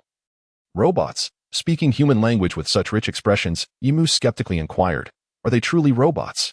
Although Enelu's expression was dark, upon hearing Yimu's question, the lightning in his hand crackled with intensity. Visible bolts of lightning coursed through the golden chains, directly shocking the 4 miniatures. Yet, remarkably, they showed no sign of pain. Instead, a peculiar blue light emanated from their eyes, and they bore an expression of sheer delight, resembling celestial beings poised for ascension, while emitting a mechanical hum. Kuro. Indeed, in the process of recharging. Current energy at 100. Initiating body damage assessment, level at 60. Substantial damage detected. Storage panel requires replacement. Nervous system intact. Biological structure intact. Kuro. Poof. Then, one beheld the 4 miniature figures, each exhaling white steam from their noses, ears, and mouths, regaining their previously humanized expressions. Although this scene had already unfolded before the crowd in the lower deck of the ship, the astonishment was palpable as they could not contain their expressions. Engaging in animated discussions. Who would have thought that even robots could encounter such circumstances? Yet, it was rather peculiar how they ended up aboard our vessel. However, that is not the crux of the matter. They consumed our 4 devil fruits, which are worth at least 5 to 600 million berries. At this moment, Yimu temporarily suppressed his curiosity and inquired of Enel. These 4 robots have consumed our devil fruits. Indeed, Enel replied, his expression darkening. The 3 devil fruits obtained from the Drum Kingdom, along with the one acquired through successful experimentation, had all been stored together in the warehouse. When I went to retrieve them just now, I discovered these 4 creatures lying there, alongside the remnants of a half-consumed devil fruit.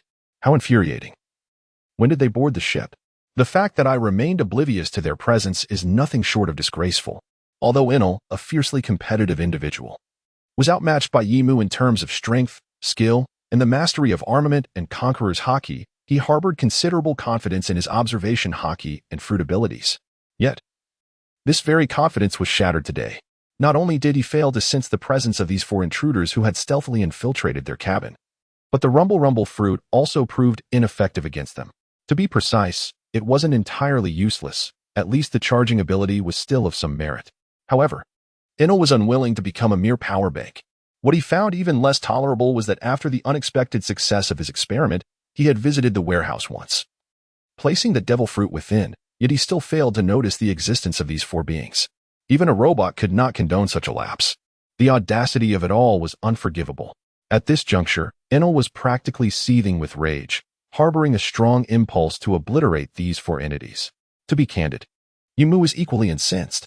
The 3 devil fruits acquired from the Drum Kingdom were not ordinary. They were the mushroom fruit and the swallow fruit, which the king of the Drum Kingdom had later given to his two sons, while the remaining one was the scythe fruit that appeared in the storyline.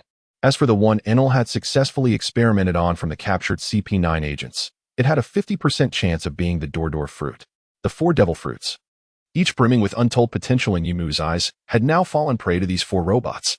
Nevertheless, Yimu temporarily suppressed the fury swelling within him and, adopting a stern countenance, addressed the diminutive figures before him. I have come to a realization. Henceforth, I shall pose to you several inquiries. Should your responses meet my satisfaction, I might consider granting you clemency, allowing you to remain aboard and atone for your transgressions. However, should your answers fail to please me, rest assured, esteemed leader, we shall speak without reservation. The four robots, sensing a glimmer of hope for their continued existence, immediately assumed a posture of deference and compliance. Yet, Yimu paid them no heed and proceeded to inquire directly. My first question is, what exactly are you?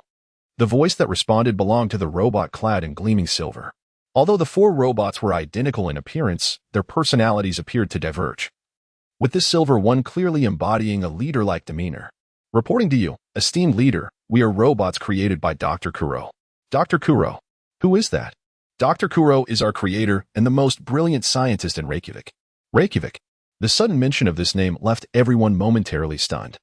Isn't that the island where you fought alongside Barrett against that monstrous creature? Could it be that your battle has something to do with this? Are these robots truly from 7 centuries ago? How astonishing. They haven't deteriorated in all this time. Freya exclaimed, poking the faces of the robots, which felt surprisingly soft, almost indistinguishable from human skin. As for the history of Reykjavik, Tiger had shared it with everyone, so they all understood that it was indeed a nation from 700 years past. However, what astonished them even more were the robots themselves. What? 700 years? Have we truly been in slumber for 7 centuries? Has that much time really passed? Does the homeland of the Doctor, Pandora, still exist? The four robots displayed a range of emotions, some angered, some astonished, some in a daze, and others filled with rage. Yet, at that moment, neither Yimu nor Anila cared, for they had both heard a familiar name. Yimu spoke up directly. What do you mean? What is your purpose in seeking Pandora? How is this related to your doctor? The leading silver robot suddenly broke into tears, lamenting, Pandora is the homeland of our creator, Dr. Kuro. We are robots fashioned from the technology of Pandora, and he instructed us to return to our homeland to fulfill his dream. But we never anticipated that 700 years would pass instantly. Yimu and Anila found themselves lost in contemplation. Anila stroked his chin, observing the four robots closely. Glancing from left to right, and then reflecting, he remarked incredulously, no wonder these four fellows seem familiar. They resemble the figures depicted in the murals of Pandora, except for the absence of wings. Does this imply that that continent truly exists? Suddenly, Anila was invigorated as he gazed at Yimu. At this moment, Yimu felt a twinge of embarrassment. In their youth, he had been reluctant to accompany Inilu to the Grand Line, fearing that, like the narrative, Inilu might develop an interest in the moonlight. Thus, he consistently assured Inilu that the murals depicted mere legends, incapable of being real. However, now, fortunately, his composure was unwavering, his expression unchanged. Meanwhile, Freya, observing the enigmatic exchange between the two, could no longer contain her curiosity and inquired, "What are you two talking about?" Yimu casually replied, "Oh, have I not mentioned it before? Tiger should be aware that Inilu and I hail from the land of Shandora, the fabled land of gold, as recounted by these four little fellows." At this moment, apart from Tiger, Freya, Eric, and Ayala displayed expressions of sheer astonishment akin to those of the four robots. Only Baby, 5 appeared bewildered, her gaze fixed on the astonished faces of the others. "You two actually hail from the land of gold? Surely, that cannot be a figment of imagination. Do not deceive me. I have heard the tales of the grand storyteller Rolando in my childhood." Yet, Yimu shook his head. The land of gold indeed exists, and Rolando was not fabricating tales. However, this island is no longer situated within the Grand Line. It has been swept by the raging currents to the Sky Island. Sky Island. This presence astonished the individuals present even more than the existence of the Golden Land. In that moment, the four robots, who had been weeping uncontrollably, suddenly transformed their expressions into one of joy and exclaimed, "Boss, you actually hail from the homeland of the Doctor? This is wonderful. We never expected to awaken and encounter someone from the Doctor's homeland. Doctor, are you watching over us? This is incredible. We implore you to take us wherever you wish, as long as you can guide us to the Golden Land." We are willing to do anything for you. Yet, Yimu shook his head and replied, hold on. First clarify your own circumstances and recount everything from the beginning in detail. Hey, in an instant, the four robots shifted from their passive state and eagerly began to narrate their story. Our creator, Dr. Kuro, informed us that he was born in a vast metropolis known as Pandora, a place boasting technology that surpasses the entire world. However, due to certain circumstances, Pandora was destroyed, and many managed to escape. The doctor was among them. He arrived in Reykjavik, living on in the name of Dr. Kuro. Yet, he has never forgotten his homeland, nor his dreams. Thus, utilizing the technology he brought from Pandora, he created us four, hoping we would assist him in fulfilling his aspirations. However, at that moment, the emotions of the four robots suddenly turned to sorrow. This melancholy was not feigned. It was a genuine and heartfelt anguish. The silver-hued little robot, tears glistening in its eyes and gritting its teeth, spoke up. However, a group of individuals claiming to be from the world government suddenly appeared, threatening the doctor to work for them or face the annihilation of Reykjavik. With no other recourse, the doctor reluctantly agreed. Yet, as he followed them onto their ship, they did not fulfill their promise to spare Dr. Kuro's nation. Suddenly, the earth trembled, and a terrifying tsunami emerged, engulfing our islands and obliterating the entire country. Dr. Kuro, consumed by rage, activated a freezing bomb just before his demise, encasing the entire nation, along with us, in ice beneath the ocean. Before his death, the doctor confided that he could never realize his dream. He implored us, should we awaken again, to fulfill his dream by seeking out Pandora and venturing to that land. For there lay the blueprints for constructing a paradise. Yimu did not allow them to continue, abruptly interjecting with a question. What paradise? What paradise? The silver robot, startled by Yimu's urgency, obediently replied, I do not know. The doctor only told us that it was a blueprint, a method for creating a dreamland. However, he did not disclose what it truly was. Paradise, dreamland. Upon hearing these words, a sense of wonder akin to that of a fairy tale filled everyone's hearts. Initially, they reacted by dismissing the four robots' claims as mere nonsense, for it sounded utterly fantastical. However, gazing at the earnest expression on the robot's face, and then at the captain and first mate, who hailed from realms of fairy tales, the Golden Country and Sky Island, everyone instinctively began to ponder the possibility that there might be some truth to it. Moreover, it seemed that this held a remarkable story within. Curiosity intensified, and the onlookers regarded the four robots with eyes brimming with inquiry. Yet, unexpectedly, Yimu raised his hand to halt the robots from continuing. Let us leave it at that. Freya, Baby, Five, Eric, and Ayala were taken aback, while Tiger appeared contemplative and Enel showed indifference, even exhibiting signs of impatience. Yimu, observing the four small robots, equally surprised, articulated the reason for his interruption. It is not that I wish to stifle our inquiry. Rather, regardless of what these four robots refer to as paradise and dreamland, it is undoubtedly not something the world government desires to disclose. Otherwise, Reykjavik would not have been destroyed 700 years ago. At this moment, everyone began to realize the truth. They had been captivated by the allure of the paradise and the dreamlike realm, entirely overlooking the fact that it was, in fact, the world government that had obliterated Reykjavik. And astonishingly, it was the same world government from 7 centuries ago. My skepticism towards everyone's beliefs is not unfounded. Rather, each individual now bears a considerable weight upon their shoulders. Yimu, glancing at Tiger and then at Eric, noticed that both instantly comprehended his implication. He then turned his gaze towards Freya and continued, moreover, due to my own reckless actions, we now face numerous adversaries, and I wish to prevent anyone from carrying undue burdens. Freya rolled her eyes in response, her expression suggesting she was aware of his self-awareness. Furthermore, from a navigational standpoint, we have already missed the opportunity to reach the waters where Enelu and I reside in the Sky Islands. While it is not impossible for us to turn back, it is unnecessary. Shandora lies ahead, and we can visit it at any time. Let us not forget that our ship, the Twin Goddess, is capable of traversing the calm belt. Our paramount objective now is to venture into the New World. Only in doing so can we attain true safety, rather than continuing to evade danger as we are now. In comparison to the profoundly entrenched world government, Yimu found the notorious pirates of the New World to be somewhat more amicable. Upon hearing Yimu's words, everyone nodded in understanding. Indeed, considering the duration of their piratical journey, each individual present could be regarded as a novice pirate. However, The experiences they have encountered are ones that many seasoned pirates might never have the opportunity to face. What, then, shall become of those four beings? Inola rubbed his ears, still unable to forgive the four robots that had pilfered the devil fruits. Yumu pondered thoughtfully. Though the words spoken by these four robots were succinct, they conveyed an abundance of information. The nation from 7 centuries ago, Pandora, the global government, technology that transcends eras, advancements in robotics manufacturing, boundless lands. Cataclysmic disasters that obliterated nations, freezing bombs, paradise, and the blueprints of a dreamlike realm. Each item here, when examined in detail, is truly remarkable. Furthermore, these four robots have astonishingly consumed 4 highly promising superhuman devil fruits. In that instant, Yumu reached a decision. Observing the 4 robots, who awaited their fate with a palpable tension, he spoke. First, loosen their bindings. Although Enel was somewhat reluctant, he obediently unfastened the golden chains that bound the 4 robots. Now liberated, the robots wore expressions of elation, and as if rehearsed countless times, they stood upright in unison, saluting Yimu. Boss, we thank you for sparing us. Yet, Yimu waved his hand dismissively and replied solemnly, do not be hasty in your gratitude. First, explain to me how, after 700 years, you were able to awaken. Are you not robots?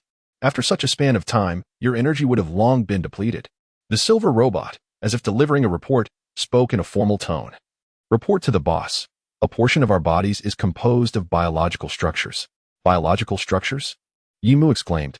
Indeed, this technology was brought by Dr. Kuro from his homeland. He endowed our bodies with a fragment of life as composition, allowing us to maintain basic operations for millennia, even without any energy input. At this moment, the astonishment of everyone was uncontrollable. After a millennium, does this not imply an approach to immortality? Even Tiger found it rare to mask his expressions. However, at that instant, Yimu's brows furrowed deeply. He suddenly realized that the 4 unexpected robots aboard his vessel harbored secrets within their forms that seemed far more terrifying than he had previously conceived. Thus, he wisely refrained from allowing further discussion on the matter. Then why do you still consume devil fruits? Is it not sufficient for you to absorb energy? Asked the silvery robot, its face betraying a sense of embarrassment. Forgive us, this was specifically designed by Dr. Kuro during our creation. Although we are robots, he wished for us to experience life akin to that of humans. Therefore, he endowed us not only with the typical emotions, intellect, and senses of humanity, but also with the ability to digest food for energy. Consequently, despite being robots, we, like normal humans, require sustenance and hydration. And we do indeed experience hunger and thirst. Is that so? Please continue. At your command.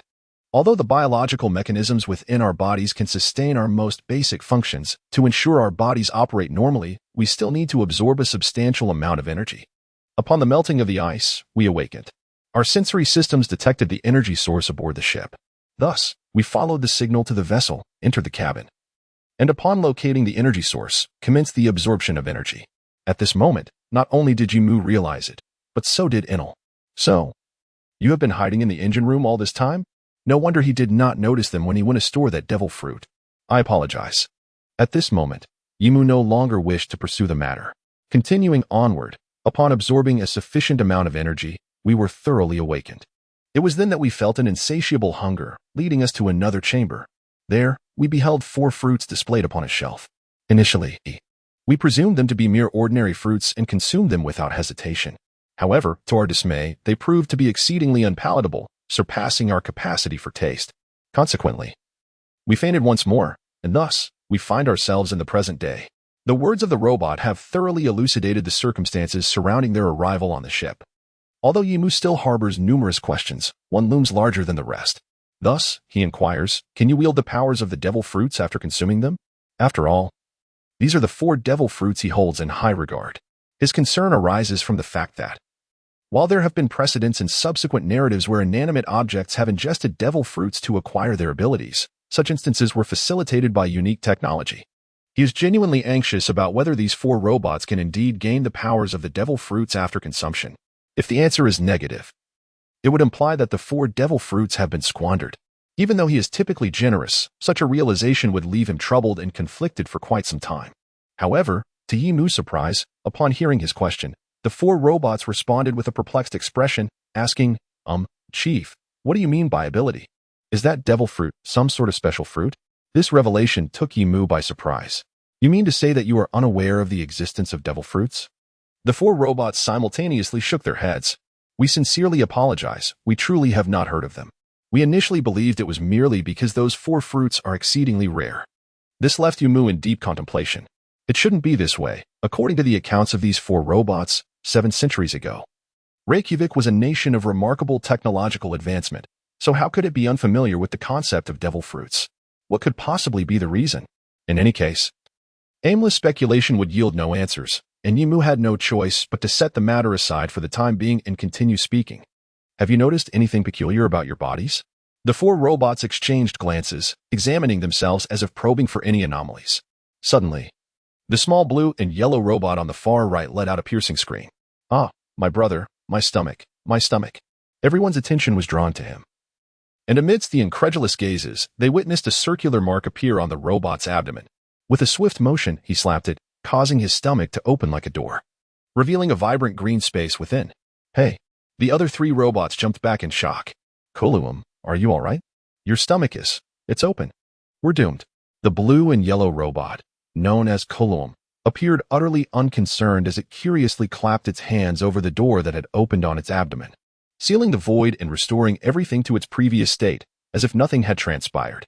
The other 3 robots were even more astonished. It actually closed. Could this be the power of the devil fruit that the leader spoke of? Then, what power do I possess? Without the need for Yimu's urging. The remaining 3 robots seemed to have discovered a delightful toy, earnestly exploring the transformations within their own forms. The second to reveal its abilities was a small robot, resplendent in shimmering gold. To everyone's astonishment, a gentle pink mist began to emanate from its body, swirling gracefully as if it were smoke, effortlessly controlled by the robot itself. What is this? Kolota, can you do this too? What exactly is my power? The speaker was a sky blue robot, growing increasingly impatient as it witnessed its 2 companions showcase their remarkable abilities. Do not fret, Kalori, you will surely discover your own talents. Yet the robot named Kalori paid no heed to the reassurance and abruptly swung its arms. Swish. In an instant, a visible blade of wind materialized, slicing directly toward Enilu. Enilu was instantly cleaved in 2. What? The robot, known as Kalori, was momentarily paralyzed by fear. Tears and mucus streaming down its face once more. A life had been taken. Yet, Enel appeared unfazed, casually wiping his nose as he inquired. What is this ability? Without a moment's hesitation, Yimu responded, this is the power of the scythe fruit. The precise nature of its abilities remains unclear, but it seems to harness compressed air to deliver scythe-like slashes. At this moment, Eric beside him appeared to be invigorated, recognizing a natural swordsman. Upon hearing this, Yimu's mind suddenly sparked with inspiration. He had been contemplating how to deal with these 4 individuals. However, there was no need for haste. Now, only the silver-white robot, which had been conversing with Yimu and was presumably the leader, remained. Yet, this silver-white robot now exhibited an unsettling stillness, appearing utterly drained of vitality. A rumbling sound emanated from its stomach, followed by a feeble utterance, expressing its hunger and desire for sustenance. It seems unnecessary to say, Yimu has already understood. However, is it truly possible for robots to possess the powers of devil fruits? Is it due to the unique structure of these robots? Or is the secret of the devil fruits even more intricate than we can fathom? All right, everyone, quiet down. Yimu bellowed. The 4 robots, momentarily lost in the thrill of their newfound abilities, akin to children, immediately snapped to attention, returning to their obedient demeanor. At your command, boss. Yimu was somewhat pleased. At least these 4 robots appeared to be compliant for now. He continued, the abilities you possess are what I refer to as the powers of devil fruits. Extraordinary capabilities acquired by consuming these rare fruits. Is that so? How impressive. The excitement was palpable among the 4 robots. Yimu cast a glance at them before elaborating. Indeed, these fruits are immensely precious in the vast ocean, truly priceless treasures. I exerted considerable effort to obtain them, and now that you have consumed them, how will you compensate me? Forgive us. Whatever you request, we shall comply. Very well, starting today. You shall work as trainee crew members aboard my ship to repay your debt. The term will be 100 years after that. I shall grant you your freedom 100 years. Do you find that duration too brief? Yimu's expression darkened instantaneously, sending shivers down the spines of the 4 robots, who hurriedly responded. And no, that is not what we meant. Then it is settled. Rest assured. I am not a cruel capitalist. If you perform well, once we establish a foothold in the new world, I shall take you to the homeland of your creator. A place I have visited, Zyanguilla, so you can fulfill your creator's dream. Really? Of course. Wonderful. We shall work diligently. The robots brimmed with newfound enthusiasm. Others present found the scene amusing, akin to someone selling a product and counting their earnings. Nevertheless, with the addition of these 4 robots, the future aboard the ship promised to be lively. Now that you have agreed, I shall assign you your specific duties. Yimu began calling out names. Kilum, Kalota, Kalori. And he turned to the silver-haired robot. Boss, please call me Kalomi. This name was given to us by Dr. Kulo, after himself. Understood. From today onward Yimu looked towards Freya. Freya, Kilum, and Kalori shall be your assistants. Assistants? Freya was taken aback, unsure of Yimu's reasoning for this arrangement. Noticing her confusion, Yimu explained, You are our head chef. How can you manage without help? Kilum possesses the door-door fruit ability, allowing him to create doors anywhere, facilitating your supply runs or shopping trips. As for Kalori, he wields the side-scythe fruit ability, which will enable him to assist you with chopping vegetables and other tasks. You cannot possibly manage the meals for so many people alone. Thus, these 2 are perfectly suited to accompany you, our esteemed chef. Is that so? Freya regarded the 2 robots skeptically, envisioning the potential for collaboration. Given Yimu's goodwill, she felt no reason to decline. Very well, you 2 shall accompany me from today. At your command, head chef. Head chef. Freya sighed, allowing them to address her as they wished. Next is Ayala, the young ship's doctor. Caught off guard by her name being called, tensed up and instinctively replied, Hey, Captain, I'm here. Yimu smiled gently. No need to be nervous. He gestured towards the golden-hued robot. Kalota shall be your assistant from now on. He possesses the mushroom fruit ability, which allows him to create and control various fungi. As our ship's doctor, you are most knowledgeable in this area. By collaborating with him, you can enhance your healing capabilities while he assists you in various tasks. Ayala's fair complexion blushed with excitement, her eyes sparkling. That's wonderful. I know many fungi that can help treat illnesses. Thank you, Captain. She had initially worried that her abilities were insufficient to aid her comrades, but the captain had provided her with such a capable assistant. Kalota, understanding the situation, saluted. Sister Ayala, I look forward to working with you. Lastly, there remained one, Baby, 5. The little robot's eyes lit up at the mention of her name. She had always admired the 4 robots and had been eager to see who would be assigned to her. However, as Yimu distributed the others, she felt a twinge of disappointment until she discovered that the final robot was destined to be hers, filling her with sheer joy. Lord Yimu. All right, Baby, 5. The last one is Kalomi, the eldest of the 4. He will be your assistant from now on. He wields the swallow fruit ability, which allows him to incorporate anything he consumes into his own body or synthesize new forms. This complements your weapon abilities remarkably. Thank you, Lord Yimu. Kalomi replied obediently. Sister Baby, 5, I look forward to collaborating with you. After assigning the 4 robots their respective roles, Yimu turned to Freya. Please allocate room 7 for their accommodation. Of course, I shall escort them down shortly. Excellent. Once arrangements were made, Yimu surveyed everyone. His crew had expanded from the initial 2 members to a total of 11, signifying a considerable growth. Captain Yimu, First Mate Enel, Navigator Taish, Head Chef Freya. Head Maid Baby, 5, Swordsman Eric, Ship's Doctor Ayala, and 4 trainee crew members, Kalomi, Kalota, Kilum, and Kalori. Now, I shall announce 2 appointments that I have contemplated during my period of unconsciousness. At this moment, the attention of the crowd was completely captivated. First and foremost, I must extend my sincerest apologies for my previous antics. In just a month's time, you will find yourselves facing the peril of becoming a thorn in the side of both the Navy and the world government, along with countless enemies akin to the likes of Barrett. Soon, we shall embark upon the new world, a realm far more treacherous than the first half of our journey. However, it is too late for any regrets. Having boarded my pirate ship, I shall not release you. At that moment, upon hearing Yimu's words, some burst into laughter. Others rolled their eyes, while a few were filled with excitement. Therefore, for the sake of everyone's future safety, I shall endeavor to temper my restless heart and concentrate all my energies on enhancing everyone's abilities. Simultaneously, Tiger, I appoint you as the martial arts instructor aboard our vessel, responsible for imparting your knowledge of physical techniques to everyone, if you would be so kind. Of course, Captain, you need not worry, Tiger replied with a hint of shyness. I have long wished to propose this. The training methods employed by you and Vice Captain Enelu may be somewhat too vigorous for Freya and Baby, 5. At this moment, It was Leaf Mu and Inalu who found themselves in an awkward situation. However, this was unavoidable. Compared to the systematic and time-honored Fishman karate that had been passed down for nearly 1,000 years on Fishman Island, the training methods of Leaf Mu and Inalu were undeniably rather rudimentary. Thus, I must rely on you, Tiger. Now, the next matter involves Eric. I hereby appoint you as the swordsmanship instructor aboard our vessel, tasked with teaching everyone the art of the sword, with particular emphasis on kalori. For his scythe fruit must not go to waste, understood? Not a problem, rest assured, Captain. I will impart all my swordsmanship knowledge to everyone, Eric replied, his voice resolute. Thank you for your efforts. At this juncture, Leaf Mu suddenly recalled, by the way, we acquired 2 swords from the Drum Kingdom, and they seem to be quite exceptional. Indeed, Inalu responded thoughtfully, while Eric's expression visibly brightened with excitement.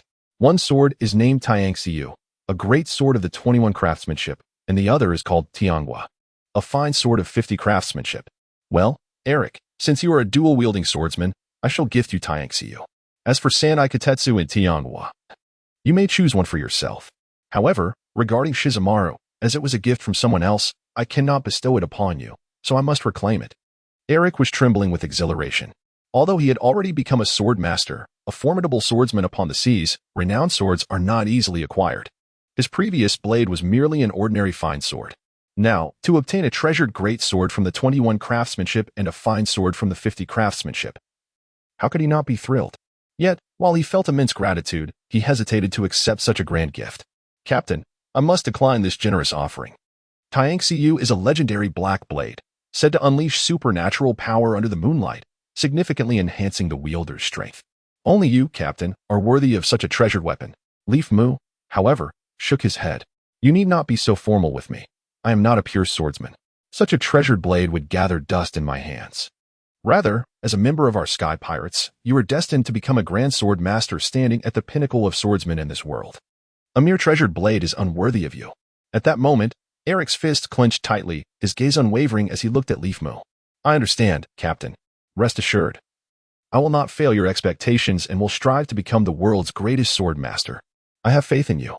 Ultimately, Eric chose Sandai Katetsu over Tianghua, partly due to his growing familiarity with Katetsu during their time together, and because Katetsu, like Tiangxiu, was a cursed blade, offering a more seamless combat experience. As for curses and supernatural powers, Eric was indifferent. He was determined to become the future world's greatest sword master, unfazed by such trifles. Thus, the general arrangements were set. The training in physical techniques and swordsmanship would be entrusted to Tiger and Eric, while Inalu and I would focus on the development of devil fruits and the teaching of Haki. As Leaf Mu spoke, his expression turned serious. As I have stated, we face numerous adversaries, yet we are fortunate to have survived until now. Apart from Tiger's exceptional navigation skills, it is Inalu's expertise in devil fruits and Haki development that has allowed us to evade nearly all pursuits. However, mere evasion is insufficient. We can escape now. But where shall we flee as we enter the new world? Thus, everyone must grow rapidly. Rest assured, I understand that progress cannot be achieved overnight. Therefore, I will provide everyone with ample time. Are there any questions remaining? If not, let us get to work. The group nodded resolutely, their eyes brimming with determination. At that moment, Tiger scratched his head and said, There isn't a major issue, but there is a minor concern that I believe the captain must address. Oh, what issue? Leaf Mu inquired. Tiger, feeling somewhat awkward, replied, It seems we have discovered the reason Barrett has been causing you trouble, Captain. As he spoke, Tiger retrieved a newspaper from his pocket and handed it to Leaf Mu. Initially, Leaf Mu did not pay much attention, as the battle had concluded, and discussing it seemed futile. However, upon seeing the contents of the newspaper, his expression darkened considerably. I see, so you handed me Morgan's snail. Leaf Mu prepared to confront the matter head-on. Bururu. A snail resembling Morgan's appeared and, after a few sounds, greeted him. Moshi Moshi. Leaf Mu wasted no time with pleasantries and spoke in a deep voice, Morgans, you have truly caused me a great deal of trouble. The visibly startled snail soon erupted with excitement. Leaf Mu, captain of the Sky Pirates, you are still alive. How surprising. Do you wish for my demise? Of course not. You are the most promising inheritor of Pirate King Roger's will, and Barrett, the next Pirate King, cannot hope to kill you. Enough with the nonsense. Do you realize the trouble your report has brought me? Is this the will of the world government? Certainly not. I genuinely believe in you. Your report has now placed me on the world government's wanted list worldwide. Leaf Mu, unfazed, replied, "Do not flatter yourself, aw. You understand the magnitude of trouble your report has caused me." Morgans, however, remained unperturbed. Do not be so agitated, Captain Leaf Moo. Listen to the news I have just gathered, and you will realize that I have only brought you a minor inconvenience. What do you mean? Morgans wasted no time in revealing. The Navy and the world government are set to announce a new bounty on your sky pirates, and the amount will be quite astonishing. Then, through the telephone worm, Morgans announced the bounty amounts one by one. Captain Yimu of the Sky Pirate crew, a notorious individual, wielder of the Flame fruit. Bounty, 940 million berries, dead or alive. Vice Captain Enel of the Sky Pirate crew, a notorious individual, wielder of the Rumble fruit. Bounty, 800 million berries, dead or alive. Navigator Fisher Tiger of the Sky Pirate crew, a notorious individual, a fishman. Bounty, 680 million berries, dead or alive. Swordsman Kermango Eric of the Sky Pirate crew, a dual-wielding swordsman. Bounty, 280 million berries, dead or alive. Head Chef Freya of the Sky Pirate crew, a notorious individual, wielder of the Cook fruit. Bounty, 10 million berries, dead or alive. Ship's Dr. Kermango Ayala of the Sky Pirate crew, a notorious individual. Bounty, 8 million berries, dead or alive. Sniper Baby, 5 of the Sky Pirate crew, a notorious individual, wielder of the weapon fruit. Bounty, 6 million berries, dead or alive. These bounties are historically unprecedented in the Grand Line. No pirate crew has ever attained such lofty rewards before even entering the New World. At this moment, within the confines of the room, the announcement of a new bounty elicited a spectrum of expressions from those present. Ainalu was among the few who appeared genuinely excited, while Tej furrowed his brow in contemplation. Eric's eyes sparkled with intrigue, Freya wore a look of concern, Ayala was taken aback, and Baby 5 bore a bewildered expression. It seemed rather complex. Yimu voiced his own perplexity. As expected of Captain Yimu. Indeed, based on the intelligence I gathered, there is both good news and bad news. Which would Captain Yimu prefer to hear first? Let us hear the good news. Very well. The good news is that for the foreseeable future, neither the Navy nor the world government is likely to trouble you. Why is that? On the Navy's side, after your encounter with Captain Yimu, Douglas Barrett seems to have descended into further madness, causing a ruckus along the Grand Line, while the Navy in the New World is experiencing continuous setbacks. Therefore, at the very least, you won't face any admirals sent to apprehend you. As for the world government, that's quite a significant development. I've heard they have mobilized all forces of the CP system to scour an island in search of the bloodline of the Pirate King, Roger. And the bad news? Captain Yimu appears disinterested in the information regarding Roger's bloodline. When I learned of it, I was quite startled, However, fret not. For the bad news is that while the Navy and the world government are not dedicating substantial efforts to your pursuit, those from the dark underworld have set their sights upon you. Why is that? It is said that the King of the Drum Kingdom has leaked information that your pirate ship harbors treasures valued at least 2 billion berries, along with 3 devil fruits and 2 renowned swords. Moreover, the bounty on you and the members of the Sky Pirates collectively exceeds 50 billion berries, an amount that cannot be overlooked. The veracity of this information, however, remains uncertain. Captain Yimu, In that moment, the phone bug fell silent, seemingly awaiting Yimu's response. Yimu did not disappoint Morgans. After all, the distinction between truth and falsehood had lost its significance. Of course, it was true, and it would only increase. How splendid. Now, as a form of exchange, might you enlighten me on those who have set their sights on our Sky Pirates? A multitude indeed. The most notorious figures in the dark underworld, including the formidable Germa family, leaders of the violent pirates, the Qingtiao family of the 8 Treasure Navy, the Queen of the Dark Entertainment Industry, Tracy, the King of Usury, Feld, the Shipping Magnate, Umit, the King of Storage, Cabosin, the Master of Assassins, the Funeral Director, Picluo, the Organizer of the Pirate Expo, and the War Maniac, Buena Festa. All these infamous characters have cast their eyes upon you. Moreover, there are also several great pirates and bounty hunters, of course. If Captain Yimu does not mind, I would like to give it a try as well. 7 days later, the Gemini goddess sailed across the boundless ocean.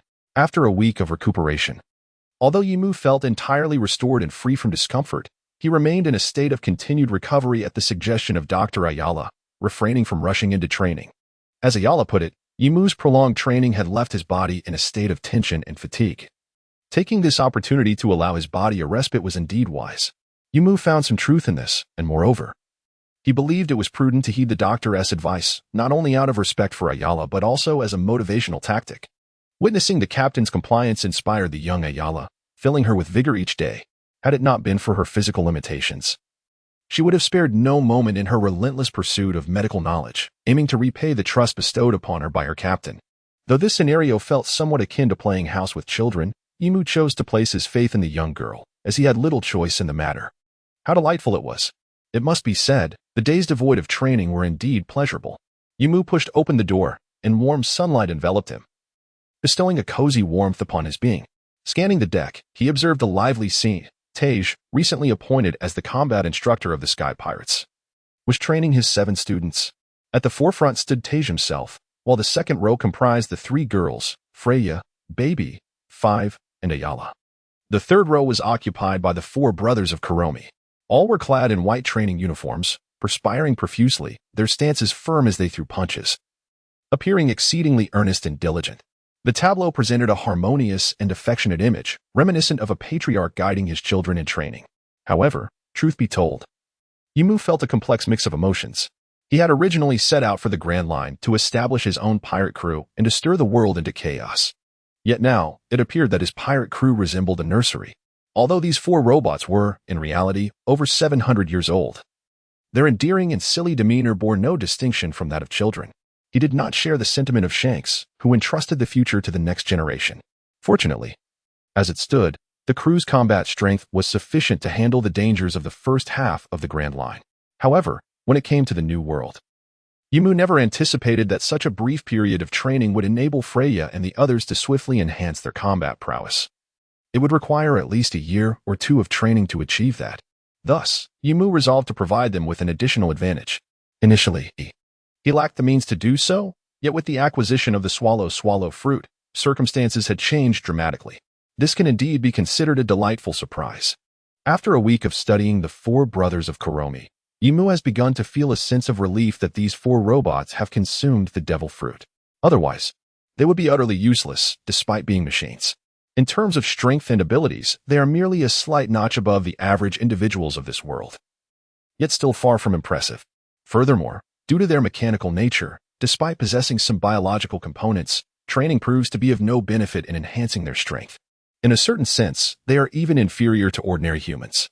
Yumu initially assumed that, being creations of advanced technology from 700 years ago, they would possess some knowledge of cutting-edge science.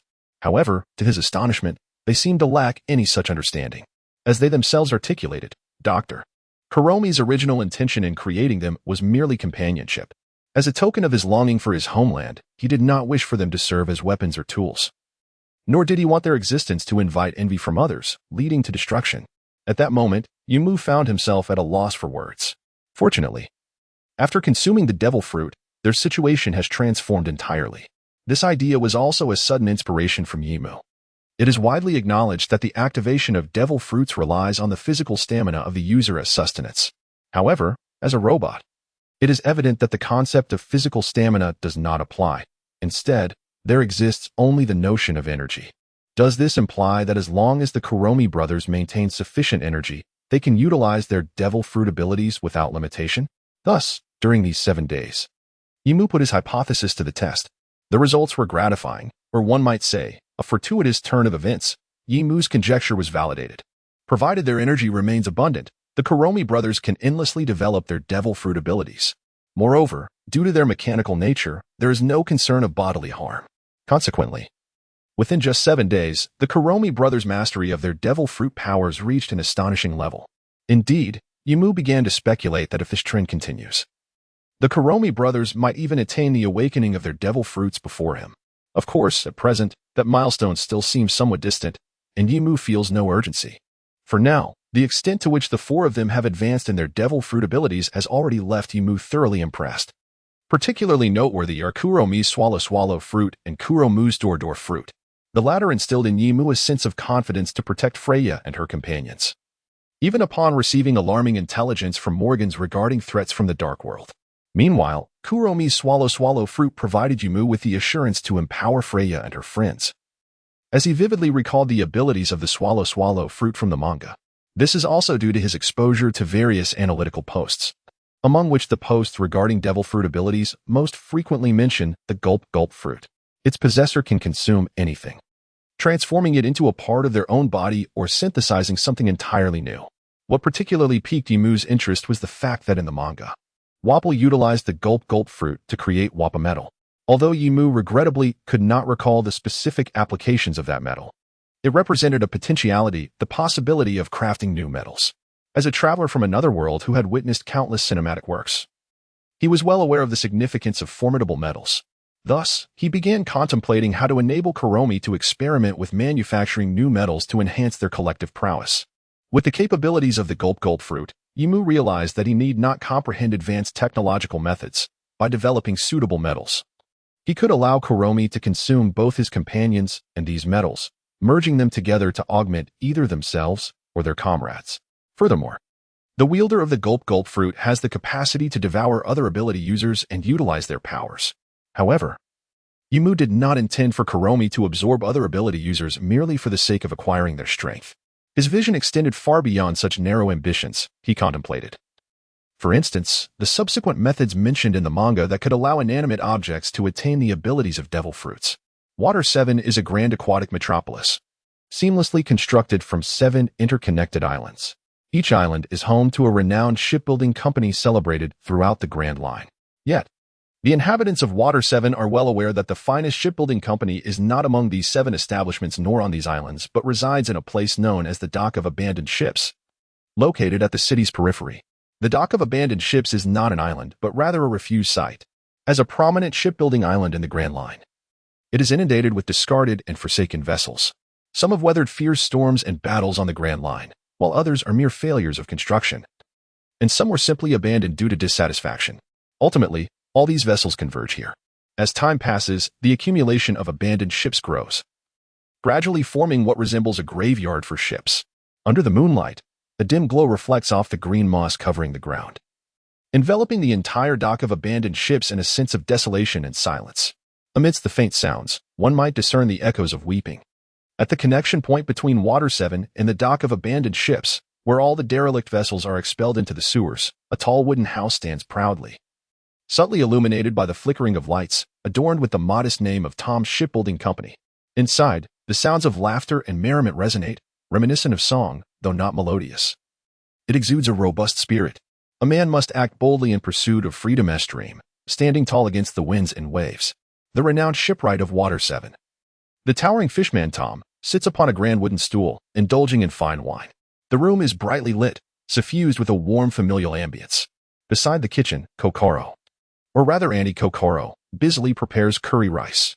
Observing Tom's jovial demeanor, she curiously inquires, "You seem particularly cheerful today." As Tom's secretary, Kokoro is also responsible for his daily affairs, thus she knows that throughout the month following Roger's execution, Tom had never exhibited such joy. Tom bursts into hearty laughter, retrieving several bounty notices from his bosom and placing them upon the large table before him. As Kokoro approaches and glances at them, her gaze is drawn to a familiar face, prompting her to pick up the naval bounty notice in astonishment, counting the zeros inscribed. Oh, it's that lad Tiger. It appears they have survived, and their bounty has risen so high. Yet, it is truly astonishing. He once despised humans so much, and now he has become a navigator for a human pirate crew. Haha, people can change, and so can fishmen. Tom seems genuinely elated, taking another hearty gulp of his drink. At this moment, Kokoro glanced around with curiosity and inquired about the whereabouts of Iceberg and Frankie, noting that it was already mealtime. As her words lingered in the air, the door to the room was abruptly flung open. 2 children, one large and one small, rushed in.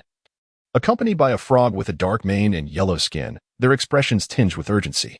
The older of the 2 appeared to be in his teens, boasting a cascade of deep blue hair, wrapped in a white headscarf, and clad in a black short-sleeved shirt paired with white long trousers. The younger one looked around 10, sporting a sky-blue hairstyle that resembled a rocket shooting upwards, dressed in a blue short-sleeved shirt, with protective goggles perched on his forehead. Both seemed quite anxious. Just as the elder was about to speak, the younger interjected, "Mr. Tom, there's a pirate ship heading towards the Ghost Island." However, neither Tom nor Kokoro displayed much astonishment. Was this not a common occurrence? Had not numerous pirate ships been frequently arriving lately? ever since Roger ushered in the era of piracy a month ago. As a city renowned for shipbuilding, Water 7 often became a haven for various pirates, all seeking to procure vessels for themselves. Wealthy individuals naturally gravitated towards the larger shipyards, while those with fewer resources had to covertly seek out the smaller yards. Yet, due to the monopoly of the 7 major shipyards over the shipbuilding industry in Water 7, these smaller establishments could only survive in the margins, clandestinely constructing ships that would inevitably head towards Ghost Island. Furthermore, some were purely motivated by thievery. At that moment, the tall boy added to the short one, "Mr. Tom is no ordinary pirate. The pirate flag I have seen belongs to the Sky Pirates. I just checked their bounty today. This is a notorious pirate with a bounty of 2.5 billion berries." As the tall boy's words fell, the short boy's gaze swept over the bounty notice on the table, and he exclaimed in astonishment, "Mr. Tom, it's these fellows." Upon hearing this, Tom was initially taken aback, but then, amidst the astonished gazes of the two boys, he erupted into hearty laughter. "Ha ha ha, what a coincidence. I can hardly believe that we were just talking about them when they arrived." Kokoro smiled as well, adding, "Indeed. It has been quite a long time since I last saw that rascal Tiger, over 10 years, I believe." At this moment, even the two young lads could not help but realize the gravity of the situation. "Wait, Mr. Tom actually knows them?" Tom nodded affirmatively, his robust frame stirring with purpose. "Come on, little iceberg, little Frankie, let us go greet them." In the waters surrounding the Isle of Abandoned Ships, on the deck of the ship, Tiger skillfully maneuvered the twin goddess, gliding gracefully through the sea. The others gazed in astonishment at the multitude of derelict vessels that surrounded them, resembling an island unto itself. It was indeed astonishing to witness such a vast number of ships left to decay. Following Freya was the unrecognizable duo of Kulam and Kalori, now wrapped in layers of obscurity, who approached Imu and exclaimed in wonder, "Indeed, and in the future, there will only be more. After all, the era of great pirates has commenced." After speaking, Imu turned to Kalomi, who was alongside Baby 5. "Once I obtain Mr. Tom's approval, you will be free to act as you wish. We shall remain here for a month, providing you ample time to indulge in any culinary delights you desire. I only require you to attempt crafting the metal I need." "Absolutely, boss. Leave it to me. I shall not disappoint you." Kalomi responded with a sharp salute to Imu. "Your efforts are appreciated. As for energy, I will ensure Inno replenishes it daily. That should suffice." "Understood." At that moment, Tiger, steering the twin goddess, caught sight of a familiar figure on the shore, his eyes glistening with emotion. After so many years, they were finally reunited. On the riverbank, Tom and Kokoro beamed with smiles, watching as the ship drew nearer, waving small flags they had procured from who knows where, inscribed with welcoming words. The two youngsters, Iceberg and Frankie, were still somewhat incredulous. "Mr. Tom knows the captain of the Sky Pirates?" Kokoro shook her head. "I do not know him personally, but Fisher Tiger, the navigator of the Sky Pirates, shares the same origins as Mr. Tom and I Fishman Island. In fact, you two should refer to Tiger as your senior." "Senior?" Frankie paused in surprise, but soon his face lit up with excitement. After all, he had just seen the bounty poster, which boasted a staggering reward of 680 million berries for this notorious pirate. The bounty seemed as distant as the sky for young Frankie. Yet the revelation that such a formidable pirate was his senior filled him with unparalleled excitement. Beside him, Iceberg wore a serious expression, in contrast to the youthful Frankie. He possessed greater wisdom and contemplation. At this juncture, Kokoro appeared lost in thought, gazing at Frankie as she reminisced. In his youth, Tiger was much like you, a troublesome lad from Fishman Island. It was under the guidance of Tom that he achieved such greatness. Tom chuckled, somewhat embarrassed. "This is all due to Tiger's own hard work. I can't take much credit." Nevertheless, Tom's proud smile was impossible to conceal. Just then, the colossal ship, the Thousand Sunny, slowly approached the shore, dropping anchor. Originally there to greet Tiger, Tom suddenly sensed something amiss as he beheld the docked vessel, his eyes widening in shock. "This ship?" The others noticed Tom's astonishment, and Frankie curiously inquired, "What's wrong, Mr. Tom?" Quickly suppressing his surprise, Tom feigned nonchalance. "Oh, it's nothing. This ship is simply magnificent." "Ha ha." The group found Tom's reaction peculiar, especially Kokoro, who knew him best. As the world's preeminent shipwright, Tom would not exhibit such unusual behavior over mere aesthetics. At that moment, a bold voice resonated nearby, capturing everyone's attention. "Brother Tom, Sister Kokoro." A robust, red-skinned fishman descended from the sky, landing excitedly before them, trembling with exhilaration. "Tiger, Tom's eyes welled with tears as he opened his arms wide, embracing the two tightly. How remarkable! Young Frankie gazed in awe at the imposing figure before him. The grand presence of this pirate, with a bounty of 800 million berries, was indeed formidable. Kokoro, unable to restrain her tears, spoke nostalgically, "It's been so long, Tiger." Emerging from Tom's embrace, Tiger wiped away his tears and, looking at Kokoro and then Tom, exclaimed, "It's been 20 years, hasn't it?" "Indeed. Back then you were just a troublesome little boy. And now you have become a man," Kokoro replied with a smile. Tiger's face broke into an uncontrollable grin. "Brother Tom hasn't changed much, but you, Sister Kokoro." Upon hearing this, Kokoro's brow furrowed, feigning anger as she retorted, "You rascal. After all these years, you still don't know how to flatter a woman." Ha. At that moment, laughter erupted from everyone present. The imposing iceberg, Frankie, and the formidable Frog King were all swept up in the joyous atmosphere, their faces unconsciously adorned with smiles. Reuniting after a long separation truly ranks among the most delightful experiences in a person's life. Meanwhile, Yumu led the group down from the ship, stepping forward to observe Tom, the esteemed shipwright of this world of pirates. Indeed, he was impressively robust, possessing remarkable physical strength. Seeing this, Tiger wiped away his tears, slightly embarrassed, and addressed the group with an introduction. "Brother Tom, allow me to introduce." However, Tom waved his hand cheerfully, interjecting, "No need for that. The illustrious name of the Sky Pirates is well known to me. As for us, I am Tom, a shipwright. And this is our company's secretary, Kokoro. We are all fishmen, and these two are my disciples, Iceberg and Frankie. This here is the Frog King, a remarkably powerful creature." After concluding his introductions, Tom clasped his hands together and bowed earnestly. "Captain Yumu, I cannot thank you enough for taking care of my brother. You are too kind." "Mr. Tom," Yumu replied warmly, gazing at Tiger. "We are the ones who should be grateful. Tiger is our most reliable partner. Without him, I would not dare to so boldly provoke the Navy and the world government." Ha. At this moment, laughter erupted from everyone present. Coco, witnessing this scene, wiped away her tears and, with a smile tinged with emotion, remarked, "Let's discuss this at home. I happen to have prepared curry rice. Although it may be a tad insufficient. Not to worry, I shall lend a hand. After all, I am a chef," Freya exclaimed with enthusiasm, raising her hand and stepping forward. "That is splendid news. Today, Mr. Tom, along with the little Iceberg and little Frankie, shall be in for a treat." In Tom's cozy abode, everyone gathered together. Tiger was regaling Tom with tales of his globe-trotting adventures and the experiences he encountered along the way. Tom listened intently, completely captivated, while Iceberg and little Frankie beside him were equally enthralled. The entire room resonated with joyous laughter and merriment. At that moment, Coco, in the kitchen, expressed her apologies. "I sincerely regret that we seem to lack sufficient ingredients."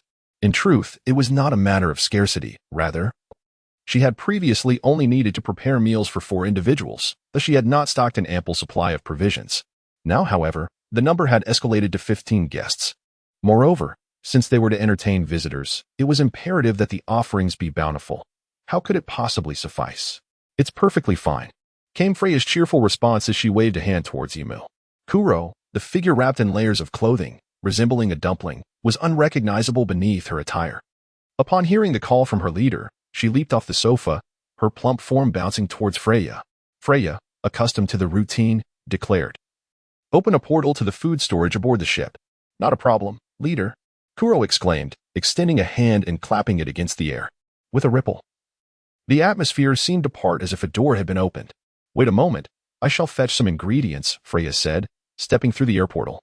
Shortly thereafter, she emerged, cradling an abundance of provisions. This should suffice. What an astonishing ability this is. At this moment, Tom and Kokoro fully comprehended the actions of the small package resembling a zongzi. Having lived for so long and experienced much, they naturally understood the existence of devil fruits. In contrast, Iceberg and Frankie were utterly astonished, their eyes nearly popping out in disbelief. Frankie, brimming with excitement, impatiently inquired, "What is this ability, Master Tom?" Yet, Tom swiftly restrained his disciple. Tom, being exceptionally astute, had observed the 4 tightly wrapped little beings upon their initial encounter. Clearly, the true identities of these 4 small creatures were something Captain Yimu wished to keep concealed. "I sincerely apologize, Captain Yimu. Children are inherently curious." Yimu chuckled in response. "It's quite all right, Mr. Tom. After all, you are Tiger's elder brother. After uttering these words, Yimu gestured towards the Kurumi quartet, stating, "These are our newly recruited little intern sailors. Due to their unique identities, they have been wrapped up like this. They are all devil fruit users. This one, who can open doors in midair, is named Kurumi. He possesses the power of the door fruit." Having broached this subject, Yimu continued, "There is yet another matter I wish to trouble you with, Mr. Tom. Captain Yimu, you are too kind. Simply express your needs, and I shall assist you to the best of my abilities," Tom replied, though they had only just met and exchanged few words. Tom could sense the profound respect and trust the entire Sky Pirates crew held for Tiger, not to mention Captain Yimu, whose words subtly conveyed an egalitarian sentiment. As if, in his eyes, there was no distinction between humans and fishmen. The swordsman named Eric and the young girl Ayala exchanged glances filled with profound gratitude towards Tiger, though the circumstances surrounding their emotions remained unclear. As for the first mate, Enel, despite his somewhat rebellious demeanor and taciturn nature, the fact that the young girl known as Baby 5 relied upon him so wholeheartedly suggests that he is not a man of ill character. This filled Tom with genuine relief and gratitude, as he felt fortunate that his younger brother had encountered such an exceptional captain and companion. It is worth noting that in the city of Seven Waters, he had labored for over a decade to attain such recognition. Consequently, we may intrude upon your peace for a month or two. Given the intelligence received from Morgans indicating that the Navy and the world government will not take significant action against them for the time being, Yimu must adapt her plans accordingly and no longer hasten towards the New World. This pause will allow Tiger and you to reminisce, while also providing everyone with the necessary time to cultivate their minds. They are not yet prepared to acclimate to the New World. As for the third point, Yimu gestured towards Kurumi, who was seated beside Baby 5, and once she captured the attention of the gathering, she began her introduction.